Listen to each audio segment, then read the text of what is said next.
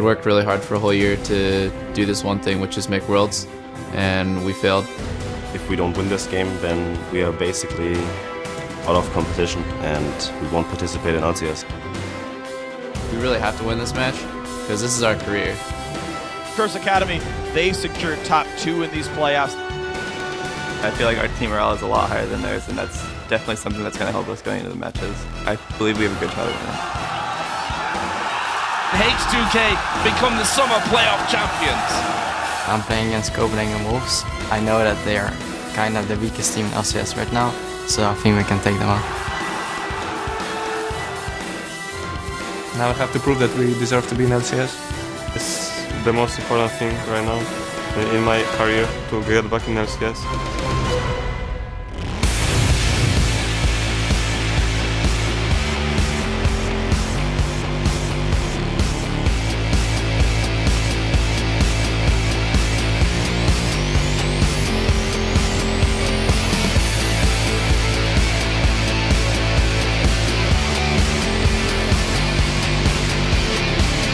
Hello, ladies and gentlemen, and welcome to the Spring 2015 League of Legends Championship Series Promotion Tournament, coming to you live from our studios here in Los Angeles, California. Hey everyone, I'm David Freak Cheerly. Alongside me is the man I love to cast with the most of anyone in the entire world, Aiden Zyrene Moon. And over the next 3 days, 6 teams from North America and Europe will battle to keep their spots in the LCS against 6 challenger squads hungry to take their place. Oh yeah, they're super hungry. They want to on that spot right up. And that's right, Freak. There's a lot on the line this week as the teams have been fighting through the Challenger Series all summer long to take on the LCS teams who finished in 6th, 7th, and 8th. And there's a very real chance we could be seeing some new blood and talent in the EU LCS after today. That's going to be a whole bunch of fun now. Of course, before we get into today's matches, let's take a look at the LCS teams who have already qualified to return next year to the LCS. Up first in Europe, we have Alliance, Fnatic, SK Gaming, Roccat, and the Super Hot Crew. And in North America, it's Team Solo Mid, Cloud9, LMQ, Curse, and Dignitas. And of course, the top 3 teams from each region will be competing at Worlds, while those who placed 4th and 5th will just sit things out for a bit until the 2015 spring season begins. Yeah, and yesterday, the Worlds Reveal show showed us the 4 groups that the 6 LCS teams will be competing in, along with 10 teams from around the world. And here they are. In Group A, it's China's Edward Gaming, Korea's Samsung White, the GPL's AHQ Esports Club, and Turkey's Dark Passage. Group B is the North America's Team Solo Mid, China's Starhorn Royal Club, the Taipei Assassins from the GPL, and Europe's SK Gaming. Now, Group C consists of Korea's Samsung Blue, China's OMG, Europe's Fnatic, and LMQ from North America. And finally, Group D has Europe's Alliance, Cloud9 from North America, Korea's Najin White Shield, and the other international wildcard team, Kaboom Esports from Brazil. Now that we showed you guys the reveal show, I'm actually really excited about that Group C there, the group of Deft. There's a lot of talented mid laners, a lot of talented AD carries, and I think that group is really going to decide what ends up happening in the bracket stages, because most of the other groups, you can take a pretty good guess at who's going to make it out. That one, it's really up in the air. Yeah, I like that Group C has a lot of really cool matchups in the mid lane there, and overall just, I also, again, yeah, I agree. A is pretty cut and dry, I think. It's a lot of clear favorites there, but B, C, and D, I think actually all have a lot of sort of tumultuous, there could be kind of any of the ones there. So it's going to be a bunch of fun games. I can't wait to see them. Oh, yeah. It's going to be good. All right, so guys, as a heads up, Stage 1 of the World's Championship will begin with Groups A and B on September 18th at 2 a.m. Pacific, 11 a.m. Central European Summer Time. So mark your calendars. But we're here for the Spring Promotion Tournament, so let's take a look at the schedule for this.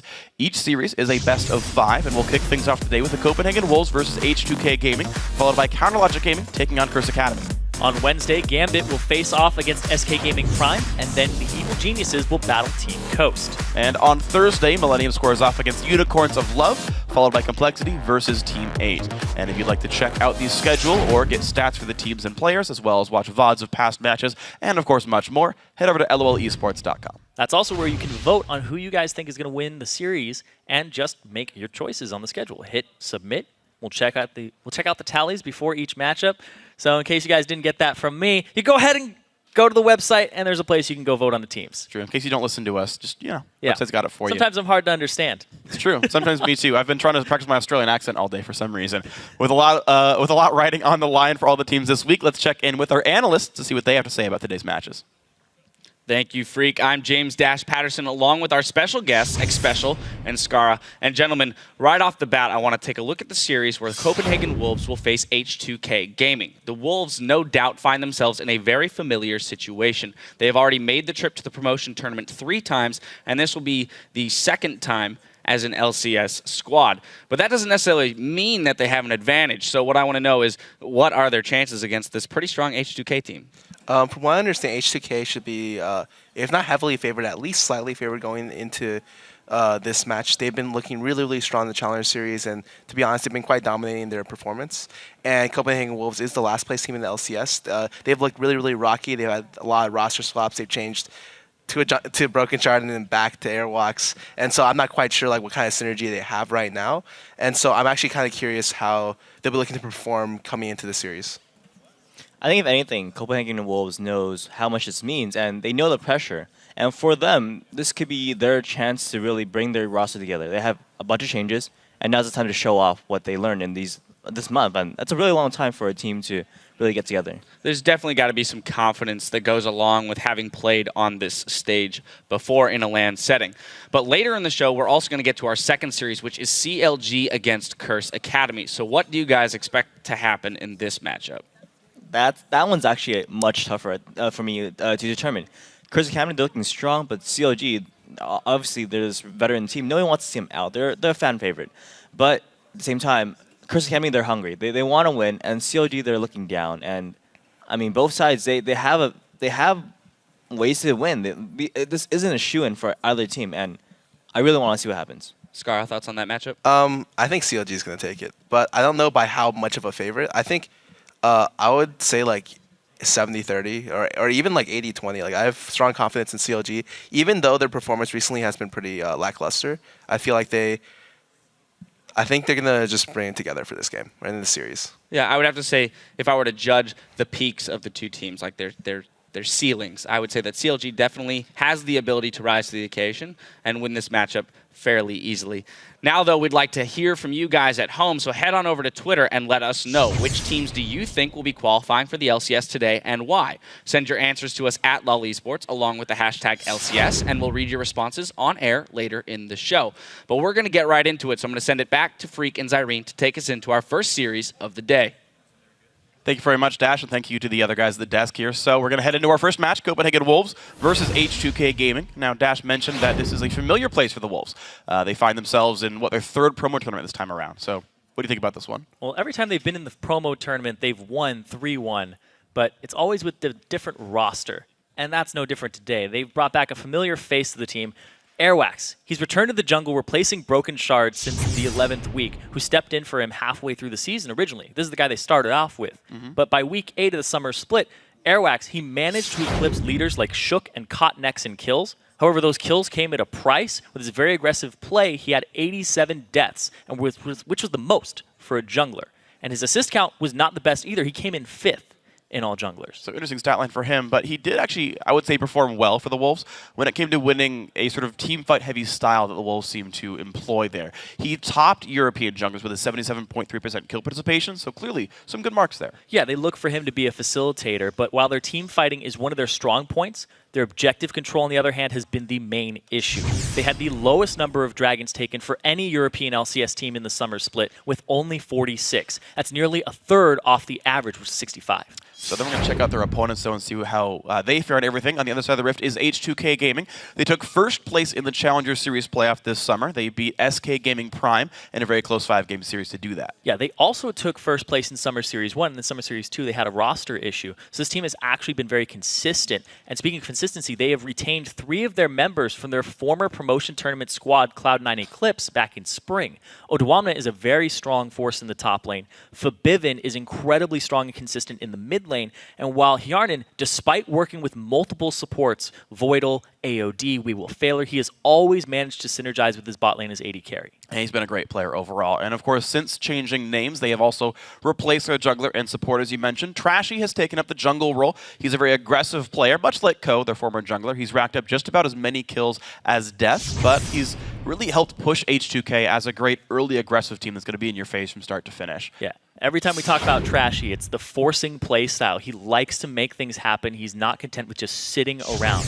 And in the support role, it's AOD, who tends to be either hit or miss with his performances. If he whips out the Morgana or Nami, which he's been going towards pretty much all summer long. But that means that if he underperforms and he gets caught out, Woolite on the other side could end up farming him and pushing the bottom lane down. Because Copenhagen Wolves, they usually rely on Woolite to bring home the W. It's true. It's going to be a fun lane to watch for here. But Airwalks knows that he and the Wolves will have to step up their play if they want to fend off relegation. But Odwamna and H2K are ready to seize this opportunity to grab a spot on the LCS stage. We're facing H2K. They've been in the relegations before and lost to Super Hot Crew. They also seem to be the only challenger team that actually has a playstyle similar to other LCS teams, so it's a very interesting team to play against. We're playing Copenhagen Wolves. They recently just changed up the roster yet again with bringing Airwax back. I think it's gonna be a lot of weight on Airwax to perform well. I think we're better. We improved a lot the last month. We practiced a lot. I have to prove myself and play the best to qualify again. It's gonna be a dream come true. I've been trying to get into LCS for at least 2 years now, and I definitely think this is the chance. Like, everyone's at this prime now at the moment, and I think we have the biggest chance of our lives to get into LCS. Yeah, and as you heard Trashy, a.k.a. Young Val Kilmer there, talking about the pressure he's going to apply to Airwax, see if he brings it to him there, because I think that jungle mid-lane synergy is something we have to keep an eye on today. That's true. It's a bit of a roster swap there for Wolves, so it'll be a fun one to watch for. But guys, going to take a look at the starting lineups now. On the blue side is Copenhagen Wolves with Young Buck in the top lane, Airwalks back in the jungle, Soren XD, a new guy in the mid lane, Woolite on AD carry, and Unlimited at support. And on the red side, it's H2K Gaming. Odwamna at top, Trashy in the jungle, Fabivin in mid lane, Hjarnan at AD carry, and AOD on support. And our featured matchup in this series takes place in the mid lane, where it's Soren XD versus Fabivin. Now, Fabivin, everyone knows him. Everyone wants to be him. He's the guy to beat in the Challenger Series. He's got the reflexes of a 17-year-old because he is a 17-year-old. Find out why doctors hate him. Across the rift is Soren XD. When he was picked up on the Wolves, he didn't even make a ripple. He wasn't the turnaround that they were looking for. He will have to step up today if he's going to match Fabivin. And so far, he's fallen short. Yeah, he has, but maybe they can bring it up right here, get themselves back in the LCS as the players get ready to pick their champions. Let's see how you guys called this series. According to LOLesports.com, 52% of you cast your votes for H2K Gaming, so very close margin. Wow, 52 right out of the gate for one of the challenger squads. Copenhagen Wolves, not that big of a fan base before the game starts. It's true, and this is, I suppose, the most sort of lopsided in terms of challenger versus LCS. Number 1 challenger team, number 8 LCS. I would expect the rest of the votes to keep tipping the LCS way, but means challenger's getting popular. It's true. Yeah, it's working out all right. So it's going to be an interesting matchup to watch for, right? And again, it's always weird to see like number 1 challenger versus number 8 LCS to see how those scenes do stack up. What I also think is interesting as well is Young Buck posted on his Facebook about 45 minutes ago about how they've been preparing and how he thinks this matchup's going to go. And he said basically that they have come together scrimming really hard for the last month. Both these teams actually have been in the dark for about a month so far, trying to prepare for this match. And he says that Wolves are the best they've ever been. They're the strongest this team has ever been right now, and he says that they are extremely confident. And that the big trick is, can they transform their scrim performance into match performance, which is a big deal for many teams. It's hard for a lot of teams to do that. But he says if they do lose, he knows that they lost to a very worthy opponent and that H2K deserve it if they win here. Yeah, and H2K, they've been boot camping for the last month. They went to Gamescom, they played in a tournament there, and then they didn't compete in the Black Monster Cup because they wanted to keep all their strategies and their evolving playstyle a secret. They've moved Trashy to the pure shot caller, pure team captain role from Odwamna. So he is now in charge of that. And also they've been scrimming for about 8 hours a day, every day for a month. And they've been scrimming LCS teams, and they were telling me that they have a positive record against most of them. Wow. So obviously good things there for them. You can see Young Van Kilmer or Trashy. Oh, yeah. Falco. You can't unsee that. I suppose not, but now I just feel bad that I can't just call him Trashy every time instead. But yeah, and honestly, H2K is a team I think that's come together really well. Both these teams have made roster changes throughout this year, really. And I think in general, though, like the teams are looking very good right now. Like for whatever, if any given change was a good thing or a bad thing, though, right now I think both these teams have had some time to gel, even though not in tournament games, at least just in scrims. And that is a good thing, to just have time to settle down with your roster.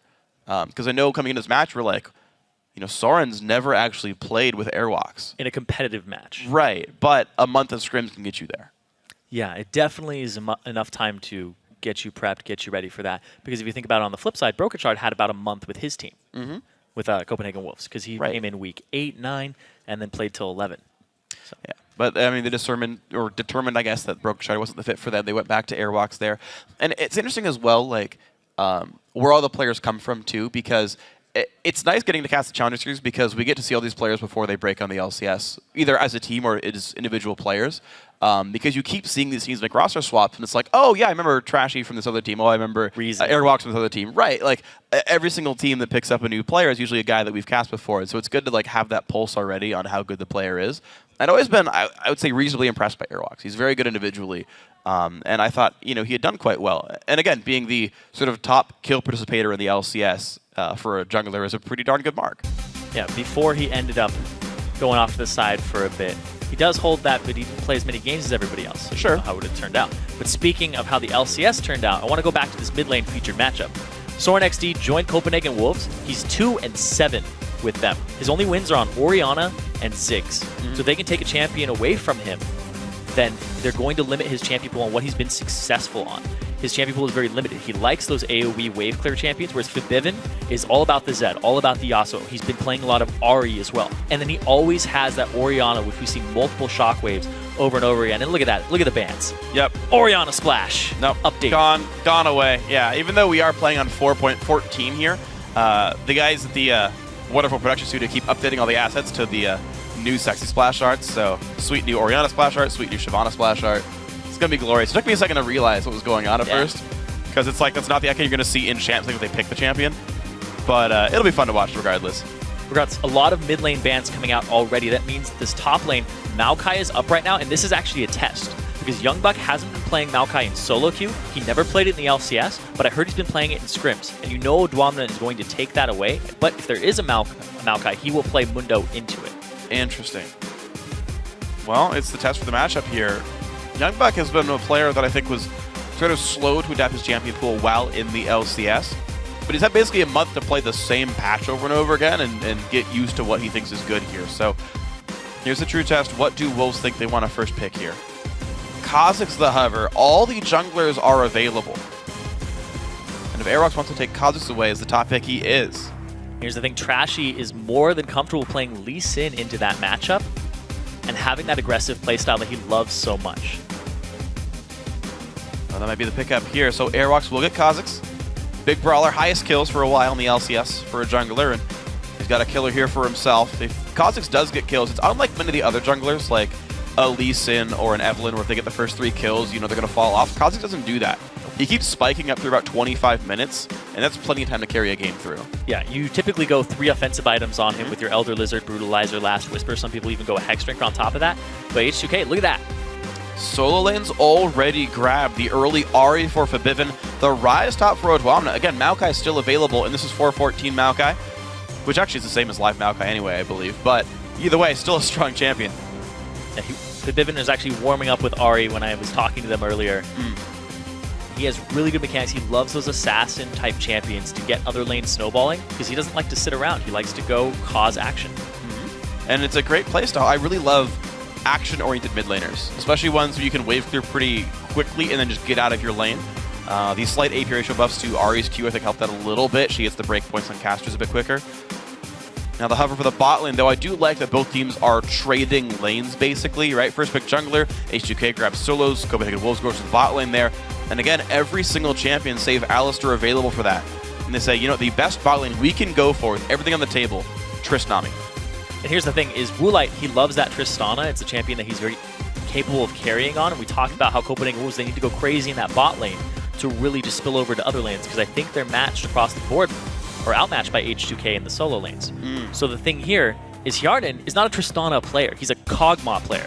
But then Woolite, he's a Tristana player, not a Cog player for the most part. They kind of just reverse them around.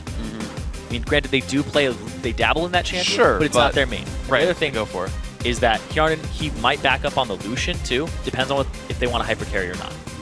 Interesting. Yeah, Lucian's been really popular, especially with all the LCS players that went over to Korea now to prepare for Worlds. Like, Lucian's like the top most played for like half the players there. Not like even people who aren't AD carries. It's great. They just pick them up whenever they can. It's like old Lee Sin.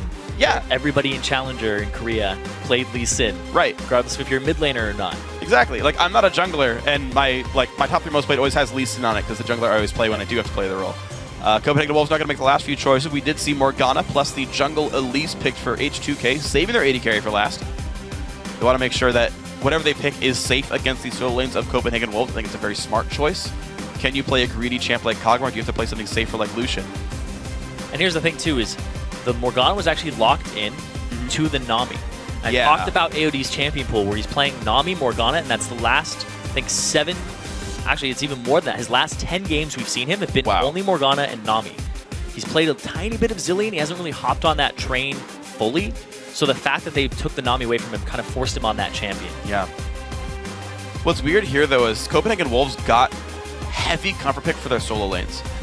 We've seen Mundo into Rise a million times here, and Youngbuck gets it again. Loves this champion, and the Ziggs is still there for Soren. Yeah, okay, his Orianna, his Xerath are gone, but Ziggs, again, as you mentioned, one of the few champions he's got a win on in the LCS. He gets that for himself one more time as Hjarn then locks in the Lucian for himself in the end. I believe Soren has played 1 Ziggs game and won it. So it's his 100% win rate champion while in the LCS. Hey. It's his highest win rate, considering his Orianna is about 50%. But the fact that he's going with that comfort pick, like you said, is really big here. And Youngbuck on the Mundo, he's going to have a good time against that Rise. Well, it's going to be interesting because H2K, right, they knew the match they're going to be playing for weeks now. The picks came out, I think, 2 or 3 weeks ago for what matchups they were all going to be for the European Promotion Tournament. H2K knew they were playing Wolves for a very long time. They actually probably could have assumed from the beginning that they would probably be last picked there, kind of perceived as the top dogs there. And they said, yeah, we're going to let you get Ziggs. That was the plan from the very beginning, and we're going to see if that pays out for them. So now that we know the teams, we know the players, and now the champions, we want to know who you think is going to win Game 1. Send a tweet to @LOL Esports with the hashtag CWWin or hashtag H2KWin, and we'll check those results later on in the game. Yeah, it was about 52% in favor of H2K previously. Over-under, freak, for 60. I think it's going to be even higher than that for H2K. I think it's going to be higher in H2K's favor. Okay, so over 60% H2K. All right. That's my thought on this one. I had to throw it at you this time. No, it's completely understandable. Nice. Got to turn that one around. Don't worry. I'm still keeping pace, though. We're good. Yeah. Got this going. So, Game 1, best of 5. Now, interestingly, H2K has more experience in best ofs than the Wolves do. That's true.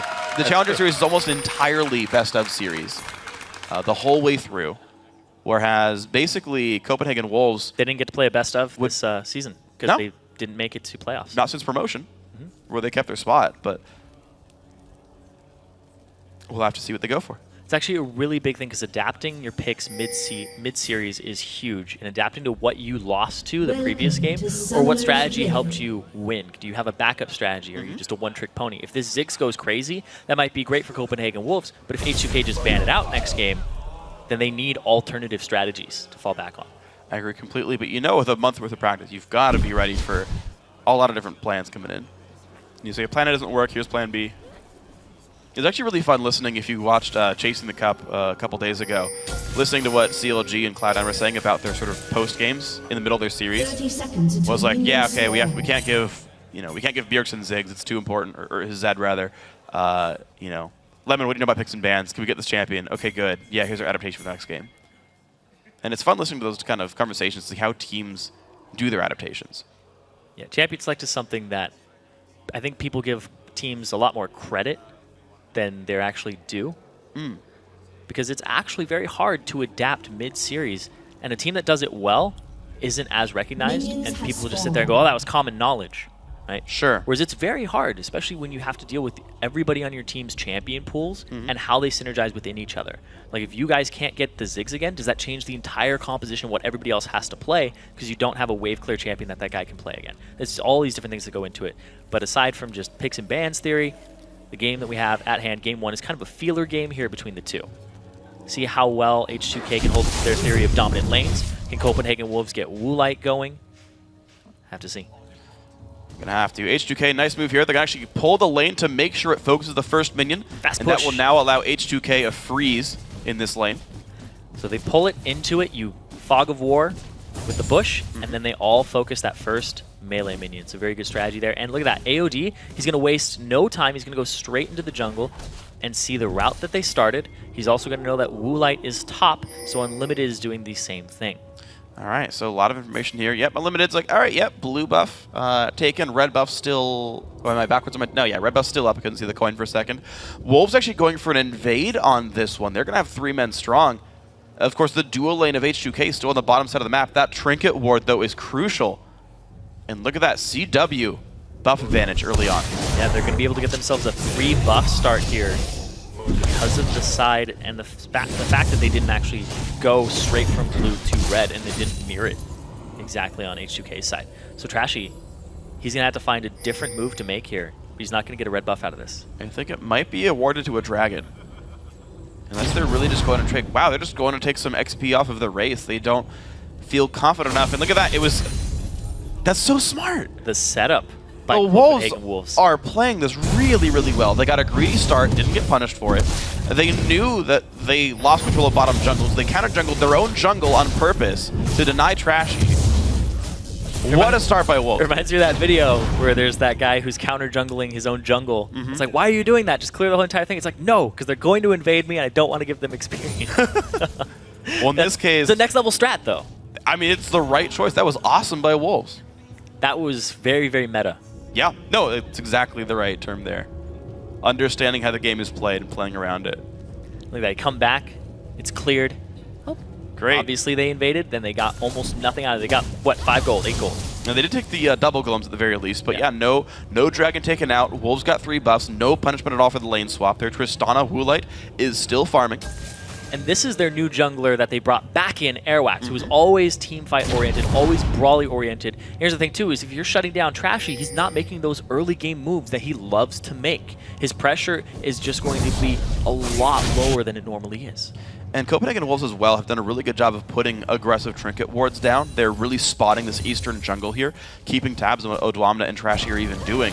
Wow. So back in the 2-on-2s they go, and Wolves up a little bit in golden XP, I believe, by the time this starts. Yeah, so here's the thing is, Hjarnan, he keeps doing that. He keeps dragging the melee minions into the bush, so they all focus the first one. So this wave is pushing towards his turret, despite it having nobody on Copenhagen Wolf's side attending that lane. And this is a perfect freeze by him. It absolutely is, and you can see how much Youngbuck has to sort of respect this. He's up to the turret right now only because of wards seeing that Trashy went back to his own jungle. But otherwise, he was forced to only last hit with cleavers. It was a really difficult situation for him. Airwalks now feels safe because, again, of the wards they had down earlier. Vivian might get to punish him a little bit, but no, he's just going for the recall. Nope. He sees that, pings him out. Airwalks is very far ahead. That red buff actually hasn't been cleared yet either. Oh, wow. Yeah. So Trashy, he won't get his hands on a red buff for a very, very long time. Good instinct there by Odwam to put the ward down, but of course he is still in a really rough lane. He's level 2 versus 5 in that top lane. There's no way he can do anything useful up there.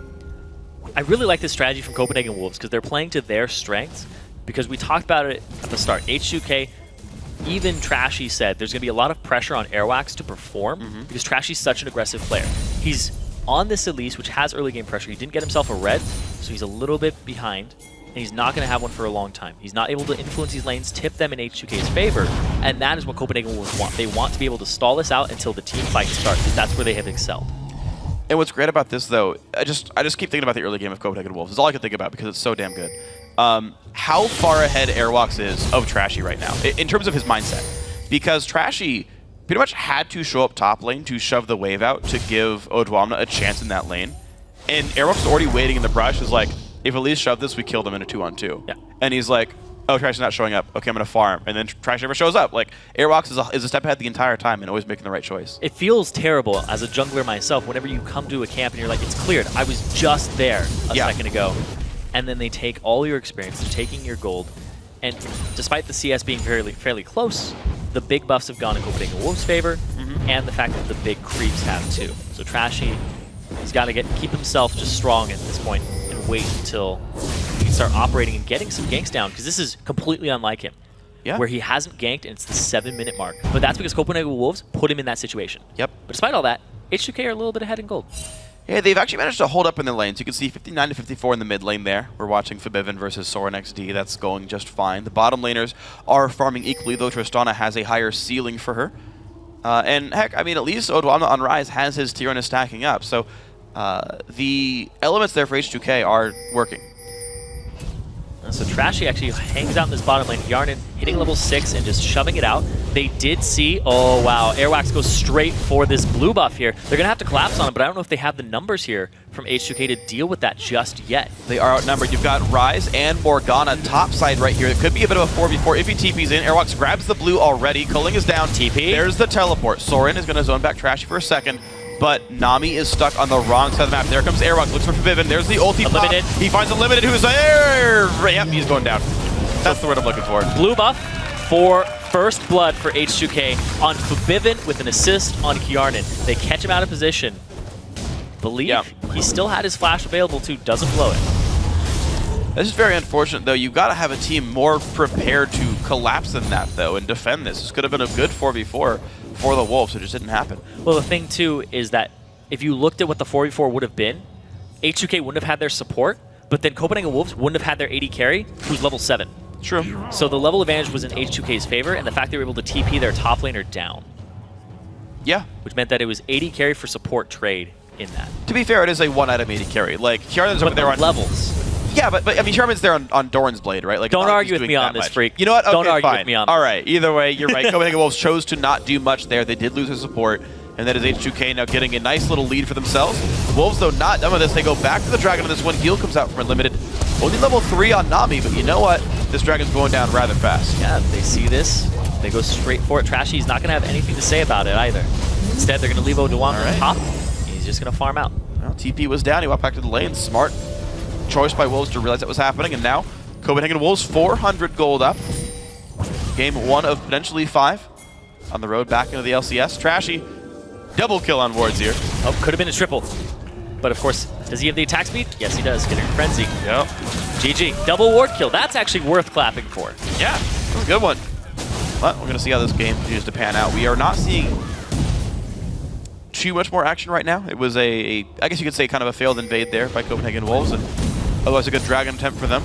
And actually that's a pretty big improvement for them when their big difficulty was objective control. And so far they've done a pretty smart job of that. Ooh, you win this one, Freak. Over 60 for H2K. Yep. They are currently behind here. So close. Still counts. Even if it swapped below, it still would have counted. Yeah.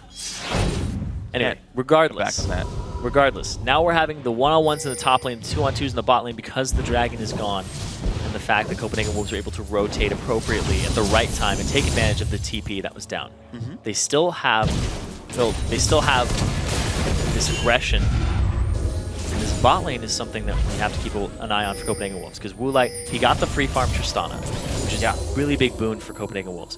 They want to try to push this advantage. He's up in CS over Kjarnan at 10 minutes. And now, very level-dependent AD carry being level 8. It's really big for Copenhagen Wolves. I think Woolite, they set him up for success. Copenhagen Wolves are just playing to their strengths. They absolutely are. It's so far working just fine for them. 700 gold leads still, and money's in all the right place for these guys. Vivian trying to make a play in the mid lane. Got him. Yep. Dealt the damage, and Soren's like, yeah, don't even try that. So the jungle movement is something that is actually in favor of Copenhagen Wolves all game long, despite Trashy being such an aggressive jungler by trade. It has begun. It has. Anyway. To the chagrin of many. Yeah, the fact that Trashy is just now going to get his first red buff of the game at 11 minutes. And that harassment back and forth. And problem is there's still a Nami over there giving heals and the health potion chugged right there. Like, I don't feel like there's any reasonable way to push Woolite out of lane. So Copenhagen Wolves kind of have the bot lane they want here. For what it's worth, the solo lanes actually are heading up. We thought maybe this would be an H2K advantage, the landing phase. Not the case right here. Down the line, you're seeing a numbers lead for every single role except for Nami versus Morgana.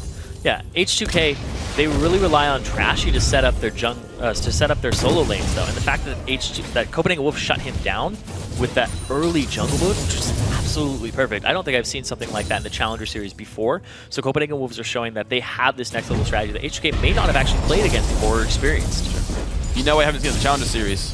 They're an LCS team. Boom. Actually.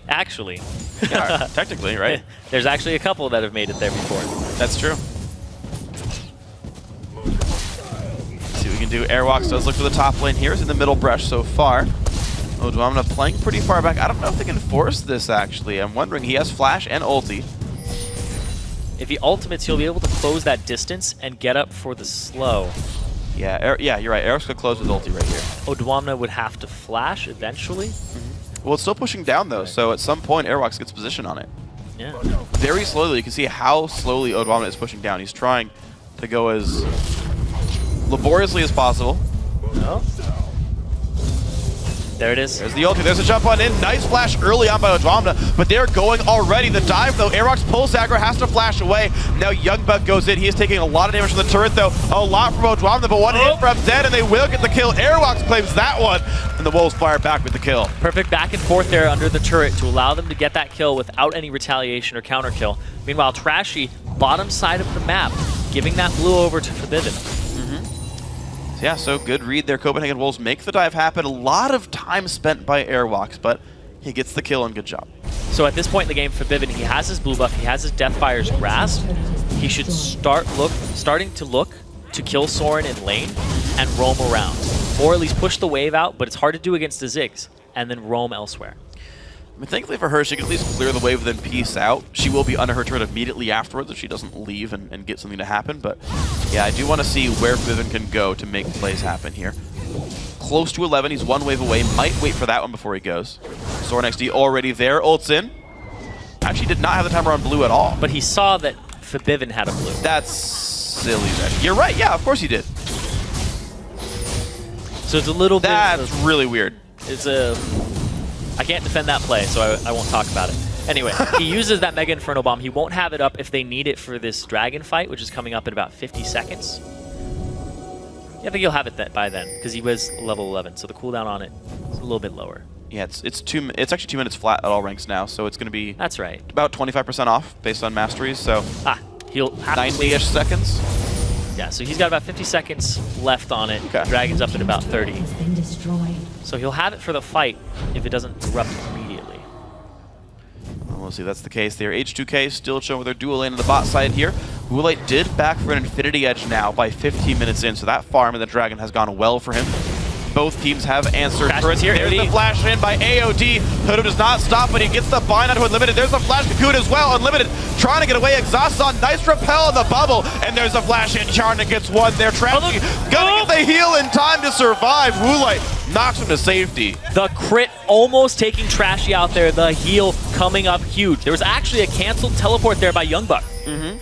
I believe Odwamna probably interrupted it with a Rune Prism. Yeah, I think Ult Rune Prism might have had that one happen there. Airwalks gets the slow on the here and then, but nothing else picked up. Wow. Big play there for H2K. They got a teleport out of it. They also got multiple flashes, and they got a kill. This is going to be a counter dragon by Copenhagen Wolves, and Yarnen's here to try and apply some pressure, but he can't do it by himself. Not even going to happen. So Airwalks so far has every kill on his team, has made the Dragons happen as well. I think good choice so far to put him back in the team. This is looking not too bad for Wolves. Even though they're losing in kills, they are winning in gold. Yeah, look at this. Walk Ulti forward. W. Yep. Yeah. That's a long time ago. We're going to put that in where Roots interrupt it. It's true. Also interrupts Shen ultimate. It does. In a lane far, far away. Yes. When he wants to go to a different lane that's far, far away. You can stop him with just a Rune Prism. Even stops hyperdrive. So these are a couple misplays here from Copenhagen Wolves. The Mega Inferno Bomb, the teleport in range, in vision of Odwamna, and not capitalizing off of it. Like, you can bait a Rise further back if you actually want to bait it with teleport. You know, it's a plausible play, but there's no way that that was going to work out in Youngbuck's favor unless Odwamna was just completely checked out. That's true. You got to walk into a brush or something, right? Like, get behind a wall to block vision. Like, there's got to be some way to do that better. So, unfortunate by Youngbuck.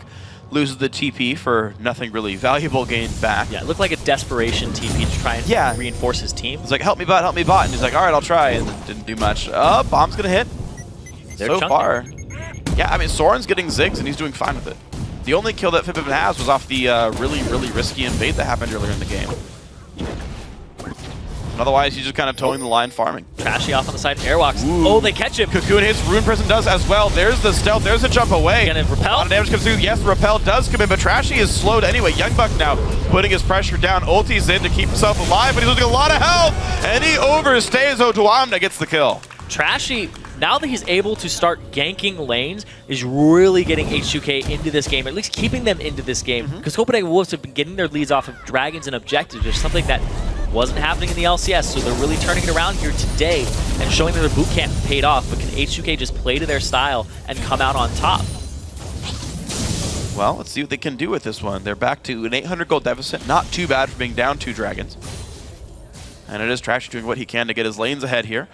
We'll see that's going to be enough. Finally, iEdge is done. Illusion. Jarna is farming just fine. I mean, they're still farming well. Just there's so few plays to be made from H2K. It's a very slow road back in. And I'm thinking about it more and more. In Copenhagen Wolves, they do have, at the moment, until the hyper late game, they have, actually even then, it's kind of like a mid game where H2K would overtake them in dragon fights, but Copenhagen Wolves just have a better dragon fighting team composition here. Yeah. With Woolite, his mid game, you know, will be decent, but Tristana with Static Shiv and IE basically overcomes that. Soren will have a lot of zone potential versus Fabevin, who really wants a catch before they get the objective. So H2K are looking for lane dominance into picks before a fight, whereas Copenhagen Wolves are looking to survive lanes, then just take every dragon and take every dragon fight. They are playing to their team fight style. They absolutely are. Whereas H2K, trying to get the picks, trying to get Fabevin rolling, trying to dominate that early game. Hitting around those mid-game spikes. The next dragon, I think it'll probably go I think it will go contested this time. Okay. But mostly off of Cocoon, Binding, Charm. You have to dodge these 3 CCs. It's true, yeah. H2K can definitely pick people off out of nowhere if these guys aren't careful. Copenhagen Wolves so far, though, aside from getting lane ganked, have done a pretty good job of not getting picked off. And again, Fabevin has still been locked down, unable to leave his lane in any meaningful capacity. As Soren continues to get the Ziggs farm going. And keep in mind, of course, they've got 3 of the best late-game champions in their roles. Actually, hell, like every single champion down the line is like one of the best late-game champions in that role. The only exception being like maybe Rise outdoes Mundo, but that's kind of it. Yeah, and they have to group up because H2K have too much hard CC that they could focus on one person. Mm-hmm. That person would immediately be picked off. There's no way you're going to survive Cocoon, Charm, Dark Binding, even Rune Youngbuck. Prison. He died to 2 people. Yeah, off the back of a Rune Prison, and then the Cocoon. red buff slow, Cocoon. Just all of this just allows them to apply unanswered DPS. We're going to see H2K right now putting 3 members in the mid lane right here. Bot lane is building up against them, though. It looks like they're going to send someone down there soon. I like the fact that H2K, they stocked up on wards. Trashy, I think he actually has 2 pink wards in his inventory sitting there, because what they want to do is deny this area around Dragon. They've been denying it for about 2 minutes now, even before Dragon is even close to being up. They want to deny this vision, get a poke right before. Uh-oh, Fabevin dodges the bubble, but takes a lot of damage back. That is a fairly important ultimate. It comes up right about the time Dragon respawns, though. With some health lost. Yeah. H2K, they're most likely going to give up this turret in the mid lane. Nice. That's going to be Copenhagen Wolves with a little bit of an advantage off of that. Good job by 45 seconds on Dragon. Yeah, good job by Soren and Airwatch to make that happen. 45 seconds on Dragon, as you say. But this turret's losing a lot of health there. The Ziggs Siege working quite well, and heck, plays right into their game plan. Group up as 5, don't get picked off. Play with 2 of the best Siegers in the game. Arguably probably the 2 best, Ziggs and Tristana. This is exactly what Wolves want. Yeah, H2K, they're going to have to pick people off before fights start, and then their siege isn't really that great either. They rely on picking people off who are out of position. And Copenhagen Wolves, they got this opportunity to ward up the Dragon. They have 15 seconds on it, and H2K's plan for about the last 2.5 minutes is kind of fallen flat off of that pick. Yeah. Off of that damage that was applied to Fabevin. Well, DFG will not come up in time for the Dragon attempt. His death cap not going to be done either here, so this might be a power spike that H2K has to wait for. Good bind on Airwatch doesn't mean too much, though, is the problem. As Wolves have just great push pressure over and over and over again. Oh, Woolite pushes back Trashy. Trashy has to be completely zoned out by that level 12 Tristana. Thankfully, his red buff just wore off for Trashy. So Woolite can now poke him, but not keep him close to him. So here we go. H2K trying to contest this one. They do have the teleport on Odwanda who's pushing top. Youngbuck is waiting with the team here on Dragon. H2K, I'm not even sure why they're baiting Dragon here, because they're getting free pushes top lane here. They're trying to need to take damage into CC range, but they're also trying to get damage on that top turret. Copenhagen Wolves are going to have none of it. They're going to go straight for the mid lane. Smart choice by That's the Wolves. right They choice. give up on the Dragon. They take mid lane tier 2 100% for themselves. It's going to be a Dragon traded and maybe a top lane outer, but Inhibitor's going to be under fire soon. And here comes the ultimate. Oh! Well, that just happened. Trashy even smited that one. Wolves now in this one. Culling used to deal a bit of damage. That Airbox makes up quite low. for the blue buff ultimate. Yeah, from Sword. I'm pretty sure. 100%. Every dragon this game. Yeah. For Copenhagen Wolves. Double their average. We're not even done yet. That's true. Yeah. I like that stat, by the way. Thanks for finding that one. You're welcome. That's not on you. Let's be real here. We have amazing stats guys in the backstage. On behalf of our stats guys, props you're off to Miss Tom and Yetwin for being badasses. Oh, man. Anyway, that dragon was not worth for H2K. They went to contest it, but it got picked up. What? Boom. That was such an early smite. In Vision of a Ward, too. Man, that's a rough misplay, though. Yeah, and there's no excuse for that. They got punished by losing a mid-inner turret. They got punished by losing the dragon at the same time. H2K got nothing for it. They pretty much could have stayed in their base. Copenhagen Wolves got dragon, went mid, got a turret, and then H2K fought them. That's pretty much what happened for all intents and purposes. And look at this. Copenhagen Wolves now up 3,500 gold for all this. And the thing is, I realize Wolves have very few kills, but they are just a team where it's like, group is 5, siege, and you kind of win. And as they wait for late game, that works well for them too. So it's not on Wolves to play aggressively here. No. They get to say, yeah, every 6 minutes, play for an objective. Just be smart about your teleport cooldown. And so far, so good. Oh, they're looking for a pick there on Airwalks because they're looking for that guy who isn't grouped up with the rest of the team. And they're trying to counter push. The push from H2K isn't that quick, especially in comparison to Copenhagen Wolves at this point. Well, outer turret's traded so far, but top lane tier 2 already under fire right now. Kha'Zix is isolated from the team, though. Ironic for that champion. But it's going to be the retreat now for Wolves. They realize they could get pinched. This could be a really good thing for H2K. Can they make it in? There's the culling. Soren tries to zone them back with a minefield. Here comes the ultimate from Odawama. Is he going to flash from prison? Ziggs ulti comes in as well. Good damage being dealt. There's a tidal wave to disengage. And this is too much damage by H2K. They're forced back. 2 CCs coming in. And look at the damage. The Ziggs bomb's almost enough. AOD goes down to Woolite. And now Airbox is going to be enraged. Trashy. One hit from Dead repels. Does get farther away. The knockback in as well from Trish. But Copenhagen Wolves not being turned around. They did exactly what they needed to do for their win conditions. They set up themselves to survive the lane. They kept Trashy down. And this is the fruits of their labor. Youngbuck, he's huge right now. He got himself his Warmogs, he's got himself his magic resistance. Then there's Woolite, who got the solo farm lane, 2-item Tristana. He's ready to rock. And Soren, comfort champion, 100% win rate in the LCS for him. I think it's going to be banned next game, but right now, it's working out for him perfectly. He's doing exactly what he needs to do. Hold the lane, keep Ari from roaming, and contest whatever objectives he can from long range.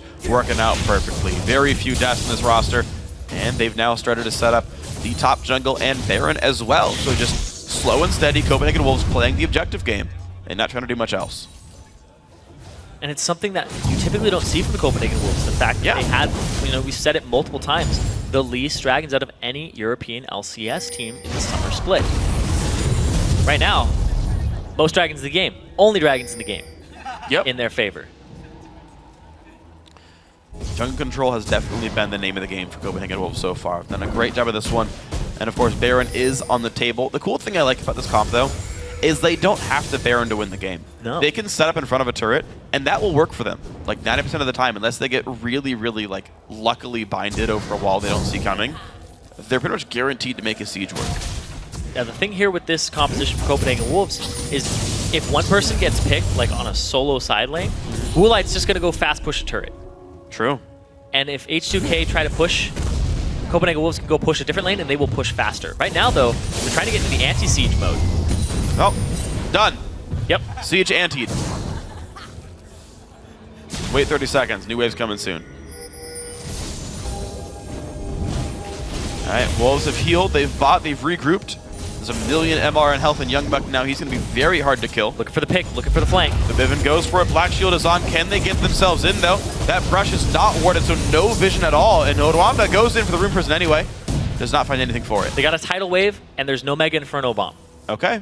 So they're back at it. Two things that H2K, if they realize they can use to their advantage, just don't get flanked, and they can start pushing in. H2K is so afraid of them. They had the inside track on tier 2 and said, there's a Kha'Zix piece.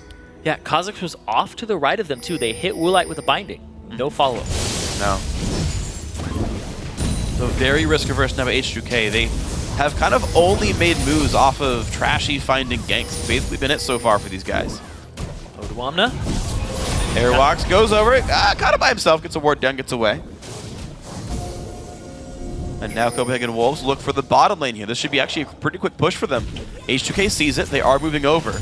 They push this out, Dragon up in 35 seconds here. Copenhagen Wolves have a lot of options here, and they're setting themselves up for success, or at least having these options where H2A has to play reactionary. And here they go. Odwamna coming in, gets the Rune Prison. Airwalk stealth, so is this going to be enough damage, though? Wow, Woolite does fire back, and that is a very low health rise. Ziggs ulti forces the flash away. Vivid goes back in, though. Huge damage comes in from the Ahri, and the Wolves force back. The bomb, not going to hit anybody important. That could be taken down. Wow. You just hate supports. No, I said that could be taken down. Just saying, just saying. I backed it up afterwards. All right, but still, they used some zone control there. They were able to push them off of the turret, and now they're going to go for this Dragon. Like I said, this is exactly what Copenhagen Wolves wanted. And now H2K, they might be a little too low, but look at this. Odwamna with the TP flank. Ooh, he's wow, on Woolite. Good damage. Woolite is very, very low on health. He's going to force to be running away from that when Rocket Jump comes through, but Odwamna does go down to Airwalks. 1-0. H2K might have gotten themselves some space, but their players are low too. And they're going to get nothing for this one. 1-0 Wolves. Actually, AOD finds Airwalks, and he trades one back. No smite. Who's that for not important? They have no smite now. So I don't know if they're going to start up this Dragon. Woolite is a little bit low. If he goes in, he would definitely die to the Wolves here, but they might try. Vivian does have flash. Gunna can jump the wall. He's going to try for this one. There's the culling. Unlimited forced away. Low on health now himself, but a minefield's going to stop them, and Hjarnan is one hit from dead. Oh, wow. He has to back Soren's right now. soon. Soren's about to have his ultimate. AOD caught. AOD is gonna go down. 4-4 now in kills. Tidal Wave comes across, slows down Fabivin, forced to flash, but he is slowed for so long. He almost has the ulti. back range Tidal Wave. Ulti comes in, Trashy jumps up, Fabivin goes down, heal doesn't come out in time. Another kill for Woolite there, double for him, finds Soren. No, he gets away. Casterman is not quite enough damage. And look at that, the Wolves crush everybody. They're playing exactly the way they need to. They set themselves up for success with their team composition. They didn't force the Dragon because they didn't have a smite. And Woolite, 4-0-2. Highest kill participation on his team. This is exactly what they wanted. They set that Tristana up in the top lane for success. And now they're looking to ward up this Baron and get more objective control. This is completely uncharacteristic of the Wolves that we saw during the EU LCS. Unlimited, loses some health. All right, that's going to be fine. Airwalk's going to go in here. This should be a fairly clean Dragon for them. Trashy not up for 5 seconds. Health bars are high enough, they're going to be safe. So this Dragon should be pretty secure. Yeah, the Baron would be too. Yeah, thank you. Sorry, it's earlier than I'm used to casting. It's okay. My brain's like super not working right now. Man, been back and forth. 100% objective control here for Copenhagen Wolves. Yep. Not to mention at the start of the game, they got even more objectives off of the first jungle. Just when you say Copenhagen Wolves, you don't always think objective. You usually think team fighting. Yeah, you think of a very unimportant jungle camp, but they took all the important ones this game. Yeah, they did a really good job. Look at that. Even more gold just falling into the camp of the Copenhagen Wolves. Every Dragon in this game, every Bear in this game, 4 for 4. This is huge for the Copenhagen Wolves, not just in this game, but as a team, that they've completely turned around their playstyle. I mean, granted, it is just one game. Sure. No, but it's a month of darkness, you know? Exactly. And honestly, it's worked really well for them. They're playing a very, very smart game. H2K, I think, are playing too slow for their own good. The fact they have an Ahri who has literally never roamed all game, to me, is a mistake. Yeah, the fact that the Ziggs was left up for Soren XD, who's only had success on Ziggs and on Orianna, and giving him that champion in the wave clear and the tools to stall the game out for Copenhagen Wolves' strengths to show is really big. The fact that H2K also picked all these laners who just try to crush the lane and got lane swapped on and had no jungle pressure. The Lucian is not as viable in the late game as the Tristana is for carrying. If Hjarnan had like Kog'Maw or something, then that strategy is okay. Sure. The fact that Copenhagen Wolves saw this strategy and played around it is perfect. And you just saw Woolite going crazy there too. Yeah, he's done great for himself so far. So good for Copenhagen Wolves. And now this could be the death knell in game 1 for H2K. Plenty big gold lead here, almost 9,000. Significant, definitely. And the Wolves are going to wave through the bot lane and maybe go for this turret here. Yeah, and I was just looking across the items here. There really isn't any armor for H2K. There's no Frozen Heart for Odwamna, not even a Glacial Shroud in his inventory. Now, the flip side, Copenhagen Wolves are kind of sitting in the same vein. They just don't want to get blown up. There's tons of null Magic Mantle items across the board. I think there's one on at least every player for the Copenhagen Wolves. So they aren't really afraid of Hjarn's damage. They're afraid of Vivid blowing them up in Odwamna. But on the flip side, Copenhagen Wolves, they have a lot of AD threats here between Airwalks and Woolite, and H2K haven't itemized against that yet. It's true. They've been blowing people up. You're seeing it so far. 2-1-0, 4-0-2. Great scoreline for the two AD champions on the Wolves. And now comes the siege. 6 outer turrets all gone. Into the inhibitors they go. Let's see if they can make this happen. A good poke there from the Kazakhs. Vivian loses half his health right there. Mega Inferno Bomb is still available too, so Soren XD has even more options to poke them off this turret and siege it down. See how easy those minions die. Youngbuck happy to tank the turret. They don't even care about this one. More poke comes through. Turret loses more and more and more health. Flash shield also popped from this one. Turrets come in about 10 seconds, or minions coming in about 10 seconds. Blue buff and Baron buff on Soren XD. He is able to throw out these bouncing bombs to his heart's content. He does not have to stop anytime soon. So here we go, the flash engage. They want this fight. Will it does get away though. He stays safe thanks to the Chaos of Unlimited, and the battle will rage on. Youngbuck forced to ult himself. Copenhagen Wolves easy to back out. And a turret finally does go down to purple minions, but you know what? Blue side comes into the bottom inhibitor. That's going to be one picked up here. The Wolves make it into the base. Their sieging potential is just much higher here for the Copenhagen Wolves over H2K. H2K doesn't really have any defense. They are a pick composition, which relies on CC and somebody being caught out. And they weren't able to make any picks in the mid game or the early game. No, absolutely not. And every time they did make a pick, they'd have to back, and Copenhagen Wolves took a dragon off of it. Right, yeah, the kills were only kills. Nothing else happened when the champions fell down, so I really can't say a lot of good things have happened so far for H2K.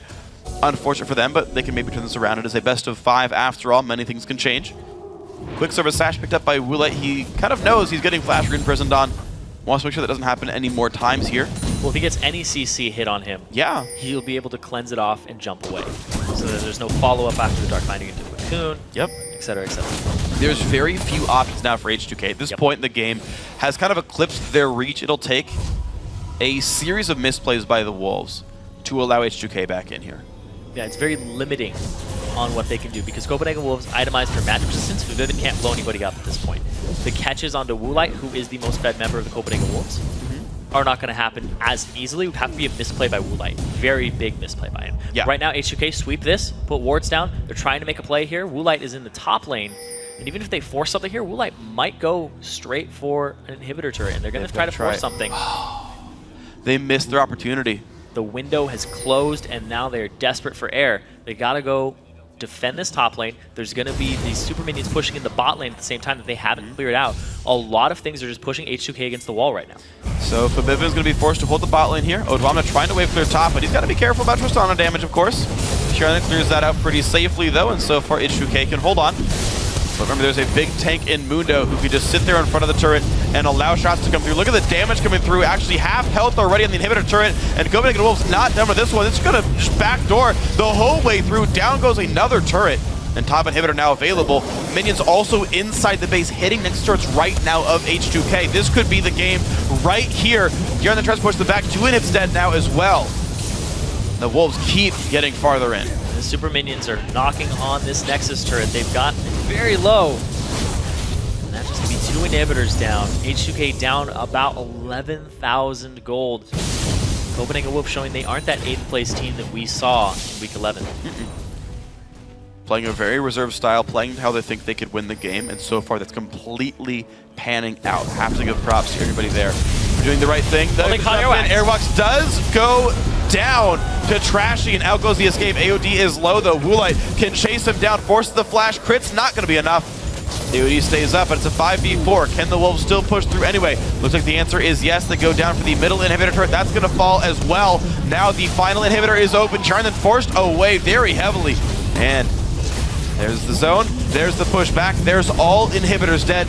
Minions still inside the base. The Wolves happen to play a 4v5, and it works for them. That was the type of pick that H2K were looking for in the early/mid game. The late game at this point, when they're 12k down, it's not going to help them. It's just going to delay the inevitable when 3 inhibitors are down. These super minions are pushing against their base so hard, and this gold lead is just almost insurmountable for H2K's team composition up against Copenhagen Wolves. Copenhagen Wolves have to get picked off about 3 times. Yeah. Well, right now, all H2K can even do is say, well, we can exactly. They defend and they gain some gold for a while. They hope to equalize the items. But you've seen Copenhagen Wolves, they are happy with just having Youngbuck walk up, tank something, while Moonlight just pelts it down, and Sornexy wave clears. That's part of what's so good about this composition. They just have all the tools to just force objectives for themselves. Whereas H2K, trying to win lanes, and then trying to transition into later dragons, but they had no way of really fighting her. They had to pick first, and Copenhagen Wolves never played into that strategy. And it's going to be another Baron for them still. 100% objective control for Copenhagen Wolves this game. Absolutely beautiful there. 9 turrets as well. 13,000 gold on top of all this. This should surely be the game in the next push here for Copenhagen Wolves. Bottom lane inhib has respawned, but not even that important. H2K, again, all they're trying to do is get some gold back, maybe hit one more item breakpoint before that attempted game-winning siege. We'll see if that can be the fight that H2K can hold. These double super minions piling into the base requires all of the magic damage dealers. They're at full attention, whereas Copenhagen Wolves, they went back after killing the Baron. They fought. They were ready to take this dragon and continue their 100% objective control.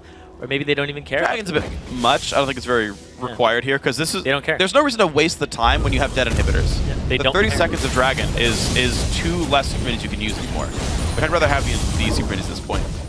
And there is that inhibitor in the bot lane that respawned. The Banshee's Veils are up to prevent picks from happening on multiple members of H2K.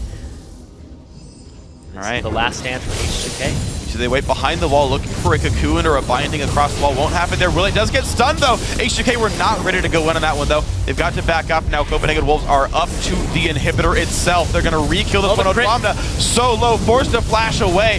The culling does basically nothing there, and down goes the inhibitor. Trashy, low on health. 2 hits from dead. 1 more crit. Will it be the kill? Yes, it is. So Vivid also in a really bad spot. Willie tries, but the Black Shield keeps him alive. But here comes the game-winning push. Both Nexus turrets dead. Game 1 goes to Copenhagen Wolves. Playing to their strengths, their composition, and completely turning a 180 from the last time we saw them, and their track record of not controlling objectives. So H2K came in feeling like the favorites as well. They felt #1 challenger team. Wolves have been slumming for a while. They had to roster swap their jungler back in, someone they initially didn't even want to keep playing with. And you can see here, H2K have to sort of recollect themselves and say, guys, we just kind of let that game go away. Honestly, they just didn't seem like they did anything that game.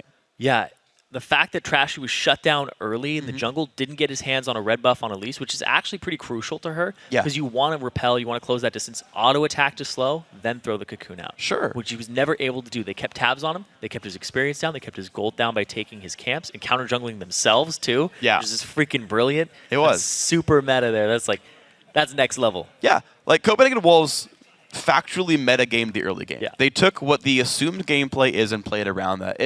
It's cool because they actually expanded upon what Cloud9 did in the North American playoffs, where they lane swap the AD carry top lane, and immediately it's a 1v0. Yeah. They actually leave their support out of the map as a roamer early game as sort of a map control tool to see how the buffs are going on, and just assuming the top lane Tristana will farm properly. And they do that.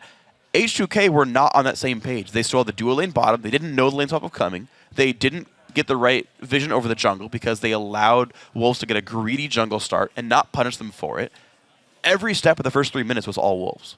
Yeah, it was completely them, and Trashy couldn't make any early game moves and apply that aggression that he's just so known for. So I think that was a big thing there for Copenhagen Wolves.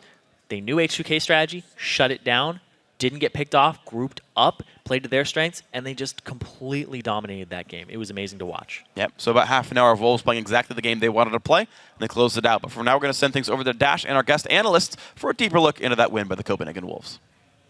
Thank you, Freak. A pretty decisive win there by Copenhagen Wolves. And I kind of want to jump right into champion select because we saw some interesting prioritization when it came to champion picks and bans comparatively to what we see in NA. Yeah, you see a lot of teams value Ari quite highly. I think Ari is a really situational champ. I think she's actually really strong, but the problem with Ari is that she relies on your team to play the map really, really well. Like, you need to be able to establish vision control and deny proper vision at objective like choke points for you to play Ari. I feel like that's a champion that requires a really, really good team to play around her, irregardless of how good you are at the champion. And so there are 4 bands that went to mid, and they first picked Ari on their 1-2, and they didn't control the dragon vision at all that game. And so because of that, that's a team comp, and Ari is a team champion that should be going into like the mid game, getting picks and snowballing off those picks. But she wasn't able to do that, and they just got out snowballed by a really, really good or out late game by a good team comp. And I feel like that speaks to the fact that H2K came into Champion Select with a very definitive game plan. They knew they were going for a pick comp. You know, they brought in the Morgana and the Elise with the Ahri, so they had a lot of CC. But Copenhagen Wolves actually did a fairly decent job of adapting, whether or not they predicted those picks or they were adapting mid-Champion Select. Especially, talk to me a little bit about that Champion Select process when you are in a best-of-5 series and you're like, I need to make adjustments to counter this team. First off, H2K's team comp, it was really pick-eccentric. And what that means is that you want to get ahead early, you want to win your lane, and had that been a standard 2v2, 1v1 matchup, I think H2K would have won. It really seems like as if H2K has better laners just from history, and just their laning, their picks is just a lot of, they're supposed to get a lot of kills. And because Copenhagen Wolves played their game perfectly, 1v2, got 3 buffs, did everything that they should have done, and even got ahead with a weaker early game team comp, they naturally just won the game, and they had really good vision control, like Scar said. And Copenhagen Wolves is looking like a completely different team, which is kind of surprising since most people would say that H2K had the advantage going into these games.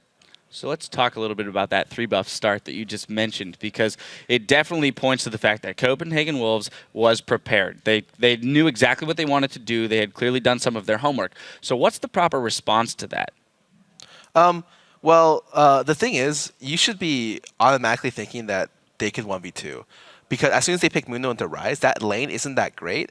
And Mundo's 1v2 is really, really good as opposed to Rise's 1v2, which is really poor. And they didn't seem to be able to understand that they were going to get 1v2'd because they sent both their dual lane bot lane rather than keep the support open to make a play around the map. Not only that, neither team established deep ward control, and so they pretty much were just play like a guessing game on. They kind of knew where people started, but they didn't know exactly where people were going to go. And so they had vision on the late invade on their red side, but conceding 3 buffs is like terrible, and they weren't able to get anything in response. Like, I think off the 3 buff concession, they could have maybe forced a 4-man drag right there, because they saw on the left side ward they were going back to blue side. The jungle and the top lane are going to blue side to farm, and so they could have maybe forced a dragon and dragon dance the damage, but it's like a really desperate move at that point. The correct counterplay was just that the support needed to be ready to be active and moving around the map, and maybe that they needed to establish better ward control at level 1.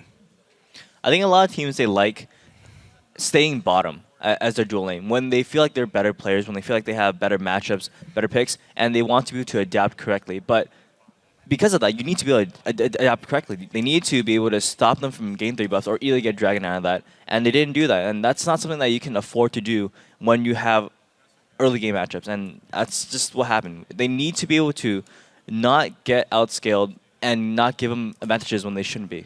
Which is exactly what I believe H2K's mindset is, that we do have stronger laners. So I would expect to see Ziggs either taken away or banned out, because what that champion essentially did was prevent Ahri from being able to capitalize on that first blood that she got even. We saw her walk into lane after her first buy with a needlessly large rod and then pick up a kill. Should have been an early DFG and some picks to follow. Yeah. Sorry. Yeah, I really think that Ziggs is like a really big anti-throw champion. Like, Ziggs and Tristana are 2 champions I consider, like, once you get the late game, it's extremely hard to throw a big lead, because they just do, like, they poke, they siege. They're like perfect champions in that they can disengage, and they have a lot of ability to control like zones and stuff like that. I think that I would have rather just let them have Orianna. And if you wanted to run Ahri, because Ahri is much easier to get picks on and much easier to gank than Ziggs is. And you can go into like a late game scenario where you can get good positioning on an immobile champion like Ahri rather than like the same kind of position against a champion like Ziggs, which can establish better zones of control with his E and can just like hop away with his W. All right, I want to jump into a couple replays just so we can kind of decipher Copenhagen Wolves kind of their game plan and their decisiveness. So we're going to pull the first one up. It's about 22 minutes into the game.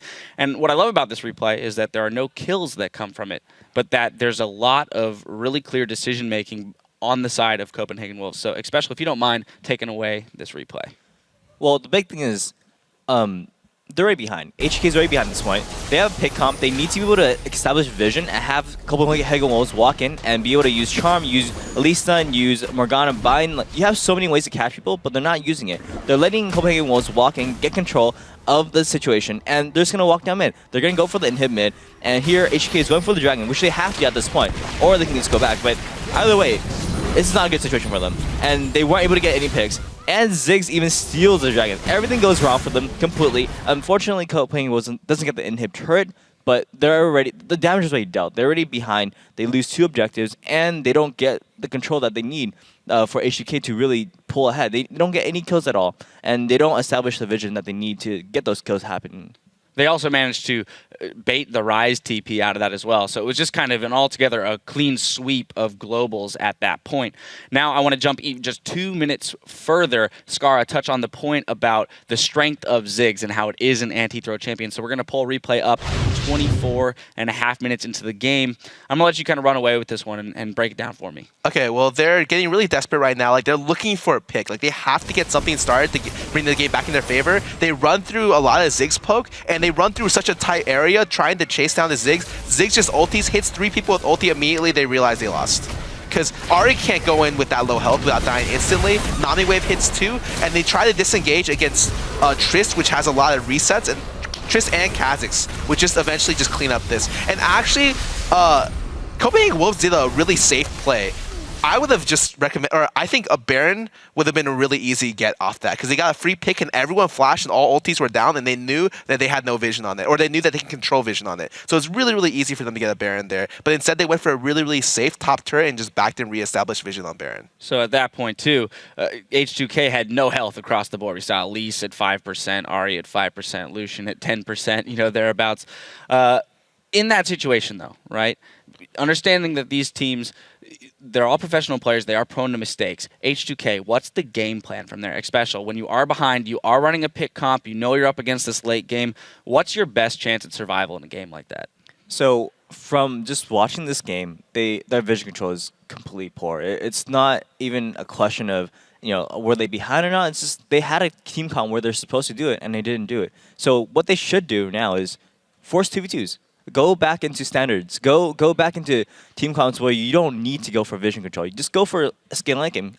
Tristana might be a huge priority, and I feel like mid pick is going to be really important. Not giving Copenhagen Wolves the Ziggs pick. I mean, Soren XD, people were saying is not as good as Fabiven, but he played really well. He was even behind a kill the first blood too, and he still completely farmed, did extremely well. And he did, I think he would be the MVP of that game, just because of his overall zone control. So I want to put you both on the spot real quick, especially you kind of already touched on your thoughts for the next game, but in this series we're going to game 2 here. So Scar, I'll start with you. What do you expect to see? Maybe a couple specifics, maybe either picks bans or playstyle-wise adjustments they'll make, and do you have a prediction for who might walk away? I understand that both teams want to really control mid lane in terms of mid lane bans. Like, that was their strategy going in on draft. If they want to do that, they need to be really, like, I agree with Dick Special. I think their vision control is not that great, H2K's. And so they should be looking for stuff that dominates lane and maybe skills well as well. And then so with that in mind, maybe they should look for something along the lines of, like, I think Ziggs would be a good pick, but maybe Fabian wants to carry hard. Like, I can understand Ahri. I know both players really, really want Orianna. So Orianna is going to be a very contested pick as usual. And then I guess in this situation, they just want to make sure that if they can't get a 2v2 lane setup, that they at least scale really well into the late game. Because I think they can take team fights even without great vision control, as long as they have, like, appropriate scaling. So do you think if they make those changes that H2K will walk away with the game, or are you thinking that Copenhagen Wolves might have this locked up? I I honestly want to see how they adapt to it, because I think Copenhagen Wolves already established that they understand 1v2s a lot better than H2K. So with that in mind, it's like, well, how did they adapt? Now I want to see how they play out the level 1. If they deport the level 1 and then react appropriately, then maybe I give them higher chances of winning. But as it looks like Copenhagen Wolves may just run away with the series. Alrighty, then a quick prediction at all? I think if H2K can adapt and win this game, I think they'll win it. And if they lose this game, I think it's going to be 3-0. All right. There it is. All right, we've got a couple predictions to keep track of. We do have to take a quick break, but when we come back, it's game 2 between Copenhagen Wolves and H2K Gaming. Don't miss it. Maybe a top lane outer, but Inhibitor's going to be under fire soon. And here comes the ultimate. Oh! Well, that just happened. Fabian, can you flash? I'm almost there, guys. Fabian, Trashy. Fabian, Trashy. Sorry. Nice! Great, guys. Wanna Baron? Nice. Okay. Good job, guys. Nice. Good job, guys.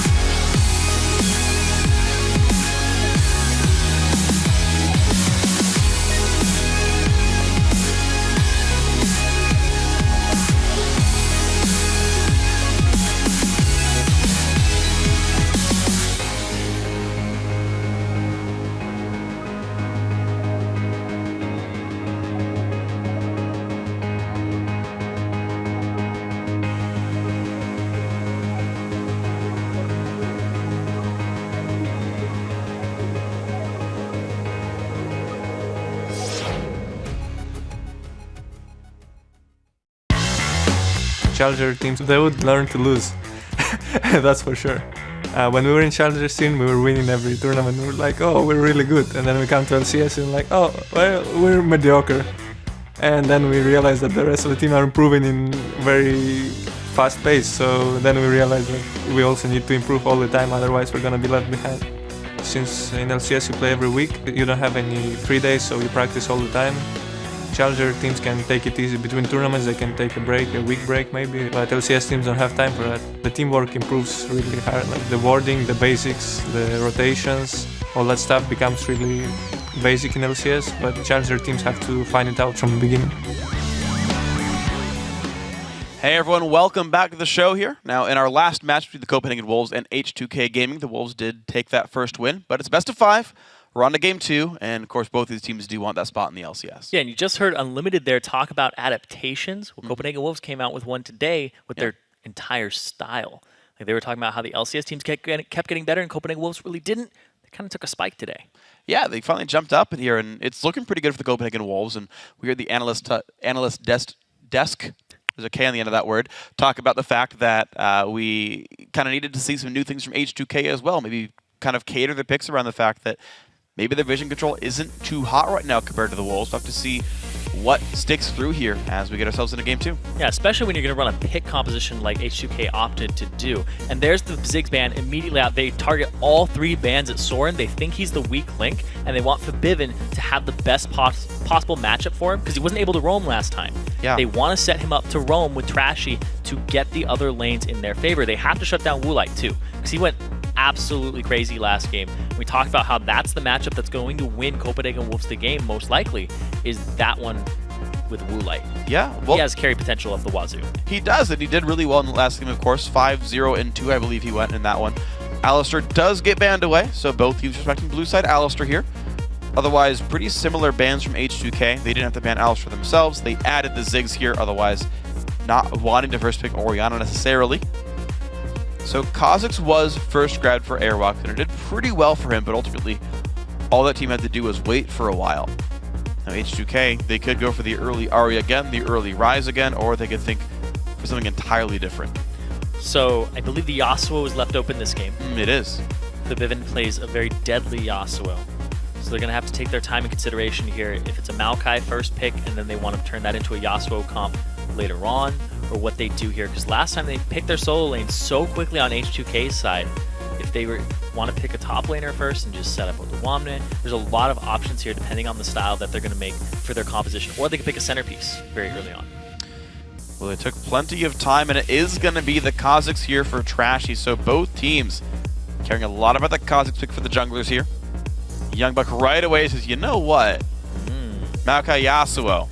Grabbing those right off the bat, actually. So I said if they first pick a Maokai, maybe they'll pick the Yasuo later on. Copenhagen Wolves do exactly that for themselves, but in the 1-2 slots for them.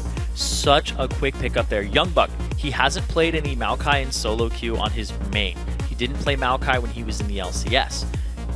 He's been hiding that pick for a bit, and people were very skeptical whether or not he played it. He busted out a couple times in scrims, and Soren XD at the same time.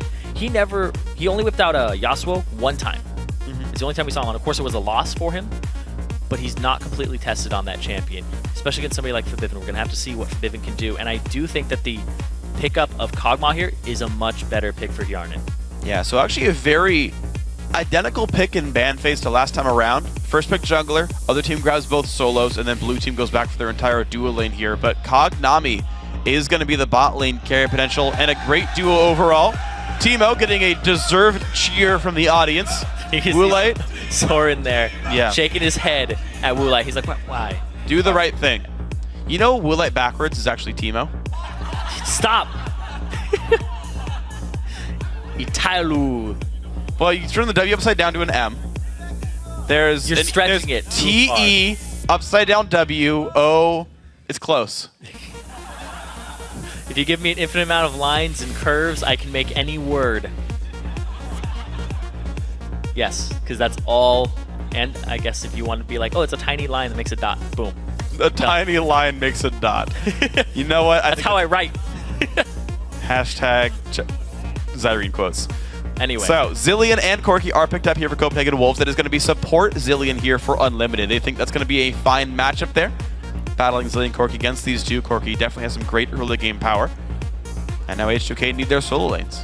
So the fact that they didn't pick up the Tristana here for Woolite means they aren't going to go for that hyper carry late game here and try to match Hjarnan on that. Instead, they're going to try to counter it and go for the early game aggression. Oh. Yes! Yep. All right. So this is 4.14 Gnar. This is the first Gnar we're going to be seeing in competitive play, at least that we've been in charge of. Yeah. He's pre-buffed. And I talked with Odwamna before this because I saw him spamming it solo queue, and I said, Odwamna, you gonna bust out the Gnar today? And he started giggling at me. I was like, he's pre-buffed, man. It's 414. And he goes, who cares? And then Trashy goes, we're not spoilers. We're not gonna tell you. Well, Gnar comes through, and I've heard a lot of people talk about whether Gnar was good or not, and that his passive is understandably uncontrollable. It's inconsistent. He's a lane bully. Sure. I mean, I posited that like if it's good enough, the inconsistency doesn't matter. Yes, it's a hamper, but if it's good enough, you do it anyway. Gnar comes through for H2K. I think this is the first event that he was enabled as well. 414. Because I don't think he was allowed for NA/LCS playoffs at PAX. I believe that was still too soon. Regardless, I could just be wrong, but that's my thought here. Regardless, they are going to pick up the jungle Gragas here for Airwalks so that they have more knockups for Soren XD. Oh, that's cool. I like this here. So Copenhagen Wolves definitely know this comp. When they used to play back with Coward in the mid lane, he was like Yasuo only practically. He played that freaking every single game. The Wolves very happy to play all around their mid laner, and if he goes in too hard, still gets revived by Unlimited. This is going to be all kinds of fun. There's a lot of cool stuff going on here. Yeah, and the fact they're going to have the Zillion to back up if Soren XD does overextend or if Young Buck engages too hard. So the thing here for Copenhagen Wolves, they're looking at a teamfight composition. Again, a Yasuo-oriented comp. And then on the side of H2K, once again, a little bit more pick-oriented, but they do have a little more teamfight in them. Yeah, but at least they have the better, some better lanes going on here, right? If you lane swap against the Cog Nami, Cog gets to free farm, and that is great for H2K. Even in the 2-on-2, I think Cog Nami is a good matchup. I think they survive Corki Zillion, personally. We'll see if it actually plays out that way. And you've got this Gnar top lane, this lane bully Gnar that he's like, yeah, I'm going to fight a Maokai, and it's going to be free. So I want to see how this plays out. I like seeing series go to all 5 games, and H2K, I think, have made some good choices here in Game 2. Yeah, and I actually did a little stalking of Odwamna. His Gnar build typically has a Brutalizer into it, into a Black Cleaver, and he builds tanky with Spirit Visage and a bunch of other tank items. All right, so and that seems to be actually the no build. Trinity Force. That's okay. It's understandable. Yeah. I think that's the way to go. I've renounced that item anyway. So as we get ourselves into the game right here, Game 2, H2K wanting to fire back. Copenhagen Wolves 2 wins away from a spot back in the LCS. But all I care about is Gnar. Yeah, well, I think that's what everybody's here for right now. There's just a little bit of Gnar action for Odwamna, and it looks like they're all grouping up. And it's going to be a gathered invade here, whereas Copenhagen Wolves are going for this formation where they just guard their jungle. But if H2K hit fast and they make it to this bush, they could catch Young Buck off guard. But he's going to walk forward, and he sees him. Sees him. Boomerang misses. Got it. The Australians would be displeased. Get him, Gnar! Gets yelled from the audience. Oh, man. Nice Odwamna's try. actually very practiced on this champion. Clearly. I know, yeah. I'm messing. No, he's very good. I'm messing. Young Buck playing far away. All right, so H2K go for the top lane invade. They get the deep ward to look for lane assignments top lane. And it is, by the way, Wolves looking towards a lane swap here. And that is not completely in the bush. They're going to see, oh, Caterpillar comes out with some butterfly wings. He's halfway through. All right, well, at least they knew that happened. But H2K gets away, and they don't actually know if those guys are in the brush anymore. But now they do. That ward sees him. Lane swap top. Interesting. So this is a good read. Copenhagen Wolves have done a very good job of spotting the lane. Oh, this is good. They recalled. They showed on the ward and then recalled. The Wolves happy to play bot lane. So they walk up. They know there was a ward placed there because Young Buck walked back as it was placed when Odwamna put it there. And then they bait it. Woolite Unlimited walk halfway to the lane. Book it. And it builds the same situation again, where you're going to have the 2-on-2. Like, AOD's going to be there with Hjarnan. And it actually allows the Zillion here to roam around and do whatever he wants, knowing that this Corki is safe. It also lane swaps against the Gnar, who has very short range early game. And I think he's going to have a very hard time facing a Corki 1v1. And here's the thing too, is that Gnar is going to show up to that lane. Trash is going to be taking more damage from this camp than normal, and they're not going to be splitting experience. So Young Buck is going to be a little bit ahead because he's double jungling, and look at that invade. 15 gold for Unlimited. Turret shot for his troubles, but Trashy did get his red buff, but could not finish the camp. The fast jungle clear of Airwalks and Young Buck allows them to kind of stop him in his tracks. Trashy will still get level. Going to go straight for this dragon. Oh, this 2 is good. minutes, 30-second dragon. This is good. I like this a lot. Unlimited better do a good job, though. He's got to do this right, though. Young Buck's only level 1. Nobody's contesting this, though. Going back and forth, gyrating that dragon. Perfect by Unlimited. Not quite. 3 attacks total. Something's 4. And there it is. Nicely done. Copenhagen Wolves 3-minute dragon. And they're already at 800 gold. Now Trashy does see this. He does go for the red buff steal topside. That could be a 3-buff start for H2K. And most likely is here, but Odwamna finds Airwalks. Some decent damage comes back onto him. He's got to be careful. If Youngbuck catches him, he could die. Copenhagen Wolves sticking to their objective control playstyle now, which is something that we didn't say, or at least hear a lot of about them before. Really turning over a new leaf here. I'm actually quite impressed with what the Wolves have brought here.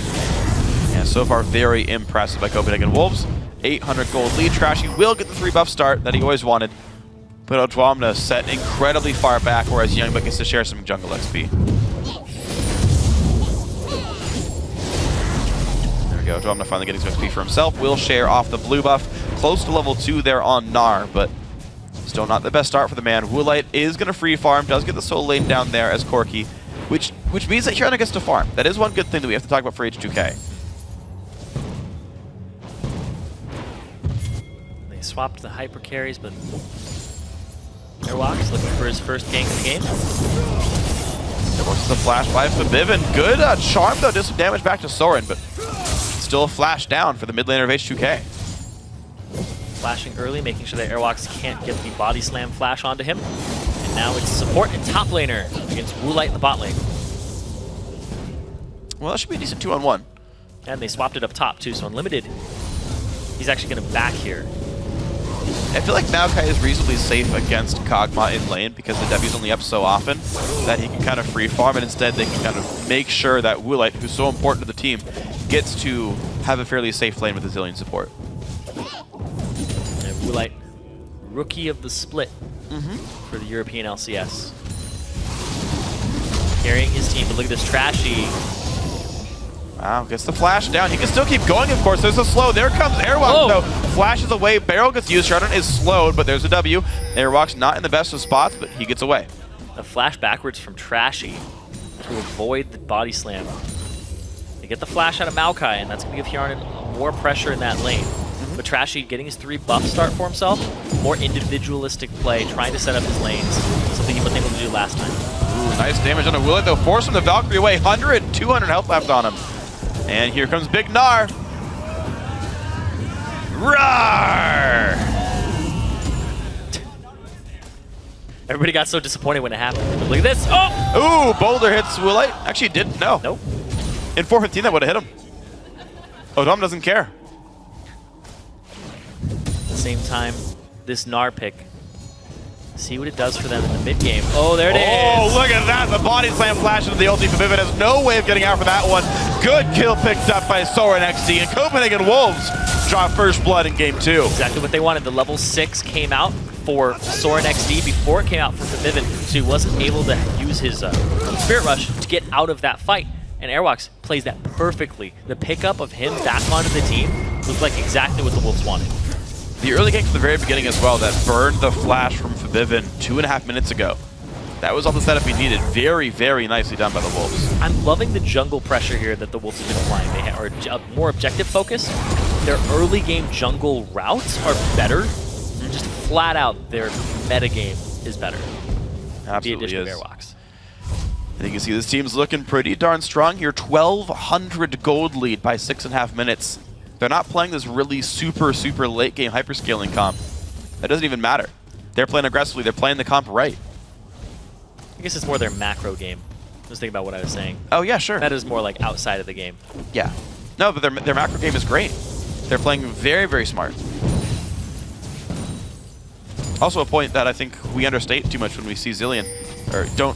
Experience? Yeah, exactly, the experience passive. You talk about level 6 advantage. That's exactly how he got it before Fabivin as well. It's going to let you hit it a couple creeps earlier. Roughly 8% less minions required. Boom. Not exactly, actually. It's not how math works. You said roughly, so. Yeah, there you go. We got you. We're good. Some damage back down. Woolite does take some pain. Sheen versus Phage, interesting choice there. Woolite actually would have a hard time applying Sheen procs in a matchup like this, where he's getting outranged now by the Kog'Maw, but that's all right. Here and then with the Phage has plenty of extra health to help not get dived. By the way, Ancient Golem for the Gragas here. Airwalk's going to go tank Gragas. They're looking for some tanky frontliners who can just set up the fight, get in there, and then set Soren XD up. Oh no. It's going to be oriented on... Oh! Man, the explosive cast, the body slam for Fabivin. Oh, he predicts the barrel as well. Nicely done. That's ulti out of Fabivin, and a lot of health gone. The get drunked combo. I like it. Airwalk's going through a little walk through the forest, and he's going to go towards top now. And here's the thing too, Odoamne, first item. Giant spell. All right. I mean, he does turn into a giant thing, so help him keep his pants up. I don't know if he has pants in Mega Gnar form. That's okay though. Odoamne's going to back out. This, though. No, looks like he's fairly safe. He's playing towards the back. Airwalk does not have flash or ulti up, so not too much to be done. Trashy, level 6 here is going to go for the blue buff for Fabivin. That's going to stay safe. But once again, we're seeing H2K really not able to make a lot of early game plays. The Ahri gets picked up. We think this is good roam with this pick champion, but he's been getting picked on very heavily by Airwalks and Soren. Is he just constantly taking drinks? No, it's Gragas. Anyway, he's looking to go back up top again. There's a ward. That ward is still up there. He's going to be able to get a gank on this Gnar. Ooh. Nope. Pops away. So the map pressure between these two teams, Copenhagen Wolves still has that advantage. They've been getting pink wards that have been staying alive longer. Their vision control is just in their favor. They've gotten a kill. They've gotten the first dragon. Second dragon is up, and they've just now backed. They've just now backed in that bot lane to get themselves some power spikes. There you go, knock up. Oh my god, he just goes for it there for Fabivin. Half health off of one combo. Man, life has got to be painful for H2K's mid laner. This is the matchup that we were talking about and that we thought was going to be in Fabivin's favor. Yeah. Based on history and results that we have seen from Soren XD, only being successful on 2 champions, and only being mildly successful on one of them. And Fabivin just having such a wide array of champions and pressure, and the fact that they keep throwing bans at Soren XD2 to limit his champion pool. But he's stepped up today, and he's above Fabivin in levels. He is constantly pressuring him. He's above him in CS. He's at 101 at 10 minutes, 38 seconds. Yeah. He's doing a really good job for himself, and he's setting his team up. And I think Soren XD, maybe he's just the rest of Copenhagen Wolves right now, turning over a new leaf, especially against the team H2K, which was very feared and favored today. Yeah. Especially coming in just fans. Oh, for sure. Like 52% against an LCS team. And then halfway through, it's like 64%. Yeah, honestly, H2K I thought were coming in as favorites, but this is so far so good from Copenhagen Wolves. And you got to wonder what kind of adaptations these teams can continue to make, because we've seen now very different strats come out from Wolves. Late game comp, team fight comp in game 1. Played it slow, did fine. This time around, Airwalk's playing very aggressively alongside Soren to say, yeah, let's go ahead and make this Yasuo snowball. That's done well. There's a headway there looking for a play to make the flash. Gets unlimited to safety. Nothing gained but a ward kill for H2K. They're trying to keep this pink ward alive so that they can allow trashy avenues in, but nope. Copenhagen Wolves stick to it, and they end up getting the ward in the end. Oh, they smelled blood. He finally took it down. So far, so good. So, Woolite jumps in there, actually wants damage onto Hjarn, then man, good damage with the Fossil Bomb, lands one rocket, forces the heal on Woolite. He's gonna get revived. Life is okay. And now in the top lane, though, Odoamne's got nowhere to go. Picked up there by Youngbuck. Airwalks making everything happen. And Trashy looking into that bot lane. But first the mid lane. Oh though, my Thorin god. Dealing some major damage. Vivian just cannot stay in this lane. He's down 30 CS now. The camera keeps jumping all over the place. There's so much aggression all across this map, mostly from Copenhagen Wolves. They're making plays. And again, they picked an earlier game comp, and look what happens. They play aggressively early on. These guys have definitely gotten much better over the last month. All those scrims are definitely paying off for them. Soren XD, he's poked Vivian out of the lane again, and now he's going to get free damage on this turret. And even there, you can see on the base camp, Vivian, yeah, very contemplative. No, H2K looks kind of shaken right now. You can kind of see down the line, for each of the players, they're just shaking their heads. They're a little downtrodden. Like, Wolves are a much better opponent than these guys expected. Dragon number 2 now. Should be clean. If they get this dragon, which it looks like they will, completely uncontested, it's going to be still 100% objective control, neutral objective control, the Copenhagen Wolves in these 2 games so far. Complete dominance over something that was very difficult for them to wrestle against LCS teams. Yeah. Lowest dragons of any LCS team in the EU LCS. That's not something to be proud of, and it looks like they weren't proud of it, so they went and fixed it. And so far, so good. 3,000 gold lead, 13 minutes in. Young Buck and Odoamna trading some wards down. Rocks do not seem to phase trees very much. Just grows right on top of it. Right? It's all good. Not even a problem. Because nature.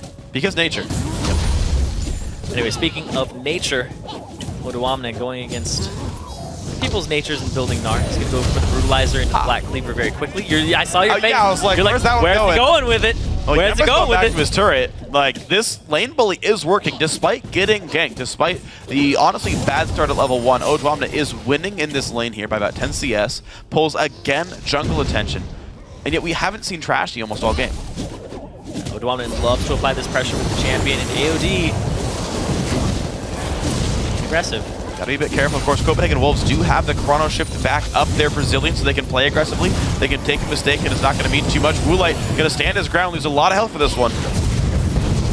So far, they're going to be okay. Like I said, chrono shift still available. And the biggest disparity here is that mid lane. Forbidden versus Soren XD. It's really funny because when we came into this, it was Forbidden. He's so young, he's so talented. His CS numbers are great. His champion pool is very deep. Soren XD has been very uneventful in his LCS career. Oh, look at that with a knockback into the turret. There's the root as well. What a good play by Copenhagen Wolves. Airwalks gets the kill. Bringing Airwalks back on the team, making plays like that. Yup. How can you question that decision? Here's Air walking all over them.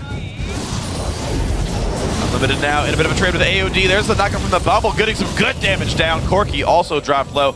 It's actually good by H2K. Both targets are very low. Only one can get revived. H2K could clean up this bottom lane before too long. That could be the place of power for this team. It's up 10 CS. It's a Kogbot down there as well. If the other lanes can stop the bleeding, Charlin could carry this game. He's going to have to go up against Soren XD, though. Yeah. Above the 10 per CS, 10 per minute mark. There we go. Massive. It's a 178. 2 levels up over the Vivid. It's not only the fact that his CS is so high, he also denied so much CS as well. Oftentimes you see that kind of mark and you're like, oh yeah, he wave clears and goes, does Wraith, and you know, whatever, it's a high CS Karthus. No, he's like beating the crap out of Vivid while doing that. That's honestly incredible. Also, look at all the wards from Copenhagen Wolves. A zigzag across the jungle from H2K. Look at this, the aggression is coming in here. There's the flash. Woolite forced to revive. They will knock him down, but AOD very low. That time bomb would kill him, except for the summoner heal. Exhaust is on unlimited, low on health. They do pick that one up. H2K finally on the scoreboard. Trashy finally making a play for his team, but they are still 4,000 gold down at 16.5 minutes. Yeah. They're going to have to make more plays like that without giving up much in return if they want to get back to this game. Whereas Copenhagen Wolves, they kind of just have to allow Soren XD to keep doing what he's doing. Get him his Blade of the Rune King, which he's on his way to. Get him his IE, and then his power spikes are huge. He is ready to just go take over this game. He is 4 levels up over the next solo laner there in the top lane. He's 2 levels up over Forbidden, but he's 4 over Odoamna. This is just such a big Yasuo at this point in the game. And honestly, It's early like, on too. oh yeah, I think it kind of only gets worse unless you can have some kind of playmaking by H2K to get back in on this one. Soren, let that one care go. about that minion. He's taunting it. Watched it down. He could have had even 200 CS in 17 minutes. That'd be a very high mark, by the way. He's slowing his record down by like 30 seconds. Doesn't care about records, except for, you know, 3-0ing in the series or something like that.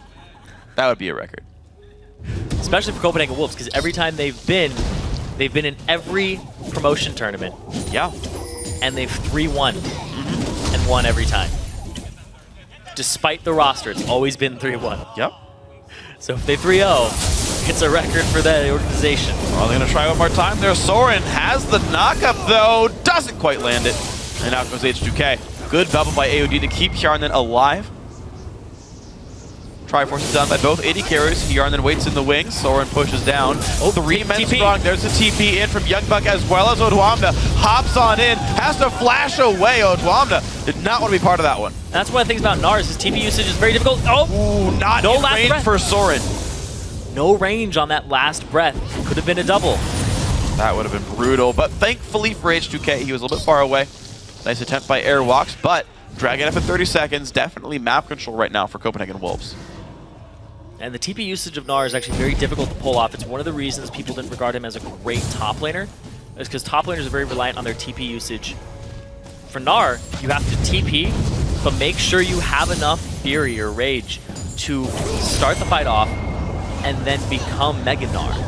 Because that's your big utility in the team fight, is all these stuns that he has available. When you're Mini Gnar, you just jump around and be a nuisance. Well, Odwamna has been a nuisance to Youngbuck in the top lane, but so far he's not been able to play anywhere else. Airwalks has just been awesome overall. 1-0 and 2 on tank Gragas. Merc Tread's also done. Dragon attempted, but looks like H2K are available, and Copenhagen Wolves are going to respect that. Going to try again, though. Poke coming out from Kog'Maw. This isn't going to be that easy for the Wolves. Viven, though, is still in the mid lane, so this is getting pushed down rather quickly. Time bomb on as well. This will be the attempted grab, and yes, good smite by Airwalks. Another dragon for the Wolves. Yeah, once again, still 100% for them. 3 for 3 this game alone. Higher than their average before. Still. Doubling their average. It's just ridiculous to think that this team was the 8th place LCS team just a couple weeks ago. Coming in here today, Soren XD bringing out champions that he's comfortable on and performing against the Viven. A guy who's been number 7 in Challenger. He's been in that top 10 for so long as an individual performer. Bringing Airwalks on and synergizing him with Soren. He's been absolutely amazing to watch this series. It's been really good for Copenhagen Wolves. Honestly, is all I can say. These guys are looking so much better than before. Roster is shaping up. Odwamna back into Mega Gnar, but he is 3 levels down. Again, it's just kind of down the line. It's just, this is so hard to deal with because the Wolves are just winning everywhere. They're keeping the pressure on. They're taking dragons basically on respawn. It's the ward control here from H2K. It's the positioning before the fight starts. They're very individual. They seem more individualistic than ever. They seem to care just solely about themselves and trying to just win the lanes. That seems to be the goal in mind for H2K, and it's just not working out for them. What they can wait for, though, is the late game. If Hjarnan can play around the Gragas explosive cast, he can maybe carry this game on Kog'Maw. There's a lot of damage available on a champion like this one. Maybe that can be their way back in. Maybe they can get some picks if they get some wards down here. Trashy will scale up, Viven will scale up. You never know. Gonna have to deal with Youngbuck at the same time, though. And he's getting on his way to Frozen Heart. Airwalks coming in. There it is. Flash body slam, the explosive cask as well. A lot of damage. Tidal Wave is blocked by a wind wall. Another knockup for Soren, and that is just the easy kill on the Hjarnan. Perfect play by Wolves. 2-on-3 underneath the turret, and they get a kill for themselves from the Copenhagen Wolves on Hjarnan. The one guy that we were saying could possibly run away with the game. We're trying to stop exactly that from happening. That was absolutely perfect. Great engage there by Airwalks. The only summoner spell used was that one flash. H2K get nothing back. Bottom lane outer turret goes down as well. Copenhagen Wolves now up 6,000 gold in 22 minutes. This was just beautiful here. The body slam flash to set it up, and the tidal wave snuffed by the wind wall. Absolutely beautiful there by Soren XD and Airwalks. The synergy we were talking about, questioning whether or not it was enough time, just a month. Yep. No more questions. Working out pretty darn well for the Wolves there. So, Young Buck is, you know, he's not had to do much this game, I should say. Right? He's been holding the line in the top lane, doing reasonably for facing a lane bully, and just showing up for team fights when it needs to. His gank synergy's been good with airwalks. Still 100% kill participation on that jungler. Gotta say, he's doing amazing here. Unlimited, though, getting caught out. Trashy wants to make the play, but there's the revive. In comes Odwamna, about to be Mega Gnar. Can he make this happen? Knocks him into the wall. Two-man stun. Follows up again, but we've already lost Kha'Zix. Odwamna trying to dodge away. His leap is not available, and there's so much damage coming out from Copenhagen Wolves. They will take him down. CW grabs another 2 for 0. They're going to go straight after this top turret as well. The group and the team fight phase is now coming to fruition for Copenhagen Wolves. They didn't even have Sora in that fight. He's in the bot lane, split pushing against Forbidden. He's having a wonderful time this game at 269 CS at 23 minutes. Despite that team fight he wasn't even a part of, he's having a huge impact on this game, and the rest of his team is pulling their weight too. And top lane tier 2 now under fire. Here should be a pretty quick grab for the Wolves there. Minions will die down, but another wave comes in. H2K has respawned though, and this means that Wolves will back out, respecting the respawns. H2K 23:30 on the clock, and they are almost 10k down. They're about 8,000 gold behind. This is huge for the #1 challenger team. Yeah. The Copenhagen Wolves, the roster swaps, we keep talking about it, but Airwalks back in, doing an amazing job. He not only synergized with Soren, he's pretty much synergized with the rest of the team, and that early game was singled out from them. Oh, Dwamna's going to try again, gets knocked up though. Doesn't get to go anywhere there as Big Gnar, and out goes Soren XD. Yeah, you're right. Like, this roster's come together so well. They're playing really freaking smart. And every game, what I actually like the most though is the fact that Wolves have played 2 very different games back to back, both played properly with a very different composition. And the composition that they're playing against is a little more pick-oriented the first game. This game, it has more scaling to it, but the fact that they are visiting every lane and trying to shut down every lane, as well as get the dragon every time it's up, just being so objective-oriented, it's incredible to think about. Because, you know, hypothetical situation, what if Copenhagen Wolves really didn't get better at getting dragons? It's just that H2K doesn't guard them enough. To think that Copenhagen Wolves only got 46 dragons during the regular season is freaking crazy. But I think they did get better. I think their vision control around the dragon with the pink wards and the setting up beforehand and the team composition, just having that threat stops H2K at least from contesting it. Yeah, I mean, I agree. I think there's somewhat a mix of both. I mean, teams like Alliance, Fnatic, and SK are definitely going to be generally better than teams like SK Gaming Prime and H2K. But yes, Copenhagen Wolves are up on this. They've kept wards down the entire game, and they're playing incredibly well. All down the line. There's a knockback. They find Odwamna. That is going to be Gnar trying to run away, but not in time. Rulite gets the kill. 7-1 now as bot lane tier 2 falls rather quickly. And this is Copenhagen Wolves still in complete control of this game. Yeah. There's nothing really else to say. They're in complete control of this game. Airwalks still just a little bit shy of 100% kill participation now, but that set them up in time for this dragon. Just perfect timing here of aggression in their windows. The fact that Airwalks just has the presence of mind. Go mid, blow a flash, come back, kill at level 6 before the other mid laner hits 6. His game sense is just crazy. Yeah. Honestly, this is a great looking Copenhagen Wolves team. Airwalks knows his Windows better than Microsoft. And these guys. And a 10,000 goal lead for Copenhagen. I like the applause for that one. You're a way better crowd than PAX. They booed me. But this is good. Copenhagen Wolves 10,000 up at 26 minutes. What an incredibly gigantic lead for them. I don't know what else to say, because they're just doing the same things over and over again. I know. Winning farther and farther. Well, a lot of this is that they aren't getting the vision control, or at least H2K isn't getting the vision control that they need. They're trying to deny it, but they aren't really packing it on. Copenhagen was doing a really good job of countering that. And even just an item build, too. Double Frozen Heart for Copenhagen Wolves. It's crazy. They're like, Hjarnen's their way back into this game. Odwamna, he can do some damage too. Trashy might be able to get some resets. Let's just shut all that down. Shut it down. Yep. It's like Madagascar. Shut it down. Don't let anything in. Close all ports. Close all of the ports. And right now, H2K. Pandemic. Yep, no, I got you. I knew it. I was like, just in case everybody else didn't know. No. Yeah, give me that time. Should have upgraded stealth. All right, so H2K. I don't know if their way in necessarily is. They are still farming up well. Like, Fabivin has a bunch of AP. He's got some true damage on him. Kog'Maw's unfortunately getting outscaled now by the Corki because of the gold lead. The CS, the Dragons. Yeah, like, I mean, everyone kind of down the line is behind their counterpart. And it's hard to say that H2K has a way back in because of this. This Baron is being attempted very smartly. Complete vision control there for the Wolves. If they played this right, it's a clean Baron for them. Yep, it's going to be the tanky top laner. And the fact that Soren, he went for the Blade of the Ruined King second, and then he got his IE. So he has the 100% crit build, so every time he's smacking, he's doing about 250, but then he also has and there it is. The Blade of the Ruined King on top of it. It's going to be Baron for Copenhagen Wolves. 100% objective control of the neutral objectives. 2 games back-to-back so far.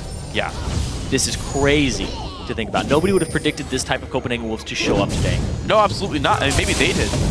Youngbuck thought they were going to be awesome today. And it said as long as they turn their scrim results into their results right here, as long as they play the way they were in the months leading up, they thought they'd be in good shape. So far, they have. They've not let the pressure of the game get to them at all. It seems like their exposure to these kinds of matches have helped them because they've been able to remain calm and play a very smart set of games so far. This is good by the Wolves, 100%.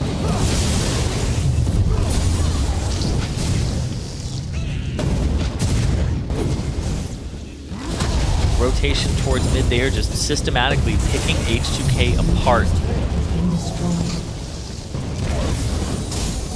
Look at that. Trekking all across the jungle, picking up every little scrap they can on the way, getting their wards down. They could actually play this like a pick comp too, because if Airwalk's coming around, he sets up Soren. They've got a bit of a flank there. Oh, Dwamna's in a really bad spot. There's the knockup. There's the last breath. There's the kill picked up. That's another one for 0. 8-1, and up the mid they go. Zilean makes that the fastest fat man you've ever seen. Closes that distance and sets up Soren, and they get themselves an inhibitor turret and an inhibitor at 29 minutes and 30 seconds. Copenhagen Wolves are just going absolutely berserk this series. They might even face tank this right after they get a minion wave there. Boom. Yeah. That's not face tanking though. Minion does it for you. Yep. Uses his body. All their wonderful, beloved faces tanking for you. Minion's the unsung hero of League of Legends. And out they walk. Man. So let's talk about the adaptations that need to be made here, because the Ahri is clearly not working. No, it's not working at all. I thought they were going to first pick a Yasuo or a Maokai to take that away. They put a lot on that Kha'Zix. And here's the thing too, is that Trashy plays such a good J4. Oh my god, gone! Down goes the Vivin. Hjarnan in a bad spot as well. Soren goes in for that one, can't quite reach it. Knockup won't land. AOD gets one back. Maybe H2K makes a stand here. They are trying. They've got turrets. They've got damage. Dwamna gets a stun down. Trashy comes in for Youngbuck, who gets knocked back, but the Kog'Maw damage is coming through. Youngbuck very low on health. Couple hits from Dead. Mikhails comes through, though, and he just will not go down. Finally, Hjarnan gets one. Like stun flashes away. Trashy can get the W. Doesn't quite land it. 2 for 1. H2K does hold on a bit. Their base, though, they have Super Minions just pouring into the middle of the base. They have to defend this with at least 1 or 2 members to stop that push, or else they're going to lose some inhibitor turrets, or Nexus turrets. Yeah, I mean, they're just hitting them, and H2K are like still chasing kills down. They finally turn away now, but they've already lost 1 turret for it. It might even be 2. They're just not keeping up with how the game is being played. Very aggressive play there from Copenhagen Wolves, but it does actually reward them with another objective. Yep. I mean, heck, you know, Copenhagen Wolves are just creating so darn much pressure. Top lane inhibitor turret did go down, so a second inhib is open for them. The Dragon's up at 30, plenty of time for the respawns there. Wolves, despite losing an extra kill in that fight, have not lost control at all. They go straight after Vivin. Yep. That's all she wrote. Completely obliterated. Soren XD goes a little too hard, but then Hjarnan stands on the tower, getting healed, and just pumping out damage as Kog'Maw. Going after Youngbuck here. Just the amount of dive that Copenhagen Wolves went for there was a little too much, but they ended up being rewarded with the turret thanks to the Super Minions and the fact they set themselves up for it before. So they end up pretty much with a net positive, and then boom, another dragon. It's just incredible to think about that over 2 games, they've been able to get every single neutral objective for themselves between the Dragon and Baron. H2K, even like, there hasn't even been like a lost team fight that H2K beats Copenhagen Wolves and like, boom, we got a Dragon. Or they get a pick before the Dragon spawns and they're like, oh, we got it. Or you guys can't get it. They have not done that this series. Which is incredible to think about, because even when teams are dominating another, one person will end up dying for a random reason, like 30 seconds before Dragon's up. It just happens. Sure. Copenhagen Wolves are not letting that happen because they are playing together as a team. They're playing to their strengths and their comp, and that allows them to kind of have multi-purpose objectives. They're kind of like, let's group up so they don't pick us, but while we're grouped up, let's go get Dragons. So if they were playing something like a split push, it's kind of like, well, you have to split and then group up for them, but somebody can get picked off. So they leave less openings and margin for error when collecting these objectives. And so far, so good. Wolves have not let anything really happen to them. The over-aggressive plays have been inside the base without much left to take anyway. Top lane inhibitor now going to be falling shortly. Mid lane should be respawning pretty soon. And there we go. Inhibitor falls over 33 minutes in. Inhib should be up in about 10 seconds or so. But the wave is already coming into the base. There it is. 5 seconds. That was close. And here we go.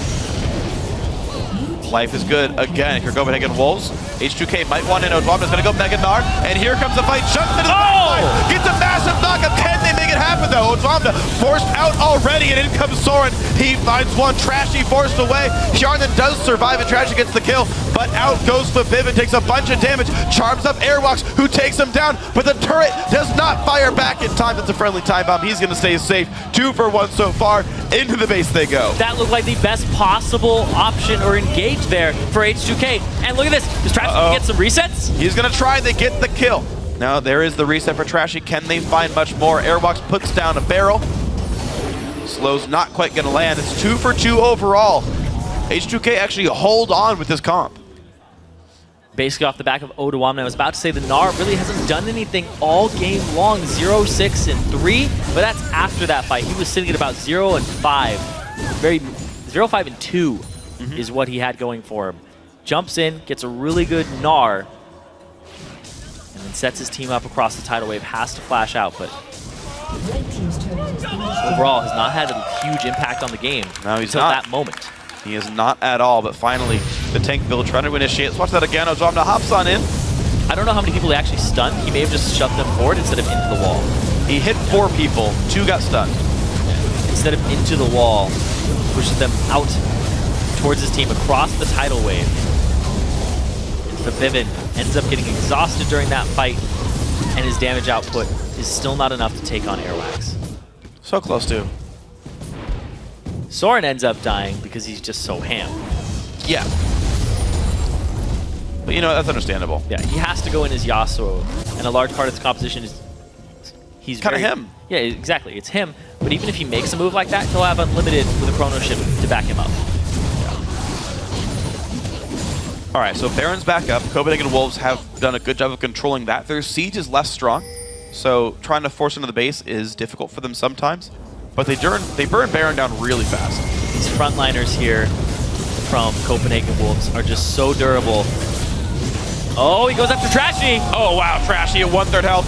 Out he goes. The charm on Woolite, though. They go in. He's forced to revive. Trashy now in the front lines, low on health, forced to flash away. Woolite gets out for now, but Odwamna wants in. Does not quite get the damage to kill him. He turns into Mega Nard, though, but the bomb is on. The charm to Airwalks. The knock into the wall, not going to be enough. Young Buck and Airwalks survive that whole thing. 2 for 0 so far.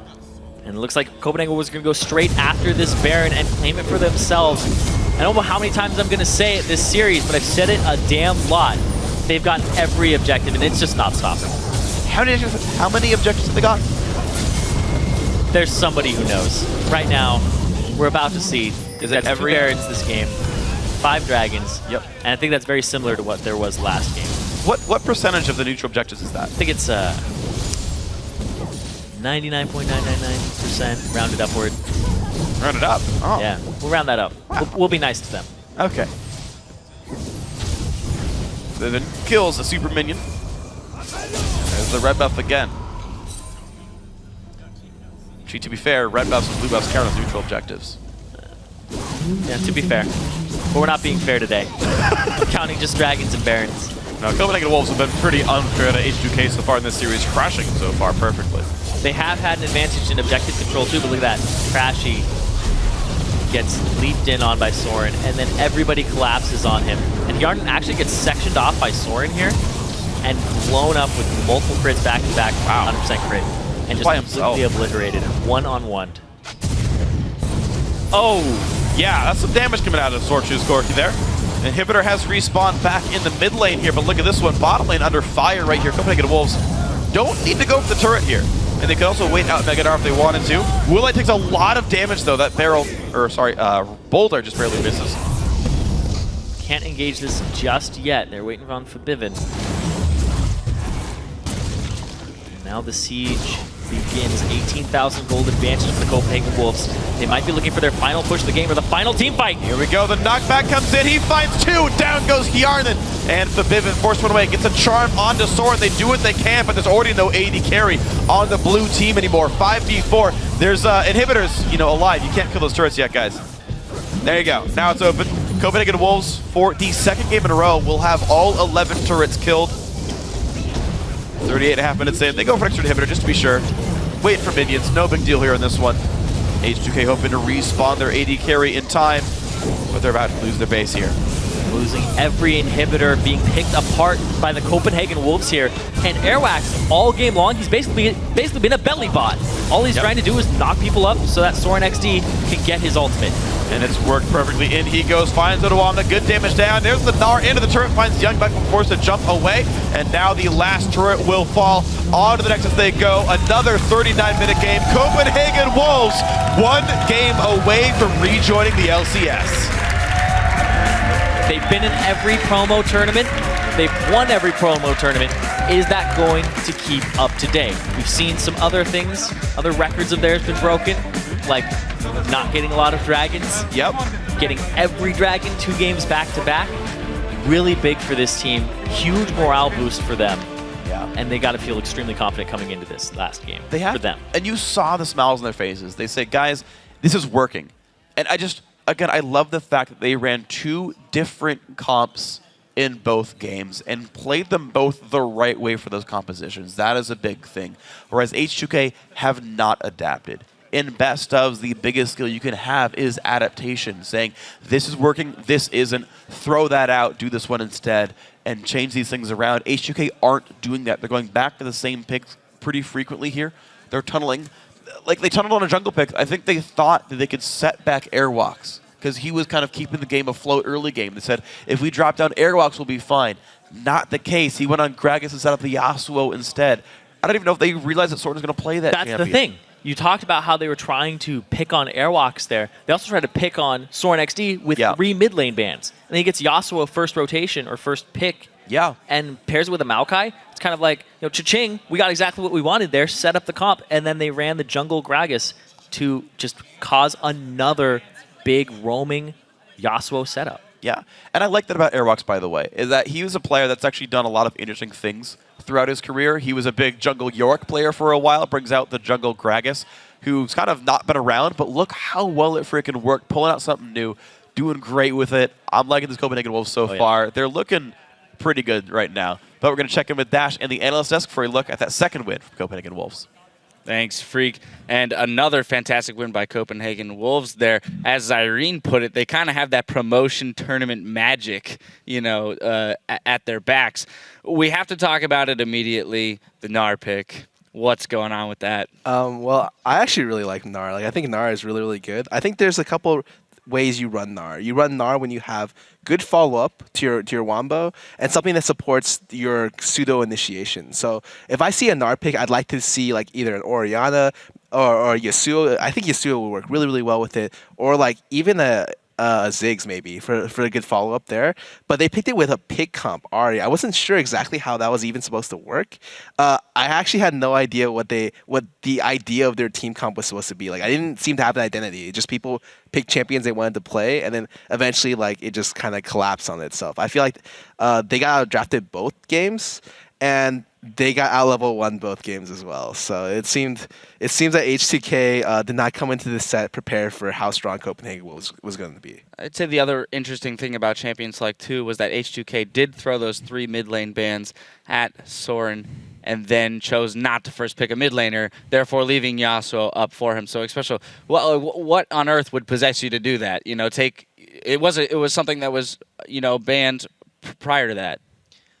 Basically, H2K is saying that Soren XC isn't that strong on other than these champions, and Soren XC is actually doing really, really, really well. He got a first play with a gank, and then he started dominating mid lane, got the turret, went bot lane, got a bunch of kills, and Soren XC is looking really, really good. And Forbidden's not like this god that I was being told about, and I'm being misled here, and I'm a bit sad about that. Well, and then we have to give some credit to Airwax in the jungle, because he did bring that Gragas to the mid lane a few times to kind of get that lane rolling. So in that jungle matchup, we did see some jungle ban focuses and things like that, or at least the early Kha'Zix pick away rather, and it didn't seem to pay off. Skara, when you have that kind of a matchup where there's clearly a lot of weight put on the mid lane, wouldn't you expect that H2K would match that aggression in the mid lane? It seemed that Airwax the H2K's general idea was like, look, the other team had very high priority on Kha'Zix. We should also have high priority on Kha'Zix.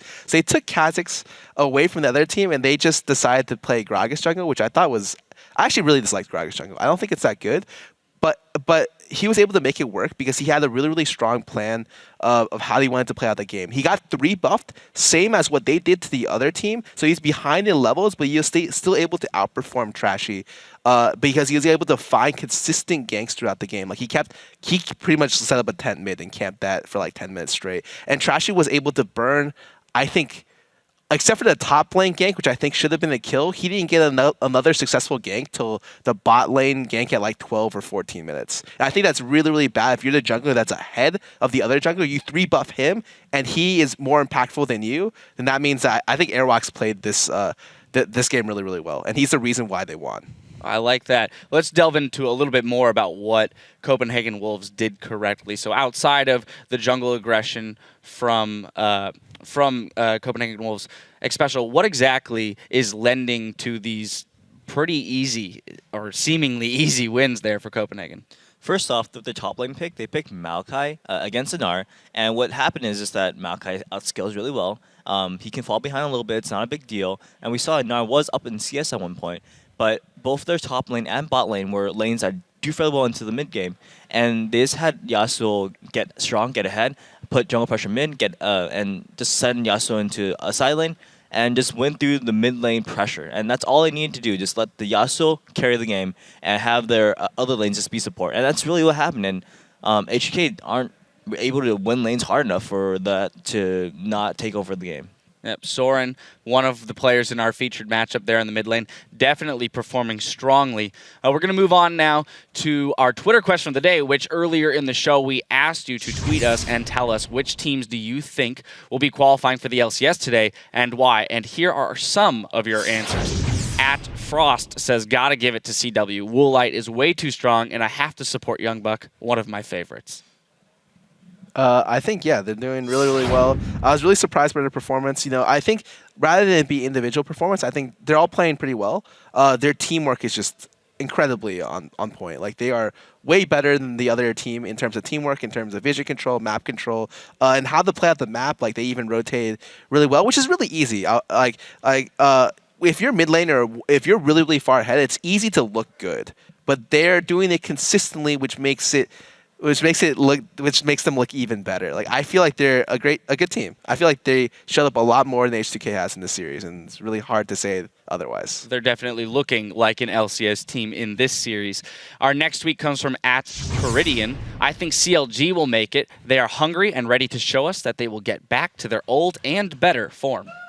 Well, you can say that CLG has a lot of potential, and that's really been the story, the headline for years now. And I mean, nobody wants to see CLG out, except maybe TSM. And other than that, I mean, CLG, they have the potential, obviously. And we want to see them come back. We want to see them look stronger. And people are going to say they should win this game. And we'll see what happens. It's definitely hard to see an LCS split without CLG in it. I would have to say, just that brand, that team in and of itself, it feels like they belong. Our third tweet and final tweet comes from @CantonFolkHero. Curse Academy, hands down. St. Vicious has those boys running smooth. # curse or die.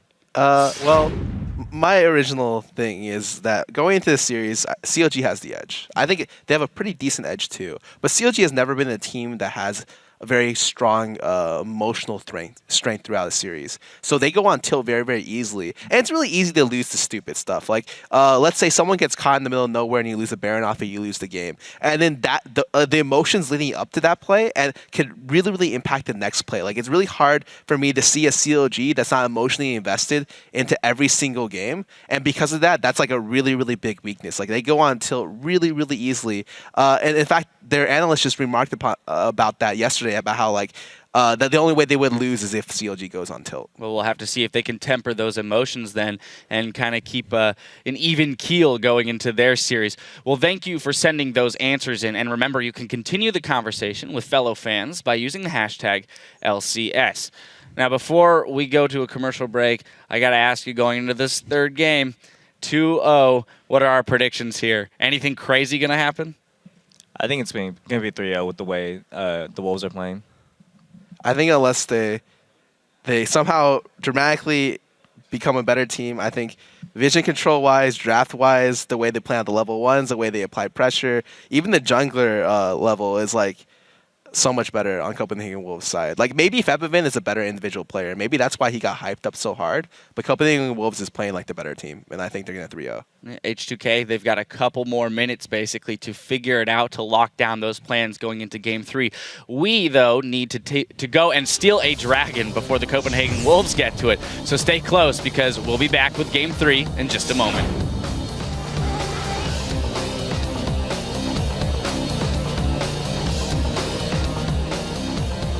Does for them in mid-game. Oh, there it is. Oh, look at that. The body slam flash into the ulti from Vivid has no way of getting out for that one. Oh, look at that with a knockback into the turret. There's the root as well. What a good play by Copenhagen Wolves. Airwalks come in. Uh-oh, there it is. Flash body slam, the explosive cask as well. A lot of damage. Trashy plays such a good J4. Oh my God, gone. Down goes the Vivid. Final push of the game of the final team fight. Here we go. The knockback comes in. He finds 2. Down goes Hjarnan.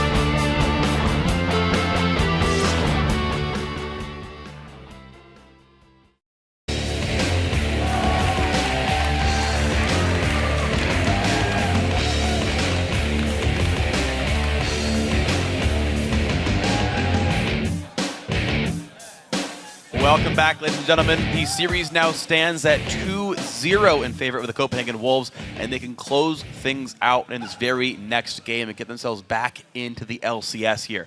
Gonna have to see if H2K can now pull the upset, run the reverse sweep, and go 3-0 from here. Yeah, we've seen, reverse team kills happen before, so it is possible. But the big thing here is you got to deal with Airwax, that newcomer onto Copenhagen Wolves, or I guess coming back to the Copenhagen Wolves. It's been a huge boon for them. He went 2-0-10 in that last game and set up Soren XD, who's also been having a fantastic series himself. He was kind of the underdog up against Forbidden here, despite being an LCS player. He was kind of regarded as the weaker of the two mid laners coming into this, very uneventful in his LCS play. Right. But whipping out the Yasuo, having a victory on that, very convincing win on both of them. And like Skara said in game one, he pretty much was the MVP for having all of that wave clear and setting up his team for the late game. And that's the interesting thing as well, is he's pulling so darn many bans, right? He's getting so much attention from the other team, and yet he just performs anyway. Oh, yeah. And again, in a best of, the most important skill you can have is adaptation. And second to that is the lack of hubris. Because I know when, for example, Curse played LMQ back in the North American LCS third place match for the trip to Worlds, Curse wins the first two. LMQ says, okay, we figured you out. We're going to make some changes. They win the last ones. Curse, basically every single game says, oh, we misplayed that. No big deal. We'll try again next time. Oh, we misplayed that. Don't worry. We'll try again next time. Actually changing your strategy up, switching your bans, removing different champions, and picking new stuff is got to be the road here for H2K. Yeah, we'll have to see what Xpecial has to say about that afterwards, about mid-game adaptations, mid-series adaptations. But for the time being, Copenhagen Wolves versus H2K, the adaptations don't seem to be coming out in bans just yet. Yeah. That troubles me a bit. They're trying to stick with the same strategy here, H2K, maybe thinking that they just misplayed an early fight or they just misplayed a jungle route. But we've seen that hasn't been the case. Like, Copenhagen Wolves have run different strategies and worked with it every single time. The fact that the mid lane bans haven't kept Soren down, it also makes you think H2K's got to change something different. It just dawned on me because I talked about how Odwamne wasn't known, or sorry, Youngbuck wasn't known as a Maokai player. He never got to play it in the LCS. He played it only in scrims, wasn't really grinding it in solo queue either. So when they picked that, it may have actually just taken H2K Gaming off guard. Sure. But they had some idea that he was playing it. But they didn't know how much of a priority it was for him. Well, Odwamna's Rise is gone now, and the Yasuo got grabbed. I think you have to go Maokai here. Like, 100% Odwamna needs to pick Maokai here. Trashy could just tunnel again on getting the Kazakhs. Oh, yes. I forgot Alistair got left up. You're right, I didn't see that at all, but 3 bans went through to the mid lane, and they still went for the Yasuo mid. Okay. It's perfect there by H2K Gaming, because they could have drafted something else there. It could have been like, oh, we want to prioritize Nami over this AOD as a comfortable champion for him. But no, they go with the Alistar, another comfortable champion that I talked about how AOD had been picking up things in solo queue. Yeah. Alistar was really what he was tunneling on over the Zillion. Interesting. So he wasn't prioritizing that champion. I asked him, I'm like, how many games of Zillion do you play? He's like, 5. He can count his Zillion games on one hand. True. Which is not great for when you want to whip it out in competitive play. True, unless you kind of know. I mean, like, the cool thing is, like, Zillion's been around for so long, which is both a lore reference and just the fact that Champion is part of the original 40, that I feel like you know the Champion at a certain point, and you're fairly comfortable with him, but certainly still, I would expect more than 5. You're absolutely right about that one. Copenhagen Wolves are going to get the Zillion for themselves here on Unlimited, and Airwalks does get his Kazakhs back after game 1 here. So there's no jungle Gragas here for the Copenhagen Wolves. They aren't going for that setup for Soren XD again. And here's the thing, H2K Gaming now have a bigger front line than they've had all series long. Yep. They had Rise game 1, they went with Gnar game 2. This time they're going to go with a tanky support in that tanky top laner, so they can go ahead and pick squishier, bursty champions for their mid lane, and they'll have more protection if they decide to run Kog'Maw again. But nope, it's going to be the Lucian here. He's going for the lane bully because he assumes that Willight's going to go for Tristana. Well, this is interesting, though. Forbidden hovering on a lot of different champions. I actually want to see the Riven. He is a big Riven player. No Lee Sin jungle grab. They're going to save their mid lane pick for later. Also means make sure it's not jungle Maokai now, because that was actually an opportunity. Top lane Alistair, jungle Maokai, not here. And here's the thing too, is when I was watching them warm up, Trashy was whipping out the Lee Sin, getting his mechanics all brushed off. And in game 1, when I saw the Kazakhs locked in, I thought he was going to play Lee Sin into that because he's very comfortable in that matchup. And he's still able to apply his early and mid-game pressure with his insect-type kicks backwards. Yeah. This will be fun then. Trashy actually on a playmaker now, and I do want to see H2K actually get out to an early game lead. It's something I thought they would be getting the whole time here in this series. They've yet to do so. Copenhagen Wolves really have to think about their next 2 picks here, especially their top laner. I think it'll be Mundo, but yeah, it's because that's the standard pick here. But right now, they aren't looking at a great Dragon Control comp for themselves. Interesting. They do have a really good, like, level 6 or 7-ish power spike where, like, all their champions are going to turn on pretty well. Corki's great at 6, Zillion's great at 6, Yasuo is going to be around 7 or 8 by this point. So that's plenty strong. H2K also is a very low damage team up against the Dr. Mundo. We saw that in game 1 actually as well, where they had no good way of burning through Youngbuck by end game. And that is something that is going to be a concern for H2K. Oh, and it's got to be Fabivin going, there's nothing left in mid lane. We banned it all. Oh no, please don't go Ahri 3 times. Please go Riven. So he could go Riven into the Yasuo. Yeah, it's actually a really good matchup. He could play the Fizz into it. He has been practicing that, but no, he's going to go with the Ahri again. Wow. So 3 for 3. A high priority put on Ahri here for Fabivin. They rush picked it in game 1 thinking it was a contested pick. Not the case for the rest of these games. Still grabbed it by the end regardless. And thinks that this is the best case here for H2K to win with this champion. Now, they have a decent teamfight team, a lot of crowd control. And that can work in killing some of these squishier members of Copenhagen Wolves, but the actual persistent damage output is quite low. Yep, and they're scaling. Like, they don't have a hyper carry on the team. They have a burst assassin. They have displacement across the board. And they have a lot of hard CC here for H2K Gaming. So they can still operate as a pick comp. They can operate in team fights with just sustained tankiness. Yeah. But they don't have that damage output that you're looking for unless Yarn gets really far ahead of Woolite. But I haven't seen that happen in this series yet. Yeah, and I'm always troubled seeing low damage comps fighting a Zillion and fighting a Mundo. Because I feel like it's so darn difficult to finish a fight out of that point. But if they can get ahead, they'll prove me wrong. And hey, you've got Trashy on Lee Sin. He can definitely make that happen. Now, guys, we're here at Game 3. And again, the Wolves are up 2-0. So can they close it out? Or will H2K pull off an upset and try to get their way back in? Tell us what you think by hitting us up on Twitter at LOL Esports. Use the hashtag CWWin or hashtag H2KWin based on who you think is going to win here. But an LCS spot is about to be grabbed here. One of these 2 teams, Copenhagen Wolves, could take it immediately. Yep. H2K could pull off a brilliant comeback reverse team kill. Yep. We'll see if they can do it here. Game 3 is afoot. Or a claw, if you're Airwalks.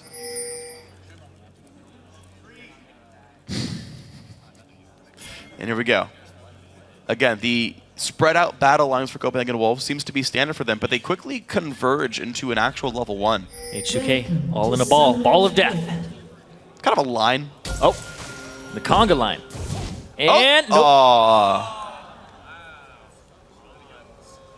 Who do you blame? You blame Forbidden. Sure. At the same time, though, Copenhagen Wolves, they're going to go ahead and invade and put down their wards because they know it's completely safe to do so. Nice play. Willett gets the 2-man reveal. He knows about this. Will AOD give 3 gold? Fabin's like, get away! Yeah. Well, the thing is, his health bar is red, so he can't help but walk towards him. That's not what he sees.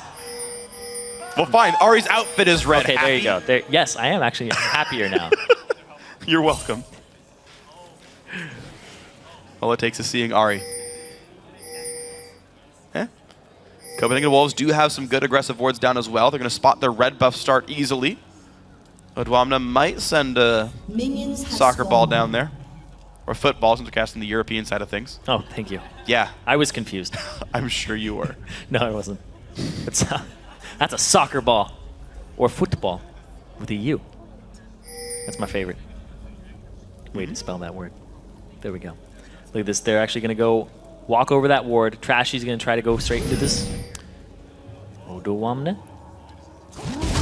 All right, but this is going to be face a counter jungle. Oh, Dwamna, who's half his health already. Airwalks with the second slow on this one. A lot of damage to the cleaver. He flashes really late. Airwalks, flash, auto attack, Q, gets the first blood. Copenhagen Wolves again off to a great start. And the fact that Trashy didn't stick with Odoamne to take away the isolation damage is really huge. And I said it last game, they just seem to be out for the individual right now. It doesn't seem like a team, a cohesive unit here. And now Copenhagen Wolves, they got the 2-on-2, they got the bot lane that they want right now, because this is more bully potential in their favor. And look at the start to the game. So AOD started with his heal, so he has literally 0 presence in lane. It's a 1v2 right now, and Will and Unlimited having a field day against Yarden and AOD. Bob's coming out. Nothing can really be done here by this H2K bottom lane. This is a really horrible start. This is crazy. Trashy, he goes and he does his blue buff, and now he's making a visit down bottom as fast as he can to try and make something happen. There's the exhaust. Roulette does Valkyrie away. Flash already used by Zillion. Nothing else found. 1 summoner spell each down. And the exhaust from AOD blown in return for Flash. This is really, really just a rough start here. AOD's already out of health mode for H2K.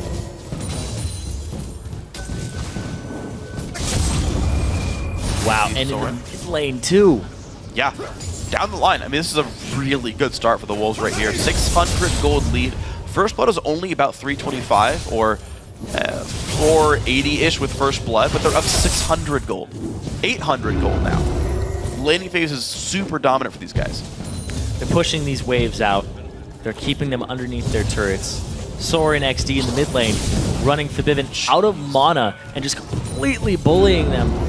The health bars, just look at the health bars from H2K on the side in comparison to Copenhagen Wolves, and that gives you a pretty good story of how the lanes are going right now. This is absolutely brutal right now. Copenhagen Wolves completely dominating the lanes. Foster's Bomb lands as well. Hjarnan, of course, already out of health potions, now at 100 health, has Summoner heal, and there's no Ignite, so he can survive out of the Time Bomb. Unlimited does not have Rewind yet, so not till level 4 can double bomb. Hjarnan just dancing back and forth. I don't know what that was. He was bouncing around in his chair. I'm low health and I got it back now. It's a good song. Yeah, no, I should. Do you write like for the LCS? No, break music? I wish I did. The challenger music maybe? Oh, give me a fat beat. That's definitely not by me. How about I Look Good? That might be yours. I claim nothing. Anyway, Airwax looking towards that top lane. Don't know what he'll be able to get here because he knows that the pressure is going to be on that bot lane for Trashy. Look at this. He knows the flash is gone. Gets this. Ooh, good knockback. Interrupts the auto attack. And Odama does get away reasonably safely. Trashy will counter jungle for this, so H2K still keeping their heads in the game, right? Making as good a choice as they can, seeing what their opponents are doing here. He still has yet to clear his red buff, which has 2 little lizards sitting at it. So once again, Trashy. He's not used to this type of opponent in a team fight environment, it seems, with this type of strategy. Because Copenhagen Wolves are just outplaying the jungle every game. And Trashy, he's got his work cut out for him against Airwax.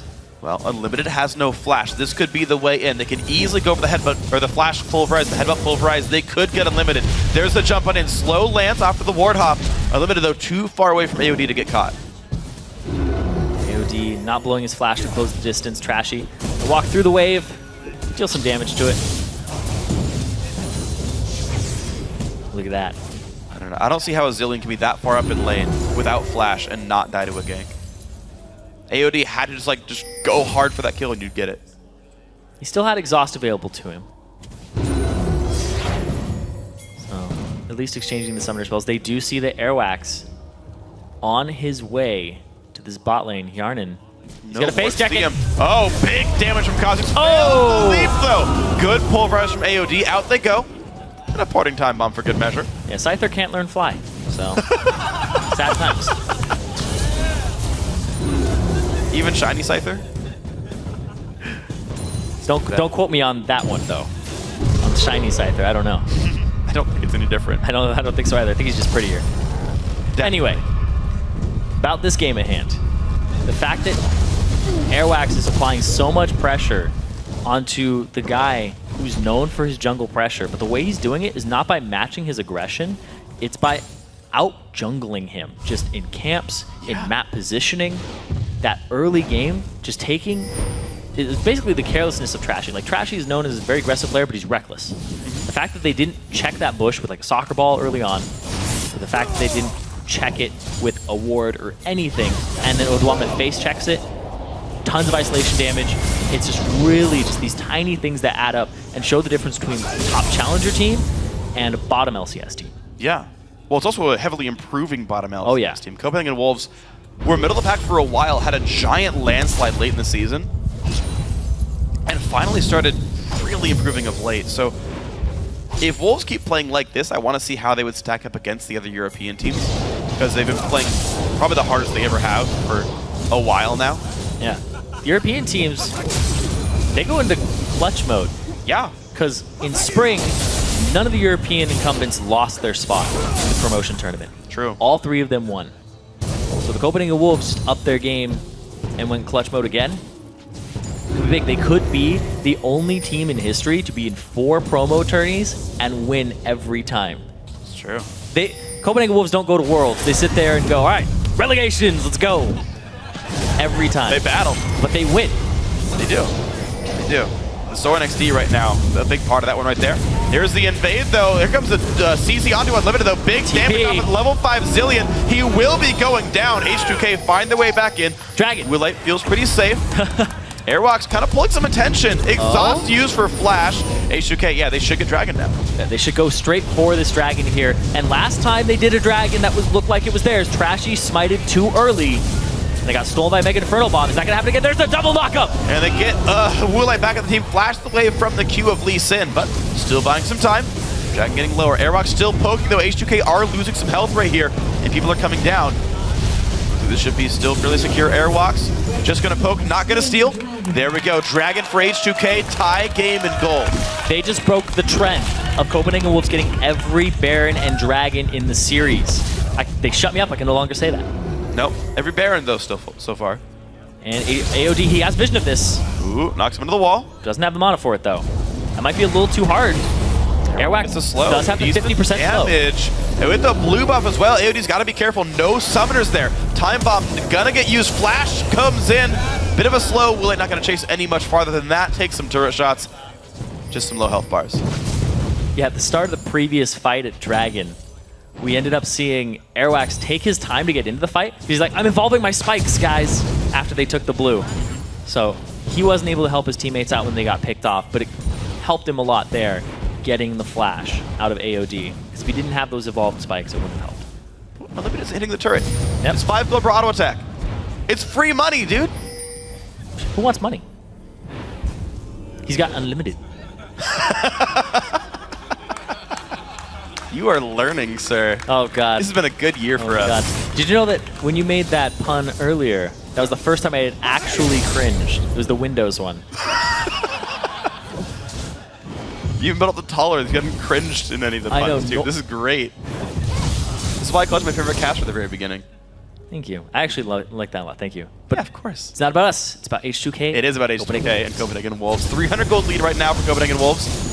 Doing what they can. The Ahri still picked up for Forbidden, holding still down 20 CS despite not getting jungle camp this time. It's just the one-on-one. Soren still crushing on Yasuo. That first pick, very much worthwhile. Really surprised that the Fizz was not picked up as a counter matchup. Forbidden putting a lot of just not so much focus onto Mobile Assassin. He puts more focus on just Ahri herself, because Fizz would accomplish the same thing in the team comp. I gotta wonder what was going on in H2K's scrims that made them think Ahri is the only choice for their mid lane here. Like, it's very interesting that they've just said this is the only way it's going to work for us, despite seeing lanes go poorly, despite seeing, honestly, very low impact from Forbidden. Which is something that you wouldn't expect coming into this matchup between Soren XD and Forbidden, and just hearing those names. Soren got picked up. Oh, unlimited half health, AOD. Pushed around. Trashy's trying to upset these lanes, though. He's going to try to put some wards over, but there are pink wards waiting. You know how long that pink ward lasts? 5 hits. Yeah. I want to say unlimited. Nope. Not the case here. Nope, nope, nope. Without getting attacked, it would have been. That's true.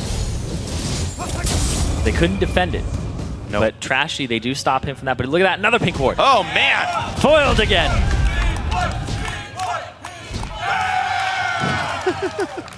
All right, well, still the 400 gold lead. Copenhagen Wolves holding on to this one. A much slower game, though. Like, H2K have bounced back somewhat in this game 3.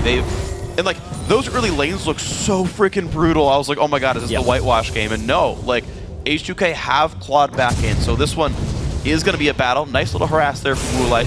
But Airwalk showing up to shove the lane in. It's going to allow Copenhagen Wolves a bit of breathing room for a recall if they want one.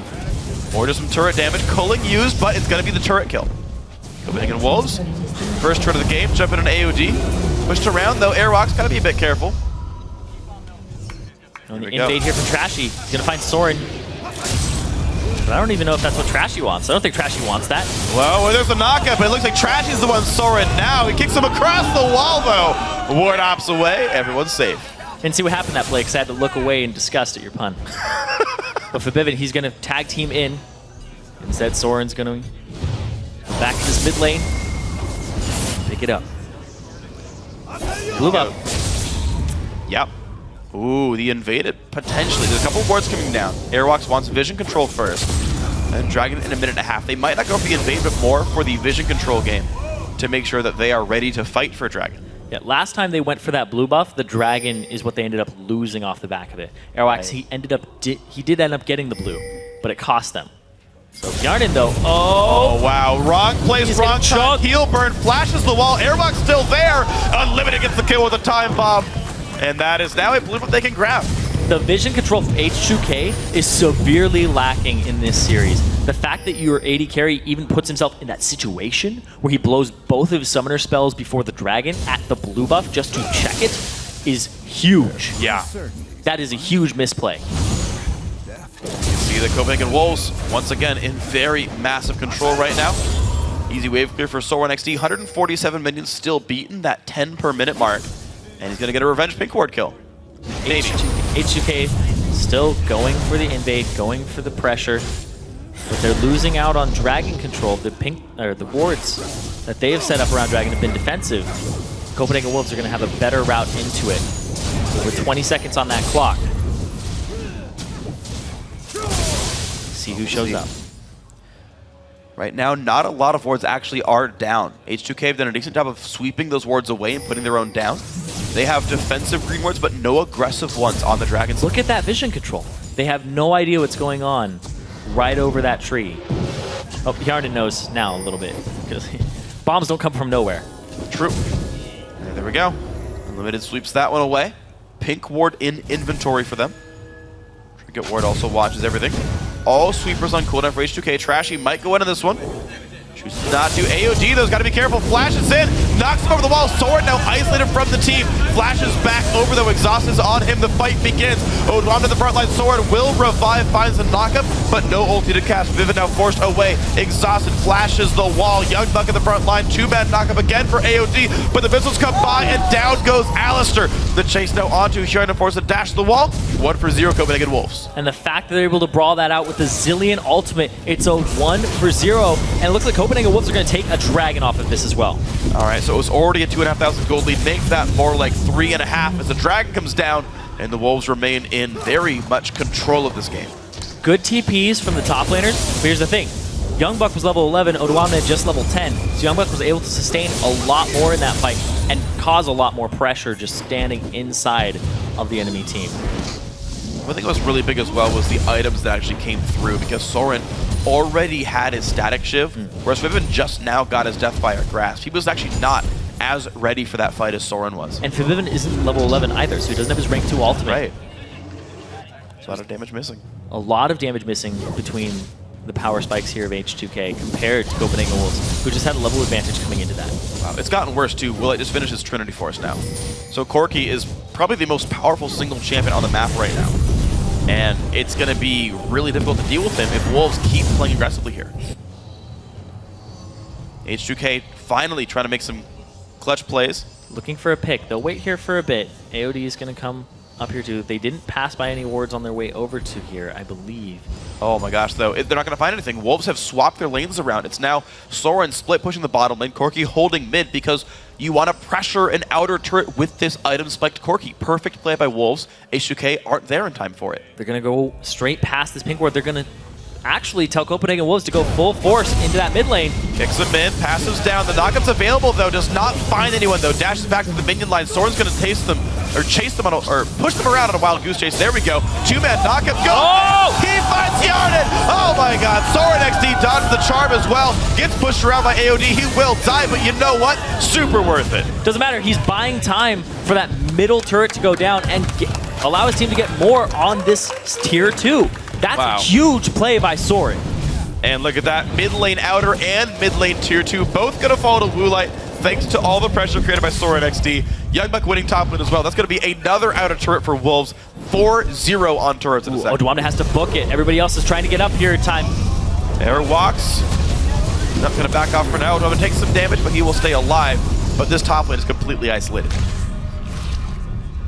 The map movements from Copenhagen Wolves in comparison to H2K are just ridiculous. They're going to get 2 turrets, a kill, or sorry, 2 turrets for a kill in the grand scheme of things off of that. And actually, Soren XD traded himself for Hjarden. So I can't think of a more worth play he could have made in that situation, 1v4. Yeah, absolutely amazing. So, 4-1 in turrets, 6,000 gold lead for Copenhagen Wolves, 18.5 minutes in. And Soren is just on split push duty with Mercury Treads to, survive Ahri a bit easier. Copenhagen Wolves, though, 4 members top lane here.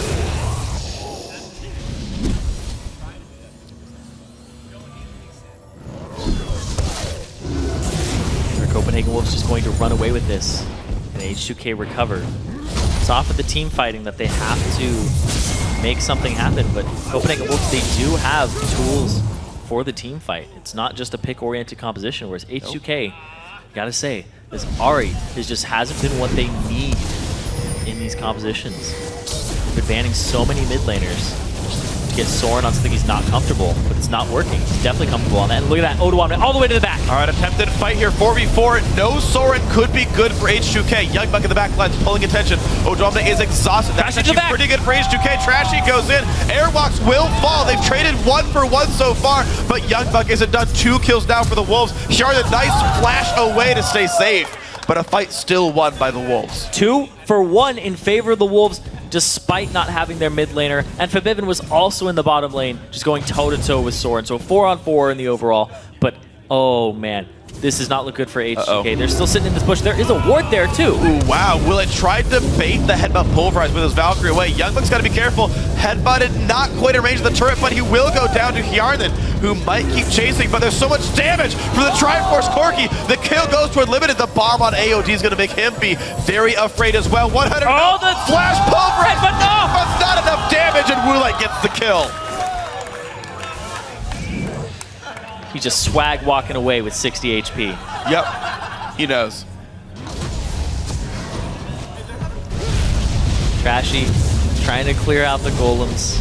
You even see the face cams there. Hjarden not 100% happy with that play, but he actually doesn't look too peeved by it. We'll see. He played that pretty well. Took out Youngbuck, went a little too hard here. Unlimited barely had enough mana to make this play happen. Ooh, so same with Woolite. Woolite barely had enough to make that happen too. AOD.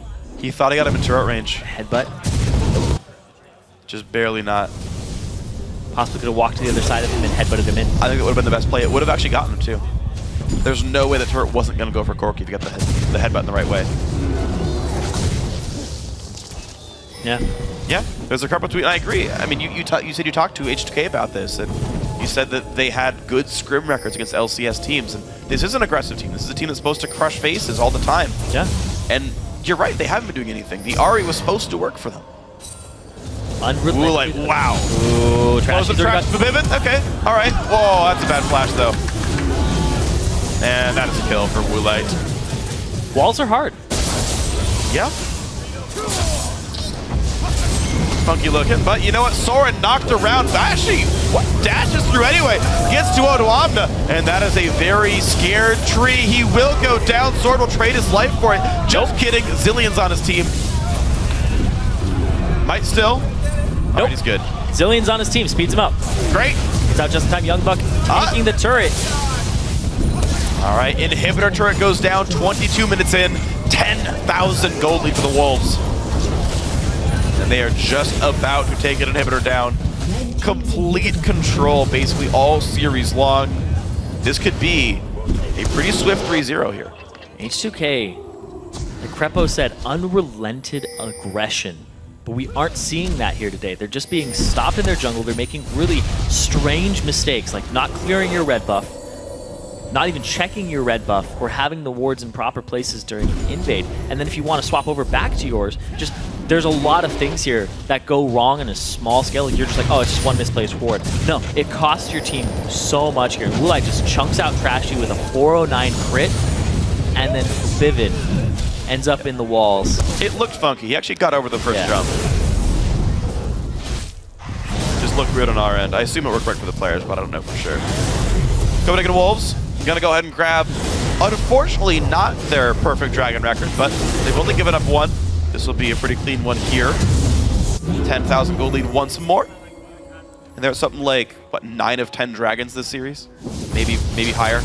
But this is the type of thing I was talking about when I was so impressed in Game 2 with how Copenhagen Wolves had didn't give up a Dragon this series until that one this game that H2K got. Yeah. Because it's, like I said, one person's out of position like 30 seconds before Dragon's up, and it's like, oh, we have to give up Dragon now.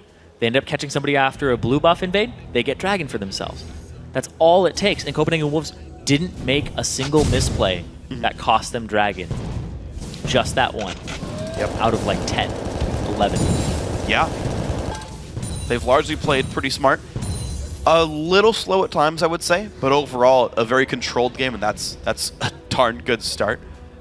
Yeah, their leads that they establish are monstrous by the 25-minute mark. Yeah. The 27-minute mark. They're like, oh, that's it. 12K gold lead. We can basically mess up 5 times, and we'd still be good. Here we go. Dragon. Already dead. Baron being attacked. 24.5 minutes in. I don't know why I keep getting that one wrong. But no one is around. There's no vision at all. Very securely picked up. The Wolves, they just keep picking up objective after objective after objective, pushing their gold leads farther, and taking kind of the slow route to close the game out. Copenhagen Wolves just look like another beast right now. They are completely different than what I saw when they were playing in Week 11. Maybe they're the Copenhagen Baron Nashers now? The Copenhagen Red Buffs? Something stronger than Wolves? You don't appreciate that one at all. Nope. Nope, not the slightest. Not but the slightest. Top lane now under siege. The Wolves wearing plenty of buffs now. A lot of pretty colors on their champions here in this game. And that turret will start losing health soon. The harass coming around. AOD healing them what he can. Young Buck, once again, he's just tanking it up. Yep. They got to defend their base. You're right, yeah, there's minions inside, hitting the next turrets right now. Here's the push, wind wall, stops the culling. AOD does not find it engaged. That is pulverized down on cooldown. Half health in the top lane inhibitor turret now. AOD has not been able to make the plays that he's wanted to all game long. Look at that, those turrets are so low. Yarden gets junked so low as well. 80 health on him. The flash missile not going to land there, but that is the second inhibitor now available. They're going to knock that one down quickly. H2K trying to defend their incredibly low health Nexus turrets. This could be the Wolves rejoining the LCS on this game. A 3-0 sweep ahead of them right here. Both these turrets have been weakened so much. The right end of AOD making a play. All right, the flash pulverized. Young Buck low on health, but he's going to start regenning at level 14. AOD ulti is on. He's staying alive, but the Windwell's going to block some of Yarden's damage right now. They're engaged. They find Yarden. 1 kill so far. Down goes the first Nexus turret. Down goes the second. On to the Nexus they go. 26.5 minutes. Their fastest of the day. 13-4 in kills. Welcome back to the LCS Copenhagen Wolves. Completely changed from what we saw in Week 11. Boot camp scrimmed their asses off, and they are back in the EU LCS. 4 times in promo, 4 times back. And you heard Unlimited talk about it before the second game. He said, It's a bit easier to be a challenger team and stay on top. You can take breaks, but it's hard work to stay an LCS caliber team. They put in a ton of hard work over the last month. Soren especially, I think, stepped up massively. Airwalks as well. Basically the 2 newest members of the team, and they had the series of their lives. Incredible games, all 3 for these guys. And they just 3-0'd the #1 team for the Challenger season. Showing that they are a team cannot be taken lightly. And you heard Unlimited talk about how everybody was getting better and they were kind of staying the same. They just took a huge spike in this last month. They did. So H2K still smiles on their faces, interestingly. A couple of those guys are feeling all right about it. Yeah, Arden's going, expansion tournament. Yeah, it's true. Of course, yeah, you've got to keep that in mind. There is still a road ahead for these guys. And I do have to kind of go back to what Crepo was saying. I don't know why it took me the tweet to realize it, but H2K definitely did not look like themselves. But the thing is that they played on LAN before. They've played best of 5. Sure. Like they played against SKP, went 5 games. Like they know how to play it in a LAN setting. I think it's the stakes. But yeah, it might just be. Here's the thing. You don't have to win the Challenger season itself to make the postseason. You don't have to win #1 in the postseason to make the LCS promo tournament. They don't have to win those games, and it feels like when that pressure's off, they play a lot better. There's a lot of teams that play better in scrims and better when the pressure's off than when it's on.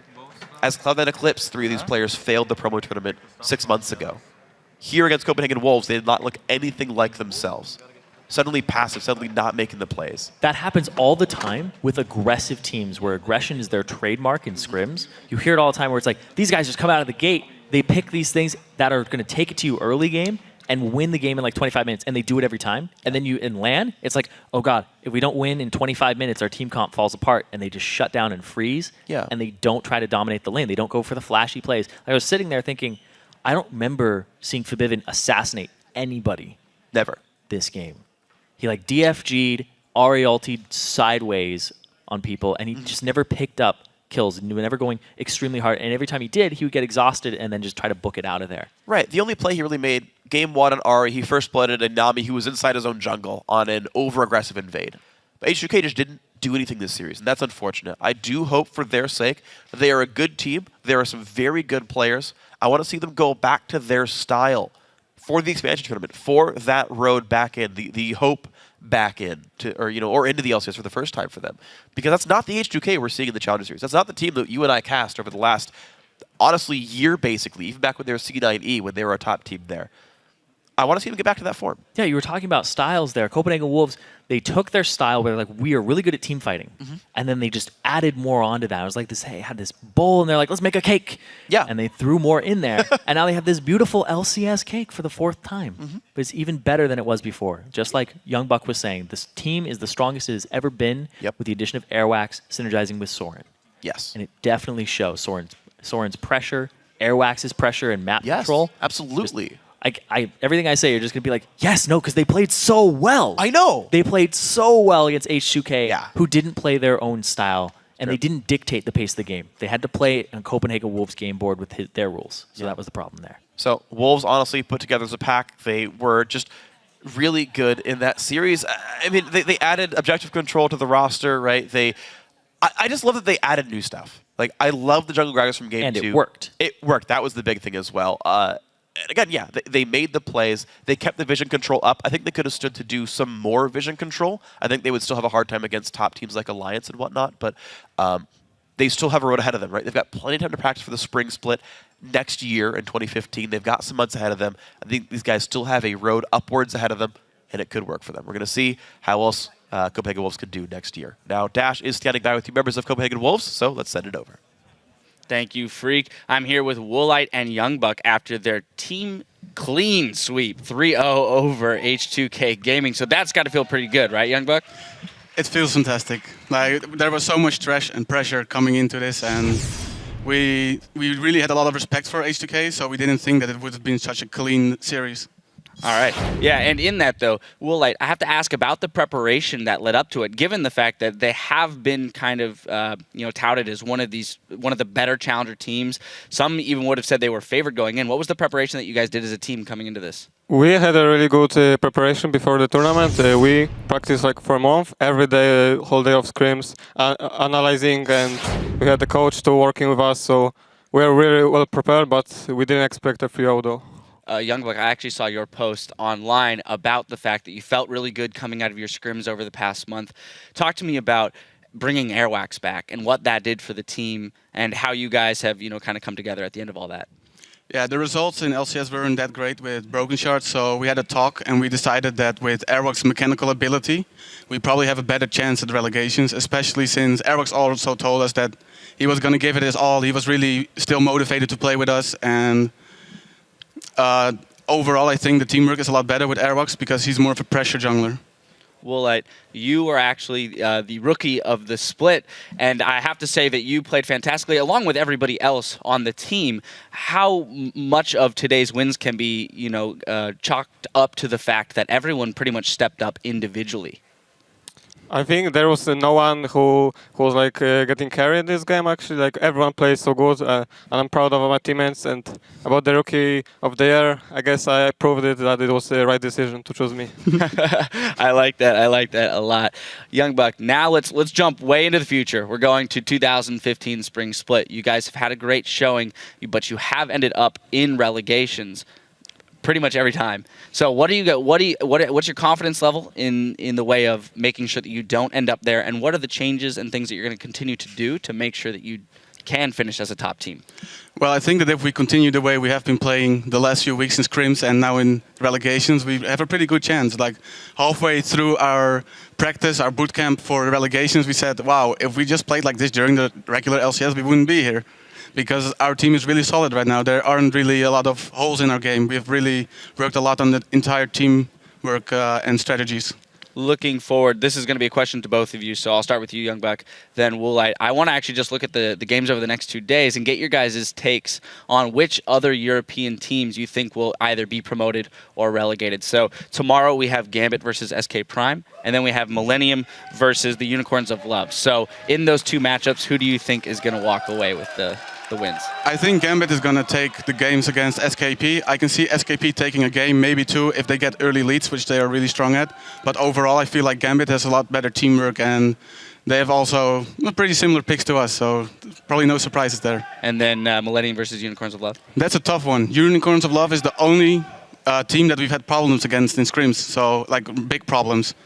So I'd say 3-2 for Unicorns of Love. That's got to say something, given the way that you guys played today, if they were giving you some trouble. Same question to you, Will. What are your picks in those two matchups? I would choose Gambit for sure, 3-0 even, because I think Gambit prepared it much better than SKP. SKP didn't play as much, so I think they're a little shaky, and I don't think they will even take a game out of a Gambit.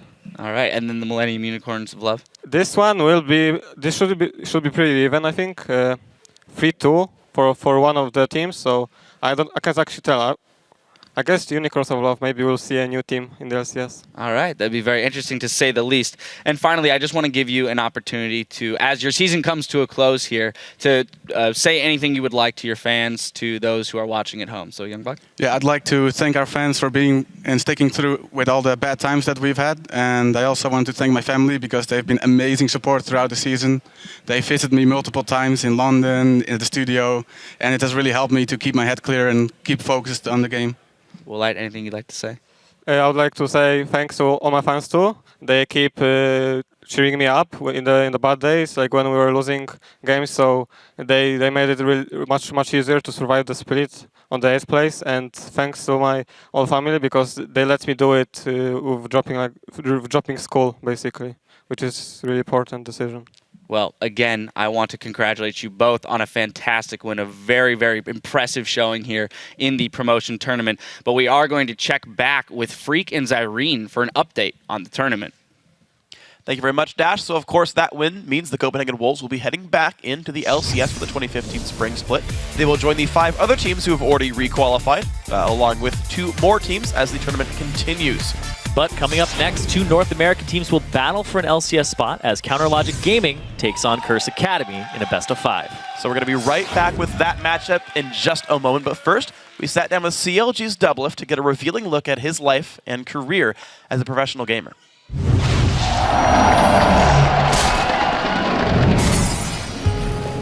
Every kid's dream is to be like a rock star, or like play video games for money, or whatever. But I saw an opportunity to do it.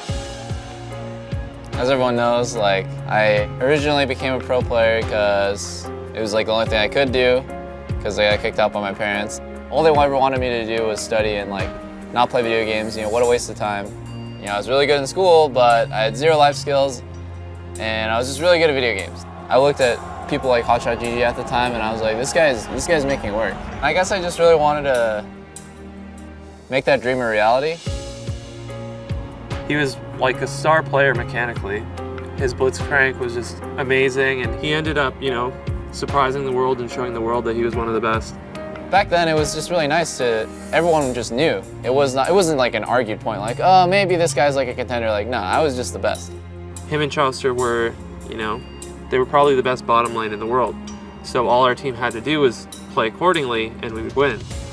I went from a nobody to somebody who had people talking about me on Reddit.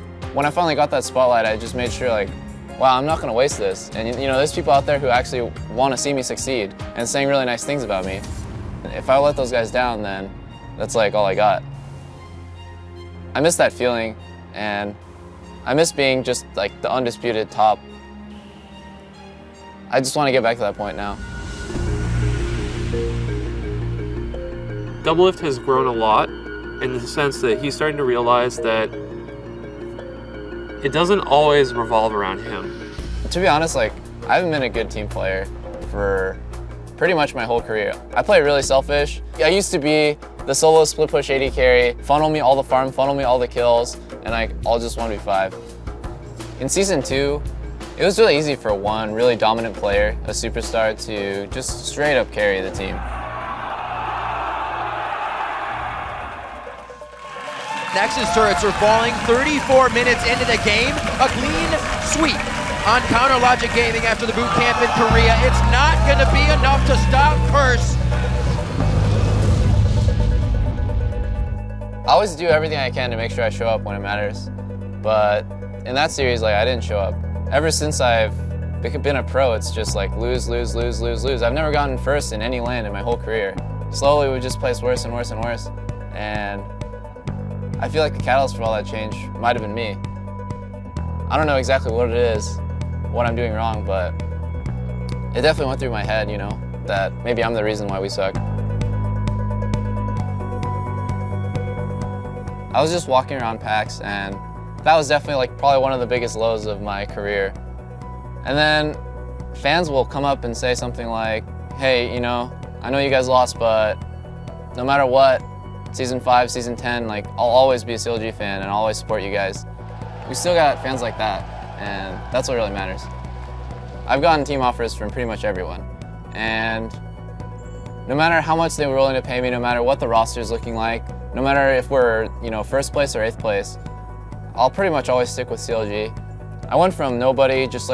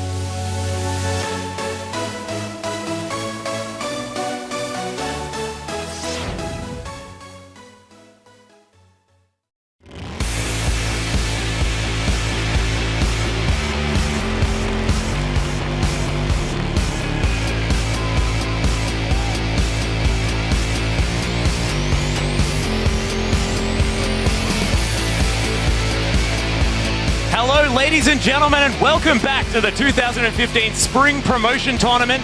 I'm Max Atlas Anderson, along with my fellow Australian co-caster, Jake Spawn Tiberi. You may have noticed we had a technical snag during that video about doublelift, but if you head over to lolesports.com, you can watch the whole thing there. It's absolutely fine. But now, we're here to bring you our next matchup, which is between Counterlogic Gaming and Curse Academy. CLG finished 6th in the North American LCS Summer Split, and they'll be going up against Curse Academy, who finished 2nd in the Challenger Series. CLG has been a team with many issues this split. They've been forced to change a few things around. Definitely, Atlas. CLG has been a team in turmoil, having only won a single game since July 13, and that was in the series against Dignitas that saw them move into relegation. This has led to some changes. Monty is out as a coach, and Zuna, an ex-XDG team member, is in as their analyst. He's a close friend to Afro and Link, and they're hoping that can turn that around. Curse Academy, on the other hand, has been rather stable. They've only had one swap up, and that's ManCloud out in the mid lane, and they're bringing in Keen from the Oceanic region.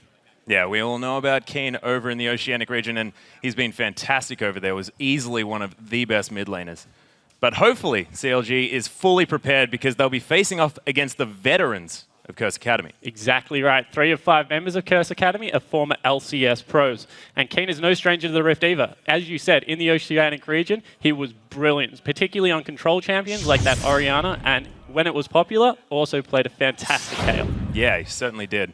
But before we head into Game 1, let's hear from CLG about facing those veteran players and what Curse Academy thinks about CLG's morale. We play Curse Academy. We know that they have a lot of veteran players on their team, players with a lot of competitive experience, and they also have a very good organization behind them. I don't think they expected to be playing in relegations, so that could obviously hurt their morale and practice coming into this, so I think that could be a big factor. I think Saint is a really good jungler that actually isn't in an LCS. He's really aggressive and he knows his limits. I'm kind of looking forward to playing versus him, especially because he used to be on CLG and all that. I actually hope that they would pick us. This is the ideal team to play for us. I think that they're on tilt, and I think we match up best against them. It doesn't really matter who we play versus. I feel like right now the most important thing for us is regaining our form. If we can fix our problems, I think we can pretty much beat anyone right now. We're feeling pretty good going into the matches. I feel like our team morale is a lot higher than theirs, and that's definitely something that's going to help us. I believe we have a good shot at winning. And Link with so much respect for Saint, but Saint not quite returning it that much. Yeah, CLG seem to know that they have some issues coming into this lineup, and Curse Academy, on the other hand, seem extremely confident. Yeah, really confident. That's how you've got to be. And now let's check out the lineups for the teams. On the blue side, it's Counterlogic Gaming with Seraph in the top lane, Dexter in the jungle, Link in that mid lane, doublelift as AD carry, and Afromu on support. And on the red side, it's Curse Academy. Top laner is Chris, Vicious in that jungle, Keen in the mid lane, Impactful is AD carry, and Bunny Fufu in support. And the featured matchup in this series is past versus present, as Dexter meets CLG's former jungler, St. Vicious. Yeah, and both of these guys are responsible for the early game shot calling, which will be key in the early game particularly. We've seen recently that CLG struggled with this a little bit and has moved to some decrease in map control and early game objectives. Dexter started strong in the spring split and carried his team to an 18-10 record, but by the end of summer, the team finished on shakier ground. Today is Dexter's chance to redeem his team and prove that he is still a world-caliber jungler. Yeah, Dexter came into the lineup and exerted a lot of consistent map pressure around. With champions like Elise and Lee Sin, he was able to influence the game early, get some nice ganks off, and was really the barometer for his team. Yeah, now being sort of forced into these other pickups like Kha'Zix and Nunu, where he doesn't seem quite as comfortable. Yeah, it definitely is impacting their early game, and it has gone towards a camp the double lift bot lane once again. Yeah, it seems like that's where they get to when they're feeling like they're a little bit shaken up, not necessarily sure what to do. Oh, rely on double lift, he can carry us through this. But on the other side of the jungle, it's going to be St. Vicious. He brings a lot of experience and leadership to his team and has been playing with an assertive confidence lately. Yeah, St. Vicious is the old warhorse in this team. He's, of course, very consistent and that shot caller for the team. He picks up junglers like Kha'Zix and Evelyn, where he can have influence over the whole map. And he's been duo queuing a lot with Keen, so you'd expect him to visit that lane early and perhaps have a little bit more synergy with the top side of the map. Yeah, of course, Dexter not known to be duoing with Link quite as much. But before the players head into the picks and bans, let's check your vote over on lolesports.com. According to those numbers, 69% of you think that CLG will take the series, and I'm inclined to agree here. Yeah, that's definitely a very close vote. In fact, those 31% going with Curse Academy. They're the challenger team coming into this, and they're taking on a very solid lineup in CLG. I think that people have immediately reacted to Saint's video, right? They're just saying, yeah, well, they're on tilt. It's fine. We'll just easily win, right? Yeah, definitely. Yeah, sure. And you see the confidence that comes out of the team, and for the fans, that must mean a lot. Yeah, it certainly does. And of course, St. Vicious has such a following himself anyway, and the team has been looking really strong in the challenger scene. Yeah, and they had some fantastic games leading into the final where they did lose against Coast, but they didn't. When they went into the game, they looked very relaxed because they knew that they had made it already. Yeah, that's true. But we are going to be getting into Champ Select, and we'll see what gets taken away. Of course, this is patch 4.14, so there are a lot of priority picks. Of course, Alistair still incredibly strong here. Maokai's there.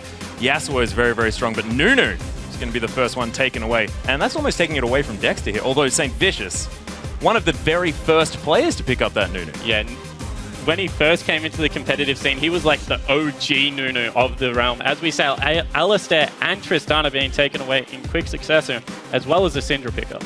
Yeah, the Syndra being taken away from Link here, and he showed us some brilliant Syndra play. Even though they didn't necessarily win against Dignitas, his Syndra was really, really strong. Of course, Zilean being taken off the board and Nidalee as well. Pretty standard, not necessarily focused, but Aphromoo is probably more of a Zilean player than Bunny Fufu. Yeah, Very although interesting. Curse do like the Zilean bottom lane, especially plays it a lot on the main lineup. We do see Lucian. I love this lock-in. It's a nice flex pick at the moment. Yeah. You don't know whether it will be in mid lane Lucian or whether it will be in the bottom lane. But of course, Double Lift is such a potent Lucian player.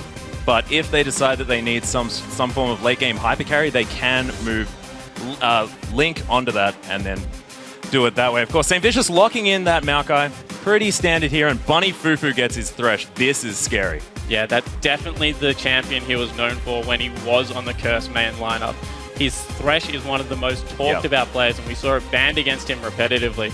Interesting that Saint picked up the Maokai, maybe a little bit of mind games here, putting it on himself and not Chris in Champion Select, hinting that it might be in the jungle, but I would expect that to be He did used to play a lot of Maokai, but that was a long time ago. Dexter, though, going to lock in the Elise, and this is exactly what you were talking about, going back to his original junglers, having that pressure in the early game. Yeah, it was his most played champion during the split, and he went with a full damage build. He said that was the only way to play that champion. You had to get in there, be able to exert pressure through kills and blow people up, as well as a Mundo in the top lane. That's a little bit more standard. Yeah. Especially if you see Maokai hinting at a double AP comp, although Impactful has picked up Corki, which gives them the option if they do want to go an AD mid, it definitely is open. Yeah, and we have seen Keen on that Corki as well, doing ridiculous things in that mid lane, so we don't necessarily know what's going to happen. Of course, St. Vicious picking up this Kha'Zix as well, and we've been seeing this is almost his style choice champion. Yeah, he's really loving the max W and evolve at first Kha'Zix. Gives a lot of poke in lanes and just able to force people off turrets. And in that, if you do run double AD, it allows you to fast push extremely well. That is very, very true. Of course, Counterlogic Gaming timer is ticking down, still making their decisions on the last couple of picks here. Nami is being hovered. Leona, of course, Aphromoo, one of the only players to still pick up that Leona, and it's locked in. We're seeing the Aphromoo Leona. We're going to get some presence in this lane, Spawn. Yeah, and his solar flares are on point. Oh, yeah. Against Dignitas, he picked it up in one of the games, and he was hitting 3- and 4-man solar flares and really swinging team fights in their favor. Lynx also jumped on an assassin, which I'm so happy for. We saw him go to the AP Cogmore and even the Zilean and Ryze. I've just had... Okay, we must have had a little bit of a brain issue, because Zed, where is he? Where's Zed? Yeah, Zed definitely He's been made ignored. it through completely. And if you do run the Zed into the Ahri matchup, it is a completely skill-based matchup. Although I wouldn't be surprised if Keen did pick up Orianna. That is his signature champion. Yeah, this is where he's comfortable as well. This is the first game in a best of 5. You want to come out strong, get the momentum in your favor. So picking up a champion that you're arguably the most comfortable on, I think we've seen him on almost 50% of the games that he's played, and they are going to lock that one in. So already everything's come through. St. Vicious, he was holding on to that Maokai for a little bit long. Love seeing that come through. But Aphromoo and Double Lift as Lucian and Leona, that is so much early pressure. These Sunlight procs can be procced so easily with that Light Slinger. Yeah, and they love to go 2v2 in bottom lanes. They have so much confidence in that matchup, and it's a typical pick comp versus a team fight comp. CLG's gone very pick heavy with the Ahri and the Elise, able to lock one person down and blow them up. Expect a DFG rush out of Link in this versus Keen on Orianna as well as Chris on Maokai. Their team fight presence late game, if this does go much later, is absolutely huge. Yeah, it's ridiculous. Not to mention the fact that you've got that twisted advance with the shockwave as well. You can get right into that backline and just mess things around. It gets very, very scary. But as we head into the first game, which team do you think came out with the strongest lineup? Tweet your responses to us at LOL Esports using the hashtag CLGWin or CAWin, and we'll check the totals in the game. But yeah, I have to say that I really, really like the changes that CLG have made since we saw them last. Of course, Zuna coming in, and I think that he has said some different things to his team to make sure that they've had some different ideas coming in. Yeah, as opposed to playing what is strong currently, like the Kha'Zix and Nunu, they've gone back to definitely what they are comfortable on. Seeing Link on an assassin and Dexter on an early game aggressive jungler is just going to lend themselves so well to the early game. Yeah, but we are coming into the Rift, everyone. As you can see, CLG on our blue side versus Curse Academy in the red shorts. We'll see if there's going to be any level 1 shenanigans, because of course this is the game 1 of the best of 5 series, and if you're going to try anything cheesy or a little bit crazy, this is the game to do it. Yeah, it definitely is, but it looks like they are just moving out to standard lanes, covering all those entrances into the river. Both teams got exactly what they want in Champion Select. Yeah. So I think they're just happy to play this one through and see how the lane matchups go. It does look like it will be a 2v2 bottom lane. Yeah, I'm a little bit scared for Link on this Ahri, just because we haven't seen Ahri today working out so well. We'll see whether Link can turn that one around for the champion, really earn her some respect back. But of course, bottom laners, we do seem to have a 2v2 matchup, as you mentioned, and Bunny Fufu is definitely going to be happy with this. Of course, Thresh originally thought to be a bit of a counter here to this Leona if she Zenith Blades in.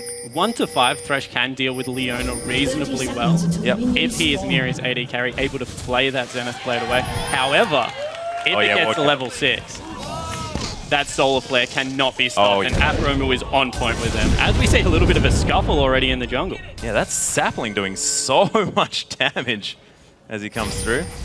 Chris just going to come back down and say, yeah, that's right. That's my tree. And we do have a ward on the red buff side, so they'll know exactly where Saint is starting. Yeah, no fancy maneuvers coming through here. Just blue buff starts for both of our junglers. Some warding coming through as well around the river, so nothing crazy. Not like I mentioned. Not going to be any cheesy starts here, but everyone going to know where everybody else is, and as it seems, just going to be standard laning coming through. And you have to think, currently this is in the favor of CLG. They would have so much confidence in their bottom lane to do well in this matchup, especially with double lift on that Lucian. As we see Saint just picking up his blue buff, he will be top side of the map for an early game on the gank on this window, so maybe look for him to put some pressure in there, try and get Seraph behind early. Yeah, and of course you really need to keep Amundo down as well, because if he makes it to level 6 and you haven't stopped him from free farming, he's just going to become that massive beast that can go wherever the heck he wants and just wreck your backline by just wandering towards it. A bit of a scuffle in the mid lane, of course. Keen picking up that command protect gives him so much trading potential in this lane. Yeah, with that clockwork wind up, able to see CS fine and trade evenly with Link, although Link is pushing this lane early, trying to exert some dominance. Yeah, he is. Keen doing a really nice job dodging that Orb of Deception as well. See whether anything else does come through. Of course, Chris has pushed out this top lane a lot as well.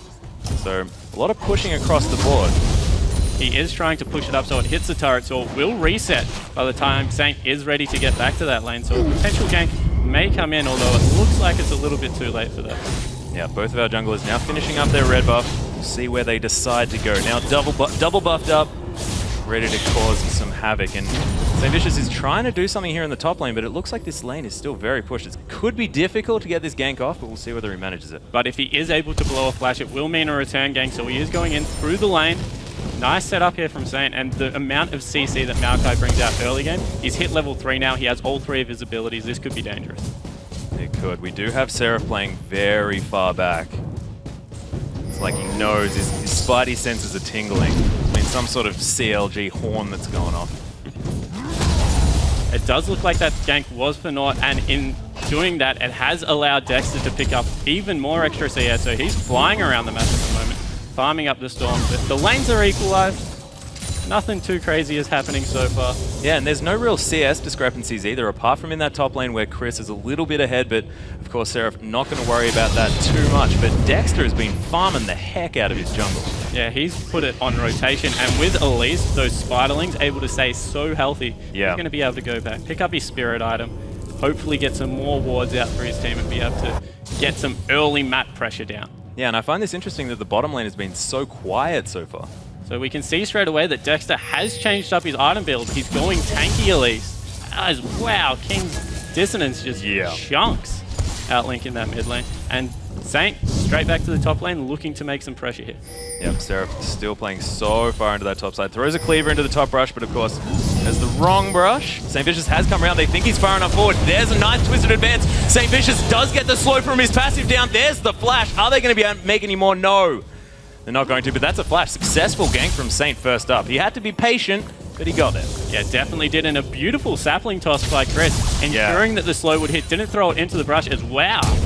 Yeah, we have Afram actually flashes forward to the stun, but the dark passage, impactful. Not going to worry. He'll shake off the ignite.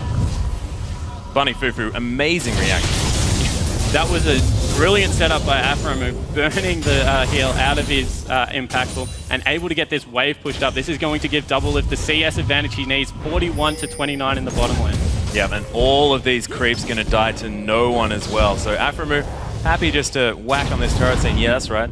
No one is going to get these creeps, and going to head back to base, of course. Pickaxe being picked up here, and we've got the Ruby Crystal and the Longsword, of course. Phage start here for Impactful. We saw the Sheens coming through, but is that more of an item that you'd pick up if you were ahead in that lane? It just depends whether you want to go poke heavy and you think you have the range advantage. When that was picked up, it was into a Gnar lane, so he thought that with the range advantage he had over it, he could just poke down continually. Phage is a better pickup overall. It gives you those combat stats like the health as well as the AD. Gives you a little bit more kite ability as well, which is useful against the Leona. Yep, Pink Ward being picked up here. 10 out of 10 ward kill by Doublelift there, and he heads back. Has the AD advantage now, so we'll see whether he can press that one through, but St. Vicious is here now, as is Dexter. We could have some 3-on-3 action here in the bottom lane.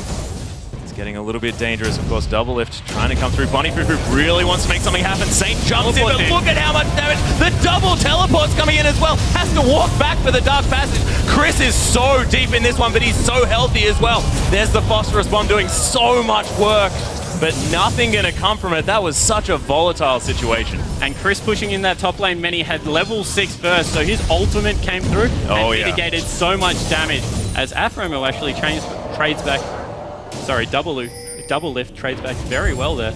But Seraph not having level 6 and that wave is about to crash into his turret, he's going to lose so much CS. Yeah, Doublelift with a nice relentless pursuit to get him out of the way of that Phosphorus Bomb. And Link coming back down from that top side. You can see now there are wards littering the map, and it seems to me like both teams have exactly the same ideas of where they want these. Doublelift, that's his second ward of the game. He's got to be happy with that one. Sort of need to have a ward counter as well as a CS counter, I think. It definitely does. As we have another play actually getting knocked out of here by Bunny Fufu. Impactful now, trying to answer back, but he's taken a lot of poke. And now they've started fighting here in the bottom lane. Yeah, first blue buff will be picked up by Keen. Saint still isn't level 6. You would expect him to be able to hit that by his second buff. Dexter, however, the exact same level, gives the blue buff over to Link in that mid lane. So it will be both mid laners with blue buff. They're just looking to farm up even further, although Link has started to get a CS advantage. Yeah, and so far, CLG with a 500 gold lead purely from that farm. Of course, Doublelift looks on the ball today on this Lucian, managing to pressure Impactful and Bunny Fufu out of that lane in order to get himself a bit of an advantage, utilizing having that extra pickaxe for a little bit more damage than Impactful's little longsword will provide. And we are getting to around about the 10-minute mark here, so look for the top lane to start trying to push out, set up for a dragon. We mentioned how important it's going to be for CLG to get that early game advantage. As really nice CSing by Link under the turret there. Yeah. That can be tricky. Yeah, it certainly can, especially on Ari. That Foxfire gets really, really annoying to use because it just hits whatever the heck it wants. Of course, Seraph and Chris both have their teleports on cooldown as well, so could you imagine that maybe we'll wait until they're up before any dragon is contested here? Well, that's why it's so important to push the lane out. That gives you the ability to be able to walk down. Yeah, that's true. And because Mundo and Maokai do very little damage to structures, there's not the risk of having to lose your turret in the first walk down the river. See whether they do that, of course. Bottom lane just not deciding to go too aggressive anymore, but Dexter has actually started up this dragon here. Link's waiting in the wings, wanting to get a pick off if anyone decides to come through, but look at the vision here. Link has sort of given a little bit away, potentially. There has been pings down onto it, but Dexter's looking like he's pretty committed. They do a lot of damage when this dragon gets low. Dexter's looking low on health, but they secure the dragon. Really well played by CLG. And that's the early vision control we talked about. Yeah. Brilliant work from CLG. They're able to juggle the aggro with the Spiderlings, and then, of course, Link jumping in to lend a hand. They've got a 1,000 gold lead at only 10 minutes, and it's all through map control. And this is what we wanted from Dexter as well. Secure the early advantages. Don't necessarily sit... I mean, he did gank the bottom lane, but he's not sitting there. He's securing dragons. He's moving around the map to places where he really needs to be and securing what he can. He's the opportunistic jungler that he otherwise was. As another pink ward does go down, St. Vicious picks up that one. Probably not worth it in comparison to a dragon. Double Lift takes a lot of damage from that phosphorus bomb. St. Vicious getting another one. This guy. So able to clear out vision in the bottom side, but those pink wards already did their job. Yeah, they secured the dragon, so that's completely fine for them to drop off. As you can see, the CS in the bottom lane is just growing even further. It's now nearly a 30 CS discrepancy in the way of CLG, and they're playing this lane well, as is Aggression. Box is actually being used. Death Sentence on Aphromoo. He's in so much trouble. First blood going to St. Vicious on this Kha'Zix, and you are not worried about that. Having a Kha'Zix getting ahead early, that is fantastic. We'll see. It doesn't necessarily make up the gold gap of that dragon, but getting a Kha'Zix ahead early is really, really strong. Yeah, especially when it's Saint. He's going to be looking to... as we have a little bit of engagement top lane. Wet noodle fight. Wet noodle fight. If you get Saint ahead, he's able to impact the whole map. So look for him to turn that into wards, into some more ganks, and try and propel his team into a little bit of a better position. They're only 200 gold behind now. And Chris is doing well in this top lane as well. Yeah, Seraph does have that Spectre's cowl, so he's going to be able to sustain himself up, as you mentioned, relatively easily. 76 to 88, so actually Seraph doing a decent job coming back into that one. Teleports are going to be available very soon as well in case any other fights do break out across the map. Finally, that pink ward is going to go down. I think he's going to pick that one up. St. Vicious doesn't want him to, but does really trust it. And this is the change that St. Vicious has done as well. He has evolved the wings first for the gank potential. Yeah, looking to get around the map and try and get his lanes into a better position. So going with that added mobility versus the slow and the poke damage. Zion Spartans actually tweeted in and said they think Curse Academy got a better draft this game. Should be interesting.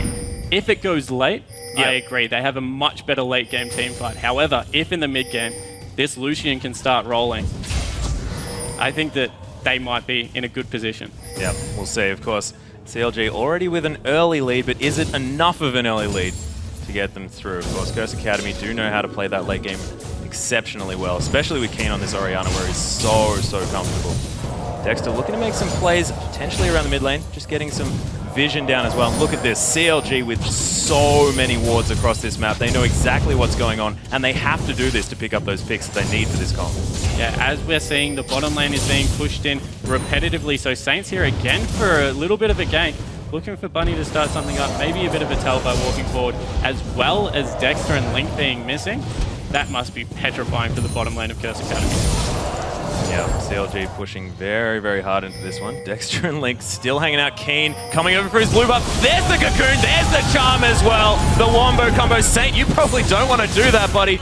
Spirit Rush has come through, but the ultimate from Saint's going to be enough to keep him safe. But brilliant pick and just fantastic work, knowing exactly the timing on that blue and setting up for it and being patient by CLG. And Aphromoo coming over for support straight away means they will be able to pick up this blue buff on Dexter. That's a fantastic move. We said that Dexter needed to pay some attention mid lane. Oh yeah. Saint does have great synergy with Keen, and that's been done straight away. Saint, however, opportunistic, has rotated over to the blue buff, might bump into Seraph, however. Yeah, and Seraph has a pink ward in his top tri-rush as well, so wanting to make sure that he definitely doesn't get dived. And as a 0-0-0 Mundo who's 2 CS behind, he is more than happy to do so. Now Link going to be picking up his own blue buff as well, so both picking up a blue. Dexter and Link looking fantastic for CLG. Impactful actually able to trade back relatively effectively with double lift now. Bunny Fufu unfortunately not going to be able to land that flay. So we'll see whether CLG can continue to capitalize on this lead. Now almost 1,000 gold, but as we said, and as people have been saying, the team comp potential, the team fight potential. As there's a hook. There's the Death Sentence coming onto Double Lift. Relentless Pursuit going to be used the opposite way that its name would suggest in order to get him to safety. Also, Vicious gets hit by the charm as well, but he decides to jump in on it. Chris with a twisted advance, immediate teleport, but Keen gets the kill with a command attack. Finishing that one up and answering and picking up a blue buff. Yeah, able to get his blue buff back off CLG there, although I think it did go to Dexter, their particular buff. Great movement from Chris, able to push out the lane and rotate down as Maokai. Oh, as a culling comes out of Double Lift. Not much happening there. Just wanting to send a message. Once Munde gets to this point of the game, he's impossible to be solo killed by Maokai. So pushing out the lane, looking to roam and affect the rest of the map is definitely the right move on the side of Chris. Yep, fantastically well played by Curse Academy. Seraph now heading back up to the top lane. And he knows that he can't be moved. This is a Mundo on a mission to just go wherever the heck he wants. Yeah, although his teleport is down and Dragon is coming up in 20 seconds. Curse Academy won't have the timer on it, but they will be able to piece it together by when Saint did do his drive-by and saw it was gone. And Chris's teleport is up. Yep, there's another pink ward going down. So everyone's loving when that happens. Foxfire going to be trying to clear out some of these waves in the mid lane. Link wanted to push that one up just because this dragon is up in 1 second. Curse Academy are here though. There's the teleport coming through from Chris. Repel immediately to the ward. There's a 2-man shockwave as well, actually. Dissonance doing so much work, forcing the flash from Dexter at the same time. Little sapling soccer ball gonna smack Seraph in the back of the head as well. And CLG looking on the back foot for this one, but no shockwave for this fight. It could still be a bit dangerous here for Curse Academy. Yeah, especially with the pick potential. They can pull anyone off, and it's gone in. 3-man solar flare coming through as well. There's the box landing. There's a phosphorus bomb for so much damage. Saint wants to make something happen, but he's going to go down. Dexter picks up that kill. Link, so low. Impactful picks up that kill. And Seraph now exhausted. Twisted advance. He's locked down for days. Curse Academy with a brilliant fight. Yeah, 2 for 1 in favor of Curse Academy. They're not done. They're looking to push the mid lane. And the Velk in from Impactful to pick up the kill, and then the immediate flash out. Such gutsy play going in there like that, and they will be able to... No, the culling comes through. They're not going to be able to pick that up. Yep, Double Lift able to save the mid lane out of turret, but now the gold entirely even. 1 dragon apiece. No turrets have been taken as of yet, and CLG looking a little bit on the back foot now. So CLG still want to fight because the shockwave is down. A great solar flare hits, but the box completely negates it, and Link gets hit by a hook. From here, CLG think they have the fight, so they dash back in. However, Impactful goes so ham, able to pick it up, and Seraph unfortunately gets exhausted, can't run away from that one. Goes in the favor of Curse Academy. Indeed, Curse Academy now wanting to start up this dragon. Of course, Shockwave is still available, so CLG, they don't want to fight it. They need to get picks in order to be in this game, and Curse Academy just playing their team comp out so well. And Keen is starting to get massive in the mid lane. 1, 1, and 2, 165 CS at 17 minutes. If his Shockwave hits 2 or 3 people, with the Maokai in the middle of the team, that's going to be so much disruption and damage that comes out. This could start turning in the favor of Curse Academy if they group up. Not to mention Bunny Fufu can follow a Death Sentence into the middle of their team as well. They have so many ways to get that ball into places that they want. And St. Vicious can leap in from stealth. So Keen is going to have a really easy time landing that shockwave in the right places, and we know that he can do it because he's so potent on this particular champion. But 173 to 131 CS in this bottom lane Double Lift, as has happened many times in the past, seems to have his team on his back at this stage. Yeah, he has picked up the Infinity Edge, so he's going to be going a very damage-heavy build on Lucian. Although the Trinity Force is also finished on Impactful, so in trades, over the free burst potential, Impactful does so much damage. He certainly does. Of course, that Sheen proc after the Phosphorus Bomb that lands is ridiculous amounts of damage. Thankfully, Double Lift with the sweep mechanics is going to be able to get away from that one.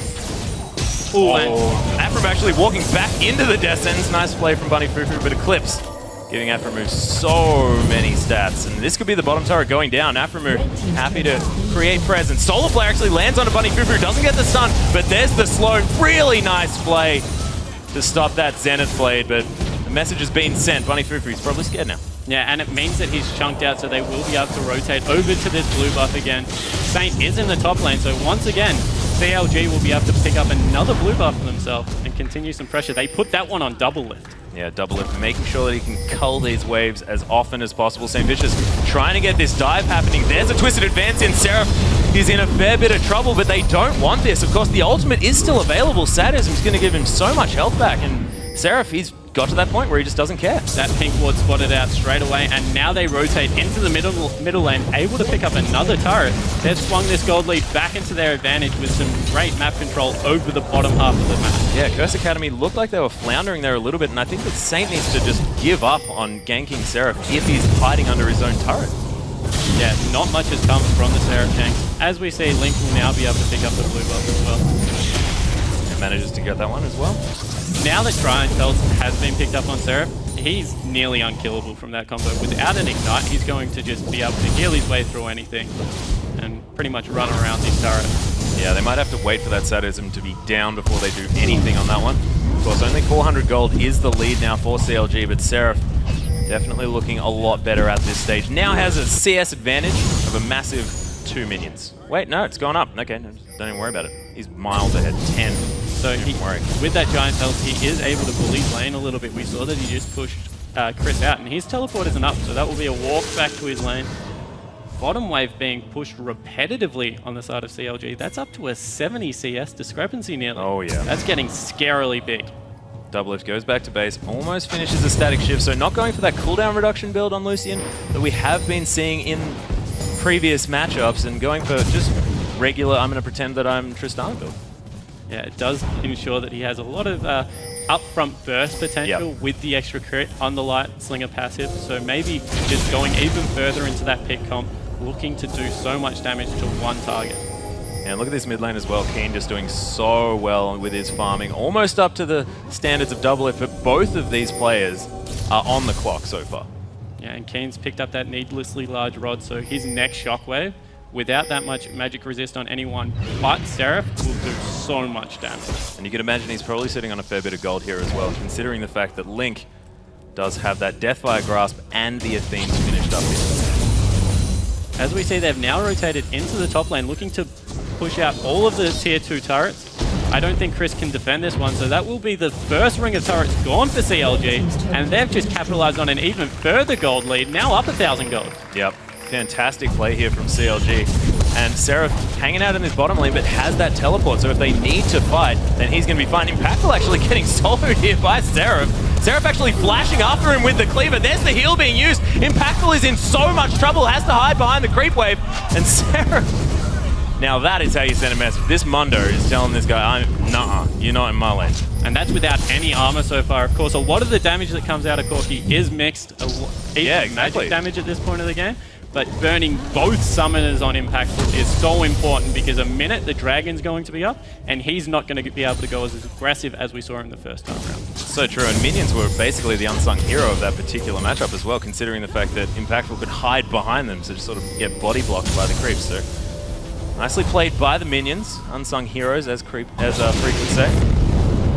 And we do see that all the backs that come through, both teams have the timer on Dragon. They know exactly when it's up. They're looking to be as strong as possible. And Seraph's picked up a Warmogs. Oh my goodness. He is absolutely massive for 20 minutes in the game. Yep. Still has the teleport as well, so he can just be anywhere. Absolutely anywhere. You can see how deep the warding is coming through from CLG. And this is what we were talking about Dexter in our featured matchup, is the fact that he wasn't doing those deep wards. He wasn't making sure he was getting around this map. This time, has that Sightstone built up, of course, has the Ancient Golem for another ward as well. So he's going to have so much vision across this map. Yeah, and although the vision is on the top side at the moment, so they do need to do some work to get this Dragon covered. CA waiting for Chris to come down, and the Scrying Orb out on Afro, just to give them even more vision over the area. Not having to phase check is so important. And it looks like they will fight once again for this Dragon. Yeah, CLG very confident with this one as well. Afro, Seraph actually gets hooked, but that's not the target that Bunny Fufu wants. Teleport coming through from Chris. We'll see whether he tries to make something happen. Link from the backside. Bunny Fufu gets taken down so low, but Link's now focused. He's going to fall. That's support for mid lane, and not necessarily what CLG wants, but this fight is not over yet. Nice shockwave, but it only lands on Seraph. And Keen from the backside, he tries to come back through. Really nicely played from CA, kiting back on this one, and now Dexter's been singled out. Repel, not really what he wanted, and he's going to fall down as well. St. Vicious picks up that kill, immediately jumps on this Dragon. And Curse Academy really making up for their sort of not necessarily great map play with these brilliant dragon fights. And after we complimented CLG for playing their comp so well, they rush into a 5v5 team fight, and that is not what you want to do against the Maokai and the Orianna. So much area of effect, although not a great shockwave coming out, but just Maokai mitigating so much damage. Only the support going down on the side of Curse Academy. So this is where we see Afromu tries to get it started. Hook goes onto the wrong person. But from here, it's a 5v5 team fight. Chris has joined the team at this point. Bunny Fufu takes a lot longer to go down, and Link just gets blown up, and now they're all clumped. Yeah, and Bunny Fufu actually tanking so much of that damage as well. Yeah, Shockwave comes out, doesn't hit that many people, but from here, they're able to chase down with the speed up that comes through from Keen. Once again, CLG just cannot team fight 5v5 against this without a pick first. Yeah, and that is going to mean another dragon here for Curse Academy. Now going to pick up the gold lead as well, so 1,100 in favor of Curse Academy now, so this gold is just swinging backwards and forwards. You have to think that with the team comp Curse Academy has, as things go on, it's going to be looking a little bit better for them. Yeah, Mundo definitely will be hard to stop in a 1v1 if he continues to split push late game. However, with the rest of the composition, if they don't get these picks, be able to set up a lot more ward control over the map, they will start to struggle. Yeah, and I very much like Impactful picking up the Sork boots as well, making sure he has as much poke potential as possible when they do have these skirmishes. Vicious trying to poke around just to avoid his ward getting killed. CLG grouping up yet again. Is this what they want to be doing around this stage of the game? So they need to group up, push out a lane, and then gain map control of an area. With Mundo, the cleavers, as well as the percentage damage out of Dexter, they do neutral objectives extremely fast. So if they can push up lanes, get ward control, Curse Academy is going to have to base check and open to pick. So they're playing this part well. It's just if they get 5v5 team fights where they're at the disadvantage. Yep. They do have the teleport advantage at this stage, so Seraph does have the option of split pushing, but look at Curse Academy, they do manage to land another pick, and Seraph, even though he's this tanky Mundo, takes half of his health. Yeah, and straight away, Curse Academy recognize what CLG are trying to do, and they just push the mid lane. They're looking to force at this point of the game and fight in open spaces where they have the advantage. Yeah, but as we can see, CLG with a nice push of minions in that bottom wave, going to force Impactful to go and clear those ones up. Afterwards, we'll probably be able to pick up that Infinity Edge as well. So Trinity Force, Infinity Edge is going to be a very, very scary Corki. And this is where the lack of armor on the side of CLG will start to take effect.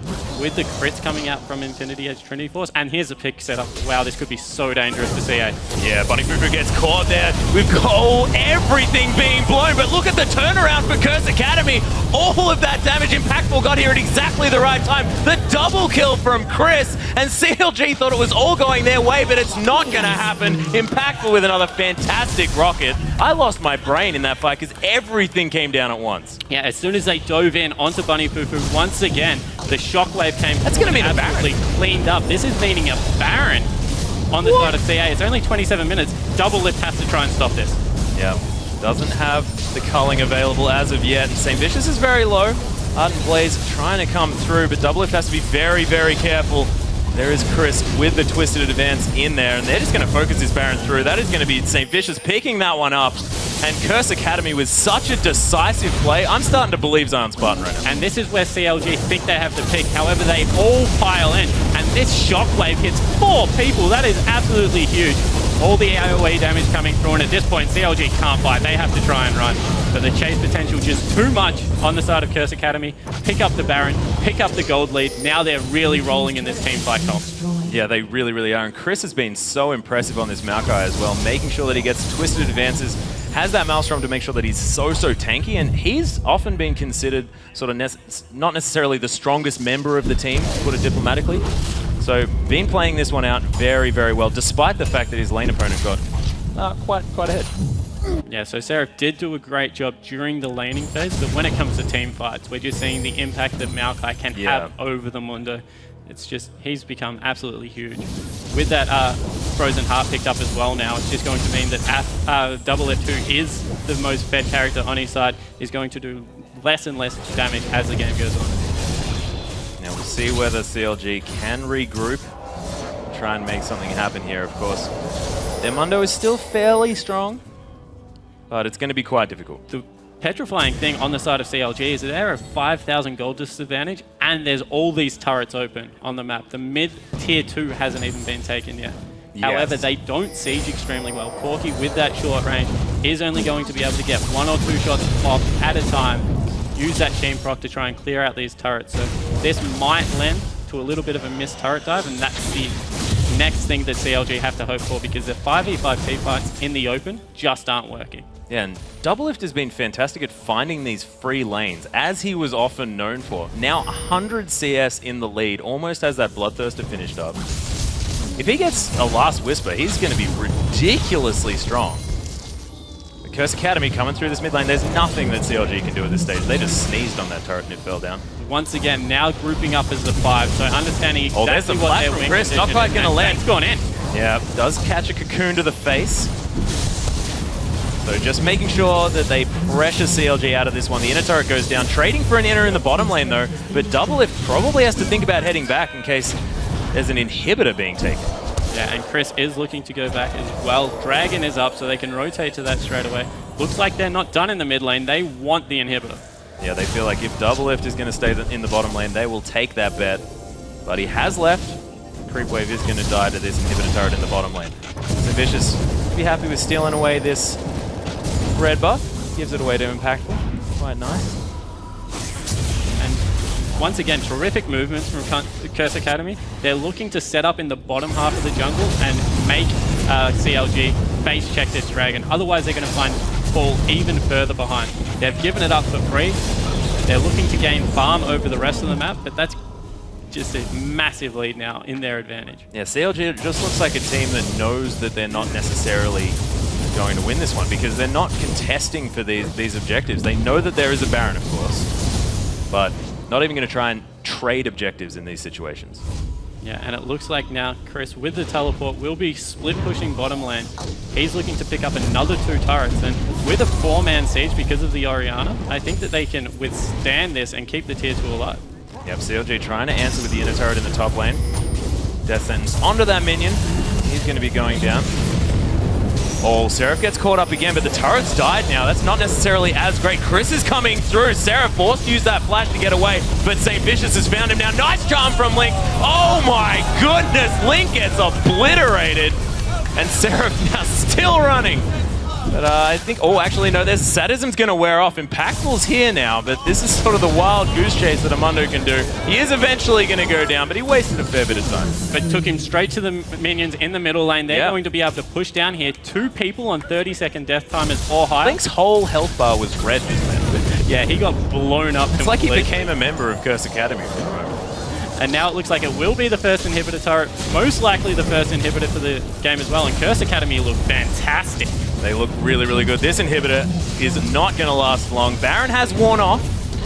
But Curse Academy just with 5 strong, 2 dead on the side of CLG.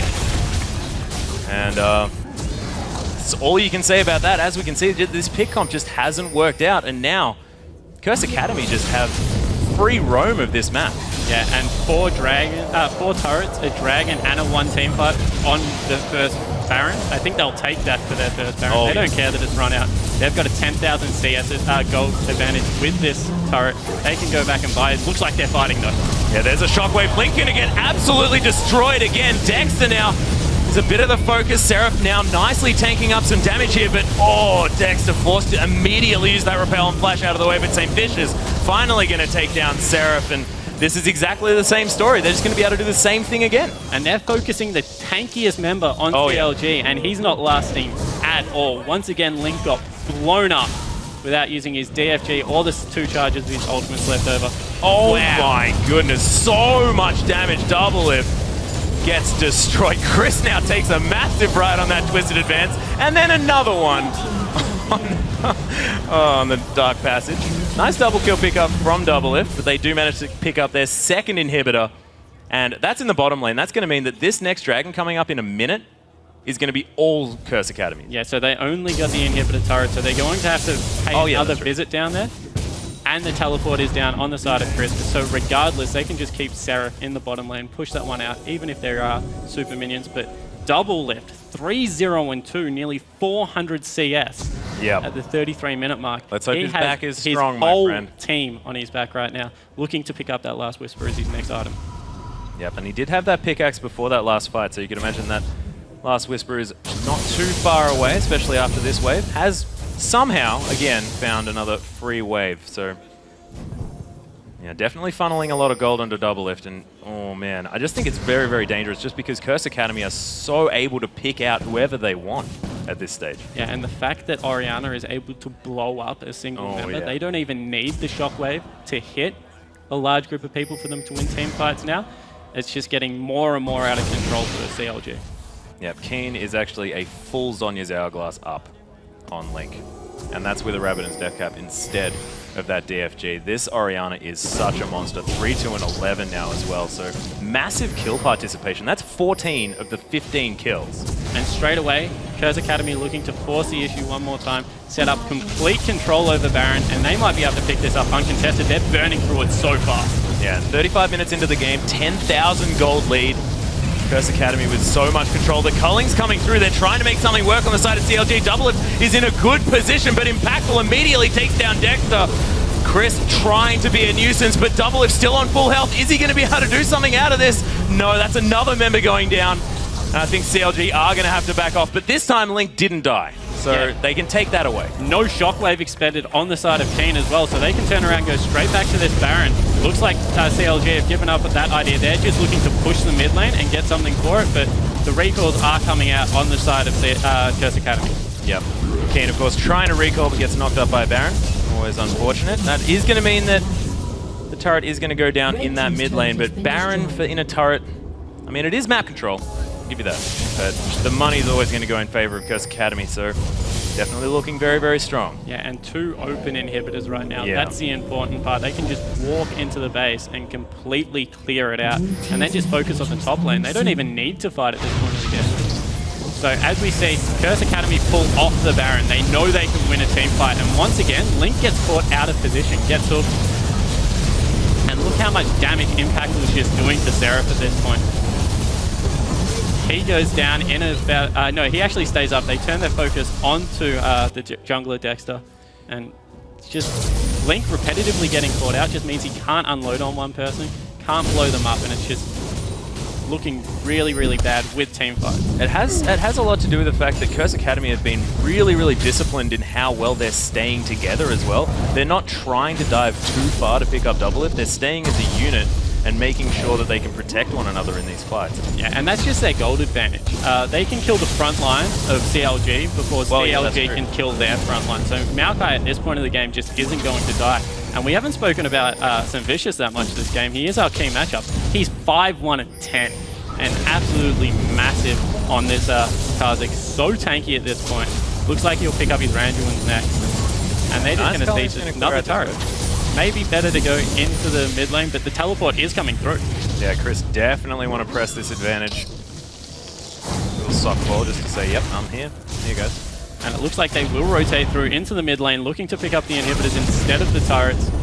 Clear those 2 out. What that means is that CLG can't leave their base. They have to protect the inner turrets from super minions. And at this point, they honestly can't fight either. Yep, CLG playing back very, very far. The Maelstrom going to come through just to deter any potential attack, but that's not going to come through. Curse Academy just so far ahead at this stage. And you see them, they're playing so careful. They're walking around the base, always as 5. King took no damage from that Orb of Deception. And they're going to waltz in and take a second inhibitor for themselves. That was with a charm on as well. Chris actually getting caught up by all of the CC available from CLG. But he's not going to care. He's still over half health at this stage on a champion with incredible sustain like Maokai. Just Curse Academy, so strong. Yeah, however, the danger is they're playing maybe a little bit too safely. If they let this game go for another 10 minutes, items aren't going to mean anything at 50 minutes into a match because everyone's going to be on 6 items, and then it just comes down to whoever plays the comp further. Killing the 2 inhibitors is good, but what it does do is funnel farm into the carries of CLG and ensure that they can start getting some items for themselves. See whether they do make it work, but as we've seen, Curse Academy have just had all of the 5-man team fights work in their favor. So you'd think that if they just stay grouped up, they are going to be able to take this series. Yeah, and it looks like they are just walking into the top lane, looking to push out the last lane that doesn't have an inhibitor up. And Chris is going to be able to clear this one out with his ultimate. Yeah, no worries there at all. More of Malmortius actually being picked up here by St. Vicious, not wanting just that Hex Drinker, and I love that item on Kha'Zix because you spend a lot of your time at low health. Yeah, especially diving into the backline like he is. Yeah. Trying to distract Link and Double Lift, using that stealth to great effect. And CLG's done a good job of pushing these lanes up. They will be able to defend for maybe a wave, but after that, they're going to have to retreat off this tier 2. Yeah, and this is such a hard turret to defend as well. When you're 13,000 gold behind, anything's going to be hard to defend, but this one in particular is quite hard to defend. And once again, the carry's walking up to the front line. Double Lift equal with Seraph there. He needs to be careful that he doesn't get picked out by a hook and blown up. Yeah, does have that Relentless Pursuit to keep himself a little bit safer, or a little bit more nimble anyway. But Chris just gets a little bit impatient. He's just going to tank this one up. Command Protect managing to take 4 turret shots. Yeah, as soon as they see Double Lift in the mid lane, Chris just walks straight up to that turret, tanks it out, able to pick up another turret, and this is real danger time for CLG. Yeah, and you can see that bottom wave of Super Creeps is heading straight for those Nexus turrets. Seraph gets caught out there as well. And there's a 3-man shockwave there underneath the turret. Double Lift gets caught, and now Twisted advanced on. He's going to get destroyed. Shutdown coming through on top of St. Vicious. Cannot believe that's his first death, actually. And now Chris, so deep, doesn't even die. Somehow gets all of his health back, and impactful picks up Aphromoo. Only 2 members of CLG alive. And that is going to be the Nexus turrets and the Nexus following. Curse Academy taking game 1 in commanding fashion. What a strong performance and understanding of their composition. Never splitting up so the pick comp could come through. Brilliant 5v5s.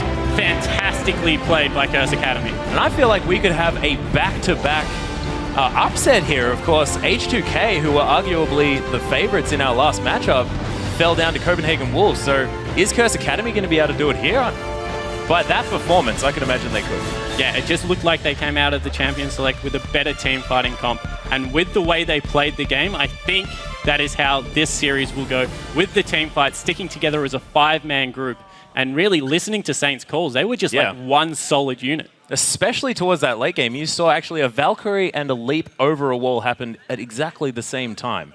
That's almost like inhuman alien type stuff. And they played it so safe, walking around the edges of the base, pushing the top lane even though the 2 inhibitors were down. They played it textbook, and in the end, they just rolled over the top of CLG. Yeah, they certainly did. It was such a dominating performance, and if they can manage to get the same picks again next game, then yes, they could do it again. But do you think that maybe Champion Select is really going to dictate whether CLG can get back into this series? I definitely do. I don't think that Keen sees Orianna for the rest of the series. They either need to pick it away or ban it, because that is his most comfortable champion. And of course, not knowing that much about him, he hasn't played in the scene for that long of a time.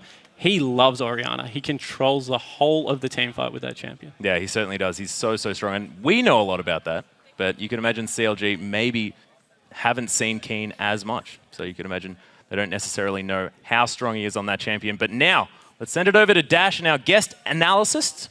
Oh, I knew that I wasn't going to be able to say that word right. Guest analyst for an inside look into Curse Academy's Game 1 win. Thank you, Atlas and Spawn, for helping him out there. I'm James Dash Patterson, and I'm joined here once again by our special guest, special guest, of course, they're going to throw that one at me, and Scar for some expert insight into this series. So let's get right to that expert insight. Let's look immediately at the pick and ban phase. We saw a Lucian first pick come out. That is a high priority on a champion to give to Doublelift there. What do you think they were thinking in pulling that out? I think CLG falls into this really bad mindset. And the mindset is that we have one of the best ADs like in North America. And because of that, we should high priority our AD carry pick. Because, and the reason why that's wrong is that it should be that if your player is that good, he should feel comfortable playing any role. Like whether or not he gets whatever AD carry he gets shouldn't matter in the lane. And so because of that, they gave away a Maokai for a Lucian pick. I feel like their draft was really messy, and they they also picked Ari, which is something that they, like I said before, you need really, really strong vision control to pull her off. They actually got exceptionally good vision control around the mid game, like at 5 pinks down, all of Dragon Fully War and stuff like that. And then they just executed 1 fight wrong, 2 fights wrong, and then they just lost the game because their team comp just had no way to come back into the game after that. Even though Doublelift did well, their general team comp and the way that they executed their strategy was poor. Specials, as a fellow bot laner, I do want to get your insight in on that as well. Scar mentioned he had a ton of farm. He was in the position in terms of items to carry, but it didn't happen. So at what point do you say, we've got to stop putting so much stock into this singular entity of our team and maybe look elsewhere? Doublelift actually played really well in laning with Afterme that game. They were up a significant amount of CS in a matchup where it should be even/slightly favored towards Curse Academy. So it's good that they pressured bottom, and it's good they got ahead from that. But the biggest issue in that game wasn't really just the lanes, it was the fights. They were trying to fight early when Mundo isn't as strong as Maokai. Maokai's a really strong teamfight champion, especially early on with his ultimate. And they just lost way too many fights, and they lost them way too hard. I do think that Link played fairly poorly in these fights, and that's huge for an Ahri because Orianna is someone who can turn around fights really easily. She has a lot of potential. You have a lot of spells. It's kind of hard to miss. They're pretty large AoE, but Ahri is very precise. You need to be able to line your skill shots and not get hooked, and be able to do a lot of damage. And Ori was doing way more than Ahri was in these fights, and that's it showed. They just won fights way too convincingly. This is now the 4th Ahri game in a row that we've seen be unsuccessful today. So that has to beg the question: is it time to, bench that champion, move on to something else that is more teamfight oriented? Because that's where we're seeing that pick, kind of falter. I just think, they actually had a good team comp to get Ahri ahead. That they just faltered in being able to execute it correctly. Like they even got solid picks, controlled the entire dragon area, controlled both blue buffs, both the 2nd and the 3rd spawns. Like they had a really good idea of how to win the game. They just executed 2 consecutive team fights very poorly, and because of that, they weren't able to get ahead. Yeah, so this is completely different from the H2K games because H2K couldn't get the vision out. They were completely blind. They were walking into the enemy team, or they were just letting them walk in. But here, CLG had complete vision, but they were still letting Curse Academy walk in. They need to be able to, if they want to play Ahri, they need to be able to wait, be patient, and wait for them to walk in, pick people off, kill them one at a time, not overcommit, but at the same time, you want to be able to pressure them and have them be scared as they walk in. And that's essential to Ahri, and essential to any sort of pick comp.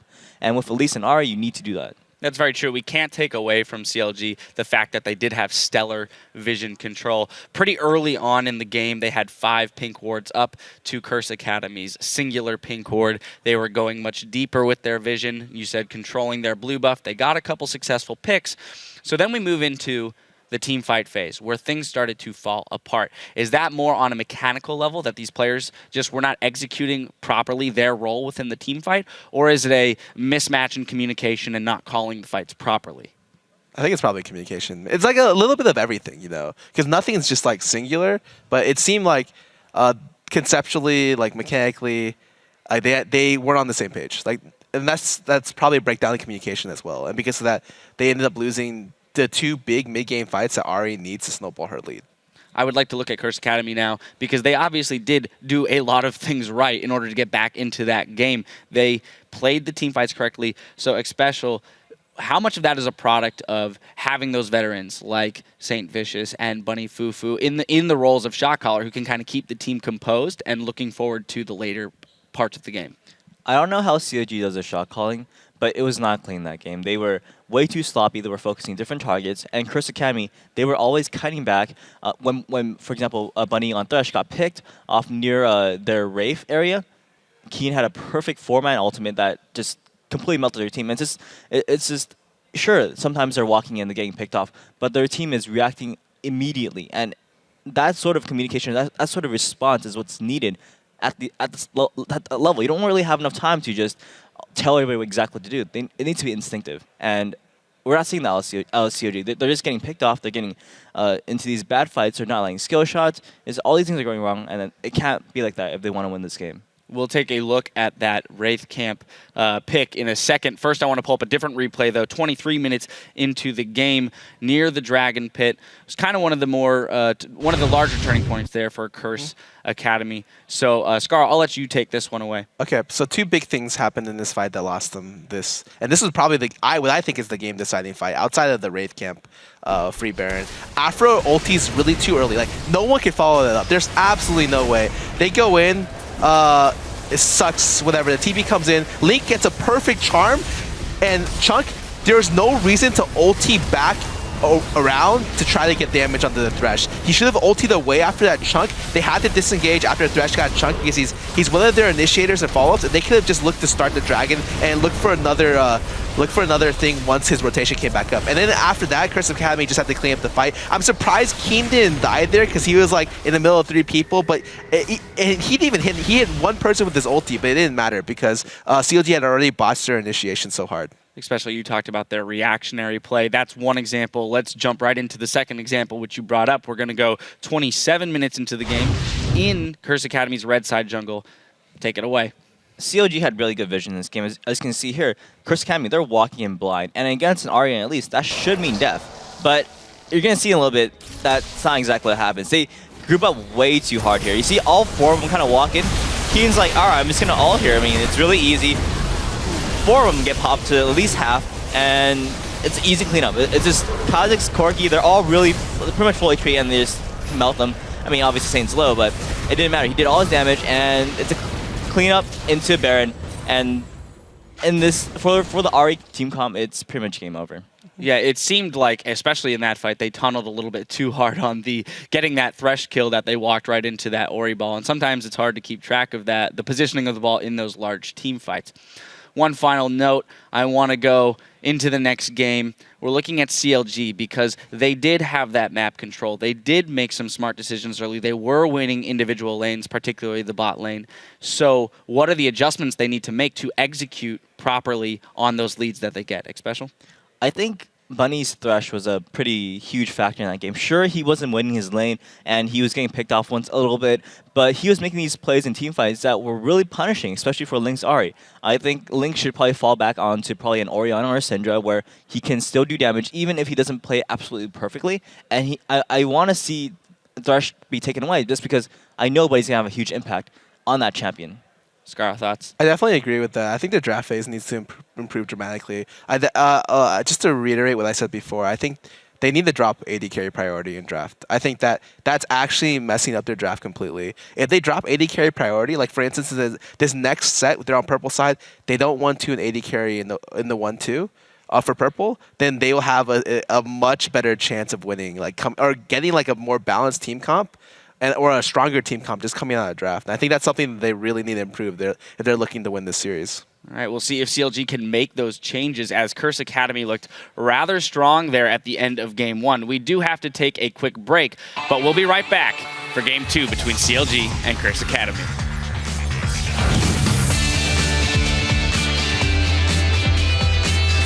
Damage. Saint wants to make something happen, but he's going to go down. Dexter picks up that kill. Link, so low. Impactful picks up that kill. And Seraph now exhausted. Twisted advance. He's locked down for days. Link from the backside. Bunny Fufu gets taken down so low, but Link's now focused. He's going to fall. That's support for mid laner, not necessarily what CLG wants. Yeah, Bunny Fufu gets caught there. We've got everything being blown, but look at the turnaround for Curse Academy. All of that damage Impactful got here at exactly the right time. Seraph forced to use that flash to get away, but St. Vicious has found him now. Nice charm from Link. Oh my goodness, Link gets obliterated, and there's a 3-man shockwave there underneath the turret. Doublelift gets caught, and now Twisted advanced on. He's gonna get destroyed.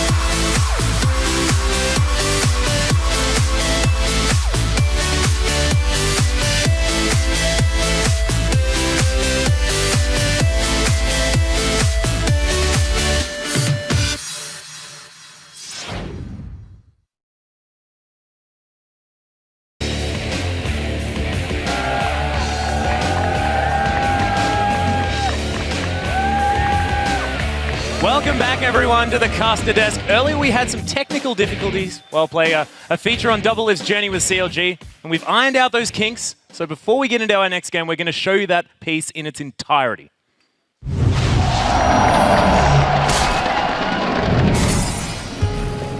Every kid's dream is to be like a rock star, or like play video games for money, or whatever.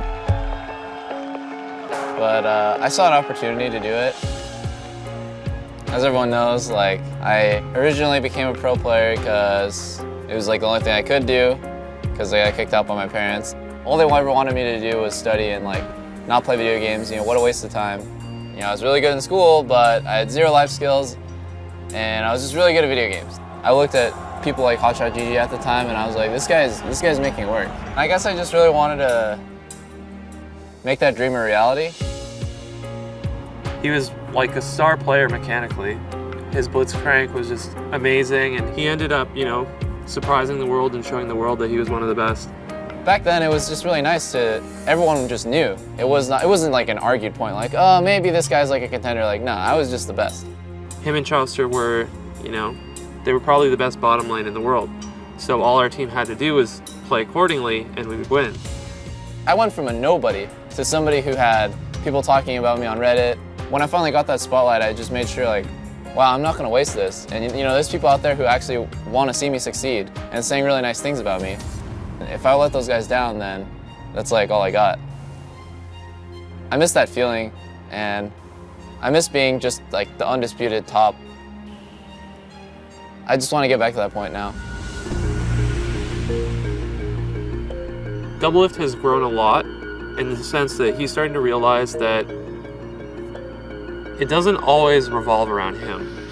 To be honest, like, I haven't been a good team player for pretty much my whole career. I play really selfish. I used to be the solo split push AD carry, funnel me all the farm, funnel me all the kills, and I'll just 1v5.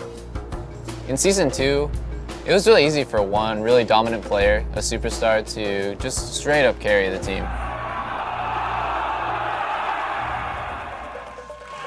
Nexus turrets are falling 34 minutes into the game. A clean sweep on Counter Logic Gaming after the boot camp in Korea. It's not going to be enough to stop Curse. I always do everything I can to make sure I show up when it matters. But in that series, like, I didn't show up. Ever since I've been a pro, it's just like lose, lose, lose, lose, lose. I've never gotten first in any lane in my whole career. Slowly, we just placed worse and worse and worse. And I feel like the catalyst for all that change might have been me. I don't know exactly what it is, what I'm doing wrong, but it definitely went through my head, that maybe I'm the reason why we suck.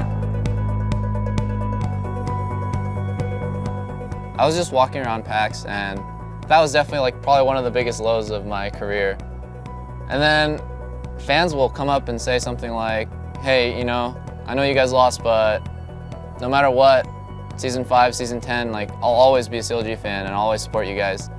We still got fans like that, and that's what really matters. I've gotten team offers from pretty much everyone, and no matter how much they were willing to pay me, no matter what the roster is looking like, no matter if we're, first place or 8th place, I'll pretty much always stick with CLG. I went from nobody, just a nerd, just like somebody who didn't have any friends or any skills, to who I am now because of CLG. To me, it means a lot that Doublelift actually treats, CLG as his family and not just, as an organization. I really want Doublelift to finally succeed. Like, I know he's capable of it. He can, bring CLG to a first place. I could have put in a lot more work to help my team instead of just selfishly playing for myself. I'm not gonna like spend my whole career losing on CLG and then just like peace out. I want to make sure that CLG wins before I leave. I just want to say, on this time, I was on the best team, and nobody can dispute it because here's the trophy. For as long as League is alive, I'll be in the League scene. This is the first game that I really love. I put so much time into the game, and it's like the only game that's ever kind of reciprocated and give me something back. This is the game that changed my life. Every other game I just played for fun, but this is a game that actually did something.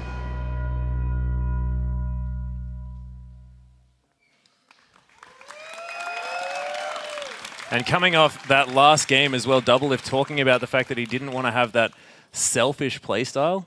Do you think that maybe he'll get out of these solo lanes and really start helping his team? I think that he did go into team fights relatively well, and he had such a huge CS advantage. He just wasn't able to put it together. And unfortunately, Keen was a little bit too fed, and those tanks just diving on him repetitively really hurt. Very, very dangerous. And as you just saw in Game 1, Curse Academy took the first win, and now we're on to Game 2.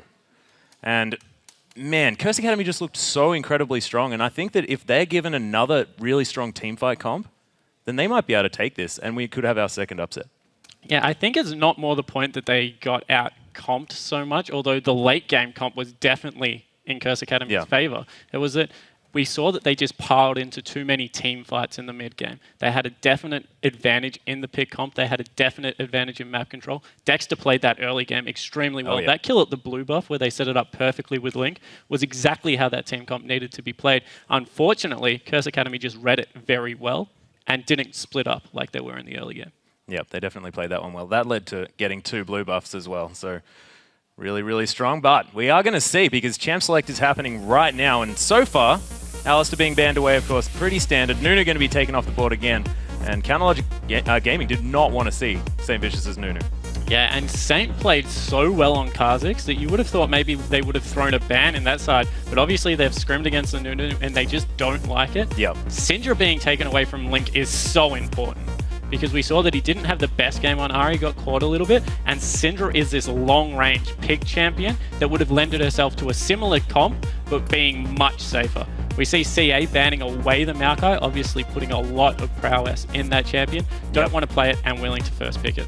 And Lucian going to be first picked yet again, this time for Curse Academy. You can throw that over to Keen. We have seen him playing that in solo queue in that mid lane. See whether he does decide to pick that one up. But Seraph going to get his rise, and immediately the Zillion picked up, and that was banned away last game. We'll see whether Afrimu can make moves on that, or whether it's going to go to Link. Yeah, I would expect that to go to Link in the mid lane. He has run it before with that mana-hungry build, and it just brings back one hyper carry. Zillion Rise is a fantastic 1-2 punch. If you put the speed up on Rise and throw him into a team fight, he can go absolutely crazy with the revive. You certainly can. What Counterlogic Gaming have also done already is picked away 2 of Yasuo's main counters. So if they put Zillion on Afrimu in that bottom lane, Yasuo could have a field day. But Keen going to be looking at this Lulu. He has played that in the mid lane, but Chris has also been playing that quite often in the top lane as well. Very flexible pick. Could also go back to the jungle.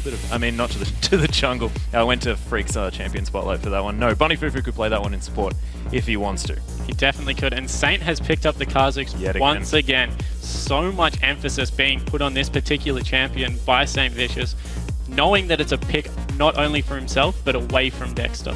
Yeah, exactly. But Doublelift hovering the Sivir. Bit of a throwback. But Twitch is a much more likely option. One of the few North American AD carries that still favors that Twitch, wanting to get those stealth ganks happening. Of course, he could be the stealth bomber if we do have a mid lane Zillion as well, which is kind of cool. And this is a throwback to more of a CLG Korean comp. Although, wow, the Bane's been locked in. Double looking to go hyper carry mode, old school. And the Dexter pick up on Lee Sin, I'm so excited for that. Some of his best games have been on Lee Sin. Yeah, and that was back when he was with Lemon Dogs as well. Some of his aggression, especially early on the map, have been incredible. That's probably what got him noticed by CLG as well. So looking to see him make the plays, but Keen's got his Orianna again if he wants it. Yeah, he definitely does. And this looks like a pseudo protect the AD carry comp. If they pick up a Nami here and funnel everything onto Impactful, he might be unkillable if this game gets to about 40 minutes. Yeah. Do you think that Lucian is enough of a carry for that to make sense though? I just think with some cooldown reduction and the way that he's able to pursue a fight, if they get enough members low, the resets coming through, they might be able to really do some damage here. It looks like they will be going for a Braum. Some fantastic counter engage if Seraph jumps in on that Rise. That is very true. Keen still looking at that Orianna, so we are going to have Braum Orianna locked in, and this is the comp now, so Chris going to be on that Lulu in the top lane. St. Vicious happy to take that Kha'Zix into the jungle as well, so we'll see what CLG answer with, and they can either pick up a support or a mid laner here. Yeah, I would expect it to be the support. Maybe a Nami coming or out. Or even a top laner. Who knows? Potentially a top laner. We have seen actually, yeah, that's a very good point. Link does play mid lane Rise. Yeah, we've seen another very strong team fighting comp coming out on the side of Curse Academy. Once again, just looking for 5v5 fights. This one a little bit stronger in the mid game because of how Lulu can augment someone's health and the knock-up that can come through. But Counterlogic Gaming taking so much time on this last pick, they're really thinking it over. Yeah, and do you think that if the Ahri gets picked up again, do you think that would be an intelligent move? Because people seem to not be able to stop picking Ahri. I love the Lulu pickup. The Nami pickup. That is such a better team fight comp. And now it's a 2 hyper carries on the side of CLG. Strong lane as well in Doublelift and Aphromoo with these champions. Doublelift on this Vayne.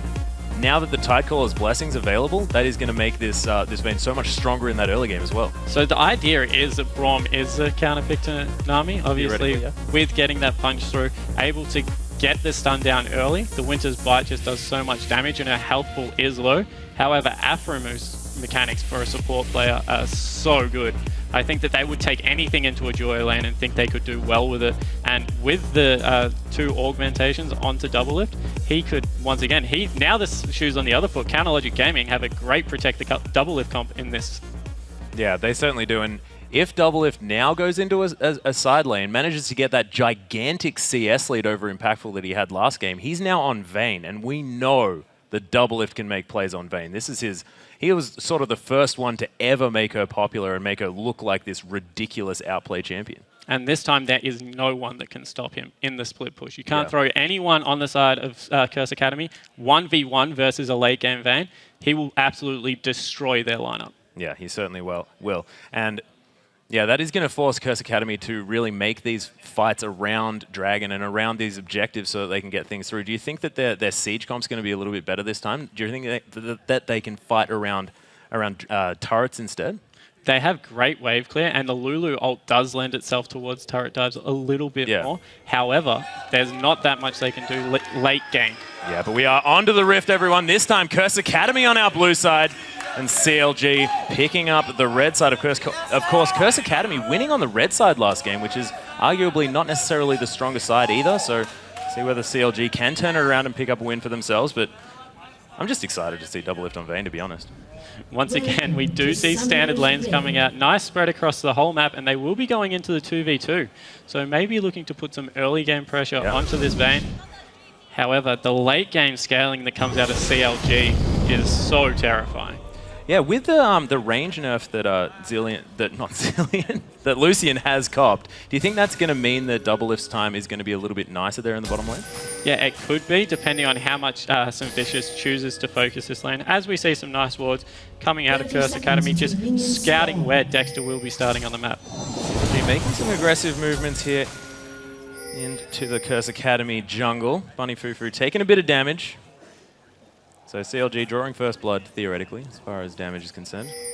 It's a good way to come back into the matchup. Afro picking up all that early game gold. Oh, yeah. From that support item. And it looks like mirror wards, both junglers looking to start on the top side of the map.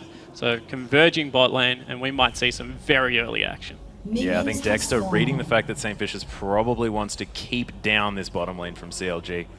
And, of course, Lee Sin generally wanting to start on his red buff anyway, so we'll see whether there is going to be any of this 3v3 action happening. Yeah, but there's so many lanes that you want to hit early from CLG. You don't want Rise to get ahead. Yeah, true. You definitely don't want Zillion to get ahead, because once he gets to level 6, he's so much harder to gank. So Saint's going to have work cut out for him this time around to really impact the map. Yeah, do you think that Chris is enough of a lane bully on this Lulu to really get Seraph out of his comfort zone?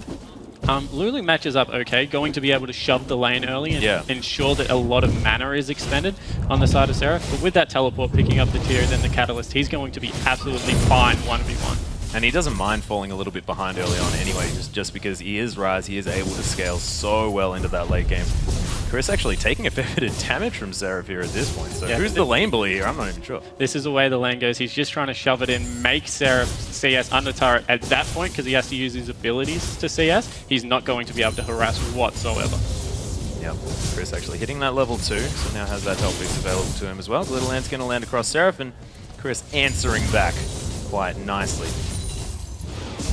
As we do see, the lane's just going to be shoved completely into the turret here. Impactful's already taken some damage in the bottom lane. Look how aggressive Aphromoo is. Yeah, Afromu playing so far up, getting all that presence, of course. Impactful now having to drink his only potion, and if they keep his health bar low, then Doublelift is just going to have such an easy time in this lane. Yeah, and as he's going to be rushing the Blade of the Ruined King on Vayne with the sustain lane with Nami as well. Yes. At about 10 minutes, this lane is going to be strategy, isn't it? Unkillable on the side of Braum because he just doesn't have any sustain to keep Impactful in there. The poke coming through from Nami might be enough to keep Doublelift safe. Yeah, and Impactful trying to answer with these piercing lights, but as you said, that ebb and flow just really, really strong coming out of Afromu. You can just keep Doublelift topped up. But they are pushing out this wave. Is it going to mean that St. Vicious does have an opportunity to come into this bottom lane? It actually looks like he wants to visit mid right now. Yep. Link just going to pop that speed up. He's going to be A-okay, not going to use any summoner spells, but I think that St. Vicious was probably a little bit optimistic. Yeah, I think that he was expecting a little bit more surprise out of Link. And Keen was very far back. As we see Dexter visiting top lane for a potential gank. Seeing Saint, of course, mid lane and then heading to the top side means that there is a potential for counter gank. So he's just going to go clear his double golems, potentially look for a gank if Saint re-emerges on the map. Yeah, Bunny Fufu soaking a lot of that damage with the Unbreakable. Definitely handy. Aqua Prison not going to land, but CLG, so much pressure in this lane, and it's been a long time since I've seen a Vayne with that much pressure. Yeah, and Saint snuck into this top lane, and as you can see, they don't have eyes on Dexter at the moment, but he is back in base, so this could be the first potential gank setup on the side of Curse Academy, as Seraph's just pushed his lane back out. Yeah, it's given St. Vicious a chance to move up into this top side rush as well. He has leapt out. Seraph's actually taking so much damage here. Does, of course, have the flash, but not forced to use it. Rune Prison on his way out as well. And he's got teleport. He can just get back into this lane. Yeah, he needs to move a little bit further back to back, though. He's going to miss out on a whole wave, unfortunately, of the cannon creep. Much cooler head play out of Seraph than what we saw in the Dignitas series. Yeah, we actually saw him against that window as Rise get camped extremely hard by Crumbs. So nice work there to not burn the flash. Has to burn the teleport, but that's going to be up before the dragon. So really nothing gained from that gank from St. Vicious. Yep, and Dexter able to steal away the Wraiths here as well, already with that nice little ward there in the Wraith brush, just so that he makes sure he knows exactly what's going on. And Doublelift has started this game exactly where he left off, already building up a 10 CS advantage, and it's only growing further. And they're just harassing so well in this lane, and they're full life the whole time. It is terrifying to be a Curse Academy member, and you can imagine that St. Vicious is feeling a little bit of pressure to come into that bottom lane as well. So now that he's tried his hand on the top lane, unable to get that kill onto Seraph, I feel like Seraph probably won't see him again for the next little while. Yeah, and it looks like, wow, Afro, Spidey sense tingling so well. Although Saint does see the ward, so he might feel a little bit aggressive to go in. Yeah, Bunny Fufu's actually come straight up, does manage to hit the Winter's Bite onto Doublelift, but nice bubble in response from Afromu, and St. Vicious just unable to get into these fights. Yeah, much calmer play out of the side of CLG. And look at Dexter's positioning right there for the counter gank if they did overextend into that. So Doublelift feeling extremely safe in this lane, and 20 CS in the lead. Yeah, you can see that piercing light immediately getting nullified here by Afromu. And this is just going to get more and more terrifying as the game goes on. And the Zillion lending himself with that passive, the level advantage that will eventually come through from having that passive on the map, just means that even if they go even in these lanes, they're going to hit their mid-game power spike with levels so much sooner than Curse Academy. And we can already see that Seraph has hit that level 6 point, now pops it onto Chris. Of course, Chris, having shields galore, is going to be able to keep himself okay, and has now hit that level 6. So while growth is available, Lulu has become very difficult to gank. Dexter is on this top side of the map if they did want to try for it. Link now bombing up these waves. Zillion pretty handy at killing creeps once he does have a few levels into that bomb. Yeah, one of the few champions that only has one damaging spell, so of course can use that rewind to get a double bomb off. As we see Chris go a little bit aggressive, does get the better end of that trade.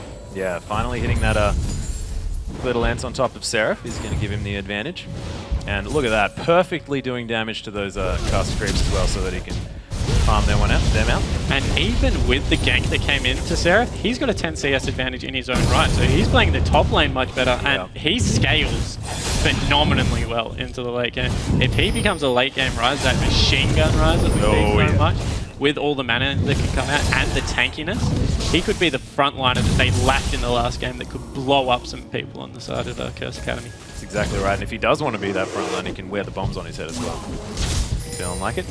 Of course, Dexter with the resonating strike into the backline could probably be better for that as well. And that's another thing that we've got to mention is the fact that they have that entry into the backline that they can deliver bombs to Impactful. And with the red buff up, once again, Link and Dexter are, as a duo, looking to contest this. Wow, great bubble. That was an amazing double bubble coming through. Double Lift trying to get some damage back as well. St. Vicious now. Oh, there's the double shockwave. Link now forced to use his ultimate. Immediately takes down St. Vicious as well. Dexter trying to get out of there, but why he went back into that one, that was some interesting play. Nice little smite, just to try and get a bit of health back from that W, but he knew he was dead, just trying all the tricky plays that he could. Yeah, not wanting to lead the rest of the team on top of Link in that play. Didn't want to try to kill back. Was able to pick up first blood for himself, so that's nice for him. However, Chris burned the TP, and Sarah still has that on. As we take another look at this, great bomb from Link, but Saint jumping away and the shockwave. Yep. Wow, that damage is so unexpected out of an early game Orianna. And from here, it was just a slow pursuit of Dexter to his death. As you said, cheeky smite with that passive to try and keep himself alive a little bit longer. But now, Chris doesn't have his teleport for the next dragon fight. Yeah, or for the first dragon fight, of course. Dragon hasn't gone down yet. Of course, CLG now with the dragon vision. So able to capitalize from the fact that they got that first blood. And Link was around, invading incredibly deep. Of course, Double Lift now only 900 gold away from that Blade of the Ruined King. And the vision control on the bottom half of the map for CLG is fantastic this game. 4 wards around Dragon and the Wraith camp on their side. They know exactly where St. Vicious is at all times. Yeah, Link now hiding, knows that he's not spotted. He's under that pink ward. St. Vicious has found himself in this cute little brush here, and it's the standoff. Yeah, and they have sent Chris bottom, so they are looking to pick up the first dragon, although they have been spotted, and without ward control, you have to think that's a free teleport for Seraph into the backline. Oh, there's the tidal wave coming through. Actually, St. Vicious jumping away from that one, not going to hit anybody. Curse Academy backing off nicely. It has deterred them from doing this dragon. Don't even manage to kill that ward. And with Keen Shockwave back up, you have to think the Curse Academy in this part of the game have the stronger team fight. Vayne, of course, will scale well. However, Lucian, as more as that caster AD carry, could get a lot of shots off in this fight, and the culling will be back off cooldown in no time. Yeah, the range advantage of that culling as well, once that is back up, is going to really give himself some power. It looks like they're looking to trade turret tower, but Double Lift's gone bot, and Impactful's gone mid lane. They're just looking to get some work done, and you have to think that the mid lane turret at this point of the game is so much more important. Yeah, that is true. Both of these AD carries now trying to get some work done, but you can see Impactful already managing to use that Lightslinger passive incredibly well in order to take that one down. Double Lift has finished his as well. And the whole of Curse Academy now can just leave and go mid lane if they want. That wave is hitting the tier 2 turret. Looks like they do want to fight 5v5, however. Yep, Curse Academy believe in their team fighting abilities, and after their last game, you can imagine why. Starting up this dragon again, CLG with the Sonic Wave Resonating Strike into the smite. They do have a lot of Dragon Steel potential. We've seen Dexter do it before. Bunny's positioning as the main frontliner for his team at this point of view is phenomenal. He's just up the front, looking for the Lulu ult on him when he does come through. And this is really a standoff, whoever makes the first mistake. Link looking for some poke. Yeah, everyone's sort of just trading dragon aggro as well. It's almost like a bit of like a game of Pong where they're just sending the dragon back and forward to each other. And once again, Impactful left to push up that middle lane, denying more farm into that turret, and he's going back for another time. However, the bottom lane wave is growing massive. Yeah, CLG, they may want to look to actually start a fight here, as you can see.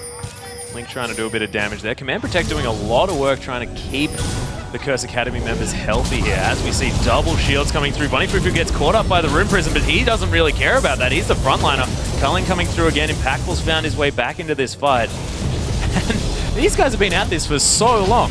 Yeah, it's just back and forward. Unfortunately, Afro moves ability. Oh, yeah, finally we've got the jump. There it is, the double shockwave with the massive combo. Dexter tries to come in and get the work done, but it's a really, really nice chrono shift on top of everyone. CLG's health bars are so low. Curse Academy now with 2 kills already.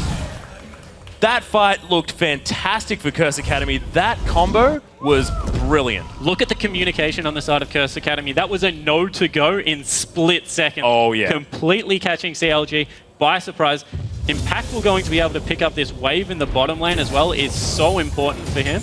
They're really rolling now, and that's once again a fantastic team fight. All right, so we'll take another look at it. We see that straight away, as soon as Saint goes in, the Wombo combo happens. All ultimates going down, popping them up. And once again, Link, having to ult himself, just gets blown up. Dexter looks for the insect, unfortunately isn't able to get it.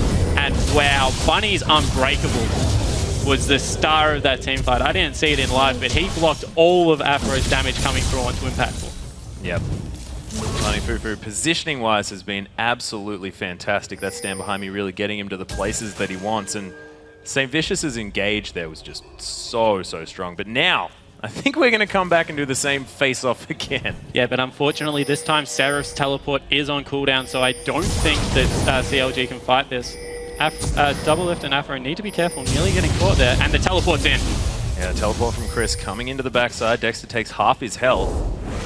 Now Link just going to push up this wave. They're going to concede this dragon as well. Curse Academy just team fighting so strongly today. It's been very impressive. Seraph trying to answer with a top lane turret, but Rise not necessarily known for his ability to kill turrets. Definitely not. Being that AP top laner will take a little bit of time, and Lulu just moves around the map so quickly. So first dragon going to the side of Curse Academy, as well as the first one team fight. Once again, they just look so strong in this mid-game part of the game. Yeah, and you have to admit that their team comp does lend itself to these mid-game fights. And we'll see whether CLG can utilize the fact that they have the likes of Vayne and Rise in these late-game skirmishes. But so far, looking fantastic for Curse Academy. And their late game's not bad. I mean, they've, of course, still got Keen on this Orianna who can do so much work. And we've seen him just melt through people in that gym. Yeah, and he's off to another great start. 2-0-1, 120 CS at 14 minutes. Yep. When you consider the standoff that took place around Dragon for so long, once again, great as we have to match in the top lane. Yeah, Seraph going down so low. Wildgrowth being forced out onto Chris, but look at the damage coming through. Seraph had the ultimate as well. Link picks up the kill. Nice bombs coming in, and that is how you use Zilean as well. Make sure you bait someone into these fights. However, once again, fantastic map movement on the side of Curse Academy. They try and get some pressure mid lane. However, the collapse does come through from CLG, so they're going to have to back off. Yeah, they've got that the speed up from Link. He can get himself to where he needs to be. Lickety split. St. Vicious now low on mana, but he is still going to be able to clear out this wave. And again, we've got players going back to lanes. We'll wait until that next Dragon game of Pong before we get any more action. You could imagine. We'll see what they decide to do, of course. Almost a 1,000 gold lead for Curse Academy. And you could imagine that CLG is pretty scared at this stage because they haven't won a 5-on-5 fight against this team today. Yeah, no, definitely. Look, look in the 5v5s, it looks like the one commanding voice of Curse Academy is just coming through, and Bunny is exactly where he needs to be in these fights. Even when he was getting picked off, he was landing hooks, he was getting his box out before he went down. So fantastic play from the support player on the side of Curse Academy, really stepping up for his team.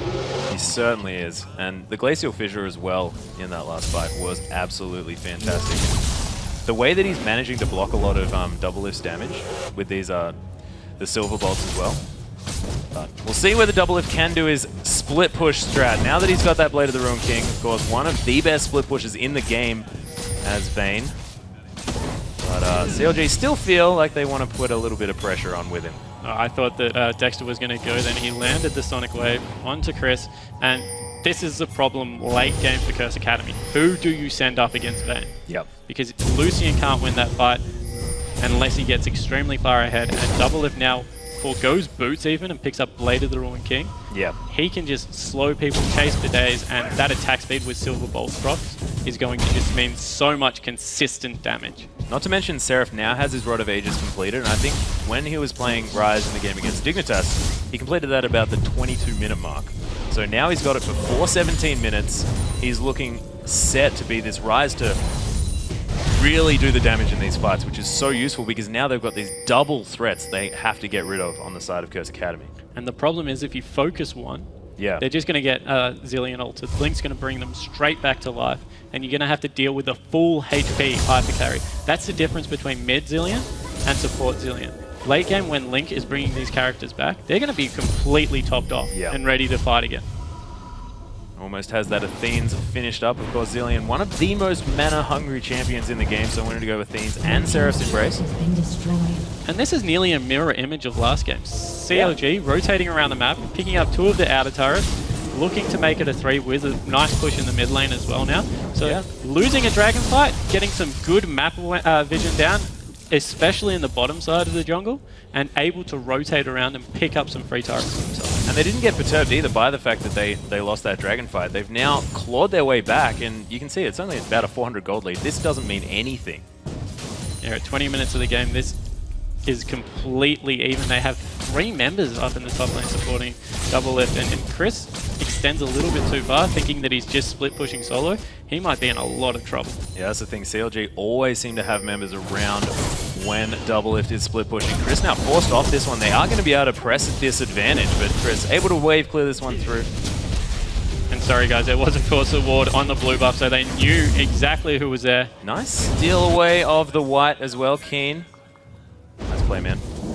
Able to pick that one up, and Link is relentless in this mid lane, continually shoving it into turret, although still has a 15 CS discrepancy against Keen, and he's farming brilliantly on this champion. Yeah, Keen pretty good at farming on Orianna. He's had a fair bit of practice, of course. Oh, Impactful actually taking a lot of damage from Seraph. Seraph just walking away from the culling as well. Impactful forced to use the summoner heal, but Seraph's still going. Teleport coming through. Chris coming in from the backside. We'll see whether Seraph can survive this. Forced to use the flash. Glitter Lance is available as well. We'll see whether Link can get here in time. But he'll make it under his turret. Yeah, Seraph is able to stroll away. Link coming down in support as well, so he's in no danger whatsoever. That was a lot of just Seraph walking during that whole engage. Oh, Dexter narrowly misses. And now in 20 seconds when the dragon's back up, Seraph has the teleport advantage, so he can come into this top lane, continue to push. Wow, Afro moves up at half health. And another, wow, Dexter's really got his eye in now. Yeah, he's hitting Sonic Wave after Sonic Wave. And we've been saying, Dexter, get back on your Lee Sin, and he's done it. He's gone in for the insect play onto Keen, of all people. There's the shockwave, gonna hula hoop onto no one. Afromo happy to take up this turret. Funny Foofer now, the double lift show coming in, and CLG pick up 2 kills and a turret on the inner side of the map, but over on the other side, St. Vicious picking up a drag. And that's the spread up rise that we're talking about. Look at him run with that speed up, with his ultimate, not able to get in there, but wow, the mechanics of double lift there, flashing the Orianna ult, knocking Bunny into that turret as well. His Bane play is so fun to watch. It is incredible. I thought he was going to bring out Blitzcrank this time, based on the Afromu stream, but no, bringing out his old school Vayne, looking better than ever. Outer turret in the mid lane is going to go down as well, so that's 2 turrets for a dragon. Of that particular situation, and CLG looking brilliant here. As well as 2 kills picked up as well. So as we see this again, wow, let's just look at the mechanics. Dexter going in for the insect kick here with a flash. And then from here, it's just a double lift show. Pops his ultimate, flashes the shockwave. And the double bubble as well from Afromu. Gets the condemn, and wow, perfect aggro juggling on that turret, as well as just some fantastic mechanics from the bottom lane of CLG. Yeah, and Link and Seraph were almost around to that dragon order to stop that one as well, but St. Vicious thankfully managing to pick that one up for his team, so only 1,000 gold in the lead of CLG. And wow, look at the vote coming back through into CLG's favor, 78%. That is the power of the double lift feels from that video, my friend. As soon as they get this late game combo, you have to think that the time is slowly running out on Curse Academy. Even though the gold is even, if this gets to 30 minutes with even gold, it's no longer an even game. That's true. Curse Academy do manage to pick up the outer turret in the top lane as a bit of a consolation prize, and that has evened everything up. But as you mentioned, the late game scaling is just ridiculous on CLG. Nice Scar award coming out from Dexter there, able to jump over the bush, and wow, he's caught Impactful. Yeah, Impactful actually using the Relentless Pursuit a little bit late. Seraph comes in with the explosion. And this is a Dexter we love to see. Oh, wow, yeah. So aggressive over that wall. Once again, fantastic mechanics, setting up Seraph right there, and oh, this is getting into danger zone. It certainly is, and it's so good to see Dexter back on this champion and playing it to the way that we'd expect the old Dexter to play it. So, okay, now taking away the Wolves, not quite as flashy. They're definitely doing well, and you can see the defensive warding here from Curse Academy. I mean, the gold isn't that different, but they are feeling the pressure from CLG right now. And we spoke about how Curse Academy once again wants 5v5 team fights. with Seraph and Double Lift at this point of the game, they never have to group up again. No. If they try and push in on them, they have so much movement speed. Baron can go down very quickly with a Vayne, of course, and wow, they might have caught Keen here. Yeah, Keen in a lot of trouble. Forced to use that flash. There's the shockwave onto Double Lift, takes him down to half health, but there's the ult from Zilean. He doesn't care, and that's going to be Dexter picking up the kill. And this is that's 2 Double Lifts per team fight. And wow, taking out the mid laner on the side of Curse Academy means they can go straight back to what they were doing, bait this Baron once again because of how quickly they do it, and Bunny needs to be careful. Oh, does land the Winter's Bite. Oh, Chris actually gets caught by the Sonic Wave. There's an instant wild growth on himself into the double bubble. That kick was incredible, but nice culling onto Afromu. He's going to pay the price for that really cool looking play. Double Lift happily out on the backside of this fight. And it's going to be Curse Academy running away with a 1-for-1 after Keen fell down. But all the while, Seraph pushing in on this bottom lane, able to pick up even more map pressure on the side of CLG. And that's what they've done extremely well this whole game. Yeah, they might have picked up 1 kill, but someone has to go answer Seraph. And CLG again baiting this one out. Bunny Fufu now in a little bit of trouble. Sonic Wave not going to land this time. And the attack speed of Double Lift enough to be able to clear out that ward. But Seraph, he's still here, just throwing these tiny, insignificant lightning bolts at this turret. And slowly but surely, that's going down. It might even fall this minion wave. And without actually doing anything over the map, just by pressure, they pick up a tier 2 bottom. Fantastic work by CLG controlling this map. You can imagine that their sights will be on that inner turret in the mid lane next, unless they want to siege out these inhibitor turrets. But with a Vayne on their team, their siege not quite as strong. An interesting build coming out of here from Double Lift. He's actually going to pick up a Trinity Force. Yeah. Second item on Vayne. He's going to have so much chase potential with that Phage proc, as well as the Zilean speed up, and the tumble into the Sheen proc is going to be fantastic. I love that pickup out of him. Yeah, we've been seeing this a lot over in Asia, actually, the Trinity Force pick up second, but we'll see how it works for Double Lift. He actually moved back to going Bloodthirster on Vayne a little while, so more than happy to change up the builds. You can imagine he gets a little bit bored, a little bit like Froggens and Nivea, you know, Warmogs, Magi's, that sort of thing. Can just build whatever he wants. Whatever he Once wants, again, just Seraph into this bottom lane with teleport up. Chris has got his available as well, of course, both champions being able to stop that teleport. But look at the 1-3-1. They've, of course, got Double Lift as well, and who's going to answer? Yeah, and the vision control by CLG this game is in the exact same spot without the mistakes that were coming out in team fight. So look how much control they have. At this point, Curse Academy's only choice is to push the mid lane and hope they get a vision of someone. Yep, Dragon's up in 40 seconds, but I don't think either team are focusing on that. Winter's Bite does hit Dexter, but nothing going to come from that one. Curse Academy with aggressive movements. Actually, Dexter could be in a little bit of trouble. Forced to use that safeguard onto a ward. But once again, the sustain that comes out of Afromu at this point of the game with his chalice, he's never going to go picking it up. And Seraph, wow, he's running down Chris in this bottom lane. Yep, just walking at him, gets the room prison, but as we can see in the mid lane, Dexter actually, there's the insect play again. They kick Bunny Fufu, but look at the Unbreakable, the double shockwave as well onto Afromu and Double Lift. And actually, Afromu takes the ultimate from Ling. Now Double Lift gets taken down by Impactful. Curse Academy have full reign of this fight, and that whole series of plays was incredible. And because Seraph had chosen to engage on Chris there, wasn't able to impact the fight, as we see a double bomb taking a lot of damage. Oh, yep, that's going to do it. But great overall catch there on the side of Curse Academy. They can translate this into a dragon, and all of a sudden they're back up in gold. Yeah, they're way back into this game as well. CLG cannot afford to make those mistakes. Do you think Link putting his ultimate on top of Afromu that fight was the right idea? Definitely not. When you saw how quickly they blew up Double Lift, they were holding some attacks back there. Didn't want to chase into the Zilean ultimate, as we see the replay.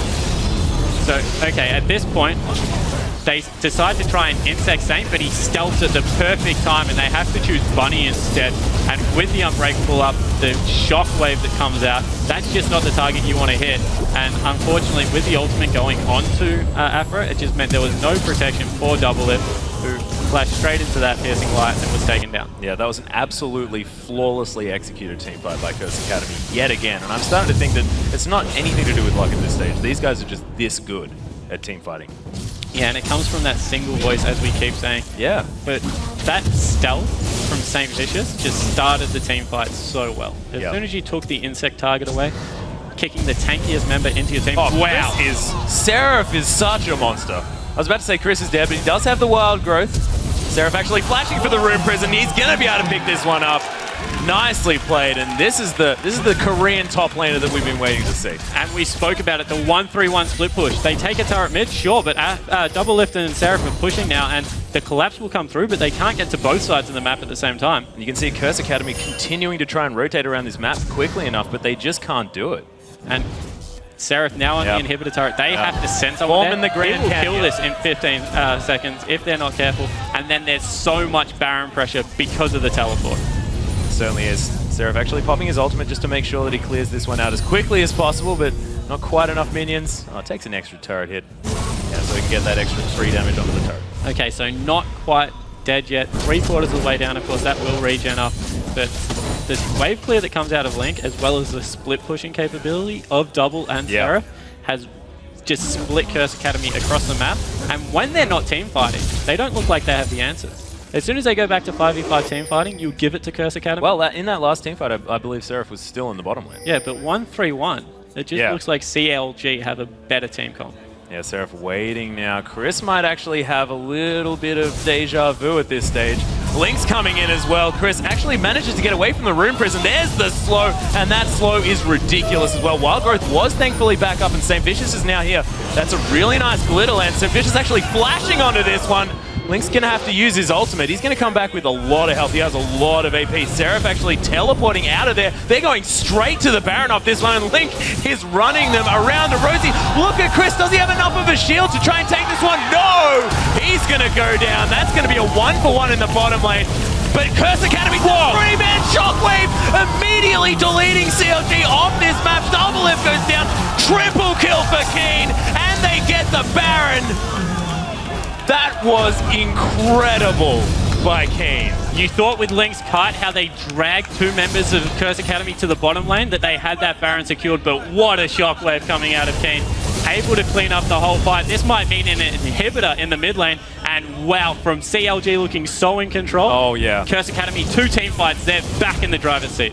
And Kane with that Void Staff, just a needlessly large rod, didn't even have his Rabbidan's Death Cap, and he just looked like he turned CLG to butter in that fight. Inhibitor goes down in the mid lane, and they have the Baron. This is Curse Academy with a massive lead at the 30-minute mark.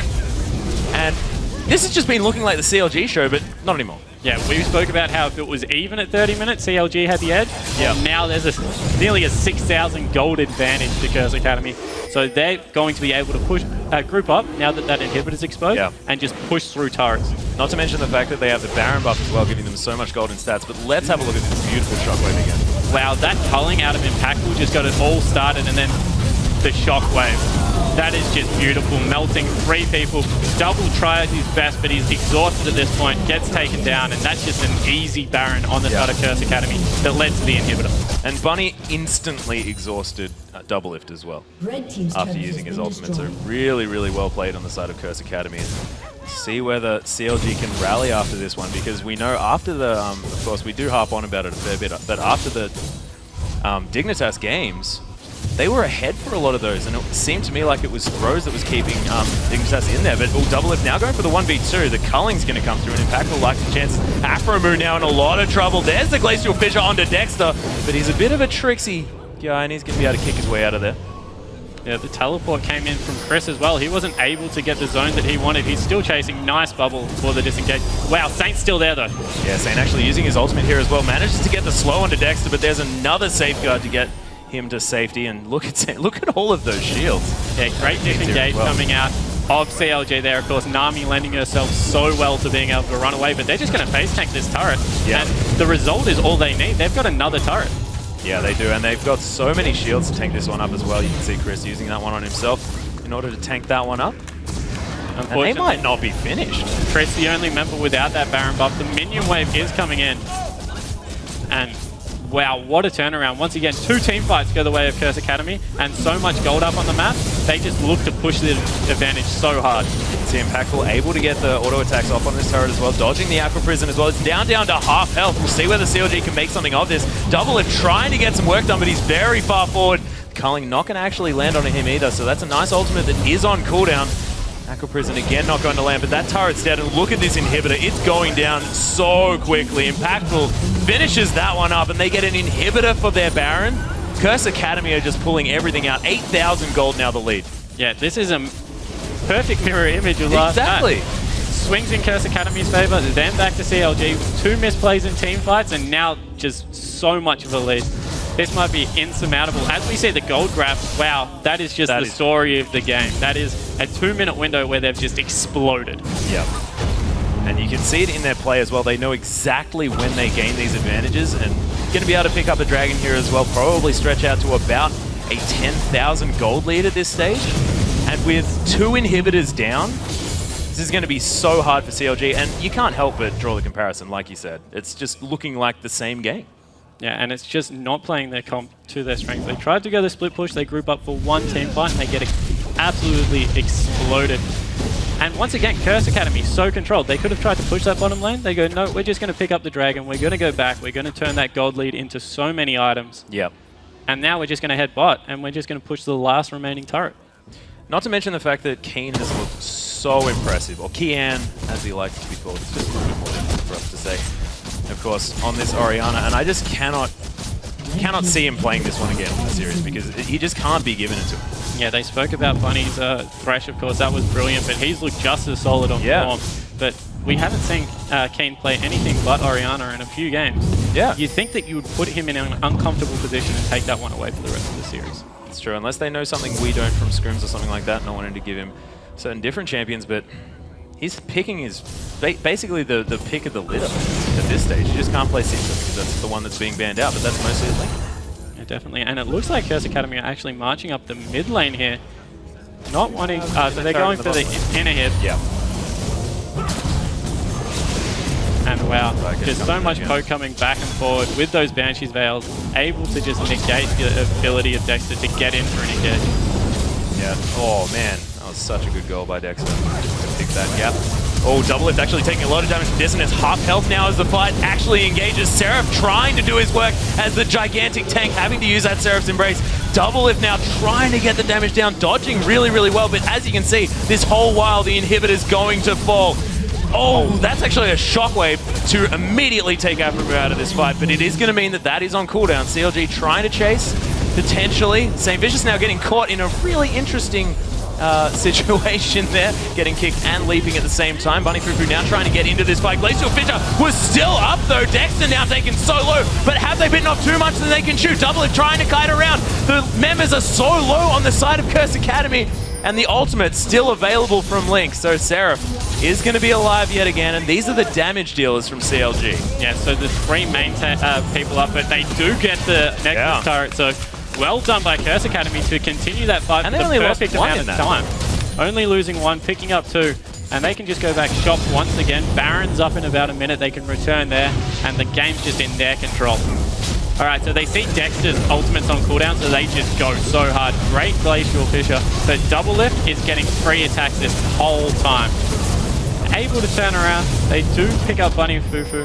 However, the ultimate comes out from Link, able to save Seraph's life, and they're at late game stage. However, it just doesn't look like they can get off what they need in team fights. That's true, although I feel if Double Lift had have fallen in that fight, and if any of those skills had have hit him, apart from the first attack dissonance combo, then that could have meant... Wow, and Link's been caught. Oh, Link is in a lot of trouble. Does have his ultimate, but is just not long for this world. Keen going to be able to pick that one up, and he definitely is unstoppable at this stage. And now they're going to be able to easily transition into this inner turret, and Link, I don't know what he was doing. And a 50-second death timer, that is so important for Curse Academy. And at this point of the game, that's basically 2 deaths. Yeah, Link is arguably the most important part of this composition, able to bring someone back to life.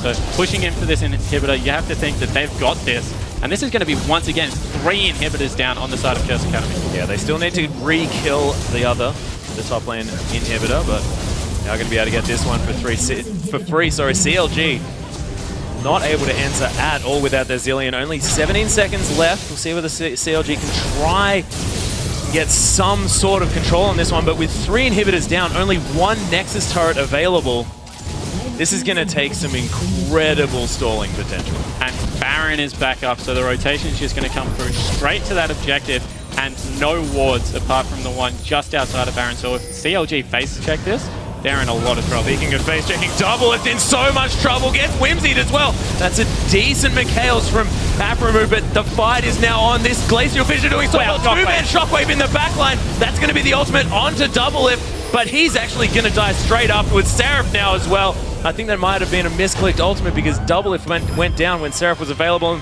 That's going to be Keen flowing that Zhonya's just for a bit of funsies, and they are going to be able to clear out this last Nexus turret, and Keen just showing that he's the golden boy in this particular team comp because that was a massive victory, and they are playing these fights so well. Congratulations to Curse Academy. And 2-0 now in the favor of the challenger team, Curse Academy. This must be playing on the minds of CLG so hard. Having to come down from a 2-0 and a best of 5 when CLG's only won 4 out of 5 4 to 5 best of 5s. Yeah. In the since 2013. This must be dangerous, like really scary. Yeah, this is getting devastating for CLG, and as well as the fact that Curse Academy are making CLG play their game every single time. I mean, it looks like CLG has found their, I mean, in the mid game, it looked like they'd found their way to actually make it work out for them. But in the end, Curse Academy just turns around every situation. They've got the 1-3-1 split push. They'll make sure that they force the situations that suits them. And CLG going for that Baron, though, that was an interesting decision. Yeah, they thought it was the right decision at the time because there were 2 members bottom lane trying to deal with Link, and he was able to pick up 1. However, the Shockwave and culling that came through just did so much AoE damage as well as Baron's damage at the time as well. And a great exhaust out of Bunny just meant that that team fight swung completely in Curse Academy's favor. Yeah, I think that CLG really need to look at their pick ban phase and change what they're doing because St. Vicious has got Kha'Zix 2 games in a row, as well as Keen picking up Orianna 2 games in a row. And that is just not what you want in these games because they have been so strong, and it seems like they are so confident playing on those champions. Yeah, and it just is the exact way that they want to play. We keep saying it. They want to 5v5 team fight. They just look more coordinated. Yeah. So maybe CLG need to go back to a team fight comp themselves and try and butt heads. Yeah, I think that that's exactly what they're going to have to do. Rely on those mechanics. And we've been seeing from Dexter so many good plays coming out of that guy. In the mid-game especially, on that Lee Sin, he looked like he'd never stopped playing him. It was fantastic. So there are, of course, signs of life. We'll see whether CLG can come back. But let's check in once again with Dash and the analysis desk for a look into that matchup. It's never going to not be funny, Atlas. Thank you very much. Guys, Doublelift was unable to carry on that Vayne, the hyper carry of all hyper carries, so we have to approach it right from the get-go. CLG, it's not coming together for them, especially in that game. They had all the tools to win and couldn't close it out. I want general thoughts, and then we'll kind of dive into the specifics. I honestly thought CLG was going to win that game. They had complete control. Seraph was split pushing, got free kills on Chris, and they were just completely dominating. They should have won that game. Everything was going well for them, and the Baron call. That was really the thing that turned it around, and that's you can't do that. If you want to win these games, you can't do a Baron call like that. And I mean, that bottom play actually should have turned out much better. But some misplays there, and then obviously the Baron call then afterwards just completely wrecked the game.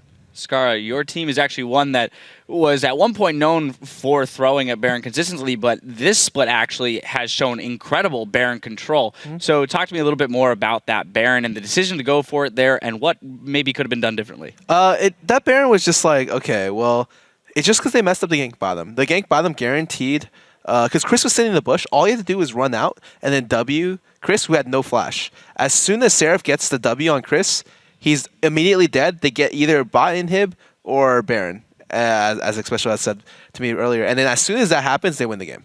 But what happened was Link distracted them. Seraph TP'd in, and they tried to take Baron while the other team was coming in with extremely risky call, and they paid for it by losing the game. It was like a 4 or 5K gold swing, and then they couldn't come back from the game. A lot of that had to do with like their team comp being not that great at team fighting. They had a really split push oriented team comp, and then a lot of it was also down to like I think one of the hardest carries, Doublelift, built incorrectly. Like I feel like the Triforce build is really like an attempt at a mid game spike on Vayne when you don't really need it.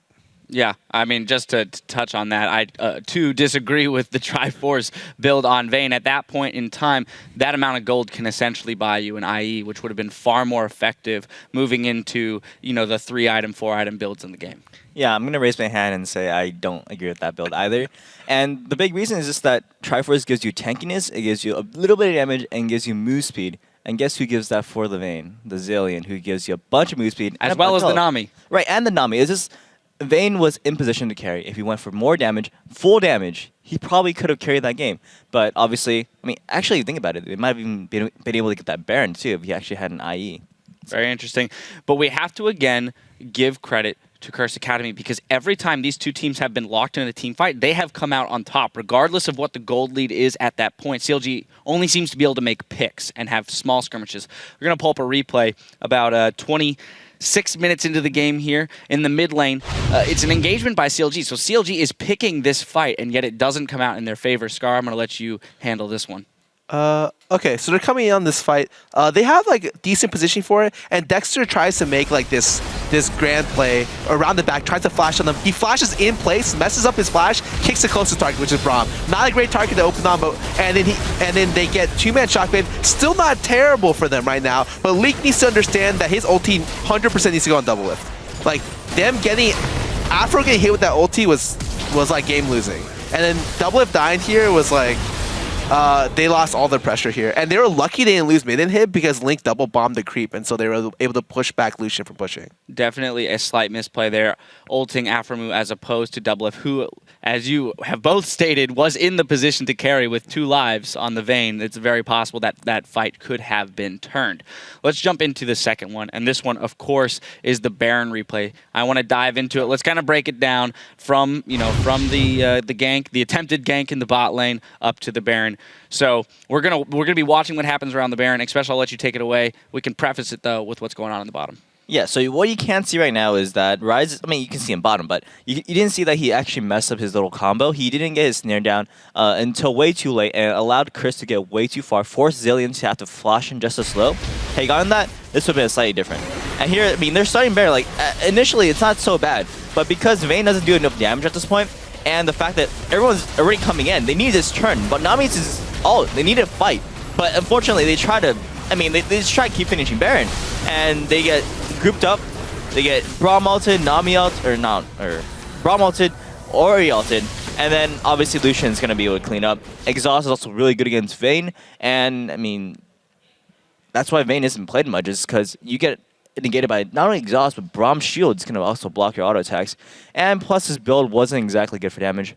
Was not good for that fight. We do have to take a look at that Orianna pick real quick because as we've seen in both of these replays, the shockwave coming across has been a huge factor in turning those team fights. So do we expect to see it banned out? Do we expect it being picked away now that CLG is moving on to the blue side and Link is a pretty proficient Orianna player? It might be banned or picked, but to be honest, I feel like Ori isn't as much of a problem as it is just them executing. Like, it might hurt their execution to some extent, but Ori is like, it is very easy to like target as like the problem because she lands ultis that are like game changing to an extent. But what you really need to notice is that like she shouldn't have been in the position to land that ulti. It's just COG kept messing up all their team fights and all their execution before that happened. And so Keen lands an ulti, makes it look easy, and then everyone's just like, wow, like that was amazing, when it should have been like, wow, CLG really messed that up. Like that should never have happened in the first place. I think their draft phase that game was actually really, really good. I think I would have preferred Twitch, much preferred Twitch to Vayne, but they were able to do an ambiguous Zillion pick and get a really, really good bot lane 2v2 matchup. And honestly, like I thought that they would win just off doing that and controlling the early game, but it didn't quite work out that way. They had all tools to win, and Orianna is a punching pick, not really a pick that is like a hard carry sort of thing. So even though Ori was a deciding factor that game, I don't think it's necessarily a pick or ban. It's a strong pick overall. Okay, so then moving in to this game, which is potentially a game or a series-ending game. Let's look at CLG because, as you said, we feel like they had a fairly decent pick ban there. They got ahead early, but as a team that we know is driven by emotion, can they pull it back together and run 3 games back to win this series?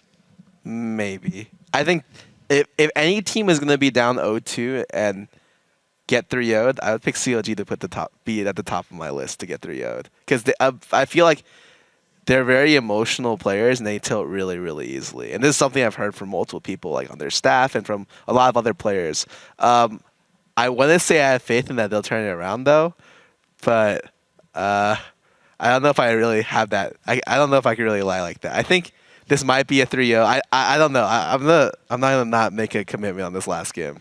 All right, skirting the outsides and making a prediction. I like it. How about you, Special? I think if CLG ever had a time where they needed to win games, this is going to be the time. And I mean, I'm not going to say I believe in them, but it would be nice to see a couple games won by CLG. Well, we'll see if they can step back into form. We will be right back here for Game 3 between CLG and Curse Academy in just 3.5, so stay with us.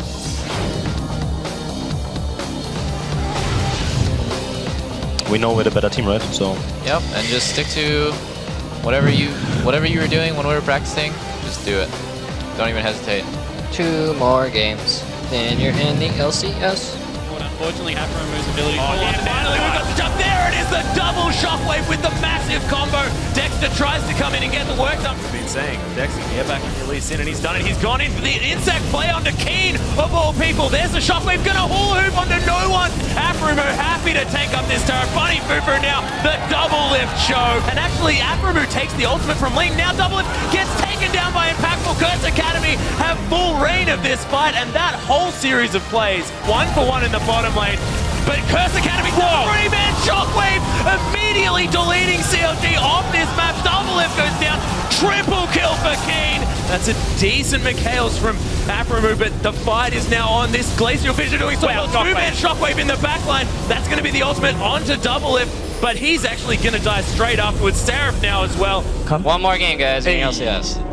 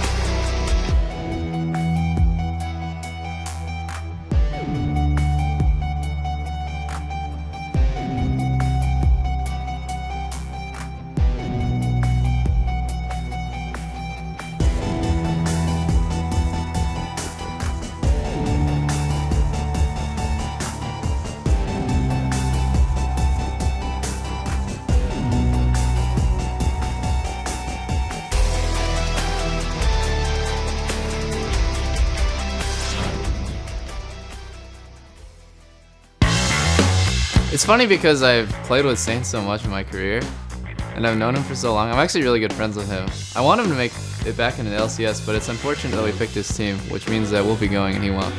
Well, I mean, I've been friends with Double since like season 1. He was a like geeky kid showing up season 1, like didn't have any clue about anything. It's like funny seeing him like grow up throughout the scene. Like we were like 2 of the longest lasting pros. Like we get to play against each other. We played on the team together so many times, but and one of us got to go, man. Like he can make it back into the expansion tournament, but not gonna be this time.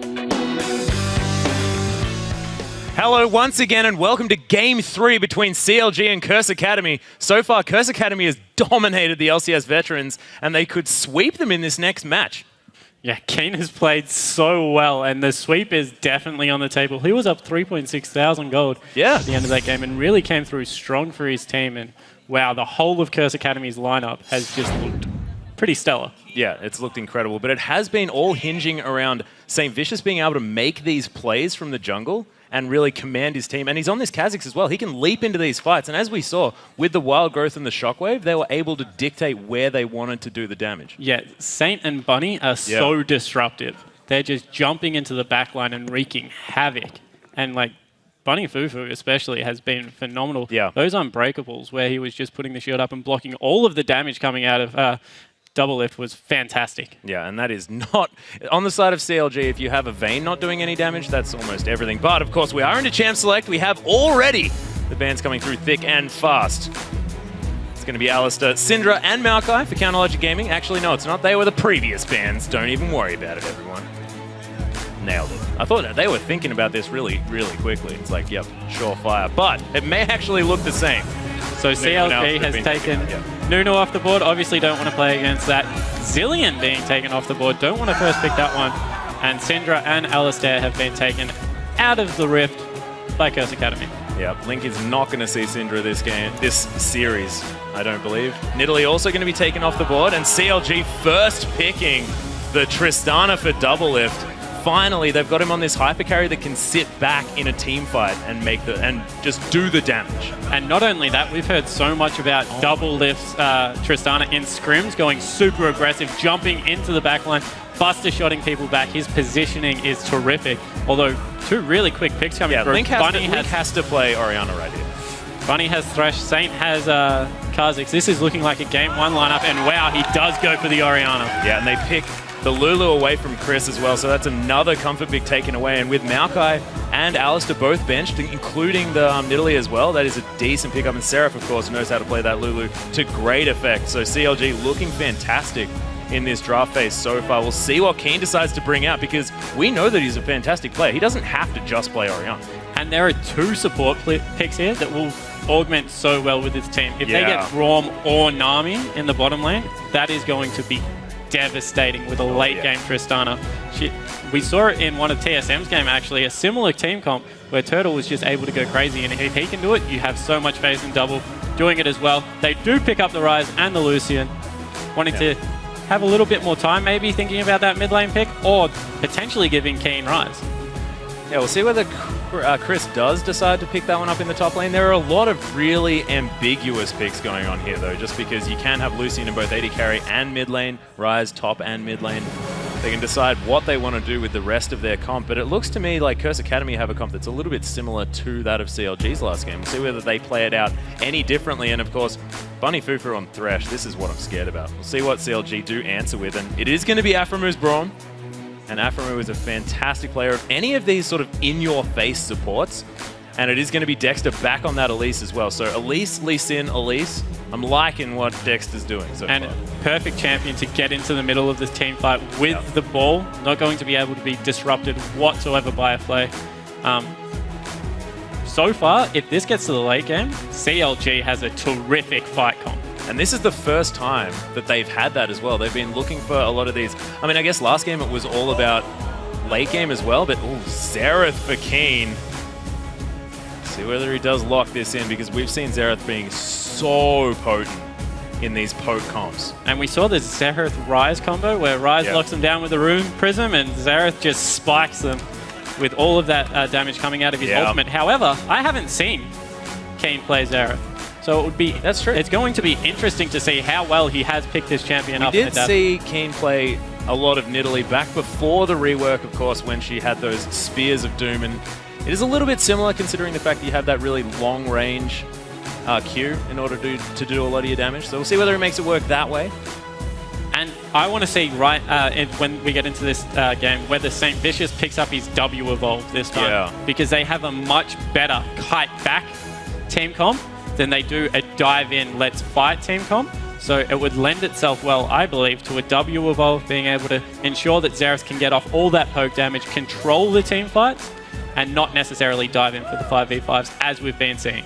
Yeah, it is definitely interesting. And so far, it's a different comp that CA has been trying to go for before, is I think what I'm trying to say. So they're not necessarily going for that really all-in team fight, wombo combo. They're going for the sit back and poke. Let's try and get you low before we do anything, before St. Vicious does jump in. So we'll see whether they can play that style. And now the series stands at 2-0 in favor of Curse Academy. I cannot believe that I'm even saying it. Who do you think will win this match? Do you think it's going to be a sweep, or do you think CLG can come back in the 5-game series? Yeah, I think so too. Send your answers to Twitter at LOL Esports with the hashtag CLG win or CA win. And we'll check the votes very shortly. But let's get into this game, man, because I'm so ready to see CLG try and fight this one back, because I think that if they're going to do it, this is the comp to use. Yeah, and we are jumping onto the Rift. You'll see CLG on the blue side, Curse Academy on the red side, and wow, this could potentially be the final game. It could. It could. CLG could be out of the LCS. And I can't fathom that right now. I don't think I'm ready. So let's just assume it's all going to be fine. Otherwise, my brain explosion. We do see that once again, both teams have gone out to standard lanes. They're just setting up along the river. Expect the red buff wards once again. I think. And now that Curse Academy have the wife steal bottom lane in Lucian and Thresh, do you think that maybe they're going to have a little bit of an edge as far as the 2v2 is concerned? Because, of course, Tristana not as strong. Wow, oh my Dexter's goodness, getting being caught. Yeah, St. Vicious is taking a lot of damage as well, but Dexter in trouble. There's the slow from the W as well. Command Protect from Link is going to save him on this one. Not even having to use his flash. Really nice control. Aframu, maybe a little bit caught out at this stage. Yep, he's not too worried. Both bottom lanes just trading back and forth. They want to get that red ward in. Oh, wow. There's the Death Sentence as well. Nice Arcano Pulse from over the side from Kane. But again, Command Protect, stop it. Stop hurting my players. And it does look like while CLG wasn't able to get the red buff ward, Curse Academy has. You were talking about the bottom lane. I actually think that Tristana Braum is a fantastic lane. Once they hit level 2, they can go aggressive so easily. I think that Impactful and Bunny are going to look to kite back. As I said, be nice and safe. Just try and keep the CS deficit to a manageable area and try and win in their kite back team fight. Pull away with the mid-game win here. Yeah, and hopefully St. Vicious can stay a little bit calm in these fights. We know that he loves to just leap straight in as they do start up their blue buff. Of course, a little bit of a leash coming through from the bottom lane here at the same time, but the lane swap has come in as well, and Doublelift now trying to stack this wave as well, ignoring Chris almost completely. And now wow, jumping on his face as well, it's being slowed. There's the Winter's Bite as well. They're going to get the stun. Chris forced to flash at minute 2 of this game, and that is disastrous. They know what happens when their Rise falls this far behind. Definitely, and with Dexter starting on the bottom of the map, he's going to be able to go straight away to the enemy's red buff, pick that up, and if Chris hasn't teleported back in, I was going to say, if Chris burns his teleport here, this could be disastrous with the dive coming through. Not to mention the fact that Dexter is on this Elise as well, who can use that repel to dodge turret aggro so effectively after that dive. And Aframu here, just going to tank up this red and stun it up, easily take this kill, and you can see that execute damage plus the smite, easily going to take that one away. So Dexter, brilliant start so far. That's red to red. Yeah, and St. Vicious obviously only going to get the 1 buff start this game, so let's see how he does jungling from behind for potentially the first time.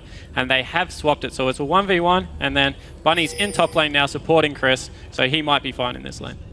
See whether they can make it work, of course. Having your Bunny Fufu on that all-important Thresh is definitely good, but 3 buff start now for CLG, and that is scary. Yeah, particularly with Kane pushing up this mid lane. If any CC comes out of Dexter and locks that lane up, there might be some even more summoners burn at this point. Look for Dexter to potentially go into that lane. Yeah, and that's true. And that's the danger of actually picking away a champion from someone instead of banning it out, because you know that this person has such a mastery on it that they're going to know exactly what you're capable of as well. So Link picking up this Orianna, we'll see whether it works out for him, but so far Keen being able to land a few of these abilities, especially in that level 1 skirmish, so we'll see how he does. Of course, currently up 1 CS, so nothing really to write home. And with the top lane only being just hitting level 2, they've sent Dexter up there for a potential gank. Yeah. Looks like he is just recalling a little bit too late there. Yeah, but it's going to be St. Vicious once again taking away these Wraiths.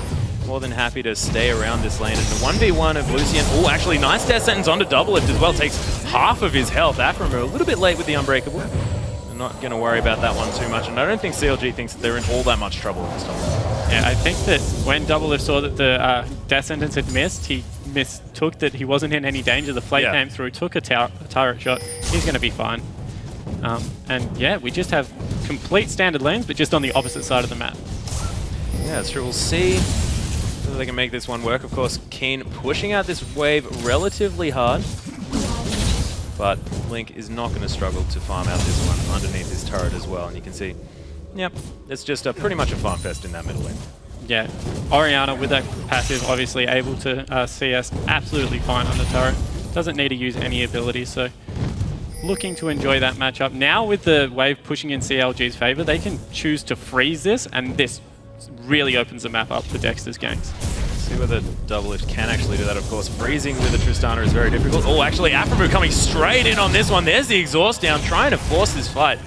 Very, very hard. Dexter was there, of course, but that was almost a little bit too obvious at that stage. Yeah, of course, they were just counting on the fact that Chris's flash still wasn't up, so looking to get a bit of early game dominance in that lane, take advantage of the early burn summoner, and they have managed to freeze, meaning that St. Vicious is going to have to eventually come to this top lane to try and break that freeze for his team. Yeah, the explosive shot going to make it difficult, but he is going to try his very, very best. Dissonance coming through to try and clear out these minion waves as well. And a Kano Pulse, see if he lands it. There it is, beautiful. But nice command protect as well, so I don't know who necessarily wins as far as that's concerned. The confidence wins out of team. Yeah, definitely. Oh, wow, as another one is coming through as well. He's hitting all of these. However, Link is farming absolutely fine in this lane, and we've seen what a farmed Orianna can do as they both hit level 6.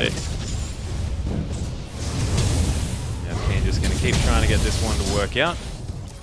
W going to come through as well. And we do have Curse Academy converging on the Dragon. They're going to be looking to push this with all 5 members. There is a ward there that will spot them out, but with 2 members in the top lane on the side of CLG, they might just look to trade this for the top lane turret. Yeah, we've got Dexter actually using that repel in order to get into that the golems, so they're not going to contest this one at all. And I think this is intelligent from CLG because this has been where they've been losing the fight. So now if they can trade objectives instead of fighting where Curse Academy are so comfortable, that could really start working out for them. And they need to change something because they're 2 games down in a best of 5. This is terrifying. Seraph forced flash. Well, just missing on Seraph actually, and they've put 4 strong in this bottom lane now. Looking to force this, however, looks like nothing's going to come of it. Chris will head back top lane and potentially try to look to freeze. However, they haven't taken the turret yet, so they might try and push another full wave into it and let the creeps slowly kill it.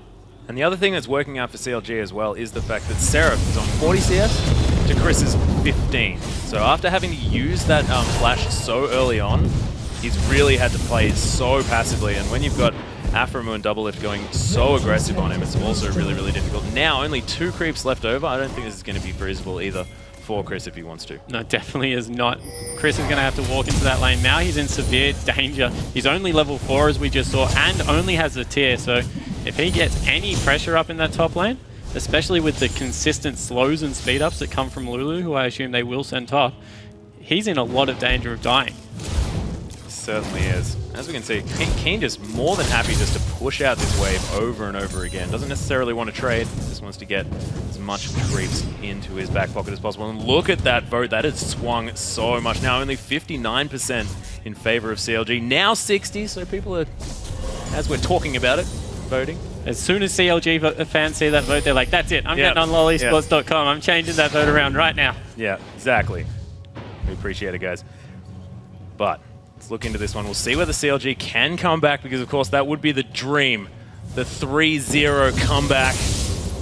So far, Curse Academy have looked so incredibly strong. Doublelift now trying to farm out this wave against Impactful. Impactful giving him the respect that he deserves, even though he does have a bit of a level advantage. With Afremu there, Happy to throw out these unbreakables. Yeah, but the CS lead is completely even this game. Impactful's been able to stay relevant through the first 10 minutes. Yeah. Whereas in previous games, we were seeing a CS advantage go to the side of the CLG bottom lane. However, they have picked up the first turret, and look at the zone coming out of Seraph. He's not letting Chris get anywhere near this wave. Yeah, Chris is just absolutely useless at this stage right now. When that creep wave is so far up, he's this Ryze who's so vulnerable to ganks. Does have his flash up, but with no turret there, he's not going to be able to walk the extended walk in order to get out of it. And they did ping the ward, so Saint's been able to get in here undetected. Once again, going with the E evolve, so looking for some ganks. And I think that he's just going to walk up here and try and push this wave out, make it hit turret, and get it reset. Yep.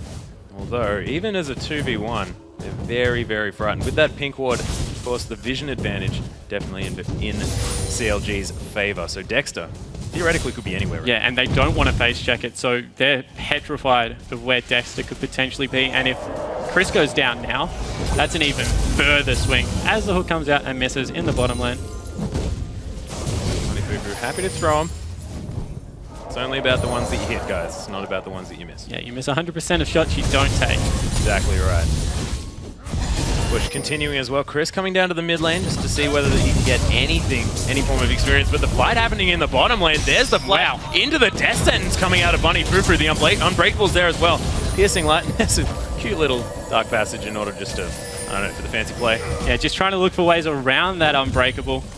Great use of the death from Afromu as another death sentence catapults into a minion. And wow, they've gone so aggressive. There's a Relentless Pursuit actually. Ooh, double lift takes so much damage from that one. And that is the power of Lucian. You can just do that whenever you want. Doesn't cost any mana. It's fine. Straight to your face. So much damage. Couldn't turn around to trade even after the upfront burst had come out because they saw that Saint was heading down. They're looking to push another turret in. So it looks like the answer to the freeze happening in the top lane is drag Chris around the map and get farm wherever he can in experience, but as a group, take objectives. See, that is working out, of course. There's still only a minute and a half to that dragon. Now that this next turret has been picked up from Curse Academy, that is completely even to the gold. Ooh, nice death sentence onto Afromu, but Bunny Fufu wonders where his team's gone. A little bit odd. And they're going to head back to base. A much calmer game at this point.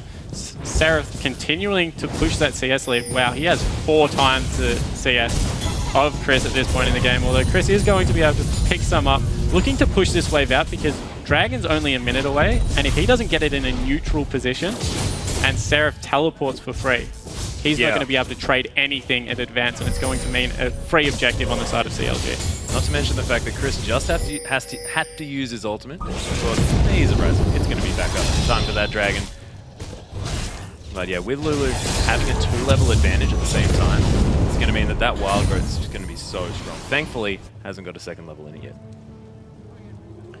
So, ward control on the bottom half of the map is nearly non-existent from CLG. If they give up another dragon, morale-wise, just giving up free objectives has to play on your mind. Oh, yeah. Because you just feel like you can't fight, you have to give it up. And with the advantage they have on their top laner, they want to fight this objective.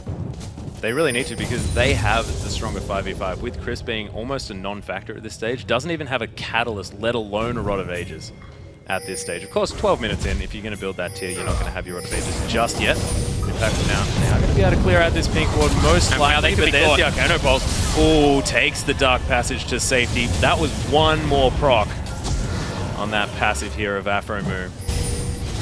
Quite lucky at that stage, but he's going to be A-okay. We're going to put the blue buff onto Keen just to make sure that he can shoot out as many of these electrical-based abilities as possible.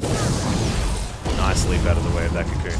And great decision from CLG, looking to push the mid lane turret, pick up another objective from themselves, get it to 3/4 health. What this does, it means, wow, as Double gets chunked in that little exchange, it means if they do get a good dragon fight in their favor, they can rotate mid, take another objective for free. Yep, CLG have rotated down to this dragon as well, so they really want to try and get something on. Bunny Fufu actually managing to land, but the 2-man shockwave coming out of Link, that's what they need. Double Lift gets first blood. There's the ultimate from Keen, but that's a double kill. Double Lift is jumping all around this fight. Is he going to be able to pick up more? The flash, the triple kill. Is Chris going to go down? No, yet the quadra kill.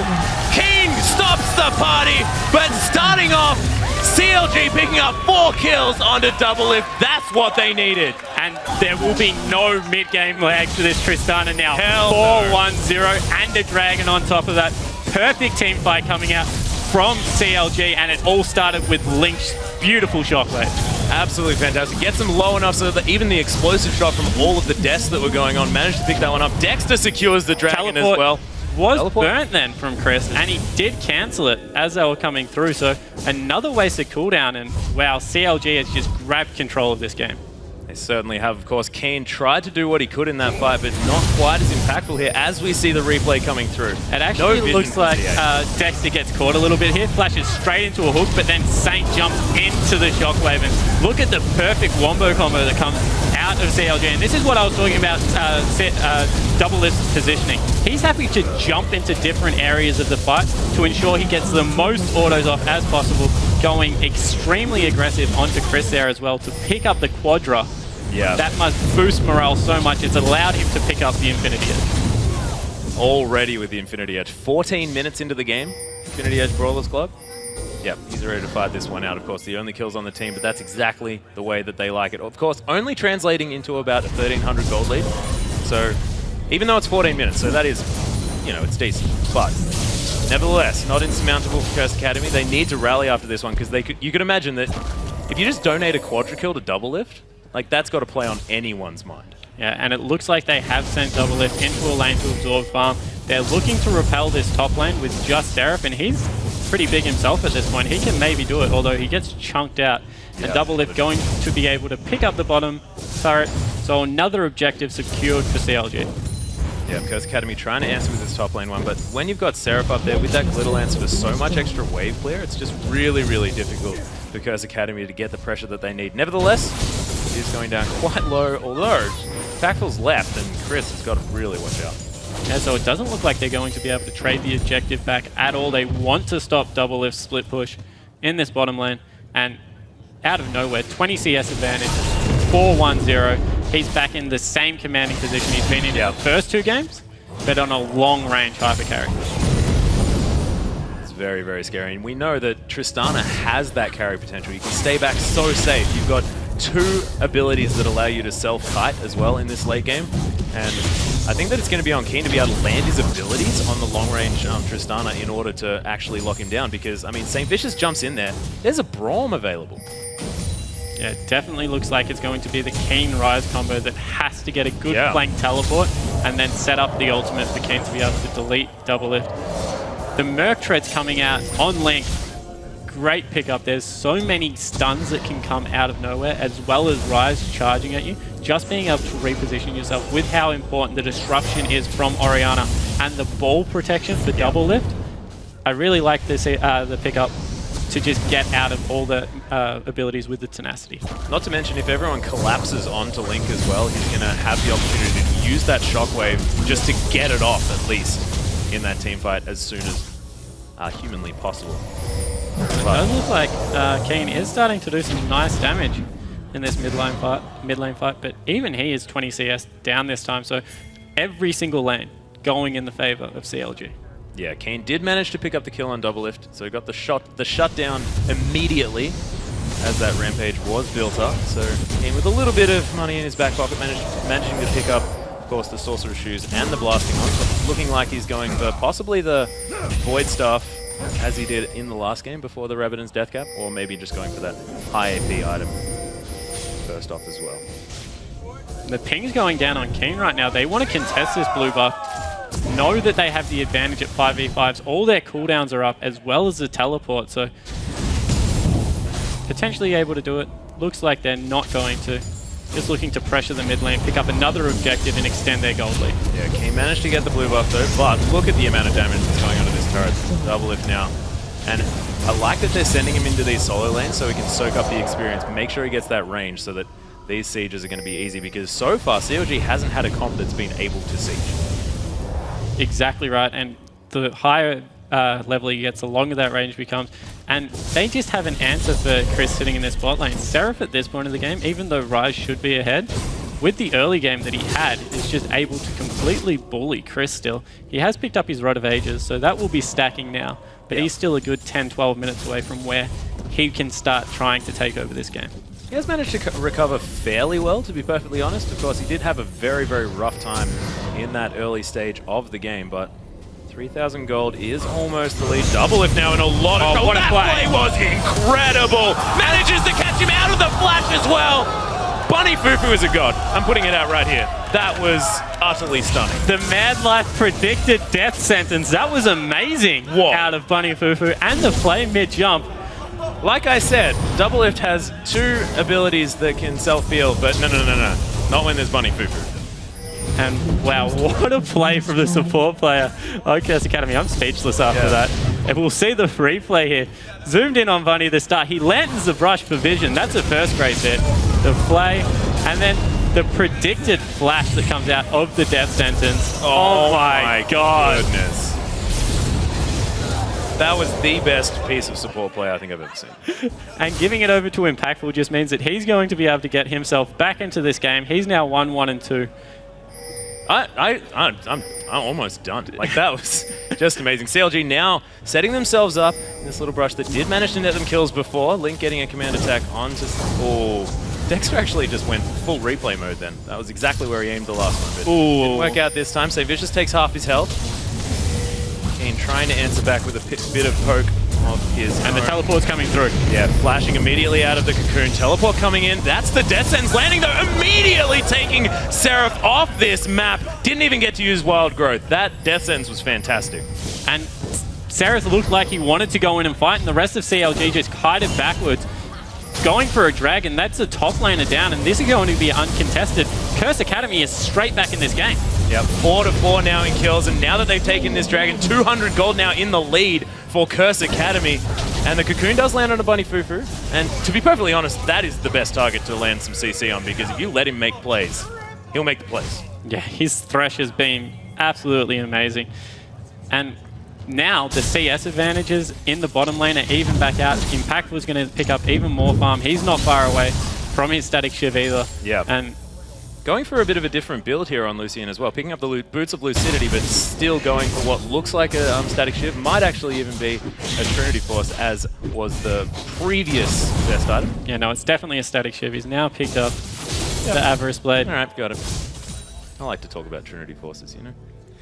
And straight away, as soon as he's got blown up like that, Chris is... Oh, sorry, Chris didn't get blown up, but Chris now has a Negatron Cloak. Seraph has picked up a needlessly large rod, so the shields that come through, as we have a little bit of a pause. A little bit of a pause. That was almost a quite annoying sound that was on the screen as well. Thank goodness has been put down. But we'll see what's going on. It looks like Aframu has a little bit of an issue.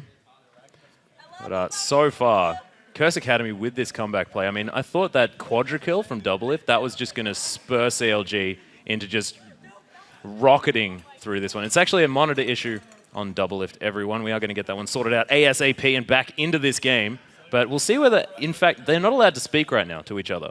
But do you think that CLG could potentially just, okay, just calm down, get themselves back into this game? Because so far, Curse Academy have been dictating all the plays. Yeah, well, when we talk about how emotional CLG are, you have to think that a quadra kill onto their star player is the thing that would get them ramped up. So even though they lost one team fight, got a nice pick, you would think they're still feeling quite good. 4-2-0 on a Tristana with nearly 9,000 gold at only the 22-minute mark is definitely the position you want Doublelift to be in.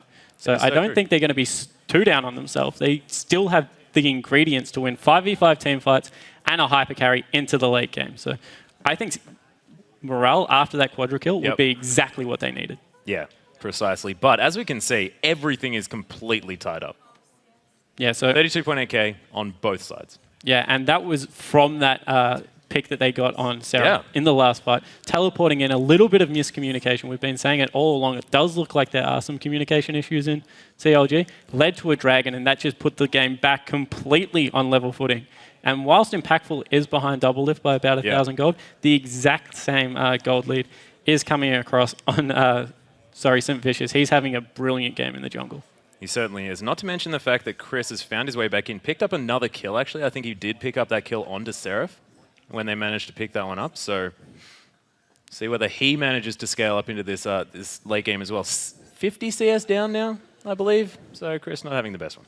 Yeah, so it's not getting any worse, but it's at least consolidated to around the 50 CS mark. It's been fluctuating between about 60 and 40 the whole game. They need to find him a little bit of a solo lane so he can use his teleport to his advantage and just try and pick up some minions and scale into that late game hyper carry. Yeah, that is definitely true. And you can imagine if anyone's going to be able to do it, it's this guy. So let's just hope that it'll happen because I want 5 games. I don't want 3 games. I want 5. So let's hear it for CLG. Let's do it. Come on, 5 games, guys. So we are back into the game. We see the Culling coming out of Impact Pool. Yeah, there it is. 5 games. Come on, CLG, you can do it. But yeah, the Culling coming through, clearing out that wave as quickly as possible. And W Evolve doing a bit of work there as well. Doublelift hanging out behind Aframu. So back into it, and we'll see Dexter's actually moving around to this bottom side of the map too. So we're going to have 4 strong sieging down on this turret. Is this what CLG needs to be doing? Do they want to be sieging? Well, they definitely have a better 5v5 team fight. However, they have to ensure vision because Chris's teleport is up and we've seen how well Bunny can make plays. So if someone gets hooked and Chris is able to teleport in, this could be a disastrous play. Although he is so he might just be looking to push his wave. They have sent Doublelift back to deal with him. Yep, so he's going to use that ultimate, clear out this wave as quickly as possible. I could imagine he's going to head back to base. There it is. Teleport back, no worries at all. And Curse Academy managed to lever some control of this bottom lane as well. Doublelift actually chasing Chris a little bit here. I think just asserting a bit of dominance. But now 400 gold in favor of Curse Academy here. Very, very close. But having those 4 kills onto Doublelift is exactly what they want. Actually, Chris sneaks out. Not bad, but look at Doublelift so far up. Could be dangerous, but everyone is around this sort of top side of Curse Academy's base. They are getting a bit sandwiched. Link just stole away the big Wraith. That's a fantastic feeling as a mid laner when you sneak that over the wall. And it looks like the vision control of CLG is starting to take place. They've got the complete bottom side of the jungle warded, and they were able to sweep out the pink behind Baron, meaning if they want to do that anytime soon, they can possibly contest. As we see, Doublelift has mirrored the split push of Chris, and the rest of the team is looking to contest this buff. Oh, Keen almost unable to take that one. Using an auto attack as Xerath, not necessarily his biggest spike of damage, but does manage to secure it in the end. After that Arcano Pulse, opting for that Void Staff, second item again. And that is good because, of course, he doesn't have the utility abilities like that of an Orianna.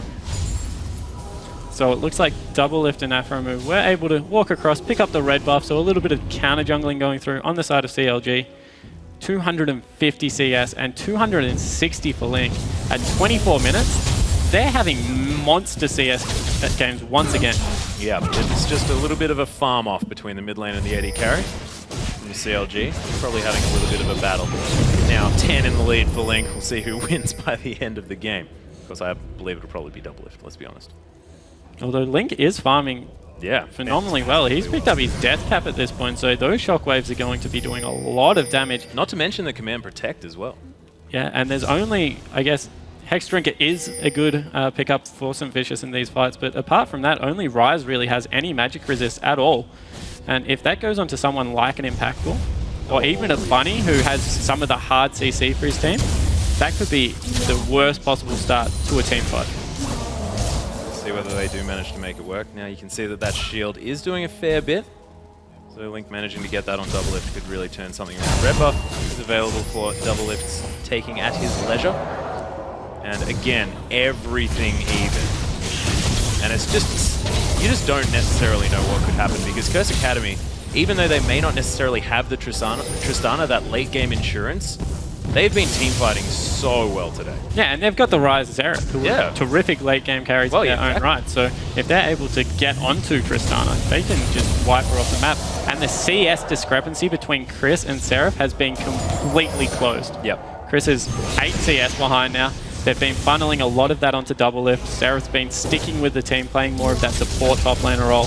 And if Ryze continues to scale like this, it could be the answer that Curse Academy are looking for. Yeah, and Ryze has also been free just to farm solo lanes as well on his own without anyone actually bothering him. So doing too badly here. Has managed to pick up a couple of pink wards as well. As the cocoon was missed from Dexter, so potentially looking for his end in these team fights. they do have equal teleports, and it's only 30 seconds until the next Dragon. And I think that could decide a whole lot, especially in this game. Just because everything's so close, and both of these teams are playing so emotionally. Chris now actually gets whimsied up there a little bit. Seraph just saying, no, I'm not going to be able to trade with me. But it looks like the days of him being bullied are completely over. He's looking to fight this one now. Wow, oh my taking damage, so already much damage. half as well. Seraph will have to use that ultimate, and there it is. Now using that speed up, he's going to get to safety, but Chris has sent him a message now. Yeah, and with Dragon live now, they can look to fight, and they don't have one of the key ingredients to their comps. Funny Fufu taking a lot of damage from that attack dissonance combo from Link. Oh, there's another death sentence landing on Afro. Look at all of that long-range poke. Keen can follow up from almost anywhere on the map on any of those CCs that do happen to land. But Curse Academy now, full vision is this Dragon. They're going to try and pull it out and take that one down. It's getting taken down so low. That's not going to be contested here from CLG. That's going to get them a slightly significant gold lead in 1,000. Not really, that's not significant at all, but I like to sort of talk things up, make it seem exciting.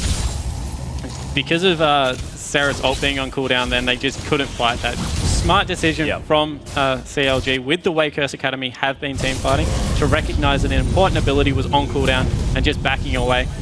700 gold at this point in the game, particularly with a Tristana, means absolutely nothing. Yeah, we do have Keen to the point where he can just use WQ combo to clear out an entire wave instantly.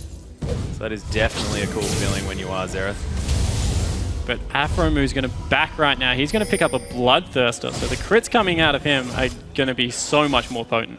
Yeah, and Doublelift is now 40 CS up on the minute mark. Like, that's ridiculous.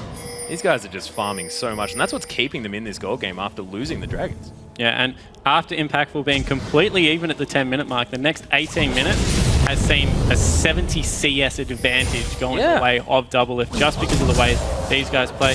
However, Link in the mid lane has done exactly the same thing. He's been able to pick up all the farm for himself. As they're looking to bait Chris there into a fight, Doublelift was a little bit on of the a side. out there too. I liked it. However, did back away. Yeah, we do have, of course, a trinity of damage items from Keen in that mid lane. Sort of your standard Void Staff, Rabadon's Deathcap, and that Athene's Unholy Grail, as well as the Sword Boots. Yeah. He's hit a bit of a decent spike here now that he's picked up that blue buff especially. But not really making the plays that they were in the last couple of games. Curse Academy look on the back foot here, and that's not what we're used to. Doublelift now looking to make a play onto Chris. Does have the Banshee's Veil available. And the Glacial Shroud is going to be the most important part of that, but opting not to go for that one. You can see Curse Academy actually waiting in the wings around here as well. Doublelift has been spotted out, just mildly. We'll see. It's so tentative from both of these guys. You can imagine CLG feeling so much pressure right now. Yeah, and this game is on a knife edge at the moment. While CLG has a better team fight comp, if one thing goes wrong, this game could spiral out of control, and they have no lives left after this. If they lose, they're no longer in the LCS, so everything on the line for this team. They're looking to play it super straight, safe, and maybe scale a little bit further into that bot lane. Wait for a mistake to come out of the challenger team, then capitalize on that. But that hasn't been something they've been able to do. Of course, Curse Academy have looked so strong throughout this entire series. So we'll see whether it does actually happen, or whether CLG have finally managed it. You know, they've got to this 3-game mark, and finally CA are about to crack, but see whether it gets through, of course. They're going to feel pretty confident because they can drop this game and they can just come back in the next one. Yeah, and we do see Doublelift once again farming up in the middle lane. Impactful is in the bottom lane, so this is going to give complete ward control of the Baron to CLG, although they must be having nightmares of last game when they look at this. Looks like they're just sending Doublelift once again to the top lane to farm up even further. Yep, Chris going to be backing away yet again. You can imagine that he's not too far away from either a Seraph's Embrace or that Frozen Heart. No, just going to grab some wards, so I like it. Yeah, ward control at this point of the game is completely key. Look at the vision control of the top side of the jungle. CLG just have eyes everywhere, able to pick up as much farm as they want, and they've started to really concentrate this Baron area. You can see sweeping it out once again, trying to draw Curse Academy in to that team fight oriented comp that they have. Yeah, CLG looking to possibly make a move here. Double lift now getting sped up. Look at Bunny Fufu taking so much damage from those crits. The Unbreakable from Aframu, fantastic. But there's the ultimate coming through. Aframu could be going down here, but no, he's not. The last shot not going to come through. There's the flash death sentence, but that's going to be flashed out of the way from, and neither team. Oh, Seraph in so much trouble. That Arcano Pulse almost finishing him off. The Curse Academy now feel like they have enough control to take this Baron. However, there is a ward behind, and Seraph does have teleport, so this could be the fight that they are looking for. They have pulled away. There's the teleport coming in here as well. So Curse Academy wisely backing off the Baron. Everything's so tense around this Baron pit. The vision is exactly what they're fighting to keep control of. And CLG racing down the mid lane. Double lift will shred through these turrets. He's already nearly got that to... He's completely destroyed that turret. They can fight now. Yeah, Aframu now in a lot of trouble as well. That's a nice shield to come through from Seraph, but that's Chris going to be going down in the front line. Now that the turret's dead, he stood no chance. And Aframu now on no health, he doesn't mind. They're happy to push this one up. You can see the double lift show has begun. That quadra kill paying dividends. They're going to take an inhibitor turret here as well. Unanswered, impactful. Didn't even hit anyone with that culling. That was ridiculously well rotated by CLG. And now St. Vicious is out of position. He tried to catch the wave and hold it off the turret. However, they just face tanked it. And now, if they go to... Oh, that's actually going to be Dexter being taken down by the ultimate of Keen now that it's come back up. A little bit of a walk back kill there as well, but that could mean a Baron actually with the jungler down from CLG. Yeah, 30 seconds and Chris has his teleport available. As soon as they arrive there, he's going to be up and ready to teleport in, and the damage that comes out of Rise on Baron is huge. Does have a lot of his stacking items up to a large point as well. 32 minutes into this game. Aframu does not want any of this though. The stun's going to go wide from Keen. Iconopulse going to get a bit of damage onto Link. We'll see whether this is going to be enough. Oh, St. Vicious forced to jump out of this one. Unable to make the play. Of course, the only ones with a smite, they probably had the advantage there, but they have to respect the shockwave. However, they've gone straight back to it, but impactful. Wow, taking so much damage from that Baron. They're going to have to pull completely off it. This might be a dragon in favor of CLG, or they might just race up mid lane and get that inhibitor. Looks like they will go for the dragon. Yeah, Curse Academy going to back away, going to make sure that that inhibitor is going to be safe, while Bunny Fufu and Chris hang out in this top lane, going to just wander to a safe position before backing. Aframu consolidating vision around the Baron pit as well, although that's one ward that is still hanging out. And this top wave actually for Curse Academy is pushing through, so they need to do something about that. We'll see whether Curse Academy do come through and actually try and go for this Baron, but so far just not really the action that we were seeing in the last game. Yeah, just trying to consolidate vision across the map. They have jumped out to a 2,000 gold lead, so that's nothing to scoff at, although it is 35 minutes through the game nearly. So everything will hinge on one of those massive team fights, and it looks like neither team wants to step up and make it happen.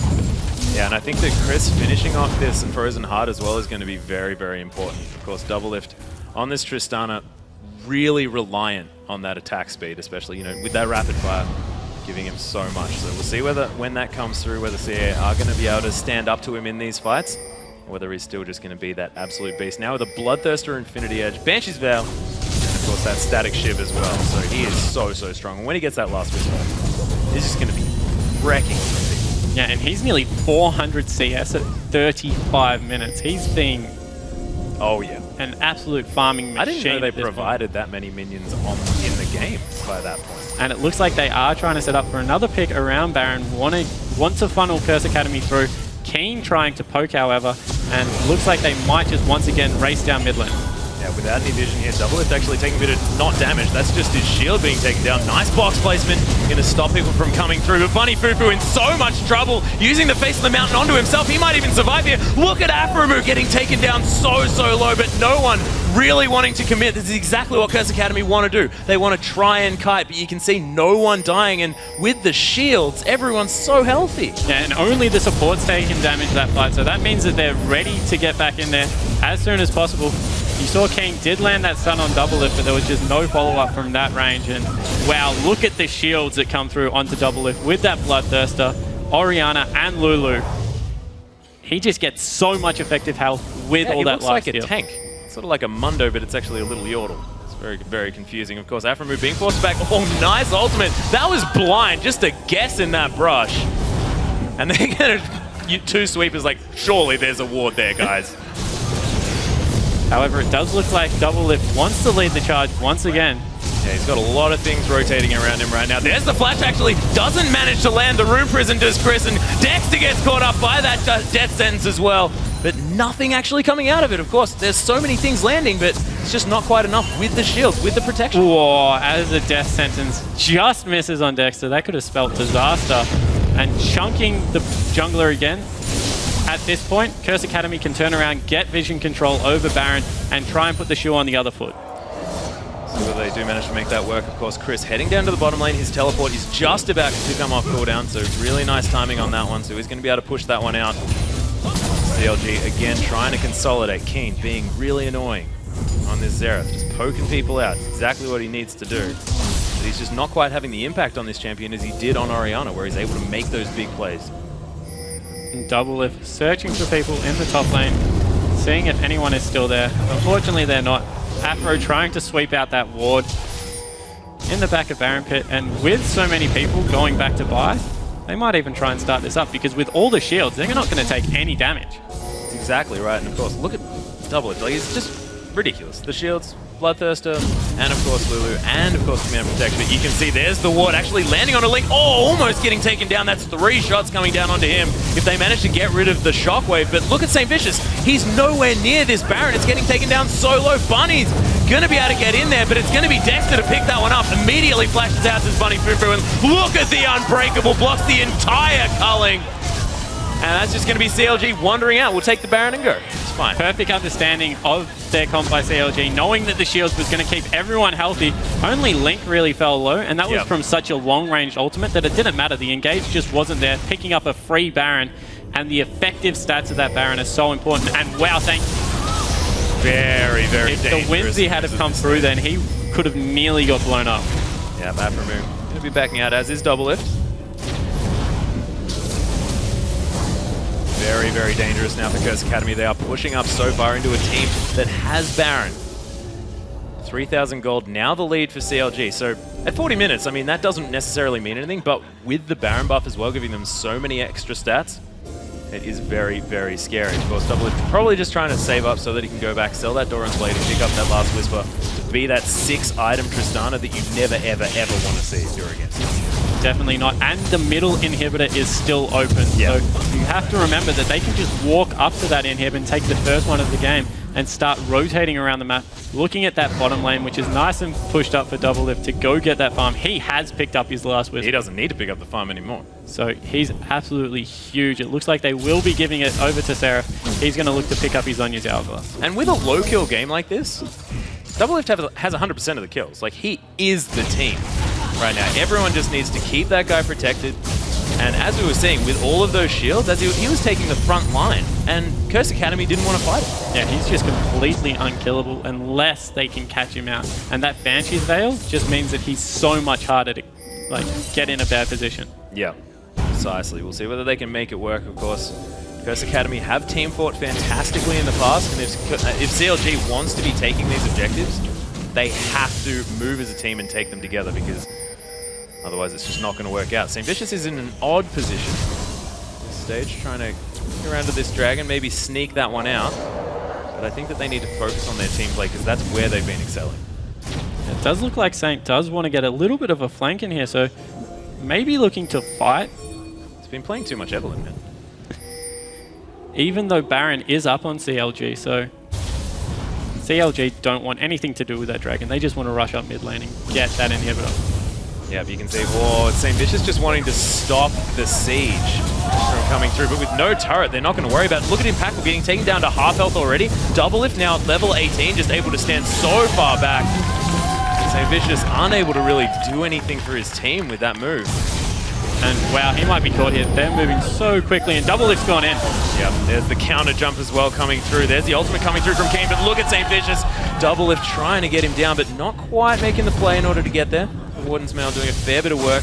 That will mean another outer turret in the favor of CLG. This gold lead is starting to grow, and with Doublelift being this massive carry, he is so fed. I don't think there's anything they can do about it. I don't think it's about gold at this stage, of course. Aframu using that Unbreakable fantastically Oh, and look at the dodge from Doublelift. He might have been caught up here just a little bit. Look at the shield. Hasn't lost any health there at all. And Bunny Fufu gets taken down solo. There's the shockwave from Link at the same time. Afromu gets wild growth. There's the repel coming down. Focus the turrets, guys. You are going to be able to take this one out, but Doublelift doesn't want to. He's going to flash forward into this one. Able to take St. Vicious so low, and now they'll turn around. Now they'll take those turrets. The top inhibitor going to fall down as well. CLG looking back in control, and this could be it. This could be the 3-2 comeback for CLG. Yeah, it looks like they will be trying to throw an ultimate out, but that's the damage done. 2 inhibitors, even more kills. They're going to be able to go back and pick Seraph up some more items. Although it looks like Doublelift isn't done. He wants the bottom lane as well. Yep, of course. Feels like a god at this stage, especially when he's with his team, where he just cannot be hurt. That last team fight was ridiculous. You saw everything get blown on Doublelift, and his health bar was just going up and down. Yeah, he didn't get damaged whatsoever. That command protect, as we see the fight, look at this, they blew so much on him, and he was just completely healthy. And then the shockwave that comes through just pulls Chris back into the team. Doublelift from the back, able to do so much damage, and just the 5v5 team fight at this point means that Doublelift is completely unstoppable. He can play with reckless abandon and not be in any danger. Yeah, he's like the little child of CLG at this stage. He just gets all the protection from all of the mums and dads on his team. He's going to be A-OK. Now he has, of course, Banshee's Veil as well. So he's got his blanket. He's going to be fine. He's also picked up an enchantment on his boots, so it doesn't look like he's going to be selling them anytime soon. Of course, Sepha is the preferred 6th item on some AD carries. However, with all of the attack speed from Rapid Fire, not really needed, and the movement speed is so key in this team comp. Yeah, not to mention the fact that Doublelift has been able to orb walk whilst walking towards his opponents as well, managing to dodge these skills and keep the speed up. So he wants as much movement speed as possible. And CLG just waiting for the minion waves to catch up to the base.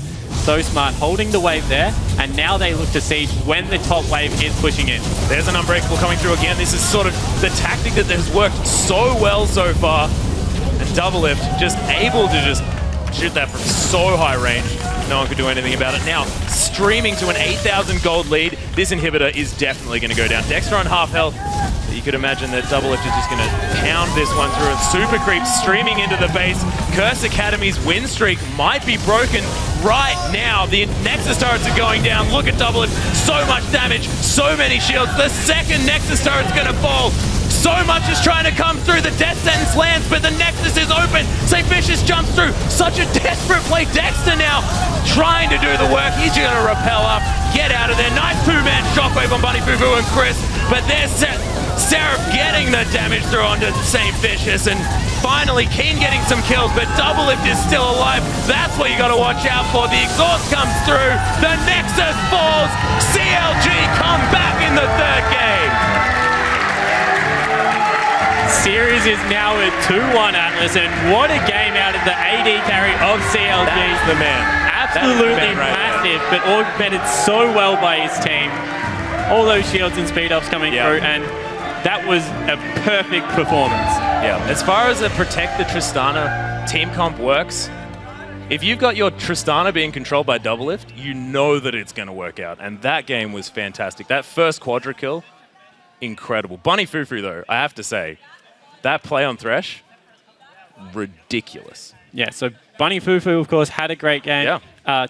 Saint had another fairly good early game as well. Yeah. However, as soon as you saw all that farm being funneled onto the Trist, it was just like a ticking time bomb. If that got to extremely late game, which it did, he just exploded and was able to completely take over the game. Not to mention Link as well. This was probably the best performance that he's had so far this series. Picking up that Orianna and farming, keeping up with Doublelift throughout the majority of the game, was actually ahead of him, I think, at about the 30-minute mark. Yeah, when it was 360 to 340, you knew they were really doesn't going really for matter, it. does it? But yeah, Link hit some really clutch shockwaves as well, able to pull Chris back into the fight in the last one that really mattered. And yeah, together, as a whole unit, this was the best I've seen CLG perform in a long time. Not to mention Dexter on Elise as well. He was playing fantastically. So CLG just looking to be back into it this time. So let's send it over to Dash at the analyst desk for an inside look at that match.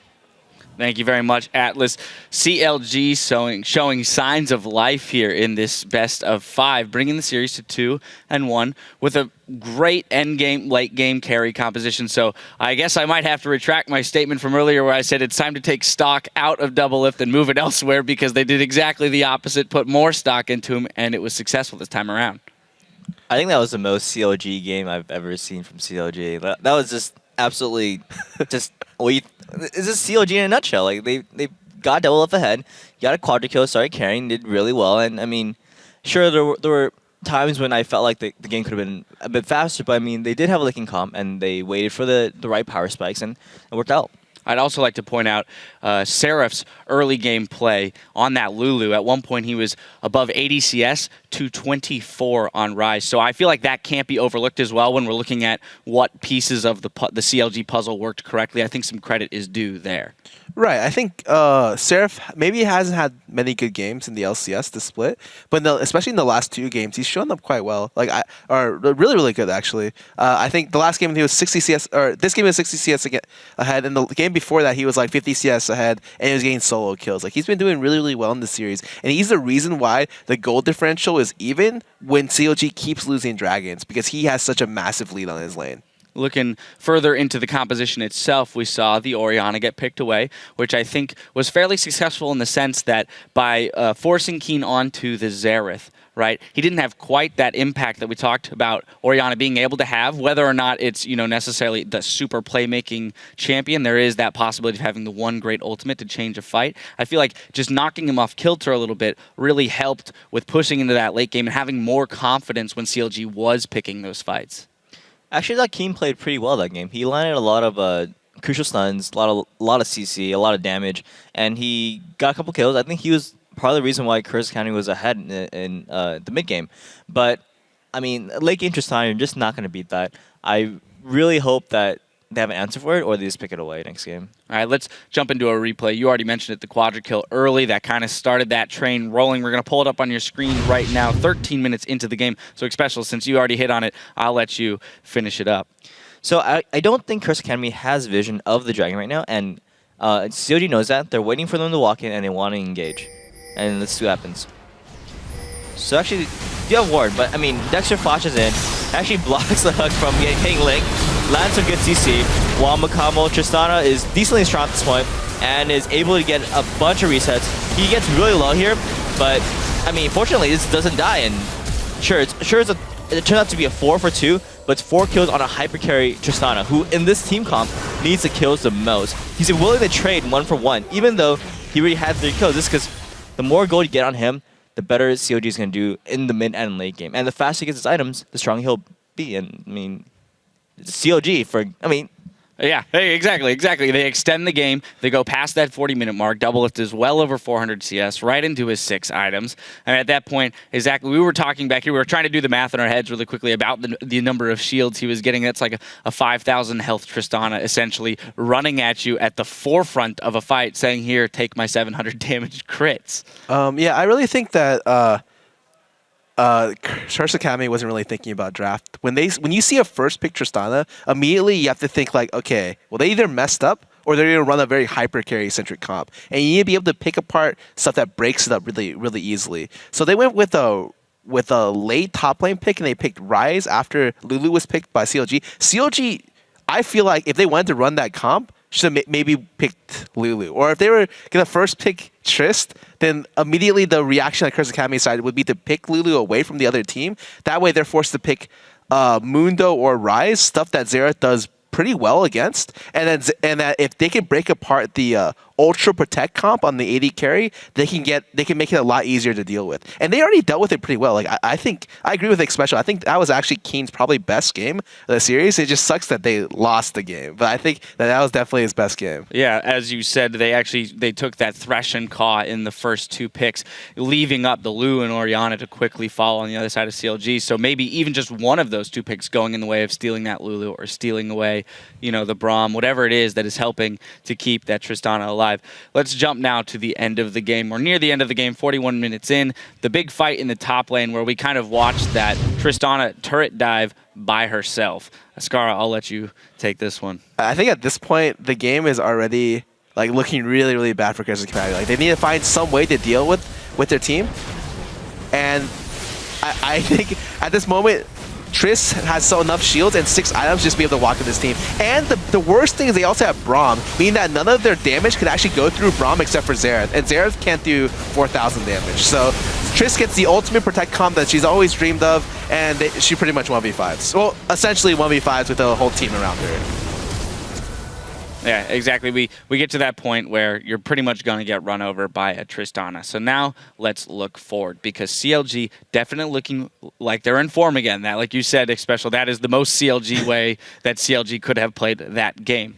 So moving into picks and bans of the next game. It has to be said that actually Curse Academy is going to be losing a ban for talking during one of the pauses during that game. So as both a coach and a player, first talk to me about what that can do to a team when you do lose one of your bans, especially, you know, in a series, right? When you've just lost a game, and then what they might do to remedy that or work around blue side? Curse Academy will be moving to blue side, correct? The ban actually isn't as important on blue side. When you're purple side, on this patch, there's a lot more OPs that you kind of want to ban out. But on blue side, it's going to influence their bans, and it's going to be interesting to see if Tristana actually gets through this time and if they'll actually first pick it. Yeah, blue side is not as important, but... Yeah, I think that definitely that... one thing to note is that Curse Academy's war control in most of these games has been inferior to CLG's. And a lot of times the way you break apart games and accelerate games and finish them early is that you establish areas of vision and then create picks or play the map very, very well around those areas of vision. And or else the game extends and extends and extends and goes really, really late. So if Curse Academy can't get this vision control better, then they're going to have games that can potentially go really, really late. Like this kind of Triss comp that CLG runs may just be the single comp, the only comp that they need to win the series. Skara, you mentioned in the last segment that CLG is one of the more emotional teams you are, or that you know, and that by losing a game, a lot of times that can spiral them out of their play style. Well, they've now won a game. Does that emotion work both ways? Is this going to be the catalyst for them to move forward into the next game? I definitely hope so. Like I would like to see 2 more games for sure, but it's really hard to say. Like maybe with the help of Zuna and help of Hotshot taking a more proactive stance, they've like kind of solved a little bit of their mental fortitude problems and stuff like that. It's hard to say. I really want to just see how this next draft goes and how this next game goes. I think that CLG's just found a way to win the game. It's up to Curse Academy to find a way to not fall into that cycle. Especially you've played against CLG this split. And so I want to get your take on whether or not you think that they're going to come out with the win in the next 2 games. Ooh, that's a tough question, man. I know, it's a tall order, I realize that. I would say it's going to be up to the draft. I think CLG, they're playing their late game really well. If they get their Kog'Maw or a Tristana in there, I think they can definitely do something. But at the same time, Curse Academy, they are winning mid-game teamfights a lot of the time, and they get the champions that they can win those teamfights with. I think they can take the series. All right, CLG, they got to put all of their cookies in the late game cookie jar. And we'll see, has Counterlogic Gaming managed to stop their slide in this series? We'll find out in Game 4 when we come back.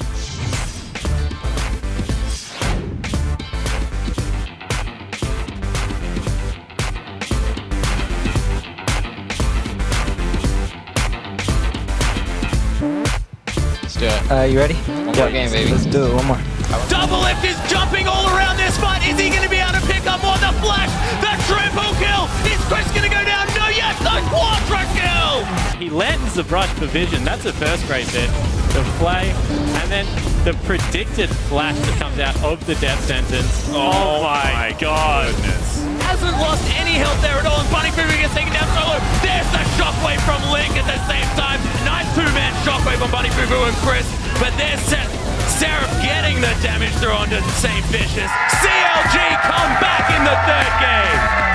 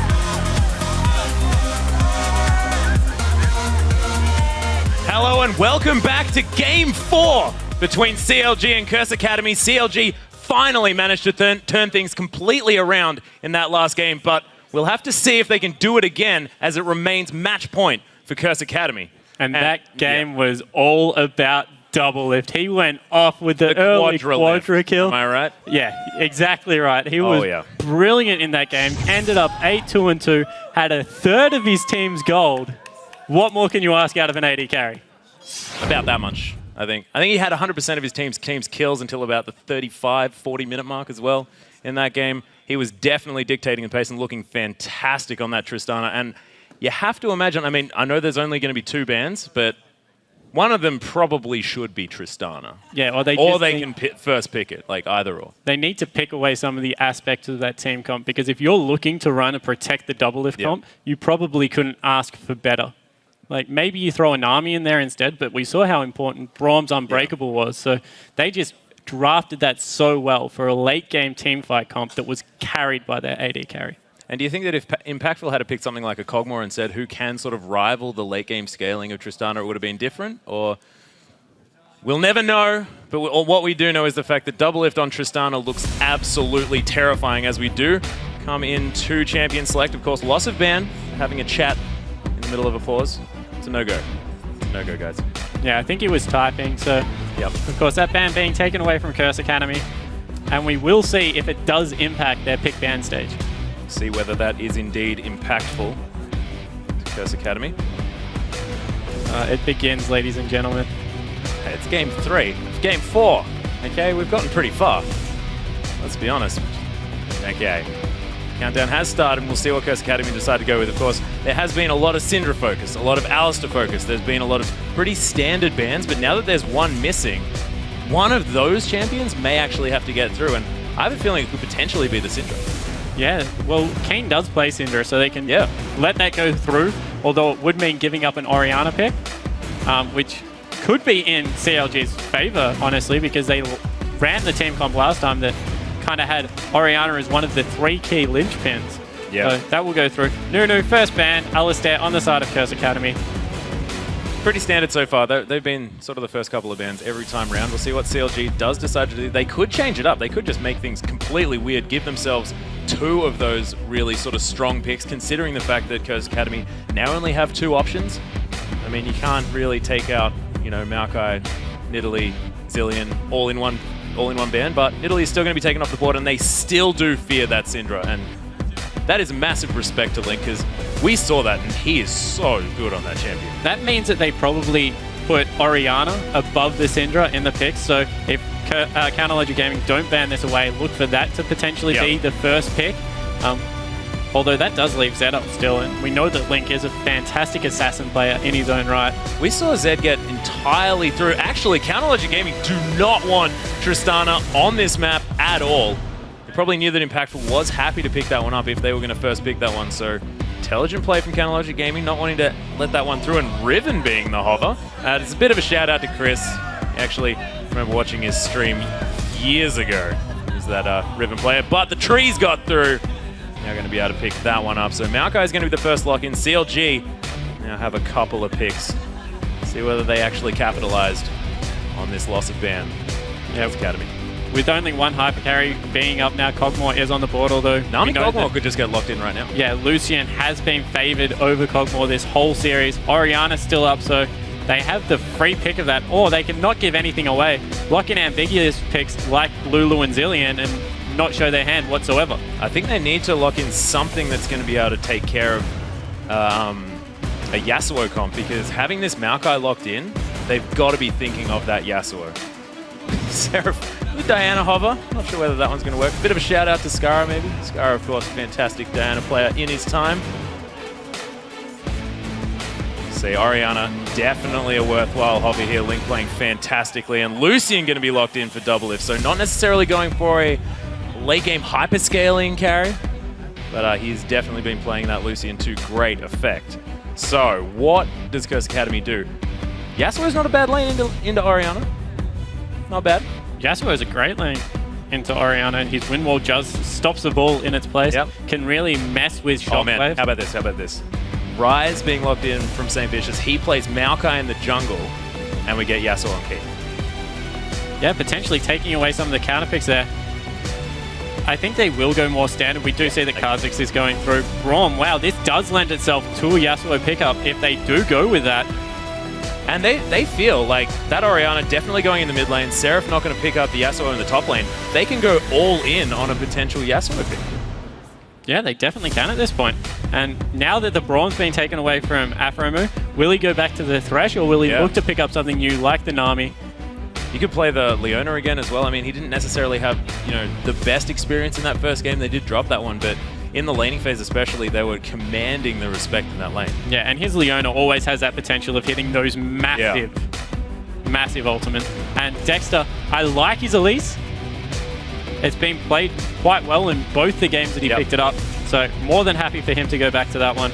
He's really stepped his game up in this series, you have to say. This is the old Dexter. This is the Dexter that we know and love from over in Europe, playing for the Lemon Dogs, just schooling people across this map. He's been playing really, really well. Not necessarily schooling St. Vicious this time, but this guy, he's a veteran.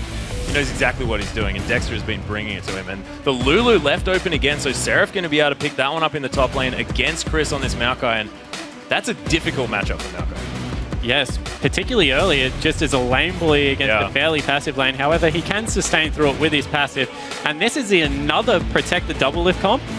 However, just with him on Lucian. Lucian still has a fantastic mid game, so they can potentially get this rolling even earlier. Augment another AD carry, and they just obviously have faith in this comp. Oh, Impactful picking up looking at the Corki. And that sort of lends itself. I just want the Yasuo so bad, I'm not going to lie to you. Because he does so much mixed damage, you can still pick up that Yasuo into it, but we'll see whether it actually does come through. Of course, Keen could be playing that Corki. Impactful also fantastic on that champion. We saw those Phosphorus bombs really, really strong, and the Ziggs being the hover here. Another area of effect control champion, potentially, for Keen. See whether that is going to be the lockdown. That means that their siege potential in the Ziggs portion of that pickup is going to be really, really strong. See what they do decide to go with. It is going to be locked in, so Corki and Ziggs now for Curse Academy going for really safe lanes, and that mid lane, that's just going to be a bomb fest. Yeah, and Impactful could potentially look for a lane swap in this as well. He matches up against Lulu so much better. Send the support in Braum with Chris, and he's going to be able to farm completely unharassed. And then you get similar power curves out of your AD carries. Of course, Corki transitioning into the mid game with that Trinity Force into maybe a Bloodthirster or an Infinity Edge just has so much burst. So maybe that's their answer to this mid game carry that's going to have so much protection.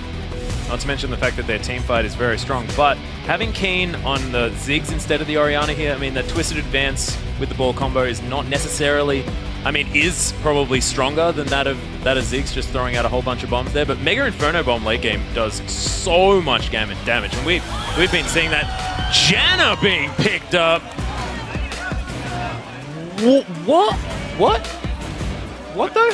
Maybe a shout out to his old support player in Yan Yuan, who was a fantastic Janna player. The Janna player. But that's a great pickup. Can obviously get rid of the Mount disengage coming out of this team is stupid. Yeah, the card ability with the culling. And of course, if at any point Impactful tries to dive in with Braum and go super aggressive, they can just completely disengage the team fight, as you said, leading themselves to the fact that this could once again go very, very late. They've got two great short comps. We actually just saw Double Lift there as well, sort of indicating to his team, expressing himself with his hands. And I think he was saying, don't ever let me die, and we could win this game. I think that was potentially what it was, because it makes a lot of sense to me, because they've got shields up the wazoo. There are just shields everywhere. Janna shield, of course, Command Protect. You've got the shields coming out of Lulu as well. It's going to be ridiculous. He's going to have so much more protection now, and he's on Lucian, who inherently has a lot more self-peel as well with that Relentless Pursuit that has its ability to get less cooldown. And we've seen how Double Lift builds Lucian with all that AD and crit, so adding the Janna shield on top of that is just going to make that hit so much harder. And the Lightslinger passive in the early game is going to chunk people. Oh, yeah. Not to mention the fact that he's going to have, the shield that does augment his AD. So see whether he makes it work. Of course, Double Lift now trying his hand at just prop up the Lucian as opposed to prop up the Tristana. Let's see how many quadra kills we're going to get into this game. Keen immediately tries to kill his own Nexus. Fantastic. But we are onto the Rift, of course. Curse Academy on our blue side, and CLG wearing the red shorts at this stage. And Curse Academy still with match point in this best-of-5 series. But CLG fighting to hold on to their spot. And I don't think anyone could understand an LCS that doesn't have CLG in it here in North America. Definitely not one of the founding teams. They've been massive since Season 1. And once again, the standard setup. There's been absolutely no level 1 action Impactful this whole series. A little bit forward. He's hanging out. It's the face-off. Impactful hiding behind it. Stop looking at me, man. Sapling going to come through, going to chase Dexter down just a little bit. Oh, he gets hit by that one. So he's a little bit out of range, gets a little bit upset. He's going to be A-OK. Aframu on this Janna, though, I'm very excited to see this happen because that is so many shields. And wow, it looks like they're actually being pincered here. This could be dangerous. There's Winter's Bite. That's only one more auto attack, and Aframu could potentially be stunned up here. He does, but does have the shield. Forced to actually scale that one up early, I believe. May have wanted to take the Tornado, but they're all going to be okay. Yeah, I think he would have wanted to take the shield anyway, just for the early game damage that he can put out in that harass. Ziggs does so much deceptive damage level 1 with that passive. Yeah, the short fuse. Yeah, it just comes out so hard. And of course, the spam ability of his bouncing bomb. So a little bit of a sticky situation, but it looks like they're going to be fine. Standard lanes are coming across, so no lane swap, although it looks like there might be a late invade on the blue side. And I feel as well Keen on this Ziggs has a little bit more playmaking potential as well. Able to really, set up these mines in the right positions in order to get his team to victory. And that having a massively impactful ultimate, no pun intended, is really, really important, I think, for Keen, because he's so good at getting them in the right places. And it looks like Curse Academy do want to try and pressure this blue buff, although Bunny's taking a lot of damage, and they might have thwarted that straight up. Yeah, he walked back really, really nicely to make sure that Curse Academy could get in position. The flash being forced immediately from Double Lift. Really respecting the Brawn passive from that Winter's Bite. And that's very, very dangerous. Yeah, however, Impactful did miss, I think, 2 creeps of CS there, so... 2 creeps for a flash. Does mean that level 2 will be hit a little bit later. St. Vicious able to solo this buff out quite healthy with taking that W first up. Yeah. He'll be fine in the jungle. And I think it's the top lane as well. Oh, he smited straight up, so no, he actually took much more damage than I thought, but he's still okay. Yeah, I think he's going to survive. He will survive. As long as he knows how to live. Spawn. Let's not go there. Let's just not do that. Chris in this top lane. How do you think he's going to fare against Seraph on this Lulu? The lane bully. Is the tree going to be okay? Does have a lot of inherent sustain, of course, with his passive. Well, starting Flash just means that early on in the game, he can push that wave up as well. As soon as they hit level 2, going aggressive with that shield. And we just see how much that Light Slinger passive does do. Oh my goodness. Everyone believes in the comeback 3-2 victory for CLG. 85% to 15. That's what we like to hear. The comeback story. Now Double Lift. Oh, nice Relentless Pursuit into the Piercing Light. He can do that whenever he wants and just gets the shield every time. And personally, for this game alone, I'm with the fans. I want to see this go to a Game 5. This has been so epic so far. And what more could you ask for? CLG back against the wall, showing up huge in a game and now looking to do it again in a very similar This is what we were expecting. The last 3 best-of-5s that we've had with CLG. We'll see whether they can pull it out with this one, of course. Already with a 300 gold lead. Oh, they've got it. I reckon they've got it. It does look like they're having a good time in this bottom lane. So Double Lift having no problem farming at all. Chris is holding the top lane, looking for a gank. St. Vicious did sneak into that brush, and the amount of CC that comes out of Maokai at level 3 means that they can definitely go for this one. Although Seraph playing nice and safe, not much going to be happening here, I don't think. Yeah, St. Vicious did, of course, go back. Oh, no, he didn't. He cancelled his back. We got a little bit cheated, didn't we, guys? Vision, but everything is going to be A-okay. Takes a creep for himself. I love that. Yeah. Like, I spent all this time up here. I'm getting something for my troubles. Yeah, it's like taking a chip from the bowl, you know? I'm just on the way past, man. It's fine. The drive-by. He has gone back to his jungle, and we're once again just seeing the harass that can come out of this bottom lane. Wow! Nicely played by Double Lift, immediately reacting to the Phosphorus Bomb, and Impactful is taking a lot of damage here. We saw his Corki earlier on, and not having the impact that it was having then. And they just look very confident. Wow, and Seraph's actually so he's in a little bit of trouble, and Saint's back. Yeah, the Twisted Advance coming through. He has no mana. There's the instant flash follow from St. Vicious. He wants to get the auto attack down for the slow, but unable to do so, and Seraph survives. and he's going to be able to just teleport back. Full of mana, he probably would have wanted to back then anyway. Yeah, exactly right. I wanted to back anyway, guys. As Impactful actually gets chunked, they might get dove here. Yeah, Afromove playing very far forward, double lift as well. CLG really demanding respect in this bottom lane. It has been happening though.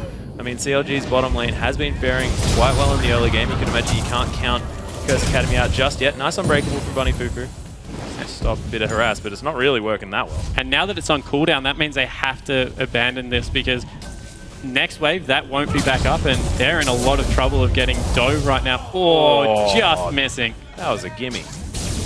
I'm not sure whether that actually works as far as swapping over from Australian slang, but that would just, it should have hit, is what I meant. Saint is here to pick up a lot of this experience, and Bunny making sure the wave isn't pushed too hard, so potentially Impactful's back for this wave as well, but a 15 CS advantage already, and this is what we saw when these duos went head-to-head. Just a massive CS lead being accrued by Doublelift once again. Yep, and I think Keen and Link in this mid lane, almost both with basically perfect CS at this stage. One extra here on the side of Link. Not bad. Oh, Mega Inferno Bomb coming through, going to clear out the wave. And give him a free back as well. So far, pretty calm, collected play. Imagine we're going to be waiting until about around that 10-minute mark when people really start to fight for these dragons. Unless Dexter wants to go for another sneaky early one, but you can see Cursed Academy with a couple of wards down that southern side, and St. Vicious now is actually around the Tribush area. Actually, in his dragon, we've got a ward just coming through exactly the right time from Dexter. With the back of the bottom lane, that was so sneaky from the side of Curse Academy, trying to use Braum to get over there. Although Impactful now is being caught out. He takes half his health in like 2 abilities. Yep, 2 abilities, 2 passive procs, and that's just the power of Janna. Everyone had a shield. No, it's not. It's mostly just Lucian. I want to know if he does go for the Magia's build that we've been seeing in Korea. Of course, Janna being an extremely safe support, able to disengage, play from afar, so not much risk of dying there, and does with AP. The shield just scales so well. Oh, yeah. Not to mention the fact that that Tornado, if you leave it for a while, does start doing a lot of damage. I think we've all played an ARAM before. We know that Janna is incredibly annoying. Impactful now managing to answer back fairly well on the aggressive movements from Doublelift, now landing a Phosphorus Bomb. And they're using that proc, of course. Killing those creeps just gives them so much sustain in that lane, so using that to great effect. It does look like Link has picked up a pink ward for himself, so sweeping that one out. Yep, nailed it. And the other thing as well is the fact that Doublelift, he's only got a Doran's Bait. He hasn't actually been back yet, and Impactful's still unable to trade as effectively as this Lucian. Again going in for that combo, dodging the Phosphorus Bomb now as well. And you can see, doesn't even blow all the shield. Yeah, they're just waiting for their opportunity. As soon as they see Bunny leave the lane, Impactful has to back right away because they're completely zoning him at this point. Level 6 has been reached by Doublelift, so that means he can cull the next wave, go back, not lose any CS, and pick up his first big item. Oh, and you can see, as the blue's gone for over here by St. Vicious and Keen, the Dragon being start up here for CLG, utilizing the fact that they are on that red side. Mega Inferno Bomb's up, and the teleport's coming in. Yeah, not going to be able to take the Dragon, but look at that Mega Inferno Bomb. Actually not going to hit anyone. Really nice repel. That's going to go straight onto Bunny Fufu as well. CLG are out of this one. Chris wanted to try and get in, but that disengage was phenomenal. Yeah, we spoke about the disengage. The Janna Tornado that came through just completely stopped that whole pursuit. Fantastic work picking up a 1,000 gold lead, nearly 2,000 gold lead at only 9 minutes. That's a fantastic start for CLG. This is not the CLG we've been watching as well. This is calculated play, and they know exactly what they want to do, and they're not taking unnecessary risks as well. Really, really well played, and I think this is what they want to do from the start, and this is what Skara mentioned as well. If they get to do these type of team comps, then things are looking good. Yeah, and the 30 CS advantage in the top lane, we kind of left them up there on their island, but wow, Chris is being completely shut down by Seraph. He's being so annoying, and even when he engages, he doesn't do that much damage at this point. Yeah, doesn't even have that catalyst built up just yet. Of course, Seraph, once Chris gets off all of his CC in his rotation, not really quite able to offer as much. Twisted Advance up again, and they're just going to keep fighting. St. Vicious is here now, though, managed to get the slow, and look at the flash timing. He's only just about to get it back up, but Dexter's here, lands the cocoon, stops that one from coming through. That flash just came off cooldown. Yeah, doesn't want to pursue any further. Dexter a little bit low on mana. And of course, with isolating yourself against a Kha'Zix, he just does so much upfront burst damage. You don't want that to happen. As we see once again, this bottom lane going super aggressive. Yeah, Doublelift stopped not even caring about that Phosphorus Bomb anymore. Managing to cull them out of this lane. Just asserting his dominance. Yeah, and he's picked up a BF sword and a crit cloak against only a Sheen at this point. Yeah. And bits of a Phage. Bits of a Phage. Bits of a Phage. But just the AD that's coming through, as well as the Janna Shield with some crit, is going to... If he gets the RNG proc that he's looking for, that could completely swing this lane. Even further. In fact, 21 CS. Exactly right. We'll see whether Impactful can get to that Trinity Force spike as quickly as possible. Of course, when you do decide to go for that Infinity Edge, hit your spike a little bit slower, so maybe Impactful can find that window. Oh, nice damage actually back onto Aframu now. Of course, that Impactful has hit that level 6 mark, now has those rockets in his arsenal. Going to be putting these wards down. Chris now still under fire. He just feels like he's just getting harassed over and over again. Having a bad time. And it's drawing Saint to the top lane repetitively, whilst there's 4 members on CLG's side. We all know how to the bottom Elise lane. can dive as well. Nice Cocoon's going to land. There's the exhaust as well. So textbook this play. Link's down here at the same time. First blood with the dissonance. Bunny Fufu now is wondering what the heck went wrong in his life. And he's going to go down as well. Look at the shields coming through onto Doublelift already. It's only 12 minutes into this game and already those shields are gigantic. And they're going to be able to push into this tier 2 turret as well. You can't underestimate how much damage Doublelift currently does to structures. And Mega Inferno Bomb does come through, clears that one out. But an ultimate down, 2 kills on the side of CLG, and such a calculated dive. The path that Link took then to completely cut off the retreat was beautiful. Absolutely perfect. And the timing in which they came in, the minion wave comes in, Dexter comes in from the side, Link finds his way around and look, took no damage on his mid lane turret as well, so he didn't waste any time getting into that bottom lane. That was orchestrated so well by CLG. Keen does manage to answer with a pink ward, so hell yes. But other than that, CLG have had complete control this game. Bunny Fufu. Oh wow, using his shield to protect the ward. Almost manages to do it. There's the Cocoon actually landing. Dexter saying, look, I'm the jungler, you're the support, buddy. Got this one, but no, St. Vicious is here. Lend support a hand. Look at the wards from CLG on the bottom side of the map. You can see exactly why that dive was possible, ensuring they weren't being followed down there by Keen in the mid lane and just allowing themselves all the vision and knowing whether they can go for the dive or not. Beautifully set up. And at this point in the game, a 3,000 gold lead, it's pretty massive. Exactly, and you've also got the fact that Doublelift, just inherently ahead anyway in his lane, now has 2 assists to his name. Of course, it's helped out Link and Dexter as well, and they can translate this all across the map. And Seraph just inherently is decimating this top lane. Yeah, and I think he's the unsung hero of that dive, actually. He was the one that drew St. Vicious to the top lane. He's the one that's got the massive CS advantage, 40 CS now, and he's just... Chris looks, from game 1 and 2, completely different to game 3 and 4. Seraph's done an amazing job. Really keeping him down this matchup, and another ward is going to go down. CLG just counting their dollars at this stage. They know that they're ahead, waiting for this dragon to come up. 50 seconds on that one, and you can see they've already got so much vision around there. They do need to do a bit of cleaning, of course. First Academy have a bit of vision, a few wards, but you can see just the pinks there, everything's available from CLG. They could probably just go around and grab it. And now they're roaming to the mid lane, looking to pick up another team fight, and they are overextended. Dexter just dodged 3 skill shots just then. Oh, Aframu with the Flash Monsoon! Keen unable to start. It was a ridiculous tornado as well. The culling coming down, but unable to lock down Keen. Chris now in amongst everything. He's going down solo. Aframu picks up a well-deserved kill. Winter's Bite comes back, but I thought Keen was definitely dead throughout that one just because of the incredible layering of CC. Yeah, and what an aggressive play out of Aframu. I said that John has normally played from the back. Honestly, obviously I don't know anything because that was so Mammo. Just put the carry shorts on and he went for it. They've started up Dragon now. Looks like the Academy still want to fight. Maybe it not be that easy, of course. Teleports down, Dex is coming through, and Doublelift with a massively aggressive play. Keen He now is the focus of his tirade. Look at this guy. So many shields. There's the wild growth as well. Impactful goes down. Doublelift picks up that kill.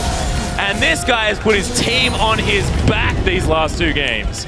And they've found the comp that has all the answers, able to get all the shields, the ultimate onto Doublelift, picking up another This is what he said objective. he couldn't do. In that video, he said, you can't just carry a game. Yes, he is. Look at him. Look at him go. So able to funnel even more farm. He's got a 30 CS lead still and going to be able to go back, pick up that Infinity Edge. Yep. And with the shield from Janna, just going to be tearing through turrets. As we see this team fight again, he just goes over the wall with the ball, gets ulted. That's a good run. Flashes in. And then the exhaust comes out from Impactful, just making it impossible for him to run away. Able to clean up another kill, and with the blue buff, he's going absolutely berserk. He certainly is, of course. Now, Curse Academy's top lane out of turret, very, very low. Seraph doing a lot of work there. And now, 5-0 in kills. This is a completely different CLG. And this is still match point for Curse Academy, but man, CLG is so much, they look so much more hungry at this stage. Yeah, and we went over it in the first 2 games. Keen is so comfortable on Orianna that he looks like it's a separate tier for him in particular. Yep. He just looks like he can farm beautifully on it. Although he still has a 10 CS lead, he just doesn't look like team fight-wise. He has the same impact in the 5v5 fights. It might be the comp that they prefer to run, but picking that away has definitely been key for CLG, building what is a 6,000 gold lead at 16 minutes. Yeah, it's ridiculous. I don't think it's necessarily, you can't really say that Curse Academy have done something wrong. I think it's a lot to do with CLG just playing this game out so incredibly well. And especially, I mean, that gank in the bottom lane was fantastic. Yeah, just beautiful awareness and decisive calls coming out of CLG. Look at wow, we're getting caught out of the Valkyrie there as well. Forced to use that flash. St. Vicious now getting culled through and just commanding control of this inner turret. And this is going to be another turret falling potentially, as well as the top laner being so low. Yeah, Link finds his way in here as well. There's the Q from Dexter. They are going to be able to kill this turret. Bunny Frou Frou maybe caught out here just a little bit. The Glacial Fissure in the wrong direction. It could be the nerves. They're feeling it. They're feeling the pressure. They certainly are, and Seraph's going to be able to pick up this top turret as well. 8,000 gold advantage. That's 17 minutes into this game. Wow, and there's 2, practically 3 turrets at this point in the mid lane. We'll see whether CLG can siege these ones down. Of course, Doublelift on Lucian. Fantastic at getting damage on these turrets, even if his range isn't quite as high. Look at that layering of shields. Just happy to walk up, base tank it for the duration of the shields. Now the minion wave's coming through. They can just, once again, Mega Inferno Bomb does come down. But being able to siege against a Ziggs with any comp is just crazy. St. Vicious actually finds Seraph. Nice little lance in order to get him to safety, and Leap is on cooldown. We'll see whether the Twisted Advance If they keep going, they might be... Great rotation from CLG there, helping their top laner out. They're just doing everything right. This does not look like the CLG. And they're so coordinated as well. I mean, we've seen CLG talking about a lack of cohesion, but this looks like a team that is all together. They're all on the same page. And they're playing like everything's on the line. As a nice satchel charge does come out of Keen. I was about to say that. Keen interrupted me. Of course, they're playing for everything. This is for a spot in the LCS, guys. And you have to say they've turned it on at exactly the right moment. Yeah, well, if you're going to turn it on, like, it has to be when it counts. And I guess when it's match point from you being booted out of the LCS, I mean, it's a bit late, but thank goodness it's happened. So we do see that it's actually calmed down a little bit, and the gold advantage, wow, Doublelift, as we have a gank on Seraph getting launched out here, the Twisted Advance, but that's all of the CC down, and they can't necessarily tank this turret out, especially if it's St. Vicious doing so. It's not a tanky Kha'Zix at this stage. Wild Growth now, of course, on cooldown. And they're sending 4 members from Curse Academy up here, but is matched completely on the side of CLG, looking to pick up those wards. And nice look at the confidence they're playing with. So true, and for Aphromoo just to pick up Janna, he's been making so many calculated plays. It looks like he's been playing Janna all split, but he has. And we see that Doublelift is a full, I guess, core item in the static shiv ahead of Impactful on Corki. He's up to nearly a 60 CS advantage, and he's still pushing this bottom lane. He's at the point of the game where he's got his turtle shell on. He can just completely hard carry. Going to do the best he can, and especially with those turtle shells being made up by shields from every member of his team, apart from Dexter. But you know, he can be, you know, spider shield. And the Magi's has come out on Afromu. That's what we're talking about. So maybe no more flash in plays, although I wouldn't put it past him. But looking to consolidate that lead. Dragon is up in 30 seconds. They've got complete vision control. That's a lot of wards. Yeah. That's, they definitely wanted vision of that red. That is a gold mine over there. Like, don't even go for Dragon. Just sweep that area. That's just bait. Someone has to take a long time to clear out those wards. And they have to use double sweepers, I think, if they want to do it with one person, definitely. So maybe it's a strategy. Pretty sure it isn't. And it does look like Curse Academy will give up this Dragon. Saints going back on the top side of the map. That's up now, respawning. So their gold lead is just going to get even bigger at 20 minutes. Nearly going to be a 10,000 gold advantage on the side of CLG. So much map control. And as you said, 21 minutes. And the statistics for winning a game with a 10,000 gold lead at 20 minutes are pretty good, just to say the least. Chris now actually doing a lot better in this top lane. He's down 30 CS, but at least he's able to farm, not getting pressured out too much from Seraph, who is about to finish that Rabbidan's death cap. But 33 CS lead, still pretty good. Yeah, and a very calculated game coming out of Canalogic Gaming. We're seeing that they're not forcing when they don't have the members there. They're happy to pick up the free objectives that they've been given to them, go back and shop. Now they'll group back up and look to make another play with all of their ultimates available. Just really well played across the whole board. And you can see Doublelift now moving to the top lane. Spotted the fact that there is a wave crashing into a turret. He's going to move up there, and you can see CLG answering this one. Impactful now finds Afromu just a little bit. Oh, Chris in a lot of trouble. The culling coming through onto him. Does potentially see St. Vicious and the rest of the crew hanging out there, so they're not going to go too much deeper. Afromu is going to find that sapling in the brush. And with the teleport available, they're moving Seraph into the lane that's furthest away from Baron, because they have such a huge lead that at any point, Baron is definitely a possibility. They can start baiting that right now, as well as the fact that... nice. The steal away from the Wraith. I think Curse Academy are now ahead. There's only an inhibit turret available bottom lane, as opposed to top lane, where there is still that outer that is so much harder to defend at this point in the game. So, once again, great movements around the map. And looking to push their advantage. Yeah, they really are, and they're making sure that they're clearing out these waves as quickly as possible as well. Get another shield, taking a tower shot because he can. CLG setting up for the siege. In fact, look at that static shift. That crit doing so much damage. Nice Cocoon going to land on the bunny. St. Vicious trying to add his poke to the mix as well. Curse Academy want to make something of this. There is a teleport coming in from behind. Yeah, we do have the teleport coming in from Chris. Is he going to be able to get the Twisted Advance onto Doublelift? They need to shut him down early on. He's being caught up. Is he going to die here? The Wild Growth comes through. Look at all the shields. Curse Academy are trying to get onto him. The culling's there as well. They've wasted everything on Doublelift. He's still on half health. CLG's here. Link's on the other side. 3-man shockwave. The dissonance destroying the AD carry. Everyone on Curse Academy is melting. Keen's wondering where the heck his team went. Trying to kite through CLG. There's the Cocoon.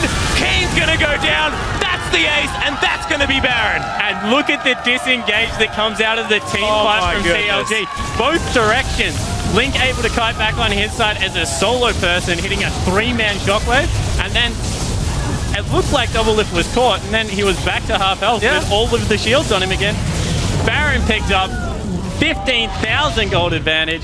And look at the teleport that comes through. All right, let's go back through this. It was a nice start to the fight. They had the right idea. However, as soon as they get Doublelift that wild growth, all the shields and the kiting backwards, they just used too much on him already. The culling came through, and this is where they go aggressive. Link is behind them, hits a beautiful shockwave in about 2 seconds. There it is.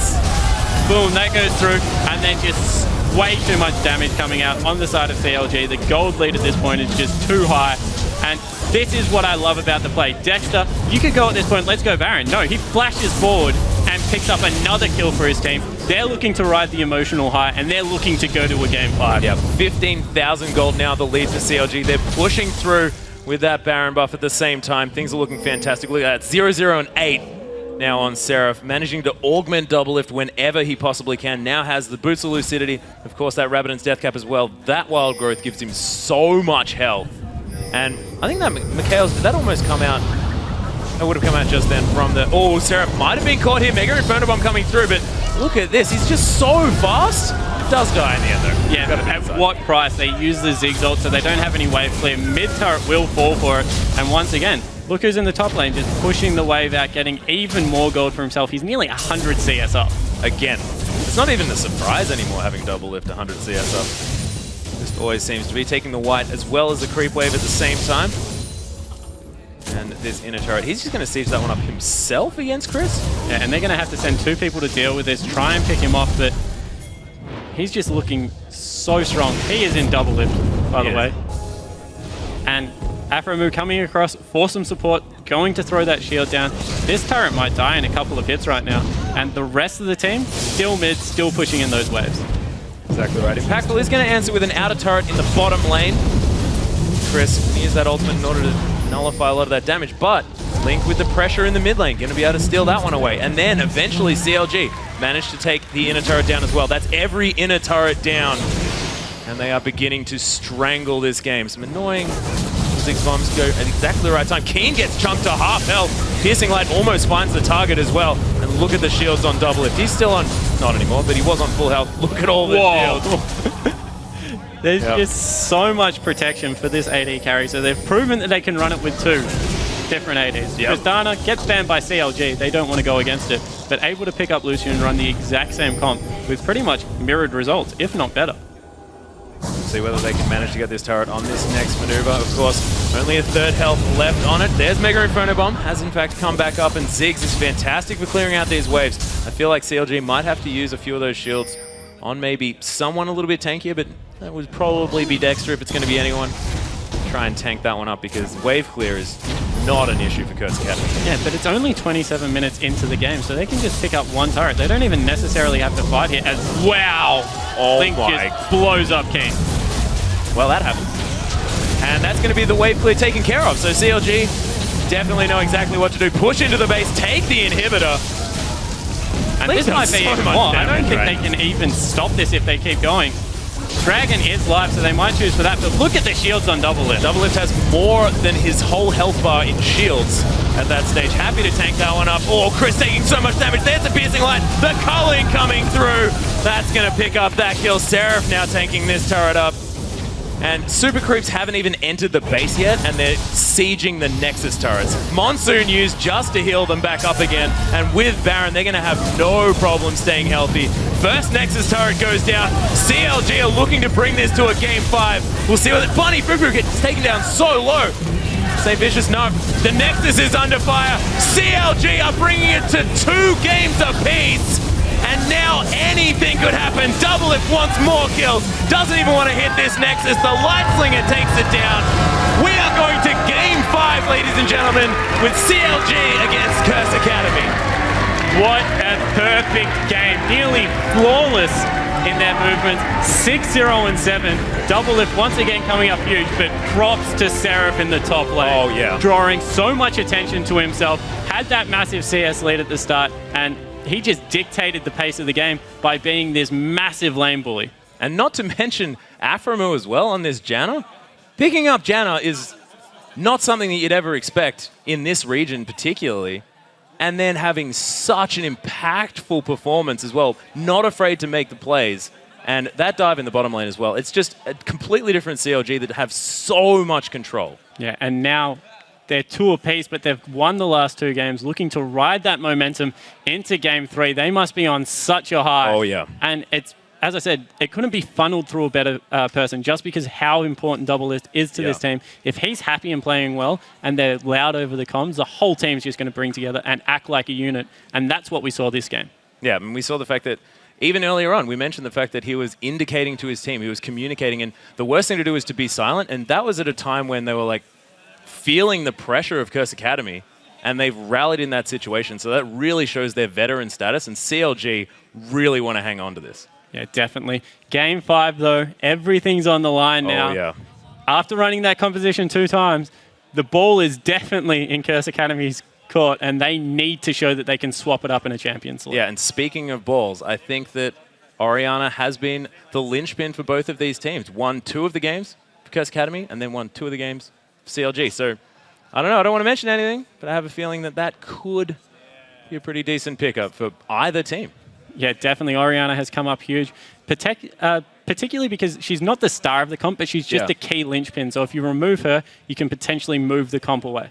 Yeah, that is definitely true. But now, let's send it over to Dash and the crew to break down that win. Thank you, Atlas. CLG, evening it up. 2-2. I got to be honest, I didn't think we would be here after watching the first 2 games. So I have to say I'm impressed, but very excited for a 5th game to come through here. Atlas touched on it really quickly, the Orianna. But I actually want to talk about the person playing Orianna this time, because we gave Link some flack in the first couple games for mistakes he was making. He looks so much more comfortable on this Orianna pick. I think Link is just known for Ori. Like, I don't even think Ori is his best champion, or he didn't begin with Ori being his best champion, because he used to be playing a lot of other things in solo queue, like he'd spam like Nidalee, like Ezreal, stuff like that. And Ori was something that he had picked up and learned throughout the years of being on CLG, because it's the perfect CLG champion. It is a very support tower like mid laner that has like utility and provides CC and can pretty much split even against any laner in the game. And so I feel like his Ori throughout the years is his most comfortable champion, even though it may not be his best starting. It may be his best now. I definitely think that it showed, especially last game. Like that flank play just won them the game. But even though they were kind of already going there, it didn't win them the game. And then in the support role, especially, we saw that Janna picked up. We don't see that very often. So talk to me a little bit about why that was picked into a Braum of all things, because a lot of times there are other picks left open that we would have seen prior to a Janna in any other match. I was a bit surprised by the Janna pick, but Janna is a strong pick against Braum, especially because just all her spells just don't really get negated too much by Braum, and her ult is really strong too. Janna is a strong champion, but obviously there are some supports that you don't want to pick her into, but Braum is one of those that do really well, or that Janna does really well against. And Afro played it really well. He went for the Magi's build that a lot of people have been using, and he had made some pretty good plays, and they were just dominating the bot lane, which was the biggest key to that pick. So they did dominate the bot lane. I am going to set up a little scene here, so everybody stick with me for just a moment. Earlier, at the very beginning of the game, we saw Curse Academy attempt an invade and then get distracted by Double Lift being in the river. They ended up blowing the flash. Now, most people would think, oh, they got a flash. This is fabulous. Skara, you had a pretty good explanation as to why it wasn't going to turn into anything through the beginning parts of the game. If you could just explain for that, I think it's a pretty interesting scenario. I think it was really necessary to get the buff there, because the buff was more important than harassing Double Lift. Double Lift was a distraction, and they actually fell for the bait. Because what happens is, you already know Elise started on red side, so she's ending on if it was normal, she'd end on her blue. And so if you take her blue, you force her to either react and take your blue and cut her off from the bot side of the map, so you control the bot jungle, or you just rebuff her. And either way is more beneficial to you. And if you don't take blue buff and you're still forced to go bottom, Saint can't go bottom because he ends his route top lane. He'd have to end at blue and then go back bottom. So blowing the flash didn't necessarily lose them anything in the lane. Like, they would have to play aggressive to make the flash matter, and they couldn't play aggro with a jungler ending bot anyways. Right, so Elise was going to end up down there. They had to be concerned that she would walk into lane for counter play, whereas the Kha'Zix was up top lane. So a little, it's very interesting when you break the game down into those nuances where that can actually make a huge difference in the game. I do want to jump 14 minutes into the game for a replay here. Pretty spectacular Janna play by Afro, and we're going to pull it up in Scar. I'm going to let you take this one. Okay, the number one thing I dislike about Janna players is that typically a lot of Janna players aren't aggressive. Like, this champion has a lot of playmaking ability, but it's very easy for you to just take a step back and just kite backwards. Here, Afro sees a possible play, and he just goes in for it. Really, really good setup to start the teamfight for him. And he gets the teamfight started for his team. And that's like the very, very important thing. And although, yeah, maybe that TP was really bad, they definitely could have gotten something out of that, even if the TP didn't come in.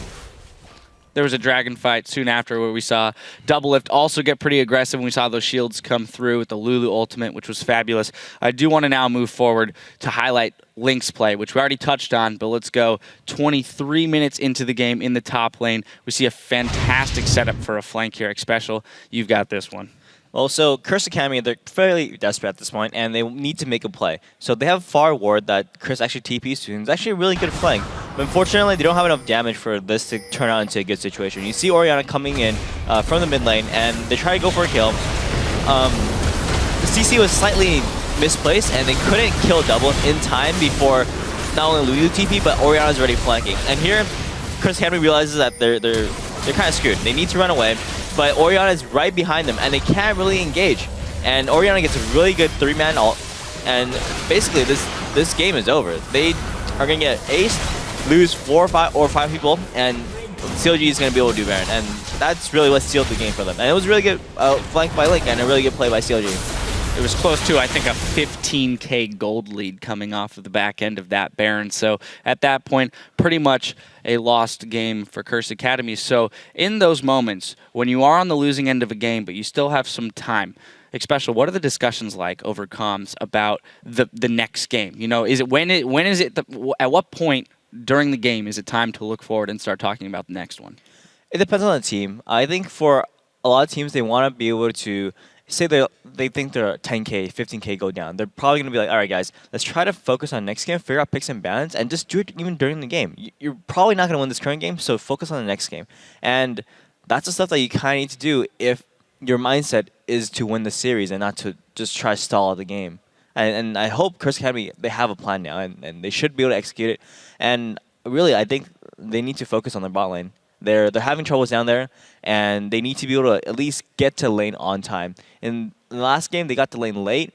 Even though they blew Double his flash, they weren't able to get a push going, and they were just constantly harassed and constantly forced back. And you don't want to have that happen again. All right, assuming both teams do come in with a game plan and execute it, which of these teams do you think is moving to the LCS? Is CLG sticking around, or is Curse Academy getting promoted? I think CLG is sticking around, and I said CLG at the start of the program, but it's more important because throughout the series, the main thing that I've learned is that, like obviously CLG's bot lane is their strong point, and Curse Academy's bot lane just can't match up. And typically when this happens, you dodge the bot lane, you 1v2. But CLG has shown that on every 1v2, they've come out way on top. So Curse, like it's no longer possible for them to 1v2. And they can't 2v2 successfully either. So you have to find a different way to pull it out. And in the 4 games, I haven't seen a way for them to do it. Like I've seen CLG like not execute team fights, like them losing team fights, but in terms of like early game strategy and getting into the mid game, and every single game I've pretty much seen CLG getting ahead. Special? Well, I think CLG is looking a little bit stronger, but I would say Curse Academy still has a good shot. They really need to buckle down and just figure out what's been going on wrong, and they need to fix it. They need to fix these mistakes and do it fast. And I believe in them. They have the potential to. So let's see it. I like it. Well, CLG definitely has the momentum to take a comeback Game 5. And Game 5 is coming up soon, where both teams' hopes for the next season are just 1 win away. So don't miss it. We'll be back soon.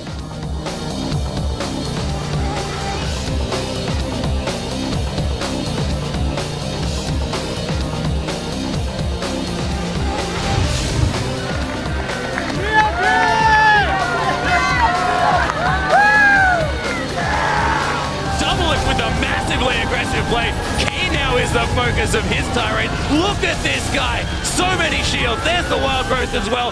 They've wasted everything on Double Lift. He's still on half health. CLG's here. Link's on the other side. 3-ball. Shockwave. The dissonance destroying the AD carry. And now anything could happen. Double Lift wants more kills.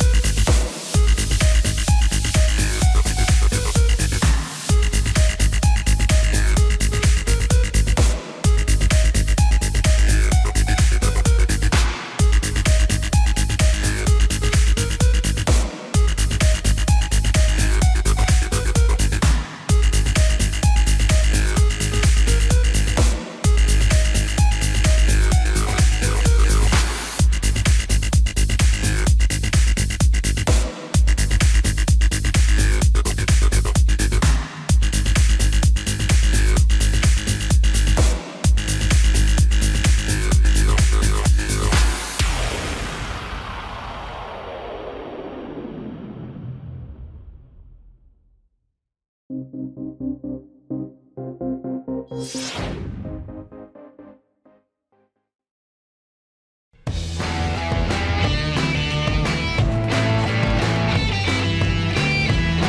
back to the 2015 Spring Promotion Tournament for CLG and Curse Academy. A spot in the LCS all comes down to this final Game 5. I'm reeling that I even have to say that.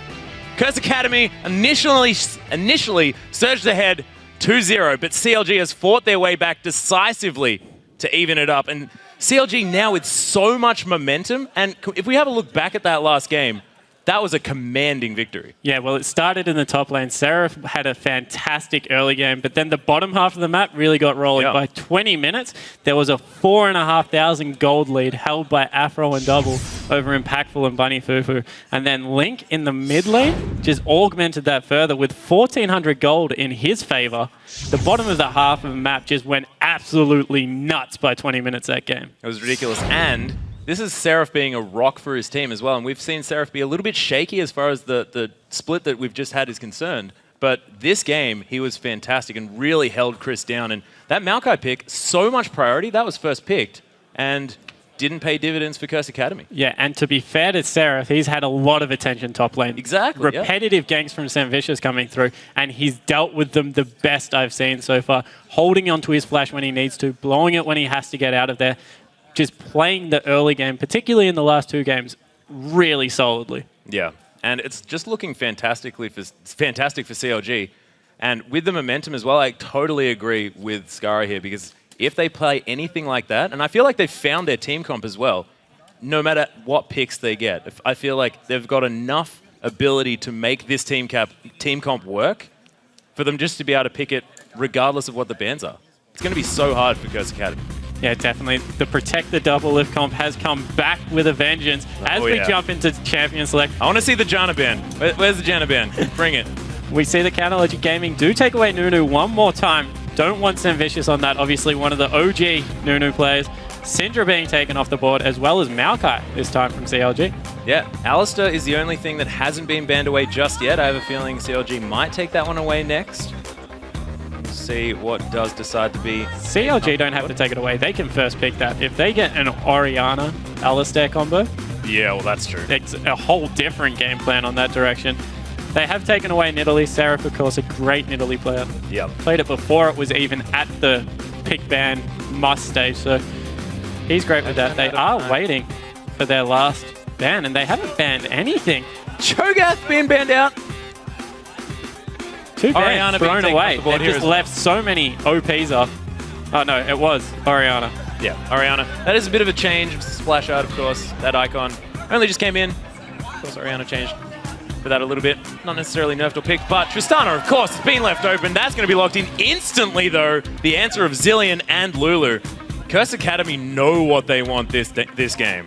More importantly, they know what they want to take away. Yeah. They don't want to give the hyper carry any more support. And Chris, I think, was just so upset about being so held down by the Lulu last game. He's like, no, I'm picking this. Picking it. It's happening. Yeah, getting himself back on more of a lane bully, looking to take over the lane from the early parts of the game. And this is where CLG need to show their veteran status. How do they respond in this Champion Select?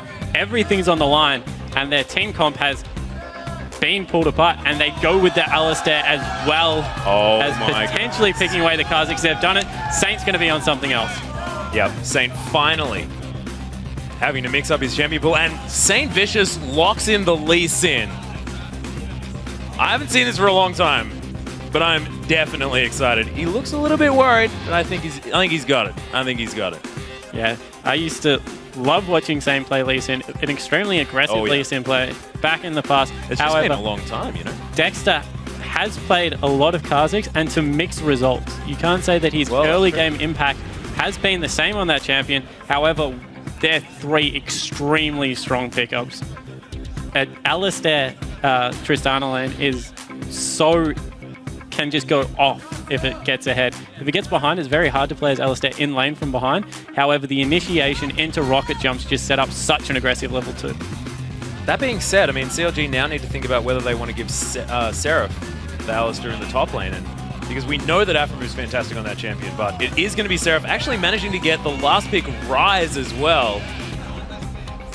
And wow, CLG's team comp is looking so scary. And they've got the perfect stall comp for late game carries as Chris is playing Lee Sin potentially. Or is that going to be a top Hecarim? Is that a mid Hecarim?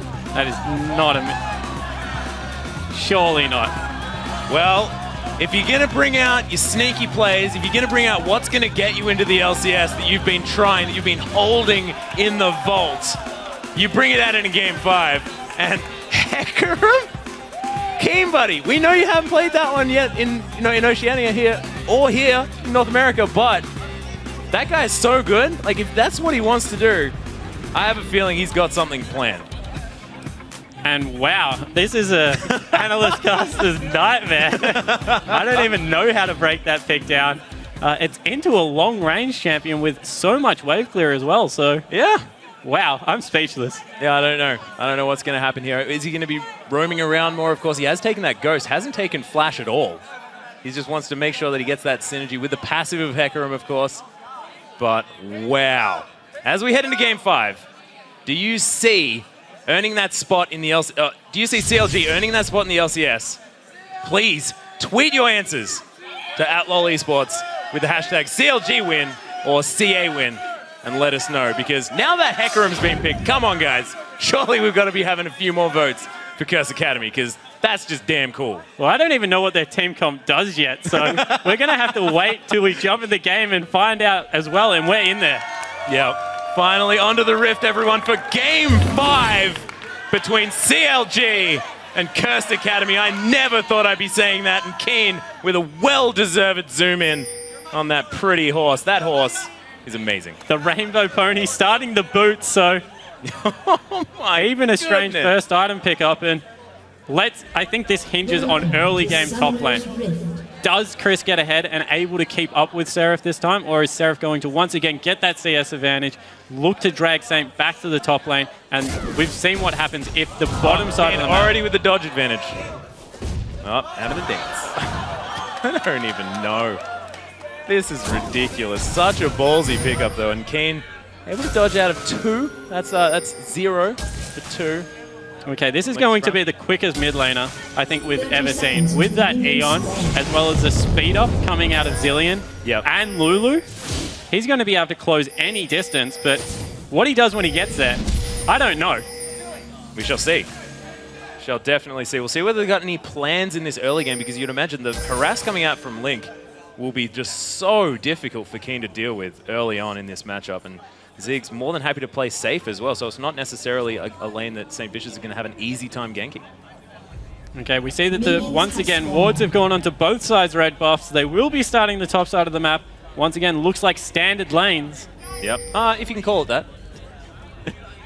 And wow, let's get into it. The minions have spawned. Jungler's going to pick up their own buffs. No funny stuff. Yep, it's once just again exactly the same as what's been happening over and over again. Of course, there was almost a 100 gold advantage for CLG in the early game just then, but has since been evened out. And now let's see what this pony does. He runs at your face. Apparently, everyone, that's what a rampaging pony does. And that rampage actually, once it starts stacking up, does do considerable damage. It's just where the Keen can get in range.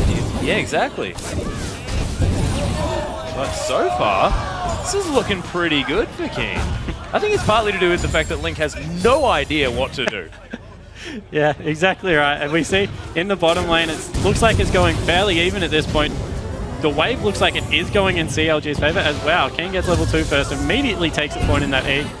Interesting to see what he maxes, whether he does go for the W for some sustain. Of course, that is a big mana drainer, or whether he sticks with the Q. Rampage is often what you'd max normally on Hecarim, but you'd be in the jungle most of the time. So, see, Satchel Charge was picked up second here by Link, just to make sure that he can move this horse out of the way if he does come in. St. Vicious now onto his second buff. Both junglers here on the bottom side of the map. We'll see where the Dexter's focus is going to be in this bottom lane still. Of course, every time we've seen him on Kha'Zix, things haven't necessarily... Well, not every time. There was that one game against Dignitas that I think he was actually playing Kha'Zix in. Correct me if I'm wrong, but let's see whether he makes it work this time. Of course, his play style is what really has been changing in the last couple of games. And a nice deep ward out of Saint. That's going to track Dexter's movements so well on this bottom side of the map. Oh, there's the pulverize into an amazing exhaust as well. The flag from Dexter. Impactful's going to go down. This is going to be first blood, and Dexter picks that one up. They force the gank, and it works out here for CLG. And brilliant aggressive play once again from Afro, nearly reminiscent of that Janna play in the mid lane from last game. Impactful didn't even use any summoner spells then. Well, when you're going to dive, why would you waste anything? He just goes down, and wow, advantage to the bot lane for once again CLG. Afro now without a flash or an exhaust, so that could be a thing, but now St. Vicious and Keen, this might be part of their plan for this comp.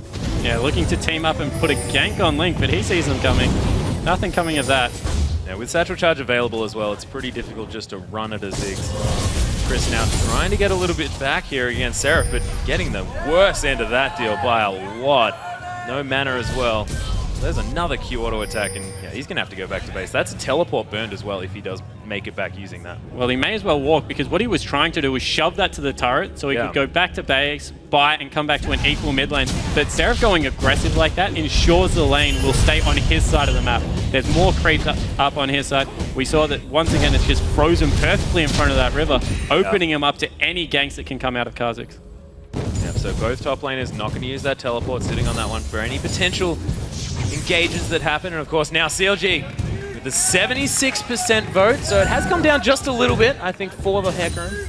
I like to think for the Heck Room because I think it's just awesome to see something different coming through into the meta. See whether Keen can make it work and let us know what it's for. So we see the Wrath starting to go down on Impactful. He does have an early CS lead, although he has more minions on the field, so that's going to balance itself out. And of course the assist on Double Lift is going to be the good thing. Double Durand on both AD carries, so looking for even more early game aggression. And Chris hasn't been ganked top lane, so I think that's the main thing. Even though it was frozen in Seraph's favor, nothing's come of it yet. Not heading up there.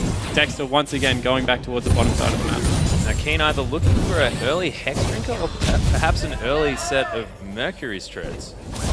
With what he does decide to go with there in the mid lane. Yeah, I think with all the AP damage coming out of Link and of course Seraph, Hex Drinker would be a great first item pickup. See whether that is the decision he is going to make. Of course, getting a bit of health back from that W, so that's pretty decent against this highly pokey lane. And so far he's managed to keep his farm relatively close. Like 5 CS the difference between a Hecarim and a Ziggs. That is not something you'd normally be expecting, and his wave clear is super efficient. Yeah, he is maxing that Q, so that answers the first question, whether he would max Q or W. Wow, as there's some aggression There's once the again in the bottom Pulverize lane. coming through as well. Impactful does have that speed up from Bunny Fufu, so as far as the disengage is concerned, they're doing okay. But it's always scary against the Tristana Alistair lane. I feel like that's been a strong lane since the conception of League of Legends. Yeah, and Alistair just, in aggressive lanes, as I said, is so brutal. The amount of CC he brings, and then when he gets level 6, the turret dive threats that comes out, it's just a fantastic pickup, and it suits Afromove's playstyles to a T. This is how they like to play their bottom lane. So aggressive, walking up to the creeps repetitively, and Impactful just can't get any of his poke through, but he is sticking relatively close still. Yeah, this is not a similar game to last game as when Double Lift just completely out-farmed. See whether Impactful can use that to his advantage, and we'll see what Dexter does. Of course, in the past has opted to evolve that W first, but... So we are seeing the first game come out of Kane, and here it is. Slot of Shadows is available. Seraph now getting taken down solo. There's the Rune Prison as well. Seraph in a lot of trouble. There's the ultimate. And Keen with some fancy noises coming from that skin. Oh, Mega in front of him, Chris! Oh, the flash, not enough! And Link answers the kill. Nicely played. Both mid laners picking something up for themselves. Nicely played. The very edge of that Mega Inferno Bomb, just I'd flipping. say just the tip, but it's a circle. So just really flipping Chris. Able to pick up a return kill, and with teleport up on the side of Seraph, not much was lost for him. So completely happy. And all right, it was actually the Mercury's Treads picked up with that home guard now available. Keen is very fast on this horse, able to canter into battle at any time he wants. So maybe the idea is you just shove out your lane and then you gank your side lane. with your ultimate, ensure that you use that on It's like cooldown. jungle Rammus tactics, something like that. Yeah, you just go home guard boots first. He is looking to pick up the blue bar, jumping over the wall. Yep. That's definitely a pretty decent show pony. Is Keen able to launch across that wall? Curse Academy looking to consolidate, but we'll see whether this sort of, I guess, confusing pickup in the mid lane is enough to put CLG off, because so far they still have a 1300 gold. Yeah, and this is the most evenly balanced we've seen the lane so far. As the Mexican stare-off is happening, wow. Oh, Aphromoo actually taking a lot of damage from the culling here as well. Getting baited a little bit here. The relentless pursuit not quite up. And the Chris is teleported in, so just to get a flash from Aphromoo, that was a lot used. But Aphromoo taking the best route out of that one. But it is the 9-minute mark, so they can potentially rotate this to a dragon, and Seraph's teleport isn't available, so that looks like what they will do. Yeah, looking to get the early Bunny advantage. Trooper and then onto the Dragon. So cute little maneuver. Keen now tanking this one up just a little bit. Satchel Charge is there. Bouncing Bomb not going to be enough. That's going to be taken by a Resonating Strike and a Smite, of course, by Saint Vicious. Of course, Lee Sin very, very good at holding on to those dragons. So first dragon going to Curse Academy, going to try to even up the gold just a little bit, so keeping it within 1,000. But Seraph has a lot of pressure in this top lane, and this Rise is actually ahead of the Lulu in farm, so not quite able to be the bully that he otherwise would be. And looks like Trinity Force going to be the first major item here picked up by King. So he's going to be the quickest person on the map by far. As we see Dexter going in for a little bit of an invade. Yeah, the W has actually been involved. There's actually everything used. Dexter going so deep, and the follow-up kill. Keen coming in with the onslaught of shadows. And wow, that Dragon Rage kick was fantastic. That play from Saint was insane. I didn't even really know what went on there. Able to land the Sonic Wave, kick him into the turret, and resignating Sarait to him. Pick up a return kill for his mid laner. So important, because now Kane's 2-0-0. He does have a CS discrepancy, but what more do you expect from a melee mid laner? That's true. Certainly Especially not when going it's horribly. Hecarim. Like, no one sees Hecarim anywhere. I don't know, I've got to stop being so surprised. It's not really what I should be doing. Nice shield from Chris, can keep him out of a little bit of danger. Seraph tries to engage, but the shove continues. Chris just trying to keep some control here. Only 7 in the lead. There's a wave here for Seraph. And it always seems like it's at this point that Double Lift just really takes off. Out of nowhere, he's got a 25 CS advantage. When you add the 12 on from Aphromoo as well, because he does have that item, as there might be a gank in the top lane coming through. Yeah, Seraph playing back, trying to bait Chris in, and of course they know that Chris is going to be shoving this one through. Has checked the top brush. Oh, this is looking dangerous. Dexter, is the face check going to happen? He's still waiting there. Patient bug. Yeah, and this is what what Dexter's known for. His patience in ganking lane. He'll happily sit there.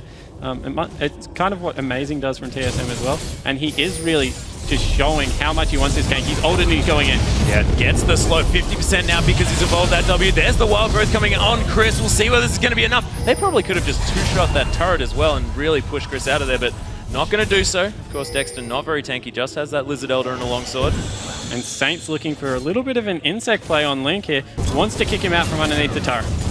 Yeah, we'll see whether we can have the Onslaught of Shadows work out for this one. Saint Vicious is here, the heal's been popped as well. There's the Mega Inferno Bomb, gonna land onto 2 members, but Keen manages to pick up that kill.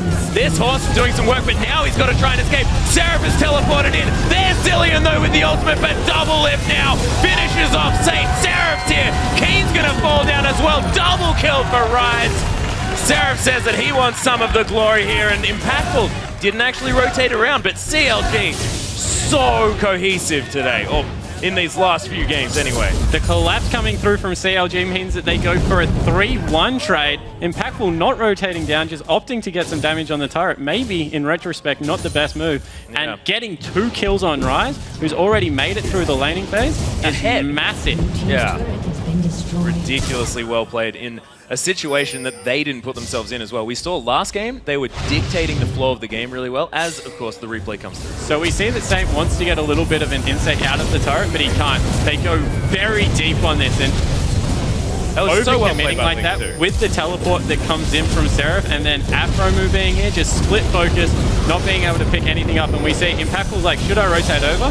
Oh, it's just too late. The team fight's already gone in favor of CLG, and manages to pick up a turret in return, but 3 kills, especially with 2 on that Rise, as I said. That's huge. Yeah, and it's also really important that they've showed us that they can do responsive play as well, because that was Curse Academy that made that happen. And just really, really well played. And Link managing to get that flash at exactly the right time to stop the insect kick. And then healing, so he had the movement speed, and then not getting feared back out from under his turret just meant that Curse Academy was way too deep. So exceptional play from Link. He's really turned around his playstyle this series. Yeah, he's played phenomenally in the last 3 games.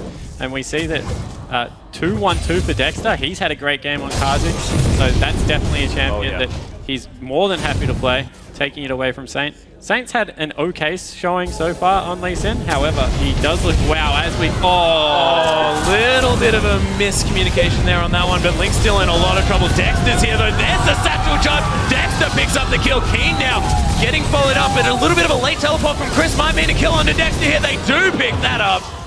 And Keen, look at how huge that horse is. Maybe this might be a similar comp to what CLG were doing, but it's a giant horse instead of a giant Tristana. So Keen actually does a surprising amount of damage. That's the first thing we have to say. Even without his ultimate, he chunked Link in that trade. Obviously a little bit of miscommunication. Dragon Rage kick coming out and knocking him away from that. In all that confusion, Seraph able to pick up the top lane turret, so equalizing the turrets at 1 apiece.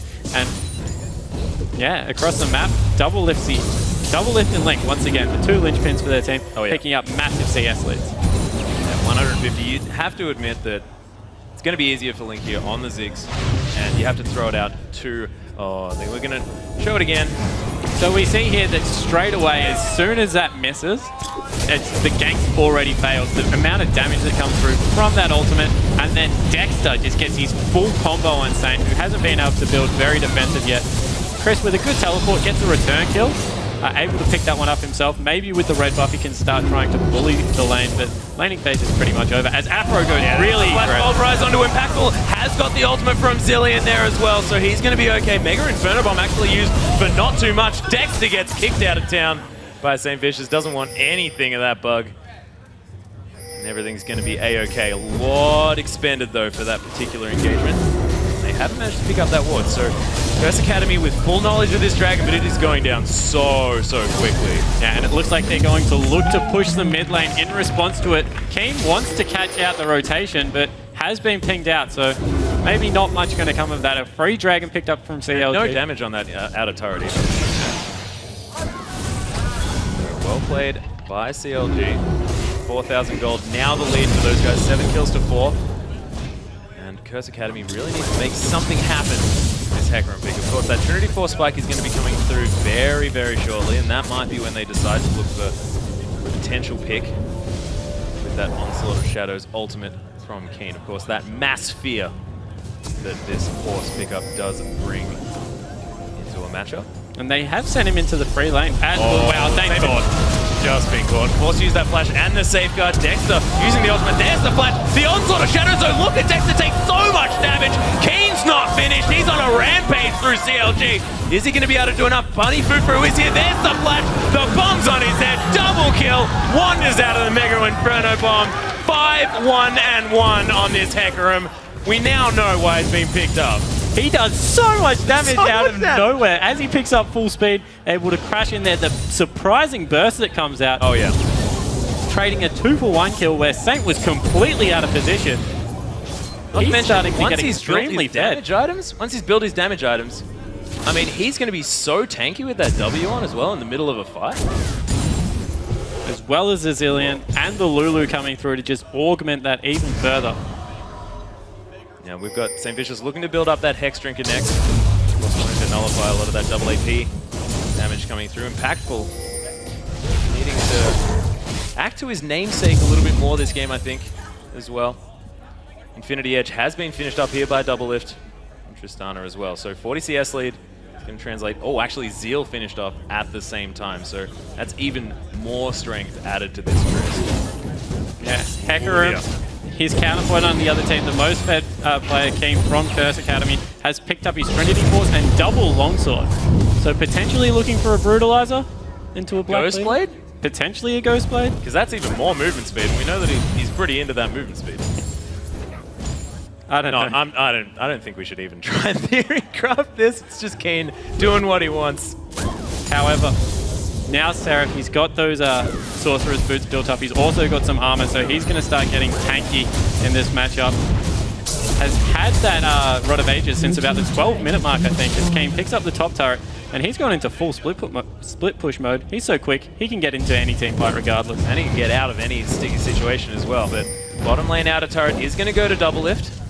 So CLG are going to even the turrets here as well. So both teams with exactly the same turrets being taken.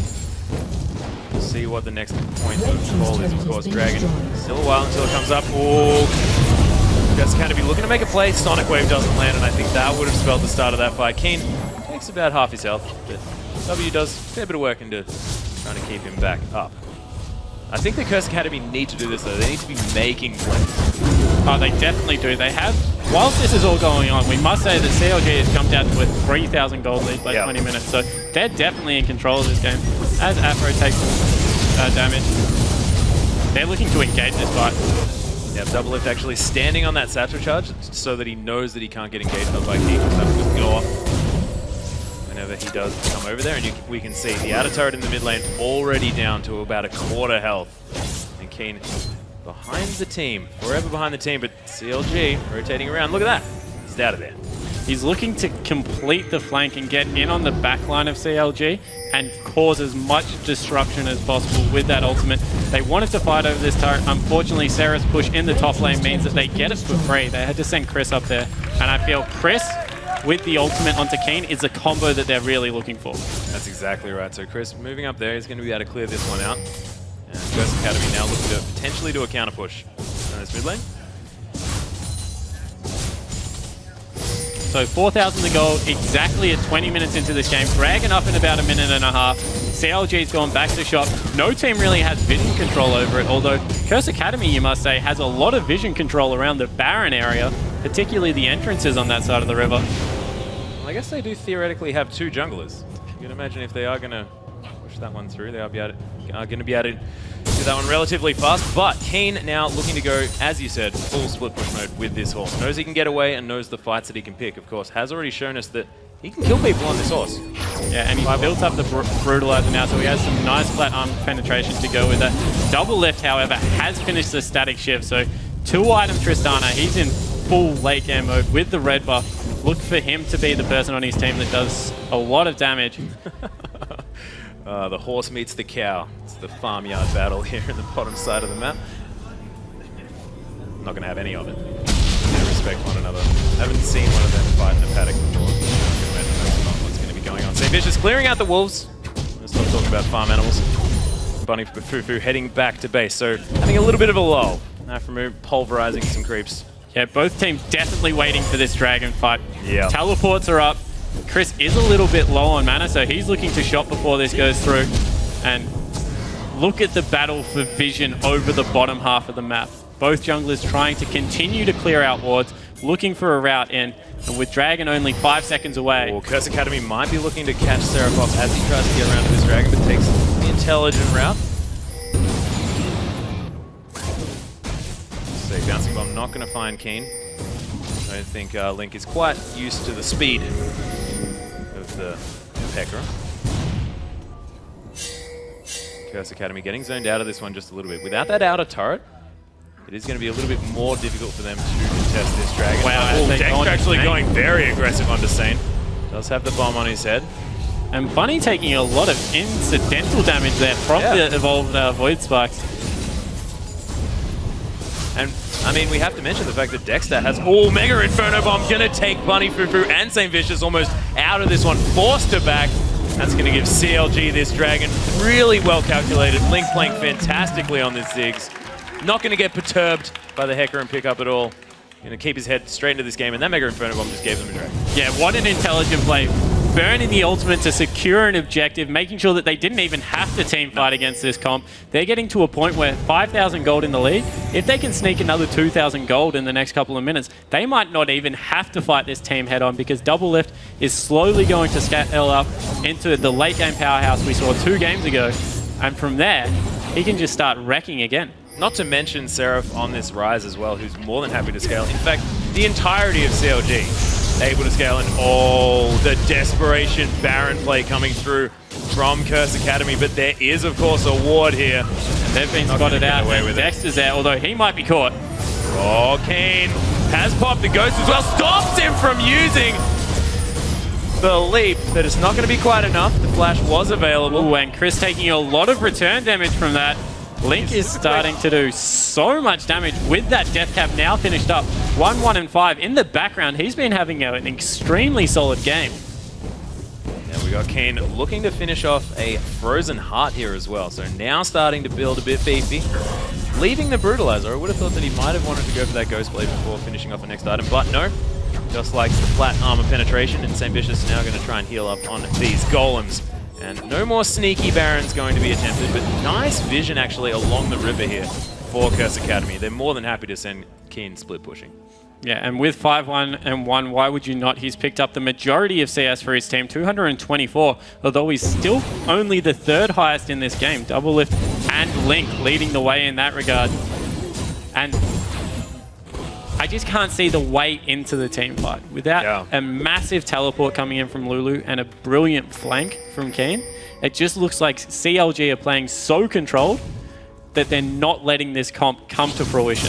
I think they're relying on Keen going incredibly fast into CLG and just seeing whether CLG can react to it quick enough and correctly. But they have a lot of answers. I mean, Aframu on this Alistair, just headbutt him right out of there. Yeah, and there's a rune present that can come through as well as the satchel charge. So yeah, so many answers for just a quick on-foot engage. That's why dashes are so popular in the current meta, of course.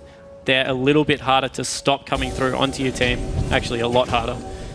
And we see that Seraph is just continuing this split push. He's starting to get even beefier. He's got his Frozen Heart now, so he's a tanky rise at this point in the game, but Keen wants to fight him. We'll see whether Seraph can use that Rune Prison to his advantage and try and kite Keen around. Look at the amount of damage, not quite enough magic resist. Hasn't even really got onto him yet, but Seraph now has found him. There's the wild growth. Seraph almost wants to 1v2, but Chris manages to pick up the kill. CLG now trying to answer, but Curse Academy doing a Baron while that all happened? Yeah, seeing the whole of the team run across the map. They've completely sweeped out Baron. The teleports come through. This is going to be absolutely free for Curse Academy, and that makes up the gold difference straight away.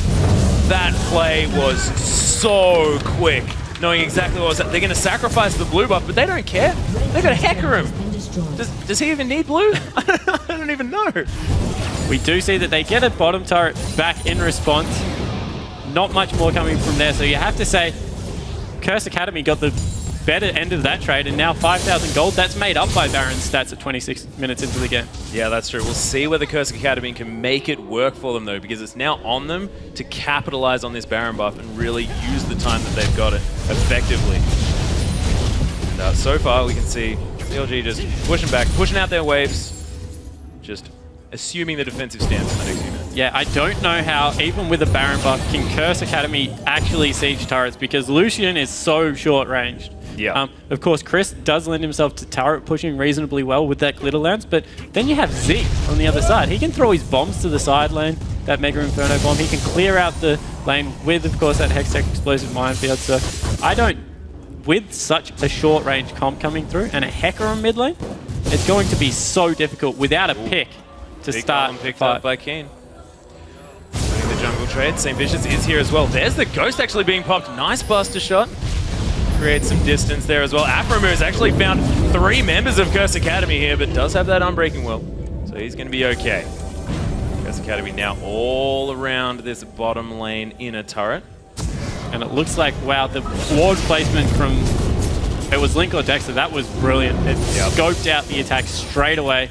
And then the minefield as well, just going to stop anyone from coming in. The area control offered by Link is fantastic. Mega Inferno Bomb going to stop the split push in the mid lane as well. And Seraph is just going to keep on being that really slow tower pushing split pushing. And we spoke about it. How do they actually push waves into turrets? Because we saw the Mega Inferno bomb come through. He's got enough cooldown reduction to do that maybe every 2 or 3 waves at the moment. Yep. And then just repelling the bottom lane push as well. Seraph pushes a whole wave into the top turret, picks up even more farm for himself. He's nearly got his Seraph's Embrace. So he's just going to scale into the late game so well. And you feel that the time bomb is now on for CLG. If they get to 35, 40 minutes into this game, with Ziggs, with Tristana, with Ryze, they are just such a great late game scaling comp that it's going to be nigh impossible for Curse Academy to come away with it. Especially with this almost experimental team comp that they've brought into it as well. And with Keen obviously wanting to try and get in amongst this fight, there are just too many ways of getting him back out again. Dragon is going to be started up here by Curse Academy. Nice work using the safeguard to draw the Dragon out. But CLG have just played this so safely. They've got Baron and a good team fighting comp with Keen being able to dive in there. Why fight them? Just give it up. They've got the gold lead. They're not looking to capitalize on anything. Just let the Baron expire and then go back to pushing turrets with your hyper carries in Ziggs and Tristana. Well, it's exactly what they're going to do. Of course, giving up that Dragon. Just a Dragon that they're going to get. They're going to be A-okay with that one. Of course, Keen continuing the split push here. CLG hanging around their mid lane, so not going to be able to answer to that one too quickly. This mid lane turret has taken a bit of damage, but a bit of damage on a mid lane turret as what you used your Baron buff for, it's not enough. Definitely not capitalizing that far into this Baron. It still remains nearly a 5,000 gold lead at 30 minutes. And now we have the Seraph Embrace has been picked up. We see on the side of Keen, he has now finally finished that Ghost Blade.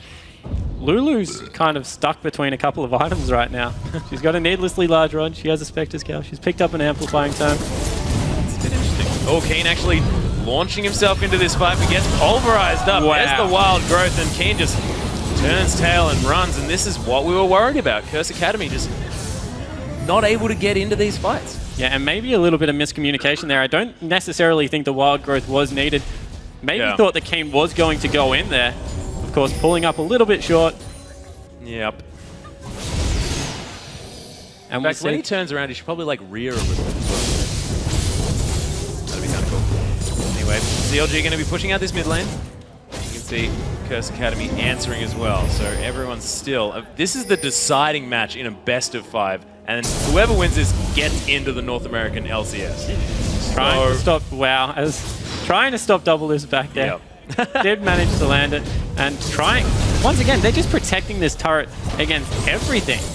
Yep, Afro takes a little bit of a bomb for his trouble, but almost manages to triumph and row his health back up. Of course, support Zillion not going to offer too much damage. Keen back into split push mode. Yeah, and once again, you feel like he's just trying to draw someone to another lane so he can rush in and pick up a nice kill. They're giving the blue buff over to Chris, so he's got cap CDR at the moment with those boots.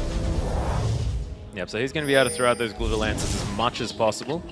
Now, trying to do some work on this outer turret. If it's this hard to seed when they had the Baron advantage, of course, it has now worn off.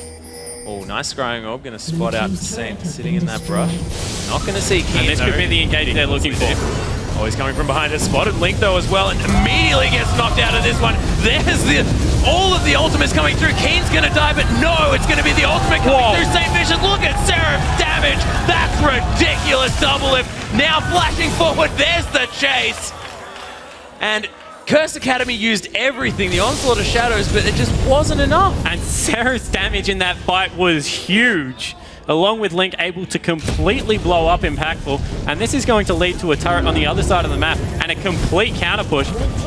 They could get the inhibitor turret here. I don't see how Curse Academy win this game. Yeah, look at all of the damage coming through. Double Lift already has his Bloodthirster as well. This is definitely going to be inhibitor. This might be even more. Yeah, we saw that last game they were willing to push through. Dexter is a little bit low, so willing to back off, of course. 30 seconds till Baron. Don't want to give that one off. They'll be able to go through, set up some nice wards, maybe even get Dexter to back and just control the area with Ziggs. And wow, 7,000 gold. That's another 3,000 gold just chucked on top of the already 4,000 gold lead. And we saw how CLG utilized the fact that they had this gold lead and never let up in their last game. They are really playing this game to the best of their abilities. And as you said, I don't see Curse Academy finding their way back into this one. I mean, I think they have passed their window for making their comp really work. Yeah, and the transformation across this series has been fascinating to watch. From seeing Curse Academy dominate team fights to in this 5th game, CLG looked so good as well. There's the Ghostblade coming through. They want to try and take Desta. There's the onslaught of shadows. He's going to go down. Bunny picks that up with a cleverly timed bomb as well. That's very difficult to do, by the way, to pick up a kill with that bomb. And it's Curse Academy thinking now that they have the opportunity to pick up this Baron. Mega Inferno Bomb does get damage onto 2 members. Impactful now, down to half health. Going to be difficult. CLG do perturb them though, and look at this control around the jungle. Link using his abilities to stop the members of Curse Academy from getting through these choke points. Link needs to be careful. Oh, he's in a lot of trouble. That's actually charge on cooldown. He is going to flash over that wall, and Curse Academy trying to find their way in. Aphromoo now does get the pulverized through. They're going to see if they can get damage onto Chris. He wild growths himself. Aphromoo in front of everything. There's the ultimate coming from Bunny Fufu, but this is support. He's immediately going to drop. Keen's dead. And that's a 4v5. Oh, that St. Vicious getting on by double lift of all people. He's got so much damage at this stage. And now he feels like he's in control. Chris might be caught out of position. Not going to land the glitter lance. St. Vicious now gets caught up. Not quite the damage he was looking for. This is the reset. Oh, not quite enough. Double lift does get the explosive shot. There's the alley-oop. St. Vicious, though, so close to dead. Bouncing bomb not going to be enough. There's the safeguard. That chase went forever. And only a 1 kill there. Yeah, what? They chased for so long, but it will mean that they do have position on this Baron. Dexter's back up, sweeps it out. There's no wards there, and there are super minions in the base of Curse Academy. So this will be potentially 4-3. It looks like it will be. And back up to 10,000 gold in the favor of CLG. Yeah, looking fantastic. So Curse Academy pick up the first Baron, but it's going to be CLG picking up the next one, of course, even on those neutral objectives, Baron and Dragon, as far as this is concerned. But kills going advantage of CLG, and just their ability to control the map and farm the lanes as well has just been so good. And without that onslaught of shadows, we've seen that the Wombo combo just doesn't work. That was a 4v5. They just didn't have the ultimates available to get done what they needed to. They pick up a Constellation Dragon as well as a lot of farm bot lane, so able to pinch back maybe 2,000 gold for themselves, but at this point, it's just not enough. It's looking to me like the circling of the drain may be coming through, but Curse Academy have known to teamfight incredibly well. We have seen it in the past that CLG can potentially throw these ones. Mega Inferno Bomb does come through, just try and clear out this wave. St. Vicious already down to half health. Curse Academy don't want any of this anymore. With the Baron on CLG, I think they just wanted to get them in that position, stop them from pressuring. But you can see, super minion wave heading into the mid lane. Yeah, and that's why they definitely didn't want to fight. That super minion would have taken out a turret at least, and at this point in the game, trading one person for a super inhibitor turret isn't a bad thing. And so much farm in the top lane as well. Keen has been a little bit caught. He's going to be able to trot away. Yeah, wouldn't chase that guy. He's going to get away. Just quietly do have Banshee's Veil and the Zhonya's Hourglass now finished up by Chris. So very defensive. He is feeling the pressure CLG is putting onto Curse Academy right now. And Keen trying to back again, but Dexter just does not want him to.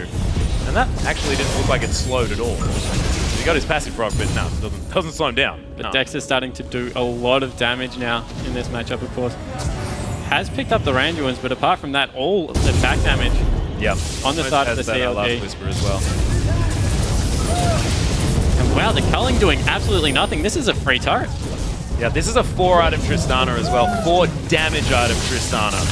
Has the last Whisper in there as well now, so much damage to these turrets. Super fast horse trying to get a pick. Yeah, and this is, I guess, do or die time for Curse Academy. They lose the second inhibitor. They know this game's nearly impossible to come back from, but one team fight could just mean the end of the series. That's why they're looking so careful, but once again, looking for the flank. Yeah, controlling vision so well as well is CLG, and they're staying together as a unit. This is exactly what they weren't doing and Curse Academy were doing in the first couple of games. Staying together, moving cohesively, and you can see this. They're going to just walk into Curse Academy's base. They've been completely out-rotated. Yeah, it does look like they're waiting for the fight, though. They've squashed them against the base and the big horse, so maybe this is what they're looking for. But Inhibitor's gone down. They can just rotate over to the mid lane. Surely. Aframu's now found his way in amongst all of Curse Academy, but they don't want any part of this at all. Link is going to be able to take down Impactful. Chris gets ultimated up by Bunny Fufu, but Keen's going to go down. Chris now gets the ult pop. That's everyone dead. The triple kill now for Link. Is he going to be able to potentially do what Doublelift did? But no, Doublelift wants some of this glory. And this is going to be the game for CLG. They make it back into the North American LCS with a 3-game streak, being down 2 games to begin with. This is a success story they were looking for. They've proved that they can come back. GG. Oh my God. What a matchup. CLG able to turn it around and do the seemingly impossible, coming back from 2 games down. And that last composition from Curse Academy, interesting, seemed to have some mid-game effectiveness, but just in the end, Link and Doublelift, too big, able to carry their team to victory. And I think this is almost better for CLG. The fact that this went to 5 games, the fact that they had to come back from such a deficit shows so much mental fortitude. And that is what a lot of people were criticizing them on. And they have proved far and away that that is not a problem. To come back from being 2 games down and still take the series, so impressive. Yeah, they've definitely earned their spot back in the LCS. Oh, and wow, the changes that have gone through. Zuna pulling them back on some of their more comfortable picks. Yeah, damn. You have to say it's working. And Dexter as well. He picked up Elise, Lee Sin, Elise. Oh, Kha'Zix. So he's just looking so much stronger on these picks with so much early game control, everything like that. I just feel like CLG have looked rejuvenated in this particular matchup. Yeah, definitely. But you have to say, on the other side of the rift, very well played to Curse Academy. They came out as definite underdogs, able to pick up 2 wins in the start of it. Their team fighting looked amazing, so don't take anything away from those guys. No. They'll be in the promotion tournament. Not to yeah, exactly. So this isn't their last chance to get into the split, of course. And Keen was phenomenal in the first 2 games. He picked up the horse in the second game. What more can you ask for? A Hecarim in the mid lane. I don't even. And Bunny Fufu as well needs another honorable mention. I'm going to probably mention that play forever, flaying out of everything, and oh my goodness, so incredibly strong. But that series was heart-wrenching, and we almost had a CLG-less LCS. Yeah, what a great best of 5. And if there's a way to earn your way back into the LCS, that's what you want to do. Sticking together as a team, that's definitely silenced some doubters out there and showing, as Scar said, their mental fortitude was questioned repetitively. And the infrastructure around the team was questioned. And the way that they came back in a best of 5 series just shows that all of those things have finally started to come together. Their team fight and early game map presence was back to what it looked like at the start of the spring split. Yeah. Like a rejuvenated, revitalized CLG. That is so true. And people were also thinking that perhaps that trip to Korea was going to pay dividends further down the line. Not necessarily straight up, and maybe it's starting to kick in. So it's not like we're bad-mouthing Monte Cristo's decisions or anything like that, because it might just be that. The fact that they learned so much while they were over there, they've now finally processed it, and they can move into the next split and be stronger than ever. But that last game was heart-wrenching. Yeah, that whole series was just so back and forth. And you really saw the difference in play styles and the ability for them to adapt and move through. Very well played. That is so, so true. But let's head over now to Dash, who is standing by with 2 players from the victorious CLG. Thank you, Atlas. I'm here with Doublelift and Aframu. After a pretty grueling 5-game series there, it has to feel good, though, to come out on top with that comeback and make it back into the NALCS. We finally won, guys. We did it. We were on like an 18 lose streak or something like that. It was horrible. Well, the streak is broken. So, again, as I said, it must be a relief. But talk to me about the 0-2 start and the changes that were made to come back 3 games in a row. Aframu?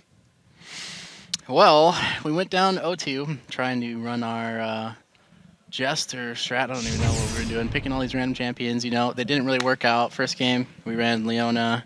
And second game, we run some Vayne, and it didn't really work out. You know, our champions didn't work out, even though we planned it. So we were just like, all right, let's pick the OP stuff that they play so that we take it away from them. And we just ran our death ball comp on Peter and just shielded him up, and he carried us. Yeah, I was going to say Doublelift. In the feature that we had on you, you were talking about how that was the playstyle that you always had and how at one point in time it was possible for one person to carry the team. And then today, Game 3, you come out and you do exactly that. So do you think it is still possible, if you do funnel things correctly, that one person can really carry the game? I think Tristana's the best AD carry in the game. So if you get Trist and you can get to 30 minutes, because like the threshold for Trist is 3 items. If you fight before 3 items, before you get your Bloodthirster, you can get poked down. You don't do as much damage, and you're just not strong. But as soon as you group 3 items on Trist and you have a bunch of shields for her, she's probably the most broken AD carry in the game. And one other point real quick about the comeback from 0-2. Mm-hmm. Mental fortitude, right? A lot of criticism of CLG is that you guys are an emotional team, that wins can tilt you easily, things like that. So obviously this must have tested your mental fortitude. Yeah, like, well, most of us are pretty like battle hardened, I think. But it does kind of wear on you when you're losing and you think, wow, if they win one more, then blank happens. So last time it was like, oh, we don't make worlds, and this time it's like, oh, we get relegated or like out of LCS. So it does kind of wear on you, but I think we're kind of used to it. So we were down for quite a while, and we got used to kind of coming back and clawing our way back up. So I think we're actually really good. And we got Zuna in the house, or Zuna with us now, an old player, really experienced, and he really hypes us up and helps us out. I was about to ask. I know it's a long way off. We're looking at 2015 now. Having Zuna with you, has there been any discussion about what the major factors are, the major things you're going to be looking at to fix, remedy, work on, prior to other things? No, not really. We just had to, after we realized we were going to go into relegations and lost to Dignitas, it was just like, okay, don't worry about the future. We have to focus on right now to make sure we don't get kicked out. And then what about more immediately? Plans for vacation, you guys going anywhere to watch Worlds, things like that?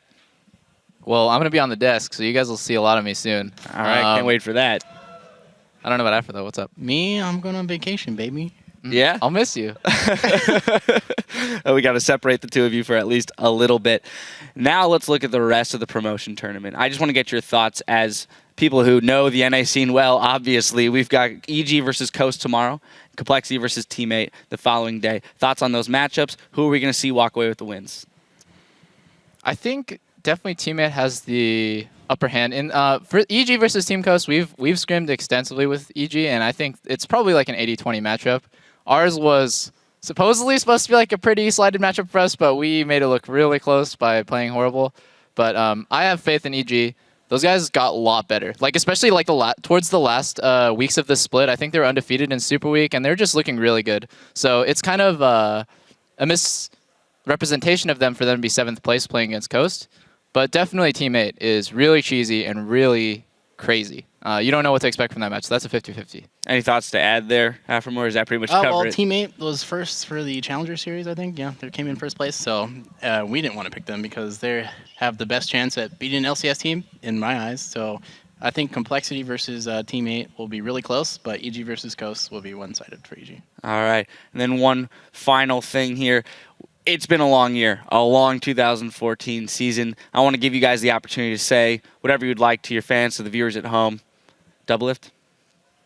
Well, we have a lot of fans, and we disappoint a good part of them. So I'm sorry if you're a CLG fan, it really sucks.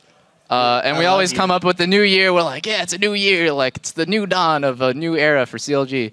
But maybe we can just put the work in this time and just be more transparent and just try to give back to our fans, because I know we have a lot of them, and we're slowly losing them because we're losing in LCS, and it really sucks. But I'll try super hard next year for you guys.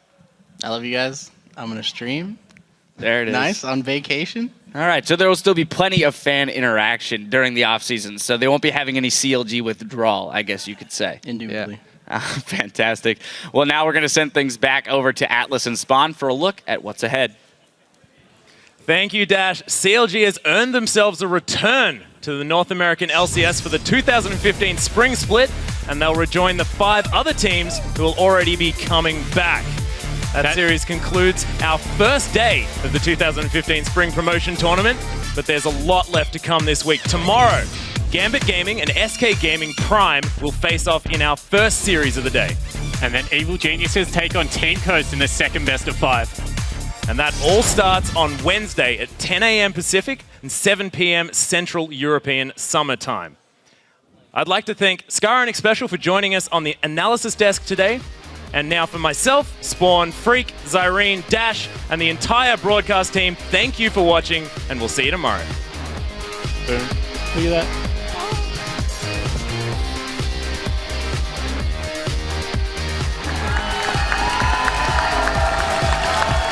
Hello, ladies and gentlemen, and welcome to the Spring Championship Series Promotion Tournament. We have the Copenhagen Wolves versus H2K Gaming. Bolty comes in, Trashy jumps up, Vivian goes down, Heal doesn't come out in time. Another kill for Woolet there, double for him, finds Soren. No, he gets away.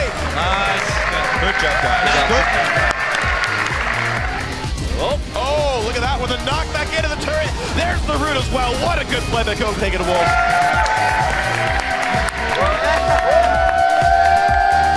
This game is YOLO, let's go. This is like the last chance. You can like unleash everything there. Odromna is exhausted. That's actually pretty good for H2K. Trashy goes in. Airwalks will fall. They've traded 1 for 1 so far. Welcome back to the LCS Copenhagen Wolves. But now, our next matchup between Counterlogic Gaming and Curse Academy. Yeah, Bunny Fufu gets caught there. We've got everything being blown, but look at the turnaround for Curse Academy. All of that damage impactful got here at exactly the right time. Curse Academy taking game 1. Whatever you were doing when we were practicing, just do it. Don't even hesitate. The fight is now on. This Glacial Fissure doing so well. Two-man Shockwave in the backline. That's going to be the ultimate onto Double Lift, but he's actually going to die straight afterwards. Seraph now as well. One more game, guys, in LCS. He lands the brush for vision. That's a first grade hit. The play, and then the predicted flash that comes out of the death sentence. Oh my god. Goodness. Double Lift is jumping all around this fight. Is he going to be able to pick up more? The flash, the triple kill. Is Chris going to go down? No, yet the quadra kill. CLG come back in the third game. They've wasted everything on Double Lift. He's still on half health. CLG's here. Links on the other side. 3 more. Shockwave. The dissonance destroying the AD carry. CLG are bringing it to 2 games apiece. And now anything could happen. They don't even know. They ain't ready for it. Is that a mid-hacker? Surely not. We've been holding this pick for game 5. Dexter using the ultimate. There's the flash. The onslaught of Shadow Zone. Look at Dexter take so much damage. Keen's not finished. He's on a rampage through CLG. Chris gets ultimated up by Bunny Fufu, but Keen's going to go down. Chris now gets the ult pops. That's everyone dead. And this is going to be the game for CLG. They make it back into the North American LCS. This is a success story they were looking for. GG.